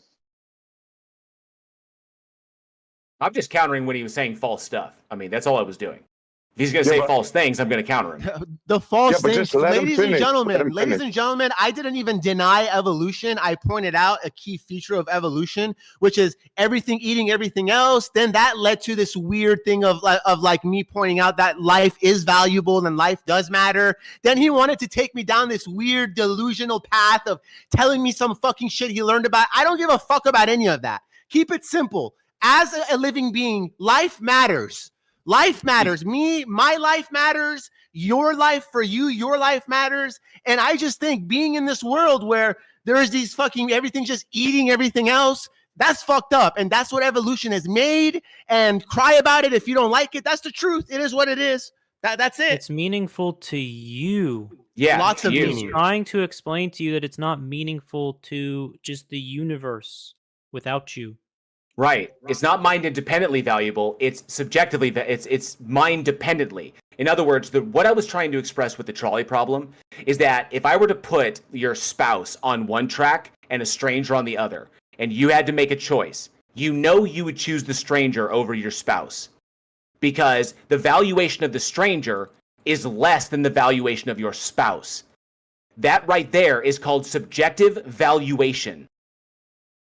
All right? It's mind dependent and it's relativistic. It's based upon your relation, how the relative connection between you and the other thing. So that's your God then. Don't deny God then. That's your God. You've got this other thing called your universe, and it's making decisions for you that like the value of your life outside of your fucking mind that you're giving agency fucking to right now. That's your God.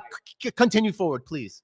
I don't know where it's that your crash. God. That crash out didn't even follow what I said. That crash out was on point. Carry on. Continue. No, on. it wasn't because I don't have a God in my worldview. You were describing it. Please continue describing your God. I'm not describing a God. What are you talking about? Okay, well, I'll use another word. What would you like? Your Lord and your Lord? What should I say? I don't. That doesn't exist in my worldview. This is powerful agency outside of yourself. This is what those God people are saying. No, it's not. This is what the Bible people sit there in their rooms and talk about. I know the energy's so high. I know you. I know it. I know it.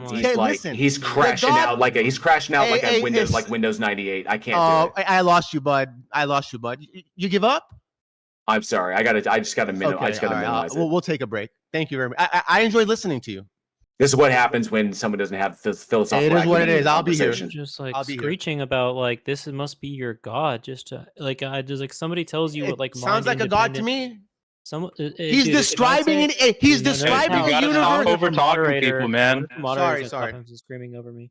One at a time, guys. Come on, one at a time. To you what the concept of mind dependent versus mind independent is, and you had a complete fucking crash out at the concept being presented. No, it was creating a mirror and an analogy to God. I didn't crash out. I used words like giving agency to and outside of your mind and stuff like that. You crashed out. This is your religion I'm talking about, bud. Yeah, sure. I think it's evident to everyone in the room that certain people just like to call other people religious in their thought because they are individually so. Everybody see that a lot. I don't understand what the religious aspect of the concept of mind independent is. Where's the Yeah, religious that aspect? was weird. It didn't even follow. I don't even know where that came from. Dude, I was just being honest in the moment. That's what my mind thought. It was an analogy, and I don't take it back. It sounded like a god to me. We were talking about life and your life mattering, and you were trying to counter me in my simple words of life mattering. My life matters, your life matters, and a simple compassional analogy for all the other lives we see in this world around us. And your ass started to resort to the mind agency crap of your universe, not having the same mind as you, and not valuing other living beings from a Okay, I have no idea. I have no idea everything what he's I'm talking about. This is insanity. Don't fucking like what you're saying makes no sense. And some part of you realized it, and your energy, your fire was cut off. I extinguished your ass. Reflect on this. If it's okay, I'm just gonna like turn him down because not to zero, but yeah. Yeah, that's just batshittery. There's like nothing there. I had no idea where he's going. Like, this is kill screen stuff. It's just like so yeah. I don't know what it's doing. I'm not interested in engaging with it. Well, how else have you been, JL? It's been a while. Oh, I'm good. I'm sorry. I have my eye on my other screen. Who is there's so many people. Rich Evans. Oh, hey, what's up? Yeah, doing good. I just got done with my latest video. It's dropping on Tuesday, and I'm prepping to go out of town. Actually, I'm going on a vacation with my wife. Oh, that sounds nice. Yeah, I'm going up to Montana. Oh, beautiful. You can say hi to P-Mart. Just kidding. I'll not catch even him a job for him. I'll catch him on Chatterbait. Oh. Yeah, exactly. Too soon. Yeah. Hey, man. Man's got to eat. I get it. That's true. What do you think of the server so far? I mean, I tried to step in there as moderation. We hold it pretty highly here. I mean, at least we're trying, right, to have both sides, but difficult when it gets so fiery. Right. Yeah, I dig it. I'm digging this. I'm glad I found it because I saw Planet Peterson doing a conversation on here I think about a week ago, and I was like, what is that Discord server he's on? So I went looking for it and found some other stuff, and I was like, this looks cool, and managed to scare up a Discord link from MC Toon, and it's been awesome. Nice. Hell of a lot more engaging than the politics server has been of late. That server, all the good people are gone. Well, you don't want to hang out with an agnostic one.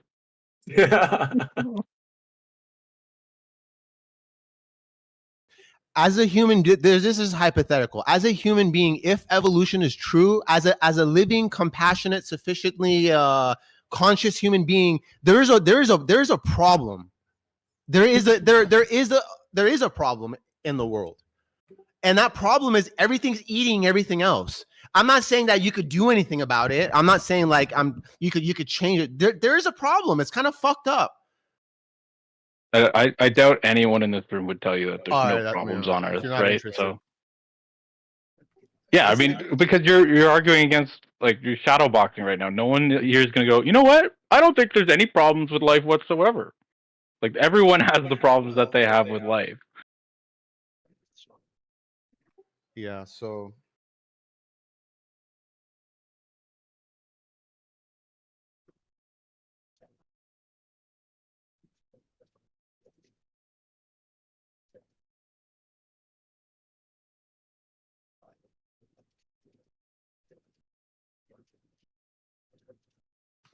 You're not still a Glober, though, right, JL? You've come to the light on the flat Earth. Ha ha ha. Dude, come on, gas pressure, man. You talking about you mean atmospheric pressure? Different thing. No, the Atmos. I'm not going to use your globe laden dogma. Talking about the Ziploc bag that surrounds the pancake. All right. I don't think there's a Ziploc bag around Kansas.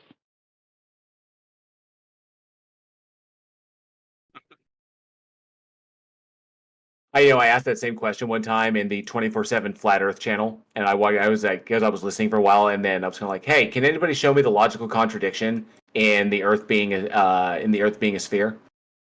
And I have never seen a group flip out like that. You did?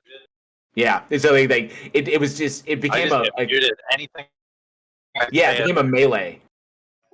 Oh yeah, so there's literally like people who all they do is they sit there and shadow box and wait for people to show up, and if you even mic up and aren't like self-muted, they will try to like poke at you to try to start a conversation.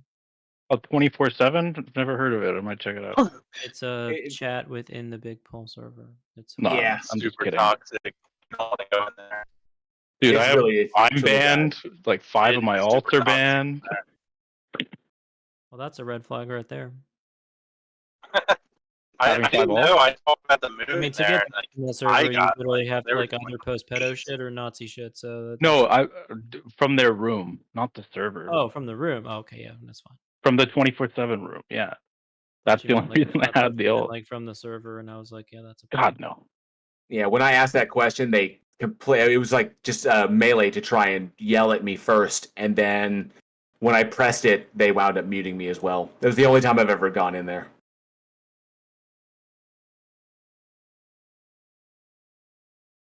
Top tier buffoonery right there. Disagreements. Astronautical, your mic is pretty low and or choppy.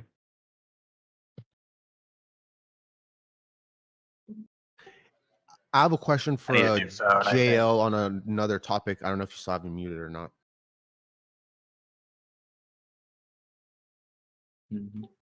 Probably.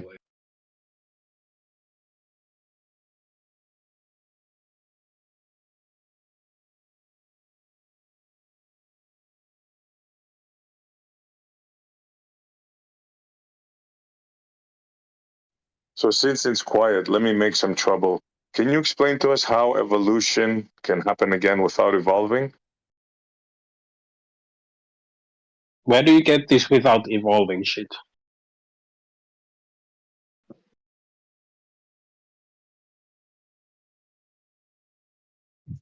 Yeah, I heard you say that earlier, and I said, "What do you mean by without evolving?"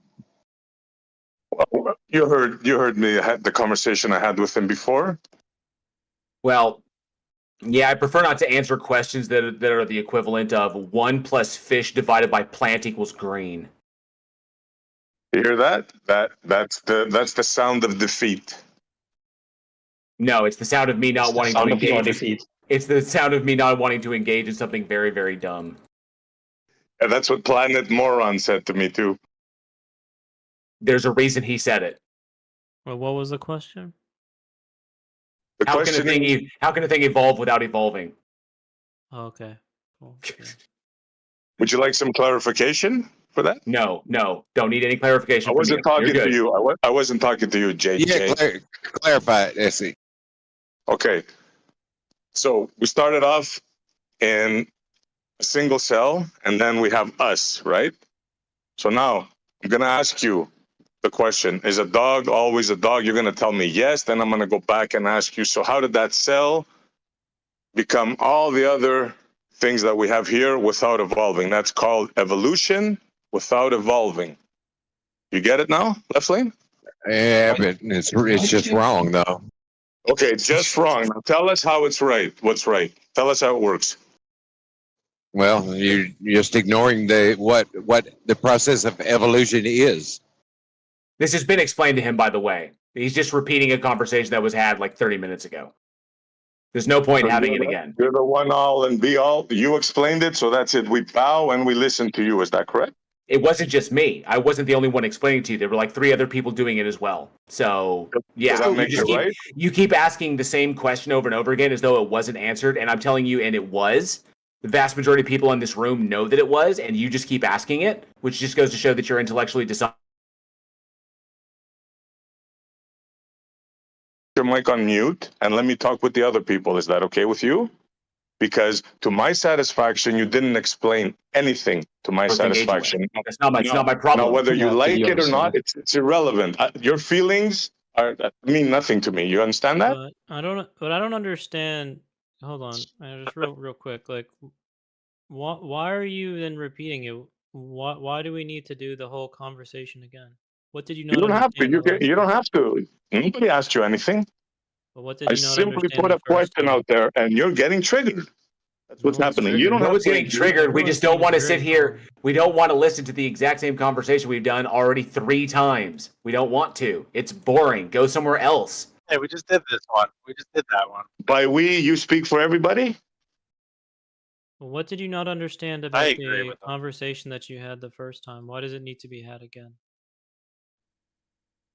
That doesn't necessarily need to happen again. I just asked the question because everybody was quiet, and it seems that everybody popped in. So it must be a popular conversation, right? Since you guys are all triggered and up my case. I think the part that shows that you're bad faith is actually the part where you keep accusing people of being emotional when everyone's very calm.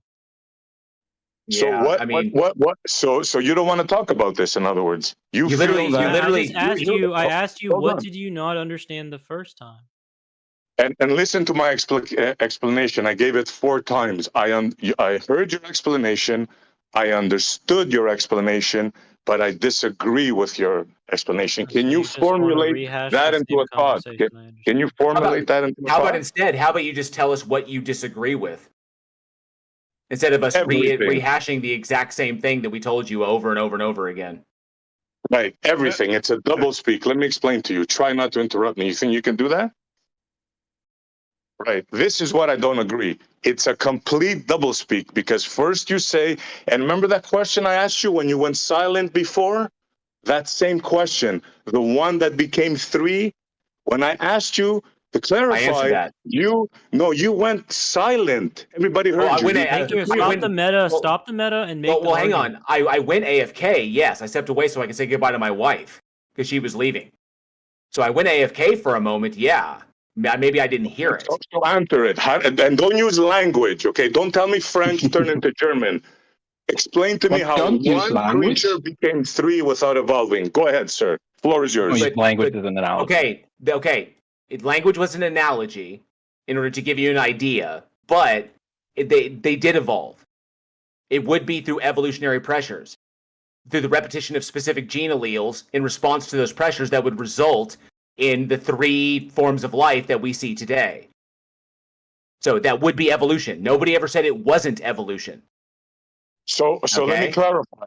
Hold on. Let's clarify. So one life, one thing became 3 different things, right? At minimum, there could have been others, but those all died out. So we know at minimum, there were 3 surviving. So one thing turned into 3 other things, right? Why are you lying, Essie? Evolved. You're lying. It evolved into 3 other things through evolution, through the repetition of specific alleles that resulted in different organisms. So one thing turned into another thing, like a dog. No. It evolved. See, you see the double speak. Yeah. It's not double speak. It evolved. Yeah, you are double speaking. This is it. This is where you get them right here. Why are you lying, Essie? You know and you're gonna have Brenda all triggered out. Tell me, why are you lying, Essie? Essie, it's not triggered. We're just calling you out for what you're doing. You are lying. You are a liar. You are conveying false information with the intent to deceive. My friend. You double spoke. I didn't double speak. But notice how the whole purpose of this conversation is just to engage in meta and shit flinging instead of actually having the conversation about the topic. It's really annoying. Well, that's possible though. It's about the topic. One thing turned into 3, he said, right? That's a lie. It didn't turn into 3. It evolved into the 3, into possibly different variations. Different variations, and the 3 that we reckon, the 3 that survived today are the ones that survived. It's called evolution. So eventually, one thing turned into three things, right? Evolve. Stop saying turned. Stop saying turned. I'm gonna say turned. I'm gonna say turned. I'm gonna keep saying it. Turned.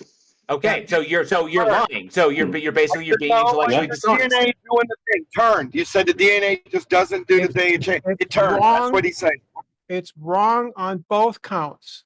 Individuals don't evolve. Populations do. Yes. So the population of Luca, that population of organism, the evolution that occurred within the population of Luca resulted in other organisms that procreate, that proliferate in different ways. Those are what the three that you're talking about. It's not double speak. It's fucking evolution. There's no double speak, man. The double speak is actually on your part, SE Montreal, if I may be so bold to say, because earlier I was listening. Yeah, I'm still speaking. I was listening into the conversation, and this guy clearly said that the creature evolves. And then you started asking the question repeatedly, how do you evolve without evolving? How do you evolve without evolving? When clearly the language used the word evolve. So you have been lying about the words that people have been using. Why are you intellectually dishonest like that, SE? Yeah. You keep saying it, but the more you say it, Answer my fucking question. You just got straight bodied. Are you all triggered? Are you all triggered? That no, I'm laughing my ass off I'm laughing my ass off at how bodied you're getting. I'm not getting ready. Try to let me finish the sentence because I know you're so triggered.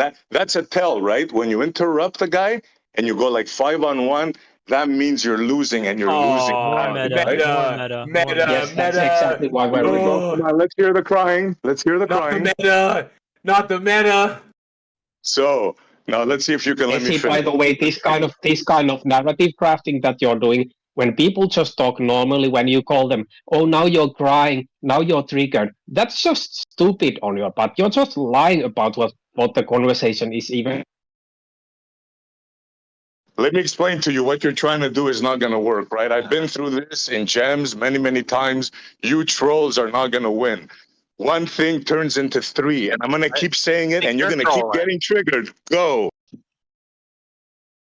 Yeah, I'm just not going to engage with him anymore. There's no point. You get triggered about it. I don't understand. The point is, you have nothing to show he just wants the narrative crafted as triggering because he cannot handle the conversation. Yeah, he's you got guys like Lori and Brandon. There's no point engaging with him. Yeah, you got me. So what? I spoke. God damn it. How dare I speak? SE Montreal is losing my nerve because I dare to fucking speak. You're triggered, SE Montreal. No one else. Let the demon out, bro. Let him bang his drum. He'll tire himself out, the little guy. So again, I'm going to say it bait. again. You have no evidence of one thing turning into another. None. Zero. That's not Show what it. evolution says, SE, and you know it. Stop taking the bait. Just stop feeding him. He's already he's fat. He's fat enough. We don't need to feed the troll anymore. Do any theists want to demonstrate that their God exists independent of mind and context without begging the question? No. You're just going to talk right over me trying to get in, right? Go ahead, Rob. If he talks, he's going to get muted. Go ahead. I just want to say, when an atheist says, God damn it, what do they mean? Demonstrate your God for JL. It's a phrase. Hey, what's the evidence that your God exists? It's just a common verbal expression of frustration. Okay. Right over their fucking heads. Like, you guys are fucking hilarious. All right, demonstrate your God, please. We're hilarious because we just destroyed you. If any theist can you please demonstrate that your God exists independently of mind and context without begging the question?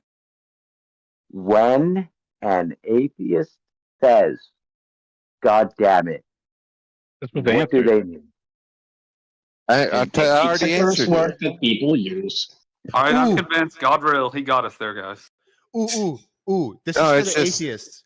If you could choose to continue living in this evolution system where, like I laid out earlier, everything's eating everything else, or go to more of this like some kind of God system, Which one? Like a Garden of Eden, so to speak. It's up to you. There's a lot of gods out there. Which one would you choose? Would you continue living where you're at now, or would you choose any of the god systems available to you? I don't know how many there are.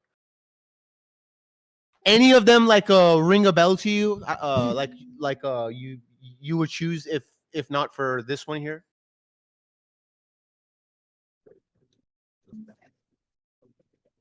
No, Sure, probably not. Everything. I'd pick Middle Earth, created as it is Arda, through the Song of Creation of Eru Iluvatar. That way, I could have a chance of going to the Undying Lands. It's just no. Good one. I take Zeus. Is this prior to the introduction of the Discord? So you want to go to a different... No, because even Discordance has its own harmony. Okay, never mind. Cool. Eru in Eru's creation, he's saying, he incorporated the Discordance sung by Melkor. Right. So, I mean, it is. I would just rather that be the world that exists with Eru Iluvatar having existed, and I don't see what's wrong with that. Yeah. Everybody knows the elves are racist. Well, I mean, you think who isn't, Brenda? You think life came from rocks, Brenda? You're one to talk. No, I don't think life came from rocks. Don't take the bait. Don't take the bait. You think a bone tells time, right, Brenda? Yeah, and you think that remember the that? Earth is flat, SC Montreal. You're the one to talk. Brenda thinks a clock tells time, and she came here to lecture us. By the way, SC, how are things faring in Effiland now after the flat Earth has been totally debunked by the final experiment? Not good. He won't admit it, but it's not good. What I'm just kind of curious. Experiment? I've never like rolling. This guy's like, how can I roll through like Krillism, like annoying like arguments that are meant to troll people as quickly as possible? Like, how can I rotate through them at Mach 10, bro? You know what, bro? Talk about whether this motherfucker wants to talk about whether clocks tell time, bro. Come on, bro. I kind of want to. I've always wanted to ask a flat earthers, like, if it was demonstrated to satisfaction that the Earth was a sphere, like if they knew it, like, what would that change in their paradigm? Like, if it was a sphere, what would that mean for them? Which logically it would obviously mean. You sound like somebody that Lee wasted Harvey hundreds Oswald of acted thousands of alone. dollars getting an education, right? You spent I'm not sure, SC, if you realized that he was still talking. Can you please not so interrupt? when he's still talking and you try to talk over him, that shows that you're just triggered, SC. I thought he finished. So wait your turn. Go ahead, finish. Go ahead. Wait your turn and then speak. You're not a mod. You sit down and don't talk. I was just gonna say, I can talk because it's a free room. No, but don't try to mod. I was just trying to say, if it was shown to be let him speak. Don't talk. Oh my god. Yeah, it's like I've always been curious. Like, if they got the answer that they were looking for, like if they saw, it's like, oh, it is a sphere. Wow. Yeah. Like if they knew it, it's kind of like what would that change in their worldview? Like, how would that functionally alter their worldview? Would all of a sudden God cease to exist for them, or would they be able to reconcile that? Oh, well, it's a sphere and God made it that way. Would they just shift? It would obviously mean that 9/11 was not an inside job. It would mean that that the ATF is justified in going. Yeah, but they are here, so maybe one could answer. No, they're not gonna let it talk. Let this guy talk. He's a new guy. Let him get it out. Let him get it out. I'm a mod. Embarrass the hell out. I ain't a new laugh. That laugh is gonna turn to tears. Oh, can I get in for a bit, or because this is go for it, Andy. This is an arrogant guy coming in here because he has knowledge and he wants to Andy, you sound different. Andy, he wants to teach us. Yeah. Andy, your voice sounds different. I mean, you shouldn't really. I mean, there's nothing wrong with having knowledge, Jesse. Come on, right? No, it's the arrogance and then the way that he's doing it is what's ticking me off. But it's okay. I'm used to people like that. Yeah, you're used to it. It doesn't seem like it. Montreal, I swear the last time I saw something get bodied as badly as you have been was an air hockey table. You see what I mean, Andy? He has nothing. I'm sorry. Go ahead. I'm sorry. He came in to talk about evolution, and he has nothing, just words and his superior, what he thinks educated. More low quality bait. Thank you. That is a waste of education. You should give your money back, bro, because you could have just went to Wiki. You could have just went to Wiki. That's true. So well done, SE. Yes, well done, SE. Well, let me and him try to engage in an intellectual conversation. He can't do it because you cannot engage. All right, as long as you promise to try. Do a one-on-one. You see, look, they won't even let me get a sentence out. Dude, you've been talking for like 5 minutes. 5 minutes? You can trick yes. The thing is, SE, he probably doesn't want to engage with you at this point. I'm assuming. I mean, if he does, but go ahead. I don't mind. But if it's just you two, not this pile on shit. Not everybody piling on, right?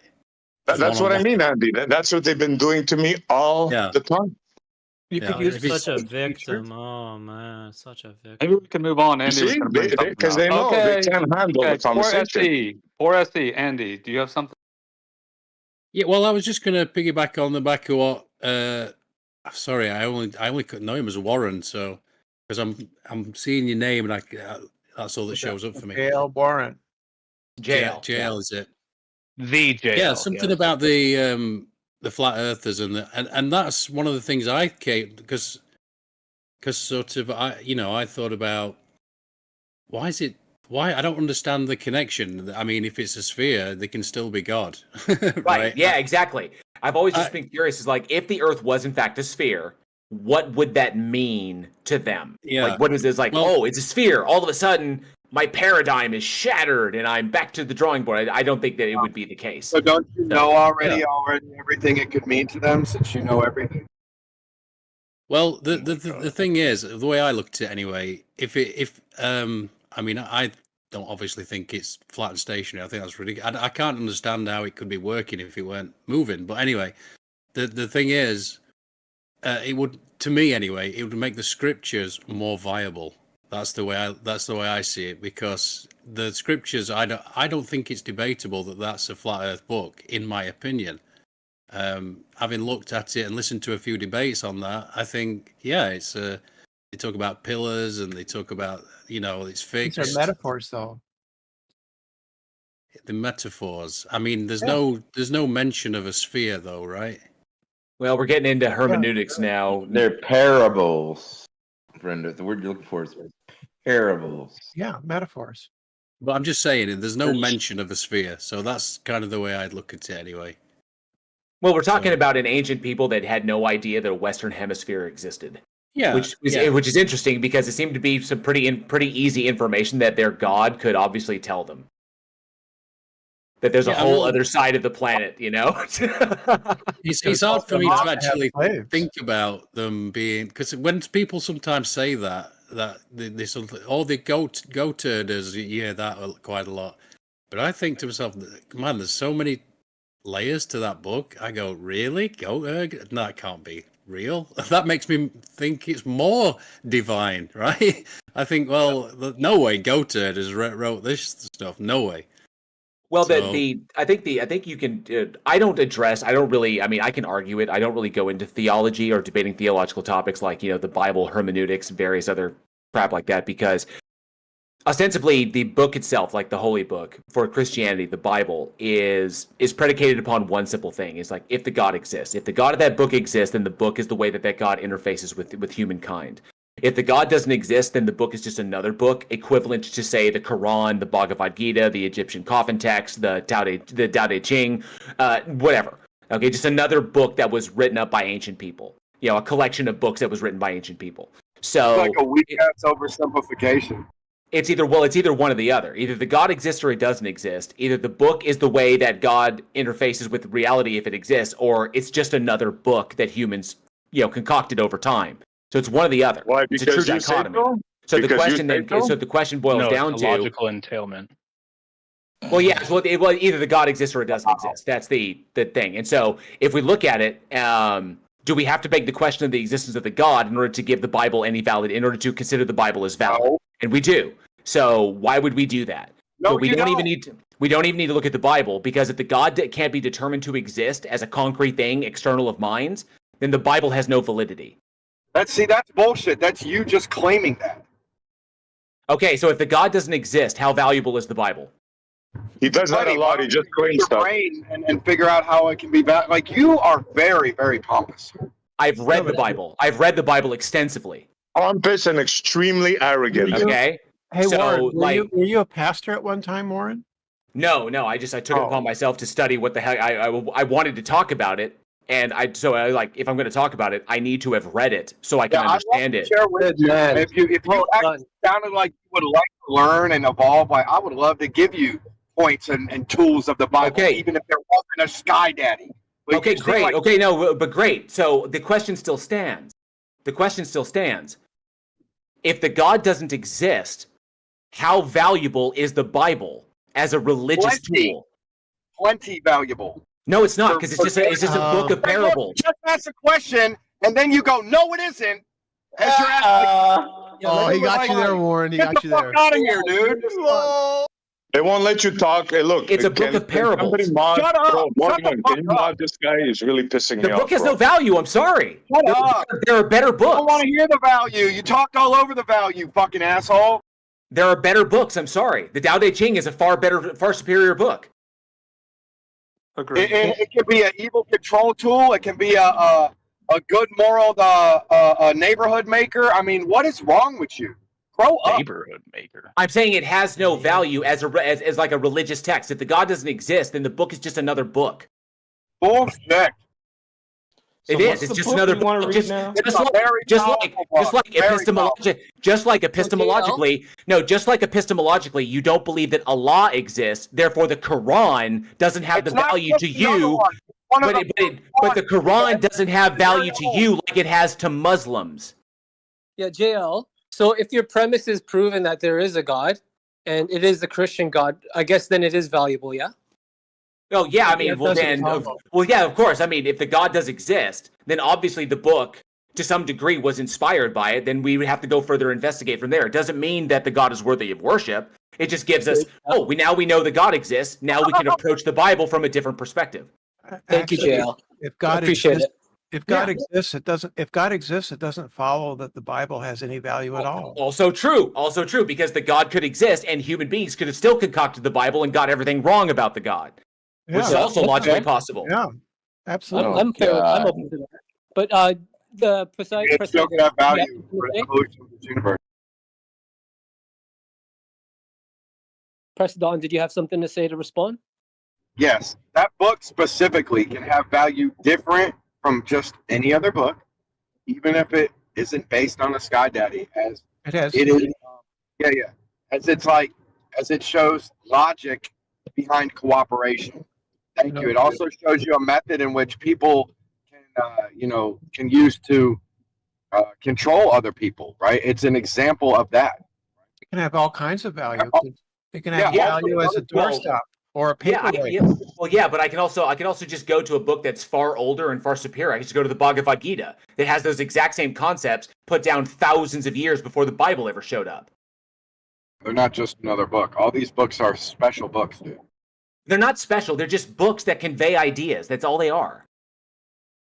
Whether the ideas are applicable or whether they have efficacy or whether people find them, subjectively important to them, it's entirely subjective. It's entirely mind dependent. There's no objective value to the book itself. It's the value that you put into it that you get out of it, depending upon a number of variables.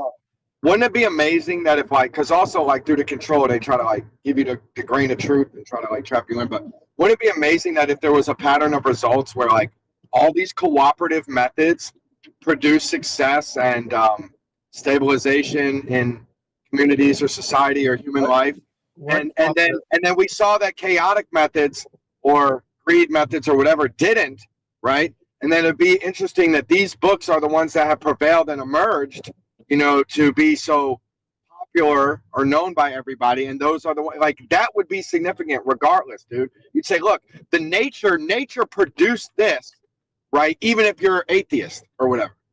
That's amazing. That's different than just any other random thing, random story. Not really. It's not really. It's just evolutionary game theory. It's human beings recognize that common ideas, that people banded together under a common idea, have better odds of survival and better odds of accomplishing tasks. It makes them more efficient. It makes them more productive. But that's just a survival mechanism. It doesn't say anything about the God actually. It doesn't say anything about. But it doesn't say anything about the God actually existing. So when talking about theology, no. So we're off topic here.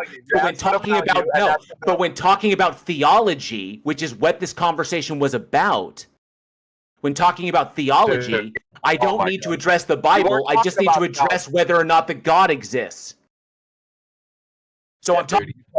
You try to go off in left field about we can disregard the Bible if God isn't real. And the point is, I'm making the point that you should not do that. Even if God is not real, you should still see the value in certain scripts like this if they are winning formulas. You give these winning formulas value over the stupid random stories, sci-fi stories that people tell. You get what I'm saying? That's my point. Thanks for listening. You know why he listened? Because you didn't listen to me. I had to mute him in order for him to listen. Right? So once again, no, that's cool, bro. It's not your fault. Once again, my friend, I have to tell you, you're not running the show over here. Go one at a time and don't interrupt people, bro. You kept doing it to me. I couldn't do anything about it. But now I'm out of the conversation and I'm not gonna let you do this. Understand that. Thank you, SE. That way we can hear the conversation and hear both arguments, and that way people can make it. What are the arguments again? Yeah, why don't we go through the arguments? Yeah, what is the value of the Bible if there's no God? We ain't got to hang on that. If y'all want to argue, is God real again, more or not? I mean, obviously, that's deeper. But it sounded like another question. Well, the context to the conversation prior was that when addressing claims about God, because people cannot demonstrate that the God exists as a concrete thing without begging the question, you don't need to look at the Bible. The Bible has no worth in addressing the existence of the God, because that's just begging the question. So you address the God category before you address the Bible category. Okay? So I don't find any value in the Bible in the discussion, in the context of a discussion of whether or not a God exists. If the God doesn't exist, then the Bible is just another book. Okay? So we need to address the God category first before we look at the Bible. Okay, perfect. How long have you spent looking for God, if you don't mind me asking, JL? I was born and raised in the faith. And then, wow. So how long have I been doing this? Like 20-something years? Amazing. Do you still know the 10 Commandments by chance? No pressure. Yes, I still know the 10 Commandments. Could I recite them off the top of my head? You have to give me a second. It's okay. No rush. But yeah. Kind of like that. But yeah, I remember that. What does that have to do with the whole fucking conversation? I have no idea. It's kind of like Darth Dawkins asking me, what's the fourth book in the New Testament? Well, it's the book of Acts, but who gives a hell? Okay, and lastly, are you atheist or agnostic? Wait, say what again? Are you agnostic or atheist, if you don't mind me asking? If you were to classify me, I would technically, technically I'm an agnostic. But you technically classify me as an agnostic atheist. Okay, thank you. But it really depends upon what God we're talking about. So, logically contradictory gods, I'm a Gnostic atheist. Unfalsifiable gods, I'm an agnostic atheist. But then again, the God category itself is ambiguous and incoherent, so therefore I'm an agnostic as well. So, like the Trinity, right? Okay. Yeah, it's just like if the God is logically contradictory, then we know it can't exist. So you either have to redefine the God or drop it entirely. What do you say? Just curious of pantheism. Posturing. The need to hold on to an idea that there is a guiding force behind everything and that there is intentionality behind the universe without actually giving it, without actually subscribing to a religious ideology. There's not really intentionality behind the universe because it's not a person. The universe itself is just God. But that's what's invoked when you give it the title of God. Yeah, well, most people, when they say God, they think a personal God, but a pantheist thinks it's an impersonal God. So it's not like a person making a decision about everything. There is just something, somehow what we would call miraculous about existence itself. I mean, yeah, it's like I said. And obviously, the idea that it's miraculous is just an argument from personal incredulity, or it's an argument from ignorance. They're ultimately begging the question. There's no use for the terminology. Like they could simply call it the universe. It's an emotion. Ultimately, it's an emotional appeal. It's kind of like the idea of framing the universe, nature in itself, as this kind of thing to give it this connotation satisfies some sort of emotional thing that they require. In order to look at the world. I don't know. Miraculous isn't emotional. It's what? Just real quick, wouldn't like the creation? Emotional? Okay, so what's the sufficiency? Is it sufficient for a pantheist? Is it sufficient for them to simply refer to the universe as the universe, or is that insufficient? Why do they need to call it God? That's fine, dude. But as far as the emotional addition, I'm grievancing the addition of emotion. That's it. I think that was unnecessary. I'd love for you to teach me why you added that bullshit. Okay, so just real quick. No, it's still an appeal to emotion. It's an appeal to emotion because there's no rational reason to call the universe God. I didn't mean it. Sorry. Well, here's what I would say, and I'm not super educated on it, but the reason why you might call it God is because it seems like the creation of the universe, right, requires some sort of supernatural cause. That doesn't mean a personal deity, but some sort of supernatural law or some sort of supernatural cause that goes outside the known laws of physics. How would that work? Right. Yeah, no, but here's the problem. Why would you appeal to that if you can't demonstrate that such a thing is even possible? Like if we were to describe it, if we were to actually describe it and actually formulate an explanatory model, then it would cease to be supernatural. It would be natural. No. But the need to push an unanswered question into the realm of supernatural, why do that? Because it justifies the idea. You're really having a word problem. Like it demands it to be. It demands it to be, so therefore it has to be, so therefore you could say it's natural. Fine, sure. What other word do you want to give this? Because he's using the word supernatural, you're going to act like he's wrong? I mean, he's right. It's an unknown thing. Sure. So just say it's unknown. Just say it's unknown. Don't qualify it as supernatural, being above or outside of nature. It's all about word game for them. Yeah, all word. That is an emotional appeal. Well, here's the reason why I say that.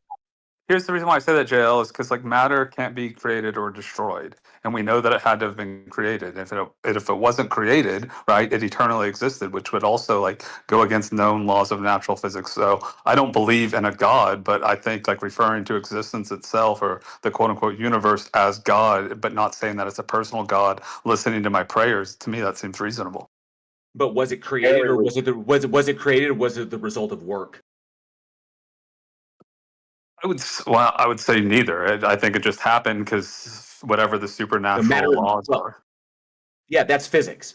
Matter is the result of work being done. That's just basic physics. It's physics, but physics that are outside the known laws of physics. So it's like some sort of supernatural. It's not.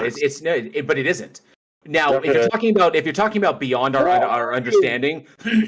If you're talking about beyond our understanding of like current physics, like current relativistic models, our understanding of the laws of logic, understanding of mathematics, these things, beyond the origin point of observability that we call the Big Bang, these things break down. Like they become unquantifiable. So you could appeal to some version of physics that does not apply on this side of observability, this relativistic space that we live in, but in relativistic space, beyond the origin point of observability, matter is a result of energy transposing via work. It's the work being done. Matter is the result of work being done. That's how matter forms. And then matter breaks down back into energy, and that's what it does. And it can either be created or destroyed, which indicates that in a state in which matter could not exist because of the temperature and the density and all that, then likely the energy has always been there. So the universe itself is ostensibly just energy in various forms. And so the energy has always been there. Done. What about entropy, dude? What about entropy? Well, entropy applies to an isolated or a closed system. If we are an isolated or closed system that is an offshoot of an energy off the inflation event, then that would explain how we have increasing entropy in this system, and it'll eventually return to thermal equilibrium. No, all the energy from the beginning. All the energy that was always there, always. Well, entropy is just the inability for work to be done. That's the increase in disorder. It means that work can no longer be done. Let me ask you more gently. Can you walk us through gently, slowly, right, unbiasedly, the logical, the current physics explanation of how it's logical that energy was always there. First law of right? thermodynamics. Right, and okay, that it was always there, and that all of a sudden, right, it could start this cycle thing. Okay, now you're getting into like well, this is not going to be simple because we're going to get into like zero state vacuums and scalar fields. It's bullshit. Right. So this gets into quantum mechanics. You said simple. You said you wanted me to keep it simple. Well, you can. I can't because it's not simple. That's the problem. You want me to simplify zero state vacuum, like zero vacuum states and scalar fields. If you don't know what those are, I can't go any further. Dude, are you thinking that there could always be like, and this always existence thing? Do you think that it's like a always moving chain? Like it has to be a consistent pattern? No, I think the universe has always existed in one state or the other. This just happens to be one state of the universe. No, that's fine, one or the other. But I'm saying no, it's not fine. How'd you get away from the? It's not fine, Don. Hang on. How'd you get away from the infinite regress problem, dude? Well, that assumes okay. So that assumes that there is the infinite regress problem comes into an issue of like an eternal causal chain. But an eternal causal chain relies on temporal events that one event precedes the other. You can have tenseless states, okay? But then again, if the universe has simply always existed and will always exist in some form or another, that this state in which matter is possible is just one state of the universe, I myself philosophically hold that existence is just a brute fact. The universe simply exists. Now, the thing is, I hold it as a brute fact because I'm not multiplying my entities unnecessarily. It's the most parsimonious that I can get to. So I just hold it as a brute fact. No, you want just came in. This is bullshit that there's not infinite regress. I'm sorry. Go ahead real quick, gentlemen. There's no infinite regress and just an eternal existence. So I hold the universe to be a brute fact too, and to me, that's just essentially pantheism. So I'm confused why you have such a problem with it. Why. Well, I don't care if they call it God. I don't care if they call it God. I don't see a reason to do it. It had to be moving consistently. That's kind of the point. I'm a believer in treeism. I worship a tree. Are you a dendrophile? Dendrophile, yeah. It's not any tree, it's one particular one, the greatest tree that's ever been. The tree isn't it true that there's so much energy in the universe it's going only one way, which seems to point to... I want to hear. I'm sorry, Andy, but I wanted to hear about Brenda's tree. To be honest, it's the one tree, the tree that is greater than all other trees, to which all trees just dream that they could one day become, but they never will. Where is this tree? I mean, look, I'm sorry to interrupt the tree story, but it would seem that if energy is winding down, then something wound it up in the first place, right? This points to a beginning. Well, this points to the beginning point. Well, now we're making hypothetical statements about prior states of observability because we can mathematically kind of like suss this out as to where it's going to go into the future just by virtue of the mathematics. So what will happen at the state of when the universe, as we understand it, reaches thermal equilibrium? We don't really know what will happen. When it reaches the point where there is no matter, well, what is a universe when there is no matter and everything and all the particles are so spaced out that work can no longer be done, entropy has reached maximum?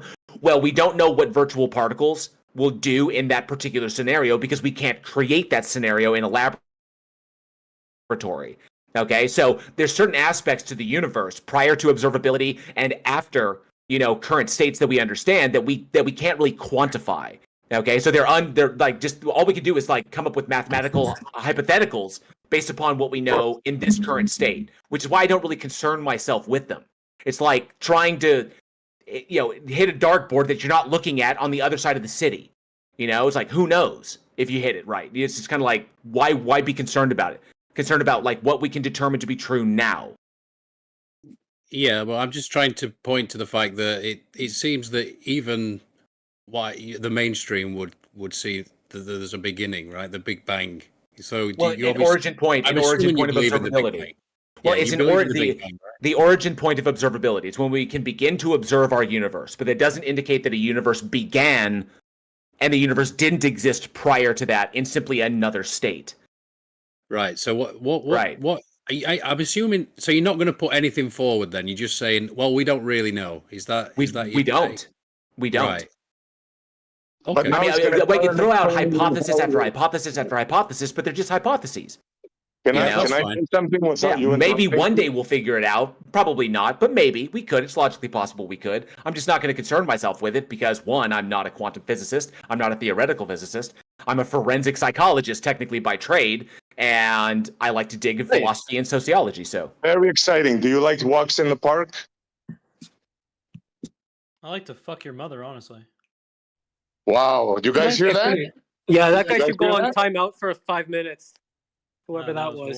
That's gonna be bad. That's hey, if he wants to commit himself to banging my mom, that's on him.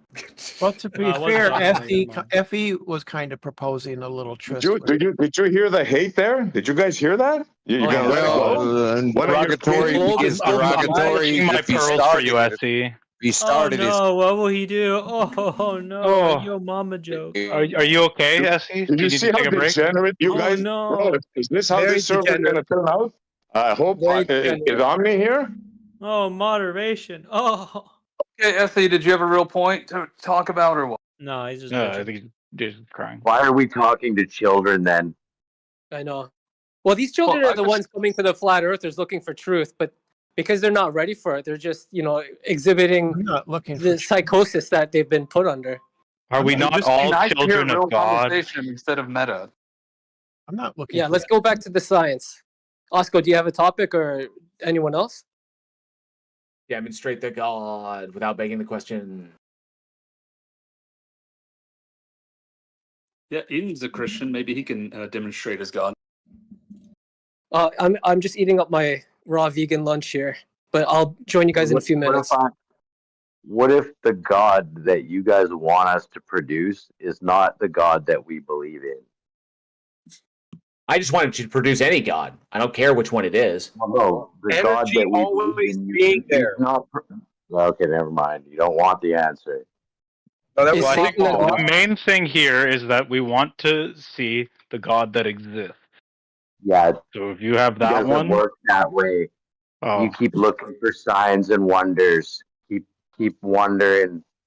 And keep looking. What sign should I look for? Server bias. No. See, you totally just missed the point. That's all right. Thank you.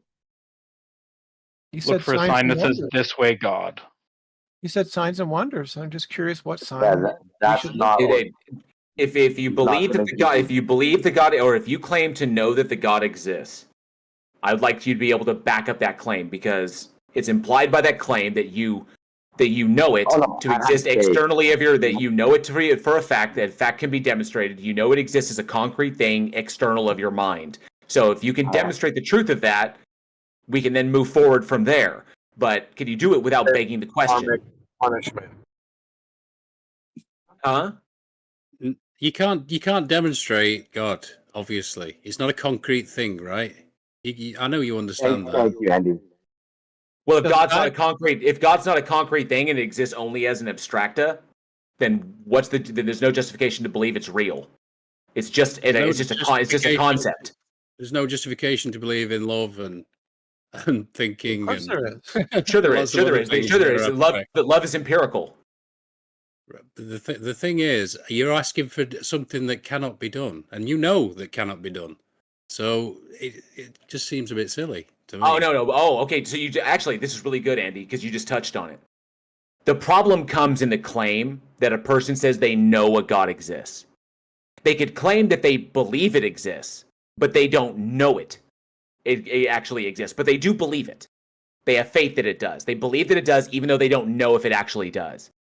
But when they claim that they know it does, like, I know a God exists, I know my God exists, because I have a personal relationship with it. Okay, well, the implication of that claim, they know it exists, is twofold. One, that it is a concrete thing that exists external of minds. And two, they can demonstrate its existence to make it a fact. So that's why I ask theists who claim, do they believe that God exists? Yes. Do they know it exists for a fact? Yes, they do. Okay, demonstrate it exists as a concrete thing without begging the question. Again, though, you're doing it again. You can't demonstrate God, obviously, not in some empirical way. Sure you could. This is why you have faith. No, sure you could. Sure you could. No, sure you could. Sure you could. Would you like me to give you the way to do it? Sure. Yeah, let's hear it. Yes. If you want to demonstrate a God, and the God itself cannot be accessed like directly, but you want to provide evidence that it does exist, you can use the information provided by the God category and input it into any predictive model that we currently use and make better and stronger and more accurate predictions about reality than anything else we've ever established. That would indicate that the God itself is necessary for understanding reality to a particular degree better than naturalistic science can do. What about the way that can you provide a predictive model that utilizes the God category? The way that quantum mechanics is starting to tell us that this realm is affected by the user, right? Look, like the outcome has to do something with the user actually looking at it. Like manifestation is going to become to be. You're misunderstanding the uncertainty principle. Sorry. Dude, you need to really do more. You're misunderstanding the uncertainty principle. The uncertainty principle does not require a conscious observer. You really need to let people talk before you get muted, bro. You're not letting anyone respond with more than a few words. Okay, but the problem is he's misrepresenting. You don't understand the new groundbreaking ways that the uncertainty principle is becoming to actually be shown. Gentlemen, it doesn't require a conscious observer. It only requires other particles to interact with. It only requires other particles. It only requires other particles to interact with. You don't want to listen. That's the problem. Because you're wrong. Because you're wrong. Okay, guys. Even if people are wrong, you need to let them finish their statement and then address it. But talking over, we can't hear what's going on. I'm sure everybody who's actually not in the Stone Age doesn't care about what they learned only in college 20 years ago and keeps up with current events, understands that they're discovering more and more about this generated outcome, right? Like basically they're showing evidence, basically. Okay, so you want to be like granddaddy idiot over here and think that you're cutting out, Don. That's fine. But I would say that's evidence. My bad. I would say that's a little bit of evidence for this creator or this higher power thing. It's a pretty interesting mechanic. Thank you.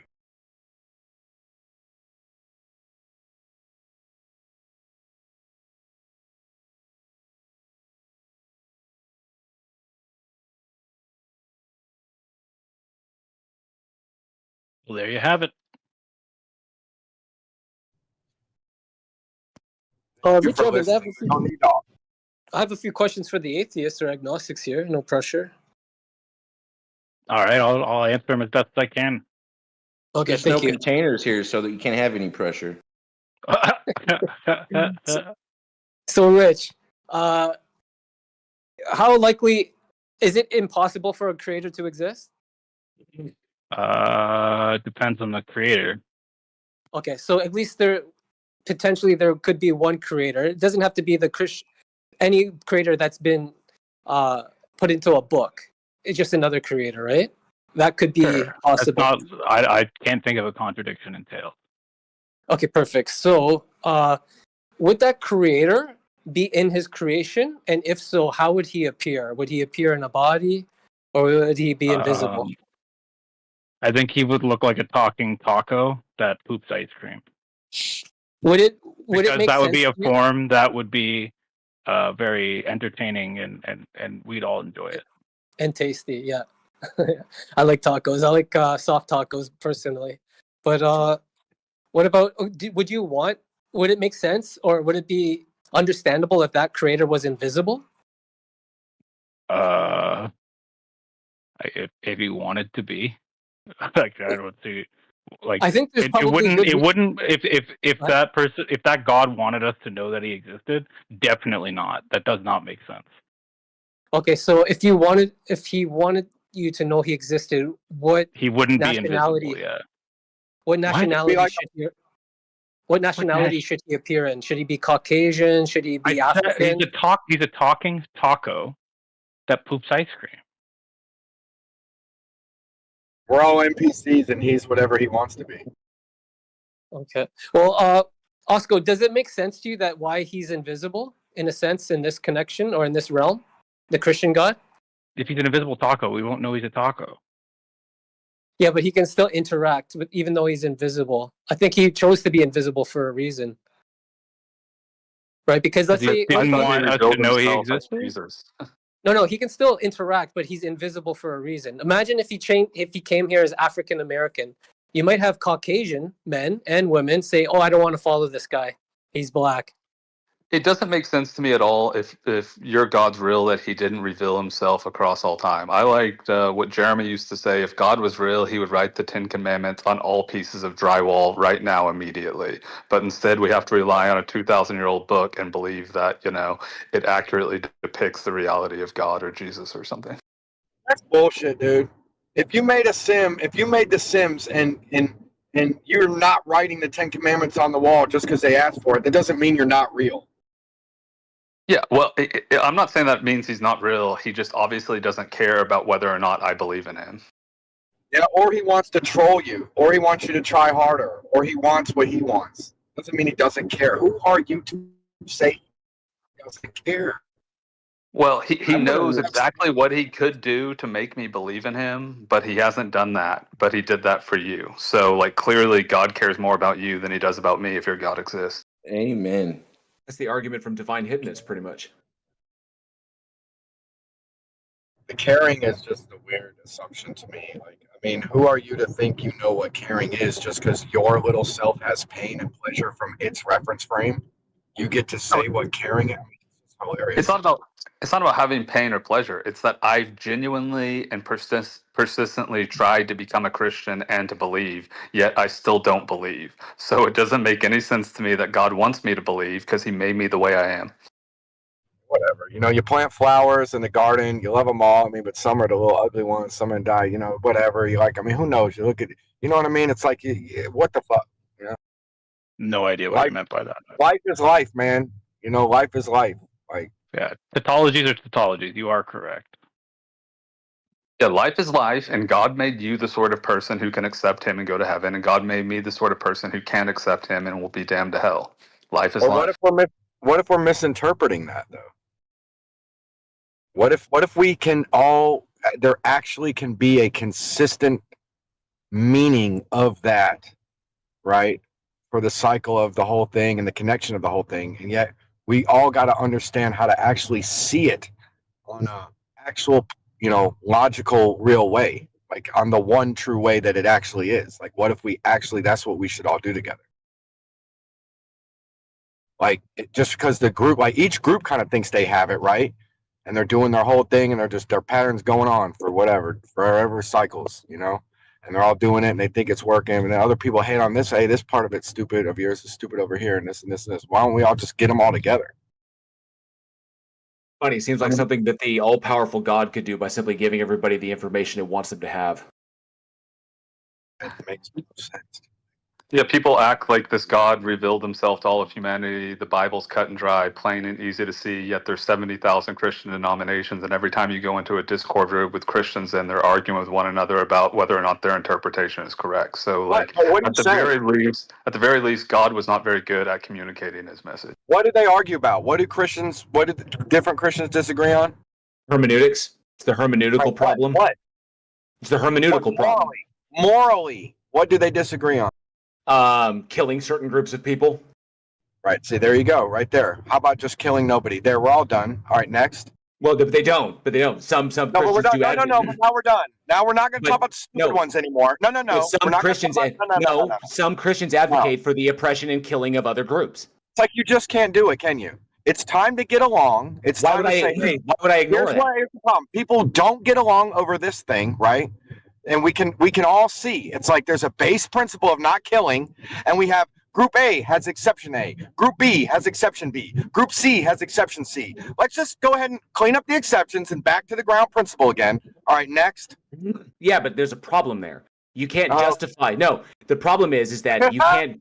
The problem is you can't justify making those changes because there will be groups that disagree with how you're justifying making the changes. They believe they believe their conclusions are justified. They believe that your conclusions are not. No, they don't. You're a liar. They do. No, they don't. They were taught that as soon as we say this to them, they will erase it and we'll all be together. So yeah, let's that's be not gonna happen. Yeah, well. So like say you're an Episcopalian, you're gonna tell a Southern Baptist how to interpret the Bible correctly? First of all, you're lying. There's not one group of Christians that thinks it's okay to kill anybody. Certain sects of the Southern Baptists do. Yes. Which ones? The most infamously well known was the Westboro Baptist Church. Show me one Christian right now, guy that says I'm part of Christian church and we should kill these people. You are a fucking liar. Okay, now hang on. New Independent Fundamentalist Baptist. The new IFB. They all express that. That entire group, the Independent Fundamentalist Baptist Church, they all of those churches advocate for the mass genocide of LGBTQ people. You are a liar, dude. Would you like me to bring up Steven Anderson's videos? Would you like me to bring up Steven Anderson's videos? Wanting it to die out and the mass genocide, I'm sure you are being probably. Would you like me to bring up? Press, would you like me to link you? Come on, let's just calm down a bit. The Press, thing is, would you like me to link you to Steven Anderson making these claims? Yeah, then they're clearly not following scripture, then, are they? If they're talking about killing people like this. Well, that's the point. That's not a group either. That's a particular church. That's a group of Christians. That's a group of Christians.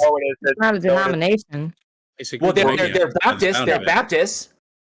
You're talking about a particular church.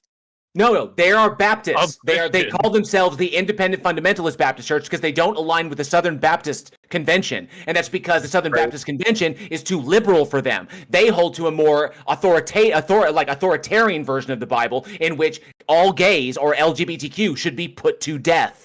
Right, so they don't adhere into Scripture either, then, are they? No, they are. They consider God said it's an abomination. They should be put to death. Done. So they interpret Leviticus like directly, or like you know what I'm talking about. It's not a metaphor.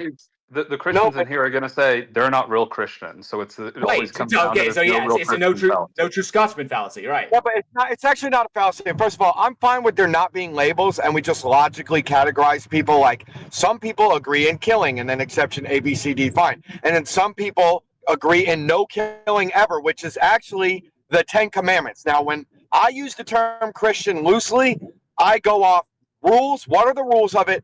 10 Commandments. That's it. I don't go off the other. So I'm sorry that in my communication, I want to let you know that's what I'm thinking when I hear that word. Okay.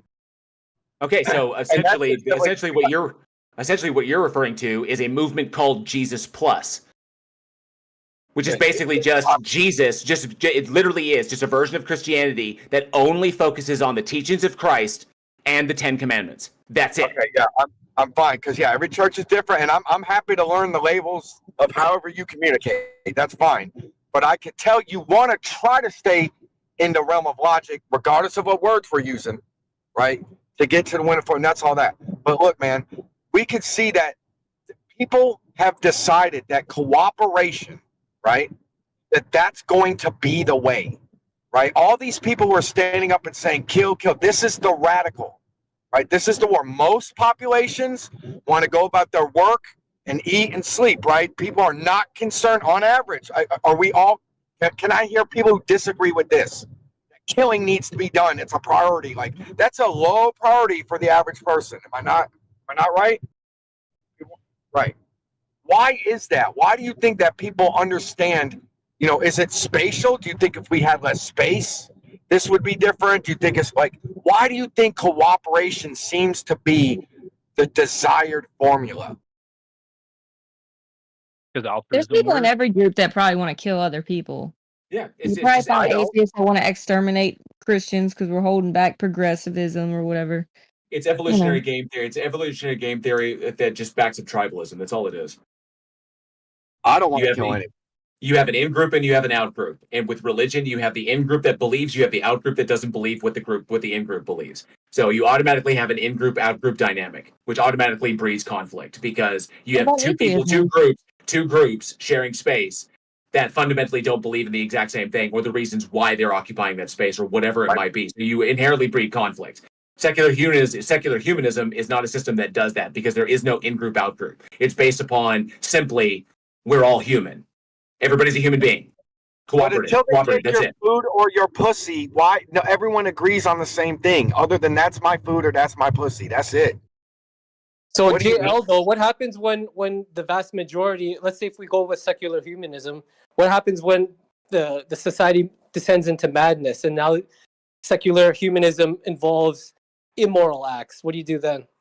Well, okay, so secular humanism doesn't entail any particular philosophical positions regarding morality in that respect. Moral distinctions are going to be made adjacent to that with the idea, the underlying principle that human beings are the sanctity of human beings, the sanctity of human life, or the well-being of human beings is priority. And then we move forward to make moral distinctions in the society from there. A secular humanist society does not logically entail that everybody's going to suddenly become pedos. Okay? And you can have a secular humanist society that outlaws such behavior because it harms the well-being of others. That's it. It doesn't lead to madness. It just leads to it leads to an establishment of moral distinctions that doesn't take a particular belief into account, but takes into the unifying concept that we are all human beings. We're all the same species. Shouldn't everybody have the same moral compass? Why should they not? What about the unborn? What about the unborn? Do they still have the values that humans that have been born, let's say 9 months, they're still yeah, go ahead. So these would be distinctions that would come after the fact. People have differing opinions on this. Science has its own opinion. Science has its own distinctions as to what these things are capable of. There's the biological argument. There's like spiritual arguments, whatever like this. I say go by the evidence. I say go by what is demonstrably true. You know, personally, if a person wants to have an abortion, they can have an abortion. That's their right. It's their body. They can make the choice. It's not mine. I can't make the choice for them, and I can't take the choice away from them. Yeah, but scientifically speaking, the human does become a human at conception. So you're not going by science. You're like importing your moral system into that. Well, it's a human, yeah, but is it a person? Well, it's not called secular personism post-birth. Well, yeah, but does it? Oh, true. But then but secular humanism doesn't encompass like gestational science. That's additional thing that we have to address, just like moral distinctions on certain things. Okay, where do we take the position? Do we take the position based on evidence? Do we take the position based on people's feelings? Okay, what's the one that's unifying here? And have you been doing this all the time, bro? You need to stop drinking so much coffee. Yeah, but so the scientific evidence is that it's a human before it's born. So like it's an arbitrary distinction to say, okay, this person now has value after it's born. So that is a moral judgment that you're making completely arbitrarily. Well, the society wouldn't be making it for people. People would be allowed to make that decision themselves. Yeah, but the point being is, if you can say an unborn person isn't a human, you can just as easily say a black person isn't a human. So just saying. But we are saying they are. No, we are saying they are human. We're not taking that away. Obviously, it's human. It's human DNA. It's human reproduction. It's obviously what it's creating as a human from the point of conception. Okay, but the choice of whether or not to keep it and not be forced to bring it into the world, that choice should be left up to the parents, not the state. Yeah, but like you're saying, it's not a person with inherent moral value, right? Like in secular humanism, I'm assuming you would say, okay, it's definitely wrong to kill a 2-year-old child, but it's okay to kill a 6-month, preborn child, correct? Well, the state, okay, but the individual is making a choice to have the abortion, whether they need it medically to save their life, or whether they are living in an untenable situation and they know that bringing a child into that situation would be detrimental to the child's well-being, so they can choose to have an abortion to avoid that. Yeah, but you can't say secular humanism is always putting humans first because you're very No. It's not putting humans first. It's establishing our system based on the fact that we are all equal, that we are all people, not on some arbitrary belief that some group of individuals may hold. Humanism is just humans. We start from that. We're all equal in the fact that we are all the same species. And so now we make decisions from there based upon aspects like well-being, health, happiness, whatever. You know? Yeah, but you're not saying we're all equal if you're saying a preborn child isn't equal. No, I'm saying we're all human. We're all human. But that means we're all human and we're all equal. You know, that some entails humans have more rights? that we have moral value, right? So so if a person gets pregnant, if a person is raped, I don't mean to do it like that, and they get pregnant by their attacker, they should be forced to bring that child to term. Well, that's not necessarily what I'm saying. I'm just trying to point out that's entailed by what you're saying. No, in secular humanism, and what you're saying, saying that all humans have inherent moral value. It's not what it's saying. It's not what it's saying. That's not what it's saying. It's saying the moral distinctions and considerations come after the fact. The basis for understanding is that we are all unified by the fact that we are all the same species. If you try to develop a system where, based upon belief, not everybody believes the same thing, which is why religious systems inherently don't work. Because they inherently... So you're saying that it comes after the fact, and then humans or societies just get to make completely arbitrary decisions on what's moral and what's immoral? That's what we've always done, on what we collectively feel is moral or immoral. Bullshit. That's not what a first family did. So what exactly, like, profound or good is secular humanism bringing if it's just people making decisions based on their feelings after the fact? Foundationally, like the system in which we represent people, like how we approach people and how the law represents them, is because individuals are all human beings, not because they believe a particular thing, not because they've been convinced of a particular thing. There is no in-group, out-group when the entire group is all judged by the fact that they're humans. Why? But one human can do more and better work than the other. Why? Some are smarter than the other. Why treat them equally? I don't understand. What does it matter if we're all human beings if we can arbitrarily choose which persons to kill? Like, what's the big deal about saying we're all human? Well, we're not. We never have. Yeah, we do. Why? Well, actually, hang on a second. Well, actually, hang on a second. Some humans have, some societies have, but that's just the definition of what society is. I'm starting that if you take your society, if the foundation of your society is a particular belief, and that the society continues to grow, invariably there will be conflict because the believing society will invariably run into a society that does not believe. So you will have conflict because you have one group saying this is the truth and another group saying no, this is the truth, and there you have conflict. With the society that's based on secular humanism, the idea that the founding principle is that we are all human beings with agency and the ability to choose, and like free will or whatever you want to say like this, or whatever in that sense, but we are all humans. And then we start from there, which means that the application of civil rights has no basis on what you believe, but the basis on the fact that oh, yeah, dude. So in that respect, so just turn me down if you don't like it. So in that respect, slow down, please. We don't create an in-group. We don't create an in-group, out-group, and invite unnecessary conflict. No, but that's the whole point. Unless you're saying that all human beings have moral value, which you say you're not saying. I'm not saying that. Yeah, so just saying that we're all human beings, that's not the basis for any moral system at all, which secular humanism is a moral system. I never said it was.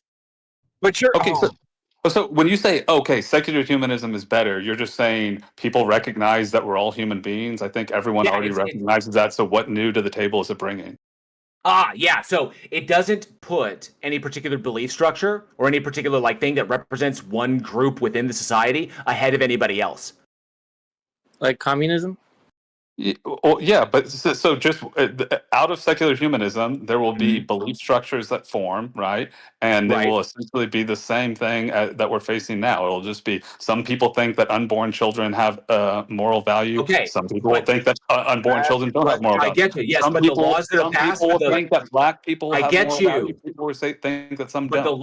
The laws that are passed will not take personal feelings and beliefs into consideration. Can I ask a question? It has Because to. it doesn't. No, it doesn't. No, it doesn't.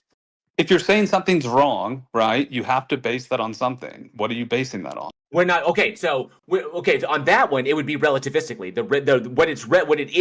What a thing is immoral relative to what we're trying to accomplish. So if the society, if the social goal, I got the answer for you. Can you do what you want in heaven or in hell?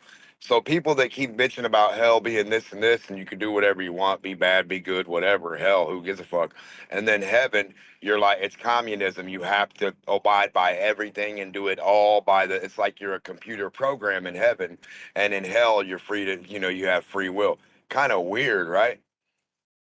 All right, thank you, DMOC. But so, like, the question is, in secular humanism, is it wrong to rape and murder other people? Or you're saying that that's not wrong in secular humanism? It would just be up to people to decide after secular humanism. That depends upon the individuals in the society that come together. They utilize secular humanism as a foundation for laws that are passed.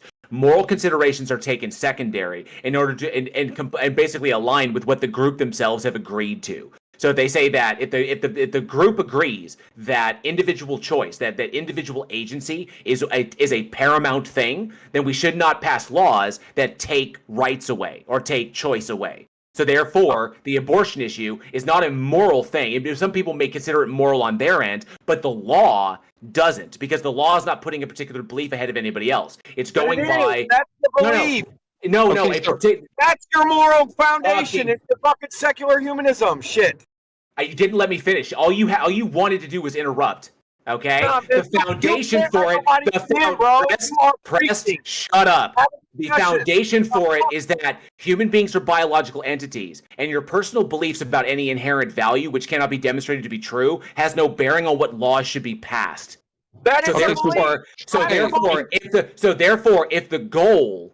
If no religious belief, dude. So therefore, if the goal is to maximize the well-being of human beings, and we know.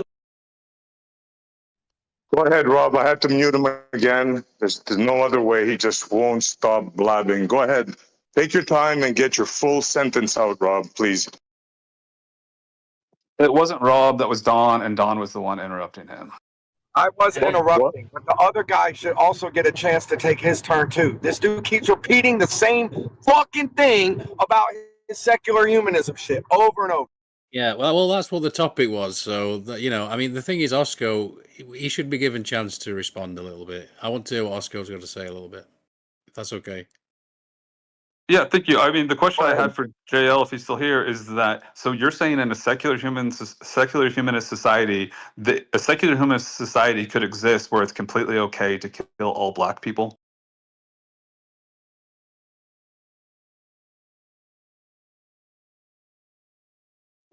JL's muted, so yeah. By the definition of what secular humanism is, no. Why not? Because biologically the evidence shows that the genociding of a particular group of people reduces genetic diversity and improves and increases the odds of our eventual extinction. So you definitely would not want to. You definitely would not want to execute like genocide mass quantities of the human species, because that will hurt us in the long term. So in a secular humanist society, would it be okay to kill unborn children then? So, are we classifying it? Are you trying to classify it as murder, or are you equating an abortion with? You said if they want to do it, they could do it. So yes or no? If they have the choice, if a person choosing to have an abortion, maximizes well-being by ensuring that a life is not born into an untenable situation that will result in more harm, then yeah, they should be able to make that choice. We can't take that choice away from them. Or just the sanctity of a person, the sanctity of a person having agency, Exactly. Why do you? Yeah, exactly. You shifted from agency to back to some moral shit again. I mentioned agency earlier.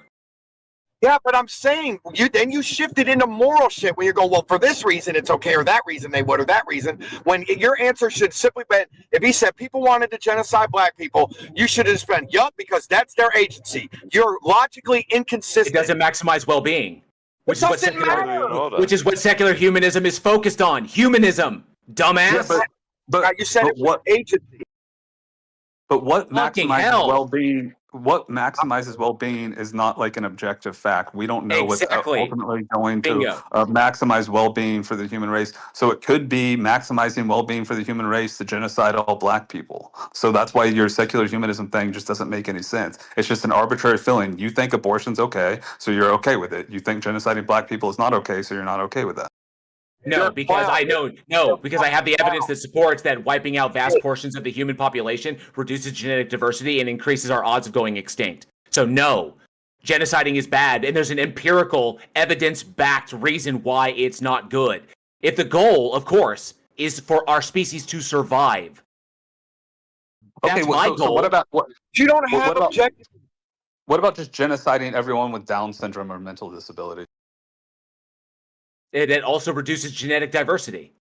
I love I'm not for the mass wiping out of portions of the human population. Yeah, but so you would say that we're maximizing the well-being of the human race by continuing to perpetuate, like genetic retardation and Down syndrome? How about we just use CRISPR and just ensure that those things don't occur in the future? How about if the rule is do whatever you feel like, then you do whatever you feel like. If you think it's the right thing, you do what that is. Then people can do it, and other people can do it. Why does JL become the arbiter? Do you not get that you're taking the bait, JL, that you're answering questions you should just say not applicable? So I can't with him anymore. No, you're fine. Don is generally ignored by other people. You're doing fine. Yeah. So, but nonetheless, the in-group, out-group thing at the very foundation is the thing I would like to avoid. So, and the one thing that our species has in common is the fact that we're all the same species. So we should obviously be starting from there as a foundation. Where we go from there, I'm not the one to make that decision. I'm not the arbiter of where we go. I'm just saying we should not be basing it upon what people are convinced of, like the things that they can't demonstrate to be true. We should demonstrate what could be what is demonstrable fact. We're all human beings, and so therefore we should move forward as though we are all human beings. You're like killing is cooperation or both. I don't have a problem with secular humanism, but I think it is a hypocrisy when you admit that unborn children are humans, right? But that they don't have any moral consideration. I think it's a hypocrisy for people that are quote unquote secular humanists. Well, like I said, can a zygote make choices? Does a zygote have agency? Does a zygote feel pain? Does a zygote have a brain? People in comas. How about people in comas? How about retards? Is a zygote a person? Well, people in comas have rights. Person? What's a person? People in comas have civil rights. What's a person? Even dead bodies have civil rights. Okay, so make civil rights for your zygote. Okay, given that it's an arrangement of cells. So given that it's an arrangement of living cells, if I cut my arm off and hook it to a machine and keep the cells alive, does my arm have agency? Well, so are you saying like an unborn child at 9 months doesn't have conscious experience and That's agency? why. No, okay. Now we're talking at 9 months. I was talking about zygotes, embryos, zygotes, not fetuses, which are a different classification. I know, but the point being is that it's an arbitrary line that you're drawing, right? And It's so not. we It's not. It's just. I'm drawing the lines along gestational states. Yeah, so you're saying at a certain point when there's brainwaves or what, that they all of a sudden become a person? They're typically assigned personhood in a legal sense, yes. But then again, you can have an abortion up to a certain point. But if you were to attack a pregnant woman and she has an abortion as a result of it, well, because you took that choice away from her and it was a potential life, then you are on the hook for that life that you potentially took. But you also took away her agency and her ability to choose. Okay, Yeah, so I'll just leave it here. My last sort of thing to say on this, I think it's a hypocrisy. Like, I understand humanists, but you're not actually humanist if you admit that an unborn child is a human and you're not willing to grant them moral consideration. Like, I just think that's a hypocrisy. Not if the child's born into an untenable situation that will result in more harm. Okay, so should we just kill all poor people? Like, should we go to like the shanty towns in India and just like start No, killing all try of them? the other side. No, try the other side. We should maximize social programs that make it advantageous to have kids because the untenable situations don't exist. Exactly. You're saying that we can kill a baby because it's going to be born into like a bad home or something like that. Not the state. Okay, let's just kill all No, the kids. not the state. Not the state. The individual, if they choose to have an abortion, they can have an abortion. Yeah, they can choose to kill someone else because that's their choice. Just like I could say, okay, I want to kill my neighbor because he's annoying me, and that would be a secular humanist perspective. They can have an abortion, but once the child is born, obviously they can't kill it. Yeah, but why not? That's the point. You can't give a reason why not. Because that's another agent that is fully independent from them. Yeah, but why do you get to decide when someone becomes an agent? That's the whole point. Okay, It's an so that's where the law. One more sentence. Just like I could say, okay, a black person's not as intelligent. That's not a real agent. Let's just kill him. That's where the law and science coincide. We take what we know about zygotes, we take what we know about embryos, we take what we know about fetuses, and we apply legal distinctions to these things in order to determine certain factors. Which is why there's a difference of interpretation. That's why some states abortion is completely outlawed. Some states it's allowable up until like the second trimester. In some states it's only allowable in the first 6 weeks. In some states it's always allowable if the life of the mother is in jeopardy. Yeah, just Don, your mic sounds absolutely awful, by the way. But can you just like get your thought out while it's quiet? We do appreciate his fire he's bringing, ladies and gentlemen. J.L. Warren. Jill, you got the fire, but you're like, you know all the answers, and then till you're like, oh, well, the law now. It's like, come on, He man. knows a lot of the answers. No one's thoroughly dismantled him yet, so let's see. Well, it's not a black. Oscar does have you. Like, why do you draw the line there? Why do you think the law should draw the line of agency when now all of a sudden it's a baby breathing air just because they're breathing air? You're still helpless nothing. It just seems to me that secular humanism is whatever you want it to be. That's the reality of the situation. Yeah, and it's evolving. It evolves, so that means it could devolve into madness. Absolutely, yeah. So, and I don't know if Oscar brought this up. He probably did, but obviously we're at drastic replacement rates right now, and I hope he'd agree that we need a society to have anything at all. So the numbers are in, and the flat out reality is quite simply that it just doesn't work. The numbers are in. It doesn't work. It's a literal death sentence for anybody who takes on these ideas of sort of secular humanism / feminism. As soon as they take on those sort of ideas for society, it's a literal death sentence, and the numbers are in. You can't argue with that, I'm afraid, because we're not replacing ourselves. We're having to borrow from other peoples who have some kind of strict religion which says be fruitful and multiply. And they, the female, they're having kids in their most fertile time. Whereas we're just saying, well, you can have a child at 30 and it'll be fine. You can go to college instead or sit in this cubicle. And it's more dangerous for the female, obviously. And, that the chances are she'll end up with yellow stained teeth and wine stained teeth and 2 or 3 cats. And you just can't wait to be invited to an actual wedding so she can talk to some groomsmen. That's the reality we face it. So, yeah, all the sophistry in the world can't talk you around that, I'm afraid. And it's girls that want to settle down, and they've been damaged by society that, they don't have the tools to make it. And they sitting there dying for it. They can't do it. They don't know how to do it. Well, I think I don't want to blame. Well, there's a lot. a lot of it's down to weak men, though, don't you think, as well? All I of think. us. Yeah.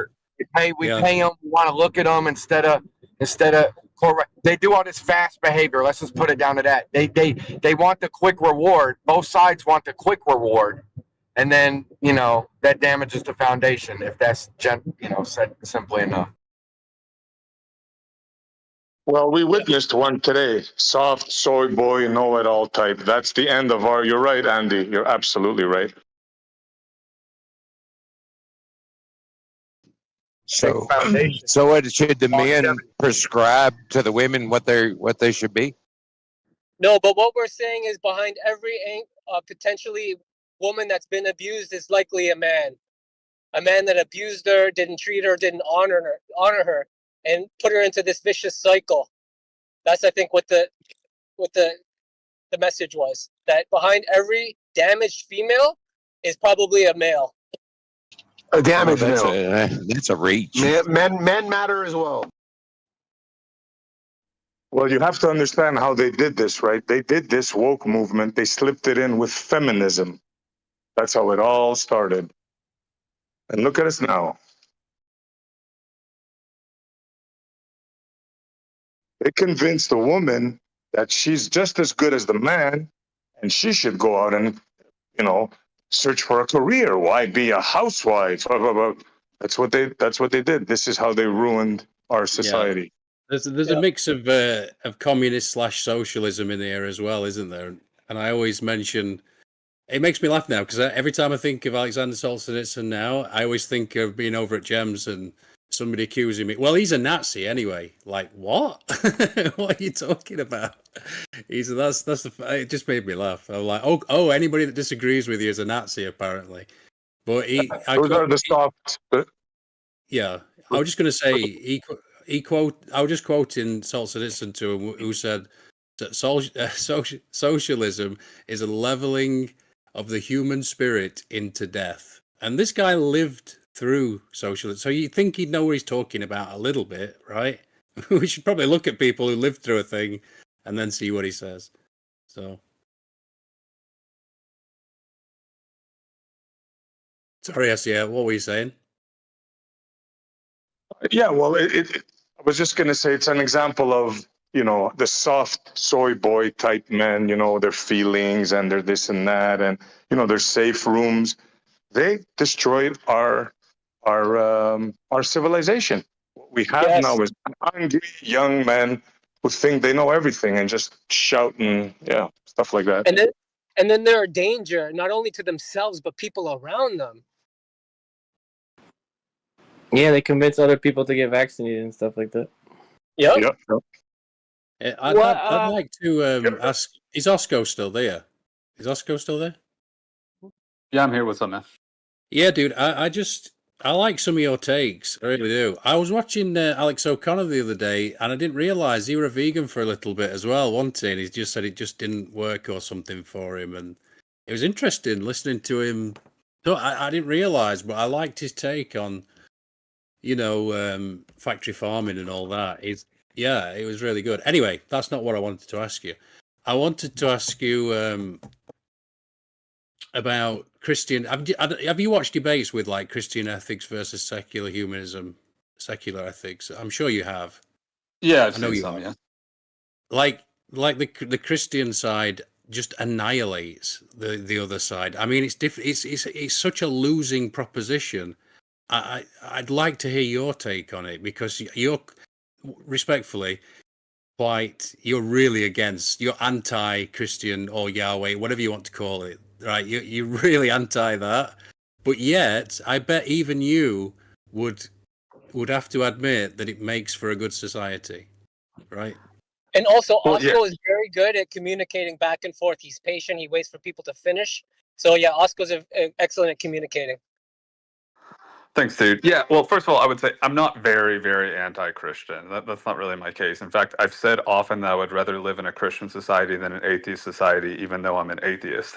As for like the secular humanists versus Christians, the Christians usually win that, but I think that they usually win those debates just like based on like sort of debate bro tactic styles. Like I think there is something to secular humanism, but as I was trying to like draw out with JL, like there is some sort of hypocrisy and arbitrariness to secular humanism, just like there is some sort of arbitrariness to like a Christian secular system. So like we're stuck with ultimately Christian or secular just saying like, okay, this is what feels good for society, and that's the problem.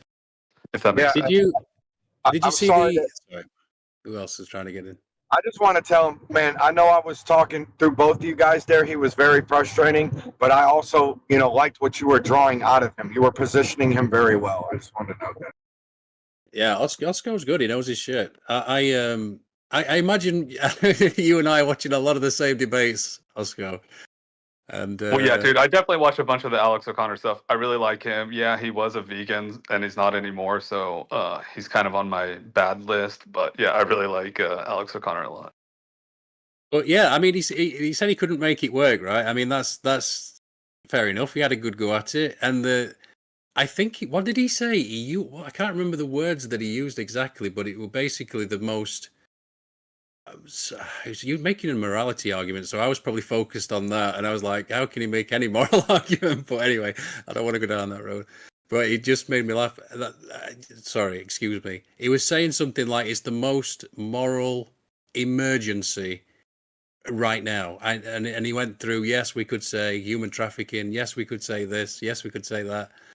But when you even mention the animals, the sort of torture and treatment that animals go through, it's laughed out of court. If some politician brought it up, they'd get laughed at. That's quite a thing, isn't it? So, yeah, dude, I agree with him. I think factory farming is like one of the biggest stains on like our current society and like humanity in general. We're essentially just breeding billions of animals into existence just to torture and kill them. And so like I'm not saying everyone should be a vegan like me or something like that, but I would say everyone should really take a look at like their consumption of factory farmed animals and consider what they're doing. Like most people don't have the courage to watch a documentary that shows what happens in these factory farms, but I think everyone should watch it to see what they're supporting. Yeah, 100. Do you think that we should like stop breeding humans because there's a lower projected outcome of happiness?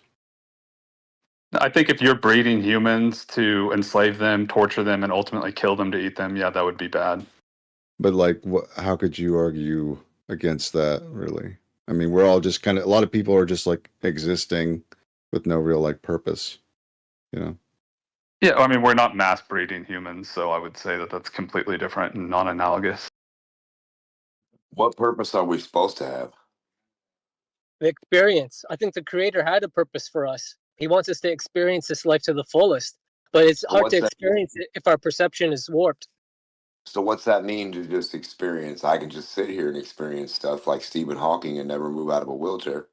Great point. What type of experience? I've asked non-believers and believers, what's the ultimate experience? I personally think, I'm still studying the Bible, but I think it has something to do with building a family and serving other people. Serving, yep. That's what I was gonna say. Service. I think that's what Eden tries to do. He's here all the time. You guys call him. You say he's spamming and sucking everyone's dick, but really he's just trying to serve. Thank you, Riggs. Would you guys say the biggest problem of our society now is the feminization of males? No. What would you say the number one problem is then? People kneeling down to hypocrisy. Misinformation. TV and money. Poisoning the food. The food being not natural and then having to call one side organic and the other side, food. I don't know. Didn't make any sense. Because all those other problems stem from poisoning. The number one problem is income inequality. Thank you for coming to my TED Talk. Income inequality. That's a damn good one right there. Yeah. Do you want less? Television and money. That's what I just said. The television tells you everything you need to know, keeps you divided, keeps you united at the same time as being divided. Love to hate, hate to love, that type thing. And then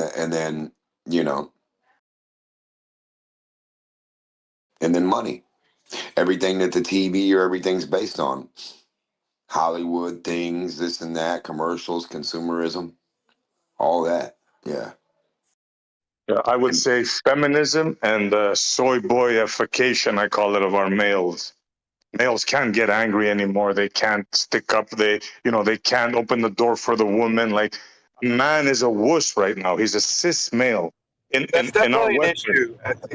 It's definitely an issue, man. Like, and maybe maybe it's all part of these tools that we need to actually like make things more equal or unoppressed, or like you know what I mean? Because like, what does it matter if there's like a lot of weak and there's some alphas at the end of the day? It's like if the system will collapse, right? Like if the alphas are so stupid and greedy that they abuse everyone into ruin, and then there's no vampires or motherfucking fodder left, you know, for the world to even flower at all. You know what I mean? But like also like, so they want to trick us, right, and get us oppressed, right? This money thing, this we're weak, we can't stand up, we the food is poisoned. Let's produce like that in general should be the thing. Like the monopolies over basic survival needs, I think is like part of the issue. We allow them to monopolize and be responsible for our basic needs. The system, we have to depend on the system. There's less self-sufficient people, self-sufficient neighborhoods available, just starting off with basic food, having basic food for ourselves. Farm more, everybody. Thank you. Grow more food in general. Grow more food on the streets, inside buildings, everywhere. Let's grow more food, y'all. There's definitely there's definitely something up. Sorry, I see, but people don't want to grow their own food, do they? Because, like as he said, we're bitches. We're bitches now. We're feminine men. That see, all tied together. See, together. Yeah. See. Well, don't worry. We can't all have farms. That doesn't make sense. They got your robot toughness. You can be a beta male and then plug into the Elon Musk universe, and then you'll be a beta unbeta. Yeah, imagine the wife starts to prefer the robot. Unbelievable. What's gonna happen? Or vice versa. Oh yeah. Women are counting on men right now. They might not even realize it, but they're counting on us, and they need us now more than ever, in my opinion.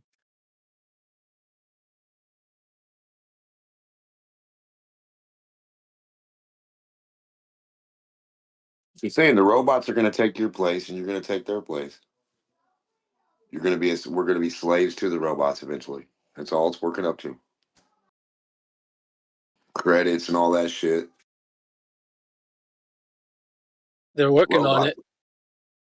Yeah, robots get paid on credit, not humans.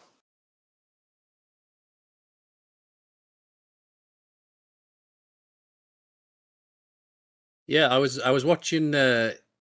What's that old talk show guy? Not Johnny Carson. Is it Dick Cavett? I forget. I think that's his name.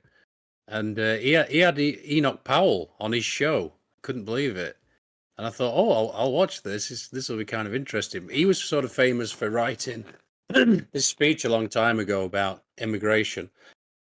It was called Rivers of Blood. And essentially, he was just saying that this is probably a very early 1960s or something like that. And essentially, he just said that, well, if we bring people in at this rate, 10,000 a year, something like that, they'll assimilate. There's no problem. But if we bring in millions at a time, they won't assimilate at all. And then by the turn of the century, you're just going to have two groups that have nothing in common. And that's essentially all he really said, I think, as far as I can tell. And of course, he got in trouble for that. He's bigger. He's a racist. He's this, that, and the other. And somebody actually came onto the show to defend the sort of more liberal position. It was quite interesting because he was trying to sort of, although he was well spoken as well. It's really interesting to go back and just watch and see two people not actually not shouting at each other, not screaming, just talking civilly. And yeah, it's a pretty good talk. But I've got to say, with time now we can see that Enoch, I think, was right, and unfortunately, most of the cities in England now, well, they don't recognize them. So I am slightly worried that his prophecy of rivers of blood is going to come true, but maybe a little bit late. What are we in now? 2025. So yeah, there's lots of people expecting a lot of violence this year. So I hope that's not the case, but yeah, it's just a sad reality. I mean, India and Pakistan are really going at it now. I don't know if you've seen that in the news. So they had a ceasefire. Oh, have they? Right. Well, that's a good thing, I suppose. It made me wonder if they were going to kick off over here, SE. You know, like in a similar fashion. I was like, oh my god, half of Birmingham's going to start slaughtering each other or something. Well, yeah, it's going to happen in Europe before, and I hate to say your country and France. That's my prediction. That's where it's going to hit the fan.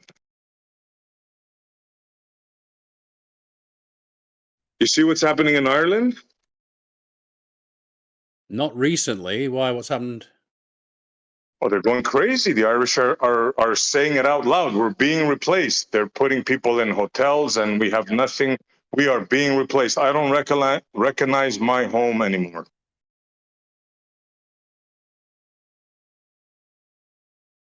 Yeah, I mean, as I said before, though, I mean, if you look at the replacement rate, we're not actually replacing ourselves. So I said this before, and it might be a bit of an unpopular opinion, but you reap what you sow. And so we've sort of accepted this feminism / secular humanism. And yeah, it's obviously a problem. If you, because in some ways I like the fact that girls have got more options. I like that. There's something about that. I'm like, yeah, you go, girls. It's great, but unfortunately, just not great for society. It's just not working out well. So, yeah, there you go. We accepted it, so we deserve it. I think. I don't know. It's a bit like Owen Benjamin's take on these so-called grooming gangs. If that's an actual thing, I don't know with these headlines these days. But if it is, I agree with him when he said, "Well, where are the strong men?" Because if that would never happen if there were strong men there to stop it. So, yeah, you sort of That's right. Yeah. You think that would happen in Russia? No freaking chance in hell.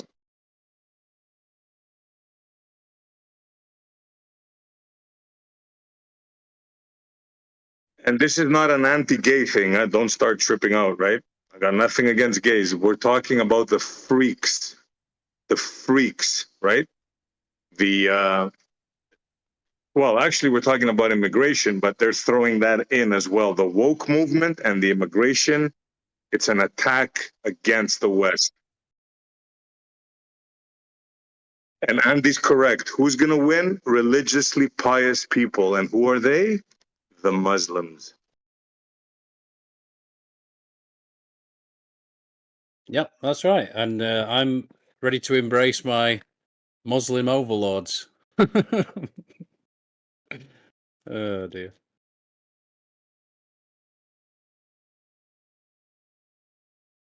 It's not a good thing to talk about, but this is literally the end of our civilization. Well, not ours, but in Britain and in France, it's literally the end of their civilization.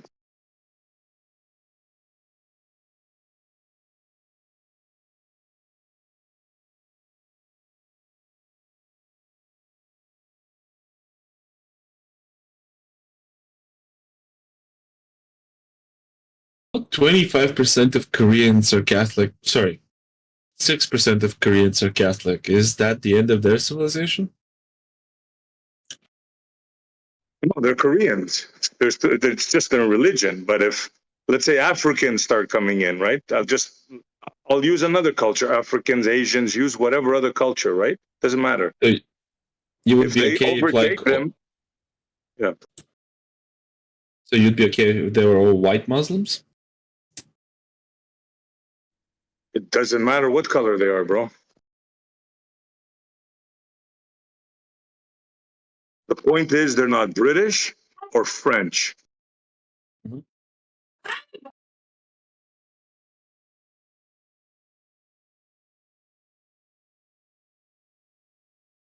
Okay, so if the Muslims were British by ethnicity or French, but they were Muslim, that's not the end of their civilization? Well, it's the end of our culture, basically. You And cannot I be guess we'll have a Muslim new and culture. British? Yeah, we'll have a new culture. It'll be Islam. Okay, you guys are not catching my question. So if you're British, you were born in the British Isles, and your family has been there for the past 2,000 years, and then you adopt Islam, and then people do that en masse, people who are British, right? And their culture has, and they have existed as British on this isle for 2,000 years, right? Is that the end of British culture? Just a label, dude. Well, it's the end of Evolution. British culture as we know it. So, in your Why? hypothetical, British culture is that's- Christian? Yeah, well, it's more secular now, I would say. When the British were pagan, isn't that British culture? Isn't that what the Christians did? They wiped it out? Tommy ain't my motherfucking boy.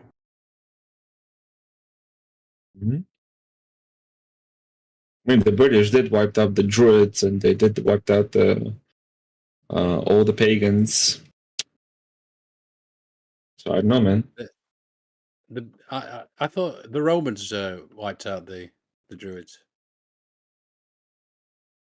Well, the Romans are, yeah, invaders, right?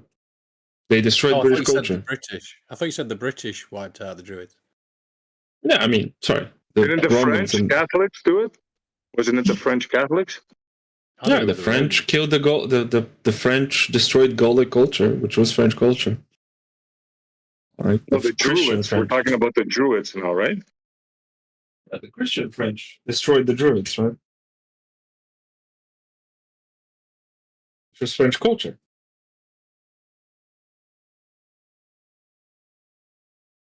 The Druids are French, you're saying? No, I'm saying the French Catholics or the French Christians destroyed the French Druids, which were the culture that came before the Christians, right? The French pagans. So we don't have the same notion about Christians destroying cultures. When it comes to Islam, we do think that's for some reason a grave injustice happening. But when the Christians literally slaughtered and destroyed pagans, that was fine. Yes, that's the bias for ages, right?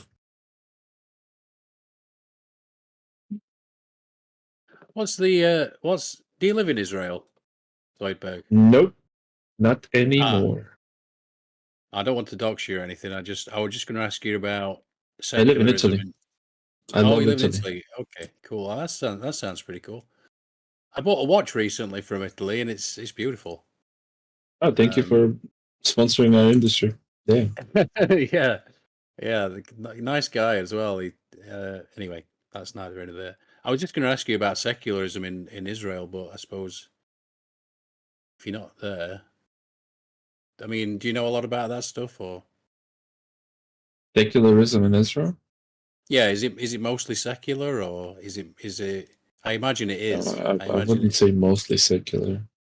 Okay. What It's like percentage? 20% people identify as secular, 25%. So say 25% are secular, and then say what another. Oh wait, but when you say secular, do you mean atheists or? Well, that's where I was just going to make the distinction. Is there another percentage that's agnostic? I specifically mean not adhering to Judaism. I think like 40% of people identify secular in Israel. About 40. And there's like 8% atheists, convinced atheists. And then the rest is some sort of religious conviction. Yeah, I remember there's a guy that goes around. He's a Christian. He's a Jewish fella. I think he's quite big. He's like sort of ripped, and he goes around with a microphone asking people like about Jesus and stuff like that. I'm not sure if you've seen that guy's YouTube channel. It's kind of interesting though. And yeah, what was I going to say now? Shit. You were asking about atheists in Israel. One of the questions he asked them was, "What would you rather live next to, an atheist Jew or a devout Muslim?" I thought that was a really good question. Interesting. And, yeah. Most of them were like, I'd rather live next to the Jew. Actually, no, I think quite a few said the devout Muslim. I'm pretty sure a few of them did say that, because they're saying at least he'd have some sort of ethics, some sort of grounding in something, in morality and whatnot. But then I know a few of them said, no, we'd rather have the Jew, and then we could try and help the guy, try and make him see sense, sort of thing. Convert him. Yeah. Y'all were talking about that earlier. Do y'all think that like the church has any business in government? You cut out a bit, Left Lane, but I assume you said, should the church have anything to do with the government? Separation of church and state. Yes. That's a tough one. Of course, the government shouldn't have anything to do with the church, but it makes perfect sense that the church should be able to lobby the government, just like any other corporation. So it should be a one-way street. Like the government getting involved in the church, that's just ridiculous. The government should be going on off the Bible, like the Ten Commandments. But when you say the church, that's like kind of like a misnomer of sorts, because like the church, we are the church in the Bible. Like the church isn't like some organization or building or anything like that. So, I would say it should be biblical based, because like the Bible is like a good moral standard. What about so if you did that? Like, Yeah, but I don't want to live in Saudi Arabia for Christians. Well, I mean, if you did that, enforced, we would have okay. peace on earth, or at least much closer towards having peace on earth. There would be no. But what about the people that would want the Quran in the government alongside the Bible? They can also lobby the government, but I was speaking as the church, as ecclesiastica, sister. I wasn't talking about no buildings. That's why I said the church should lobby the government, even the Muslim church or the Satanic church. I'm for all of that. All those people lobbying the government, but the government should not have anything to do with telling the church what to do. Did y'all hear me now? The Soviet Union was kind of successful telling the church what to do, to be fair.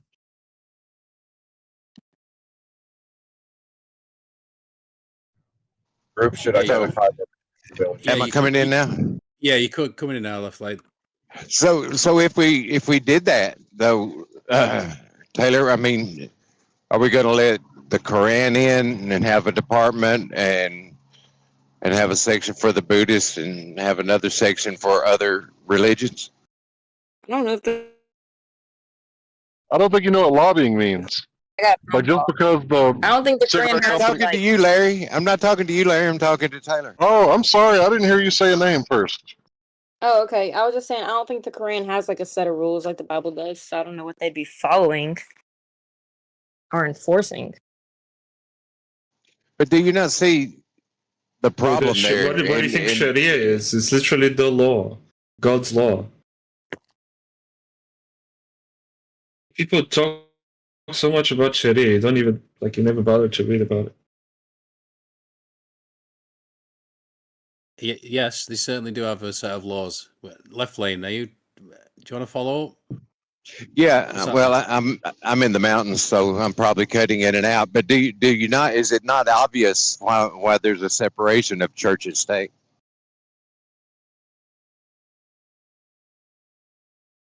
Yeah, because living in the Saudi Arabia equivalent for Christians, it's probably not going to be good for a whole lot of people, including me, by the way.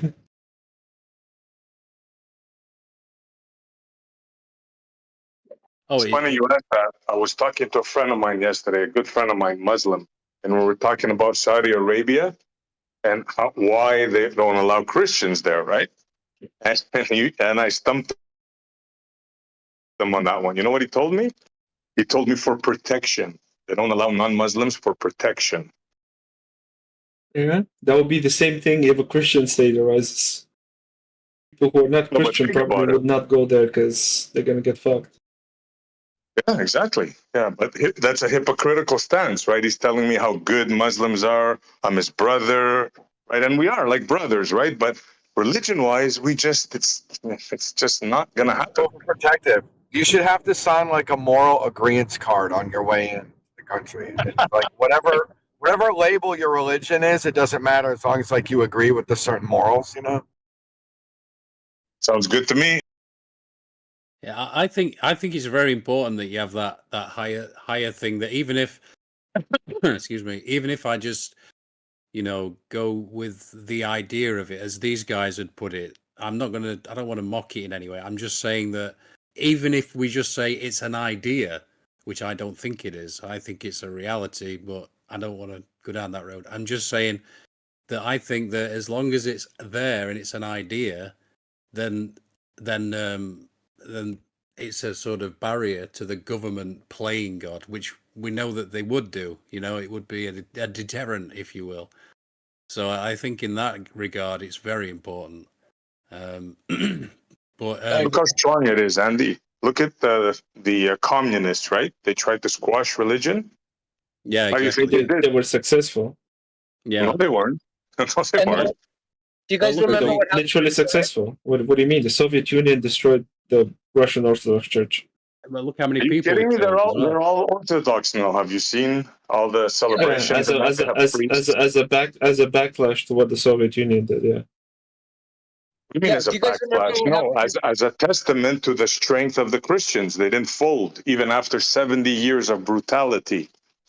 They did fold. What do you mean they ceased to exist under the Soviet Union?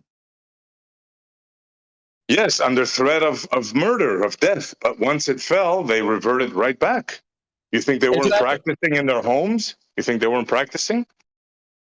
If that is, maybe they were, but if that is a testament, then you have to explain numerous ex-Soviet nations who remained in high dosages or high percentages, like atheists, like the Nordic nations, for example, Lithuania, Latvia, Estonia. If you look at their flag, you have to explain Bulgaria. Bulgaria is like a Soviet satellite. Is now as I would say like much less religious than it was before. Czech Republic was a Soviet satellite. If we look at Russia, the last time I checked, 74% of the nation identify as Christian. And now if you look at the Scandinavian countries, if you look at their flags, right, Switzerland, Norway, Finland, they all have the Christian cross. Because sure, but that's when they found not out indicative. the Vatican was lying, they essentially they started to believe in what the Holy Scriptures said. But the Vatican came back, and it's an ongoing battle we're still under, in my opinion.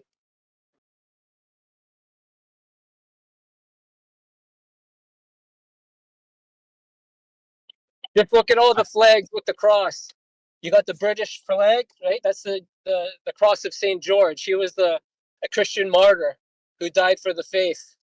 And if you look at all the other flags, Switzerland, there's the Christian cross, etc. That's right. And remember what I told you guys about my friend? When we were talking religion, I saw him change, right? I saw his eyes. And we're like friends, buddies, brothers, right? But I know if we ever met in the battlefield, he would kill me without even hesitation. Without even hesitation.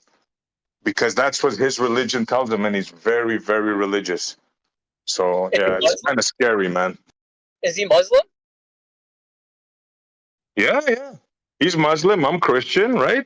And yeah, we're good friends. But when we talk religion, I see it in his eyes, bro. Like, it's a scary thing. It's a scary thing. Don't worry. The Christian God, you have more power and protection. I don't know, bro. They're outnumbering you. Damn naive, I reckon. You can be outnumbered 10-1, 20-1. You still have more power. I hope you're right, bro. We're gonna need it. How would that show up? How would that manifest? How would the power and the protection manifest? Okay, here's an Yes. example. You can be in a room, let's say there's 1,000 Muslims. They all have the sword. You have nothing. No, let's say you have, you have a Bible. I believe with the power of the word of, which is the word of God, which comes as in the full armor of the Lord, which is the sword of the Spirit, it can literally cut down the lies in every one of those men's minds. And then now they could switch from someone where they wanted to maybe take a life. Now they will defend your life with their life. They would literally be willing to give up their life to protect you. That's how much of a conversion you can do. And you don't need to fight them one-on-one with the sword. It's not a battle of the flesh. Oh my gosh. Okay. I have evidence of this. Just look up Desmond Dawes. So you think you have more conviction than they do? Maybe. What if they feel the same way in their conviction with their God? Well, that's how you reach them. You reach them through God. But great point. What if they're going to reach you though? They're going to try to reach you. But a lot of Muslims are becoming Christian. Like female Muslims, male Muslims, a lot of them are becoming Christian. I don't know, man. No, I'll give you a perfect example of the protection.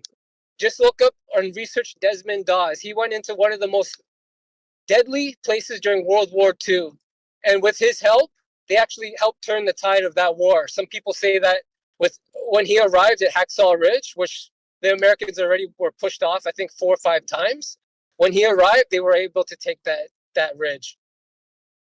Mel Gibson actually did a movie about it. His name is Desmond Dawes.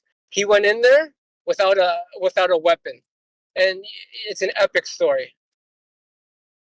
He was facing bullets, missiles, gunfire, knives, fire. Yeah, wasn't he a medic or something like that? Because he didn't want That's right. to. He was a Seventh-day Adventist who decided to help his brothers, and he even helped the enemy. And yeah, he was running into the fire, and God protected him. Yeah, that's bizarre. Is Osco still there? Are you still there, Osco? Or I'm here, but I'm walking my dog. Can you hear me? all right, yeah, we can hear you pretty good considering. I was He just sounds like Jace. Yeah, it sounds pretty good. You've watched Adam Green, right? You must have watched Adam Green. No More News. I've seen him, but it's been a long time. Like the last thing I think I watched of him was the discussion he had with Witsit, where he kind of destroyed Witsit. Yeah, Witsit definitely took the lower seat there. In my opinion, I think he was doing that on purpose. I don't know. It was very different in that debate. I think you'd probably admit that too. It wasn't his usual. Every sort of argument, he was like just sort of. I don't know. It was a very weird one, that we'll say. Well, Adam Green is, if I'm not mistaken, a mythicist, which is like a viewpoint that I am very sympathetic to. Like this idea that Jesus never actually existed at all, and he's all based on like visions and stuff like that. I think that there's a strong possibility of that. Yeah, well, I would say that Adam Green's not really, and I'm just saying this to preface what I'm to say next. He's not really a debate person, but he does know a lot about scripture. I mean, his channel's all about the sort of, what would you say, Judeo-Christian sort of psyop, if you will, like the psyop on the pagans, etc. And the whole thing's his whole channel is that it's all nonsense, and for anybody who doesn't know.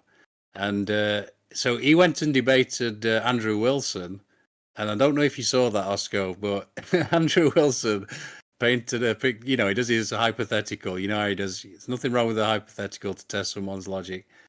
And he's like, okay, if we could just press a button, and then we could make everybody secular, we could make everybody atheist, or we could make everybody a Christian.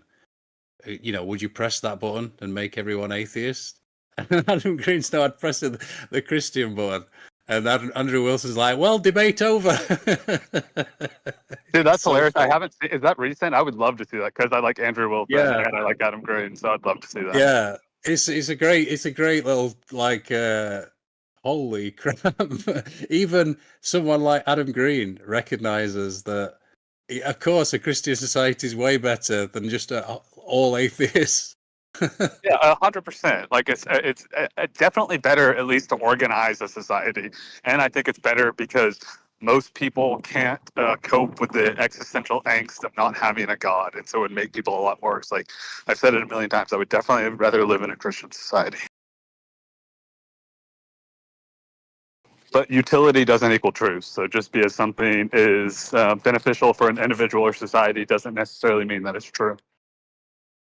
Yeah, I've sort of talked about how such a thing would come about naturally anyway, right? I mean, that makes sense to me. People want a foundation. This would be the foundation. It would come about naturally. Yeah, I'm trying to find that video for you now. Yeah, definitely link it. I'll for sure watch that.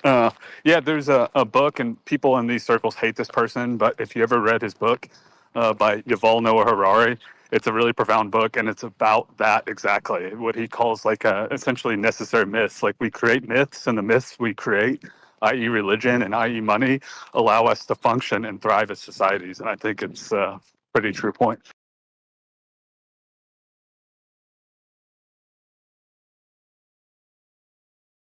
Oh, it's on mute. That's okay. Because he came on so loud, I thought that's just completely gone over Oscar. But yeah, I found the video. It's only a little clip though. The full thing, I don't know where that is. So I haven't really looked for the full debate. So, but this is the main bit that I was telling you about.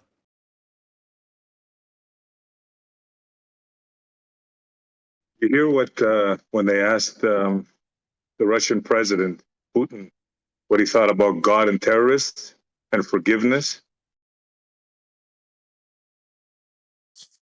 So sorry, SC, say that again. Yeah, what did he say? Well, let me say it again for Andy because he missed it. They asked Putin about God, terrorists, forgiveness, and his opinion. Oh, okay. So this answer was like, it blew my mind, bro. Yeah, he said, yeah, it's God's job to forgive them, and it's my job to send them to him. That was his answer. That's kind of my philosophy. Like, if some dude breaks into your house, like, commits a felony, breaks and entering, don't know if he's there to steal your women or children. Like, that's kind of how I feel about it. Send them to Jesus and let Jesus work them out. Is there a way to do him without executing him? I would say Putin is going to do whatever his paymasters tell him to do. So, yeah, I don't remember that video I sent you, SC. You probably didn't watch it, but I mean, that guy, he worked alongside Putin and said that he'd witnessed wealthy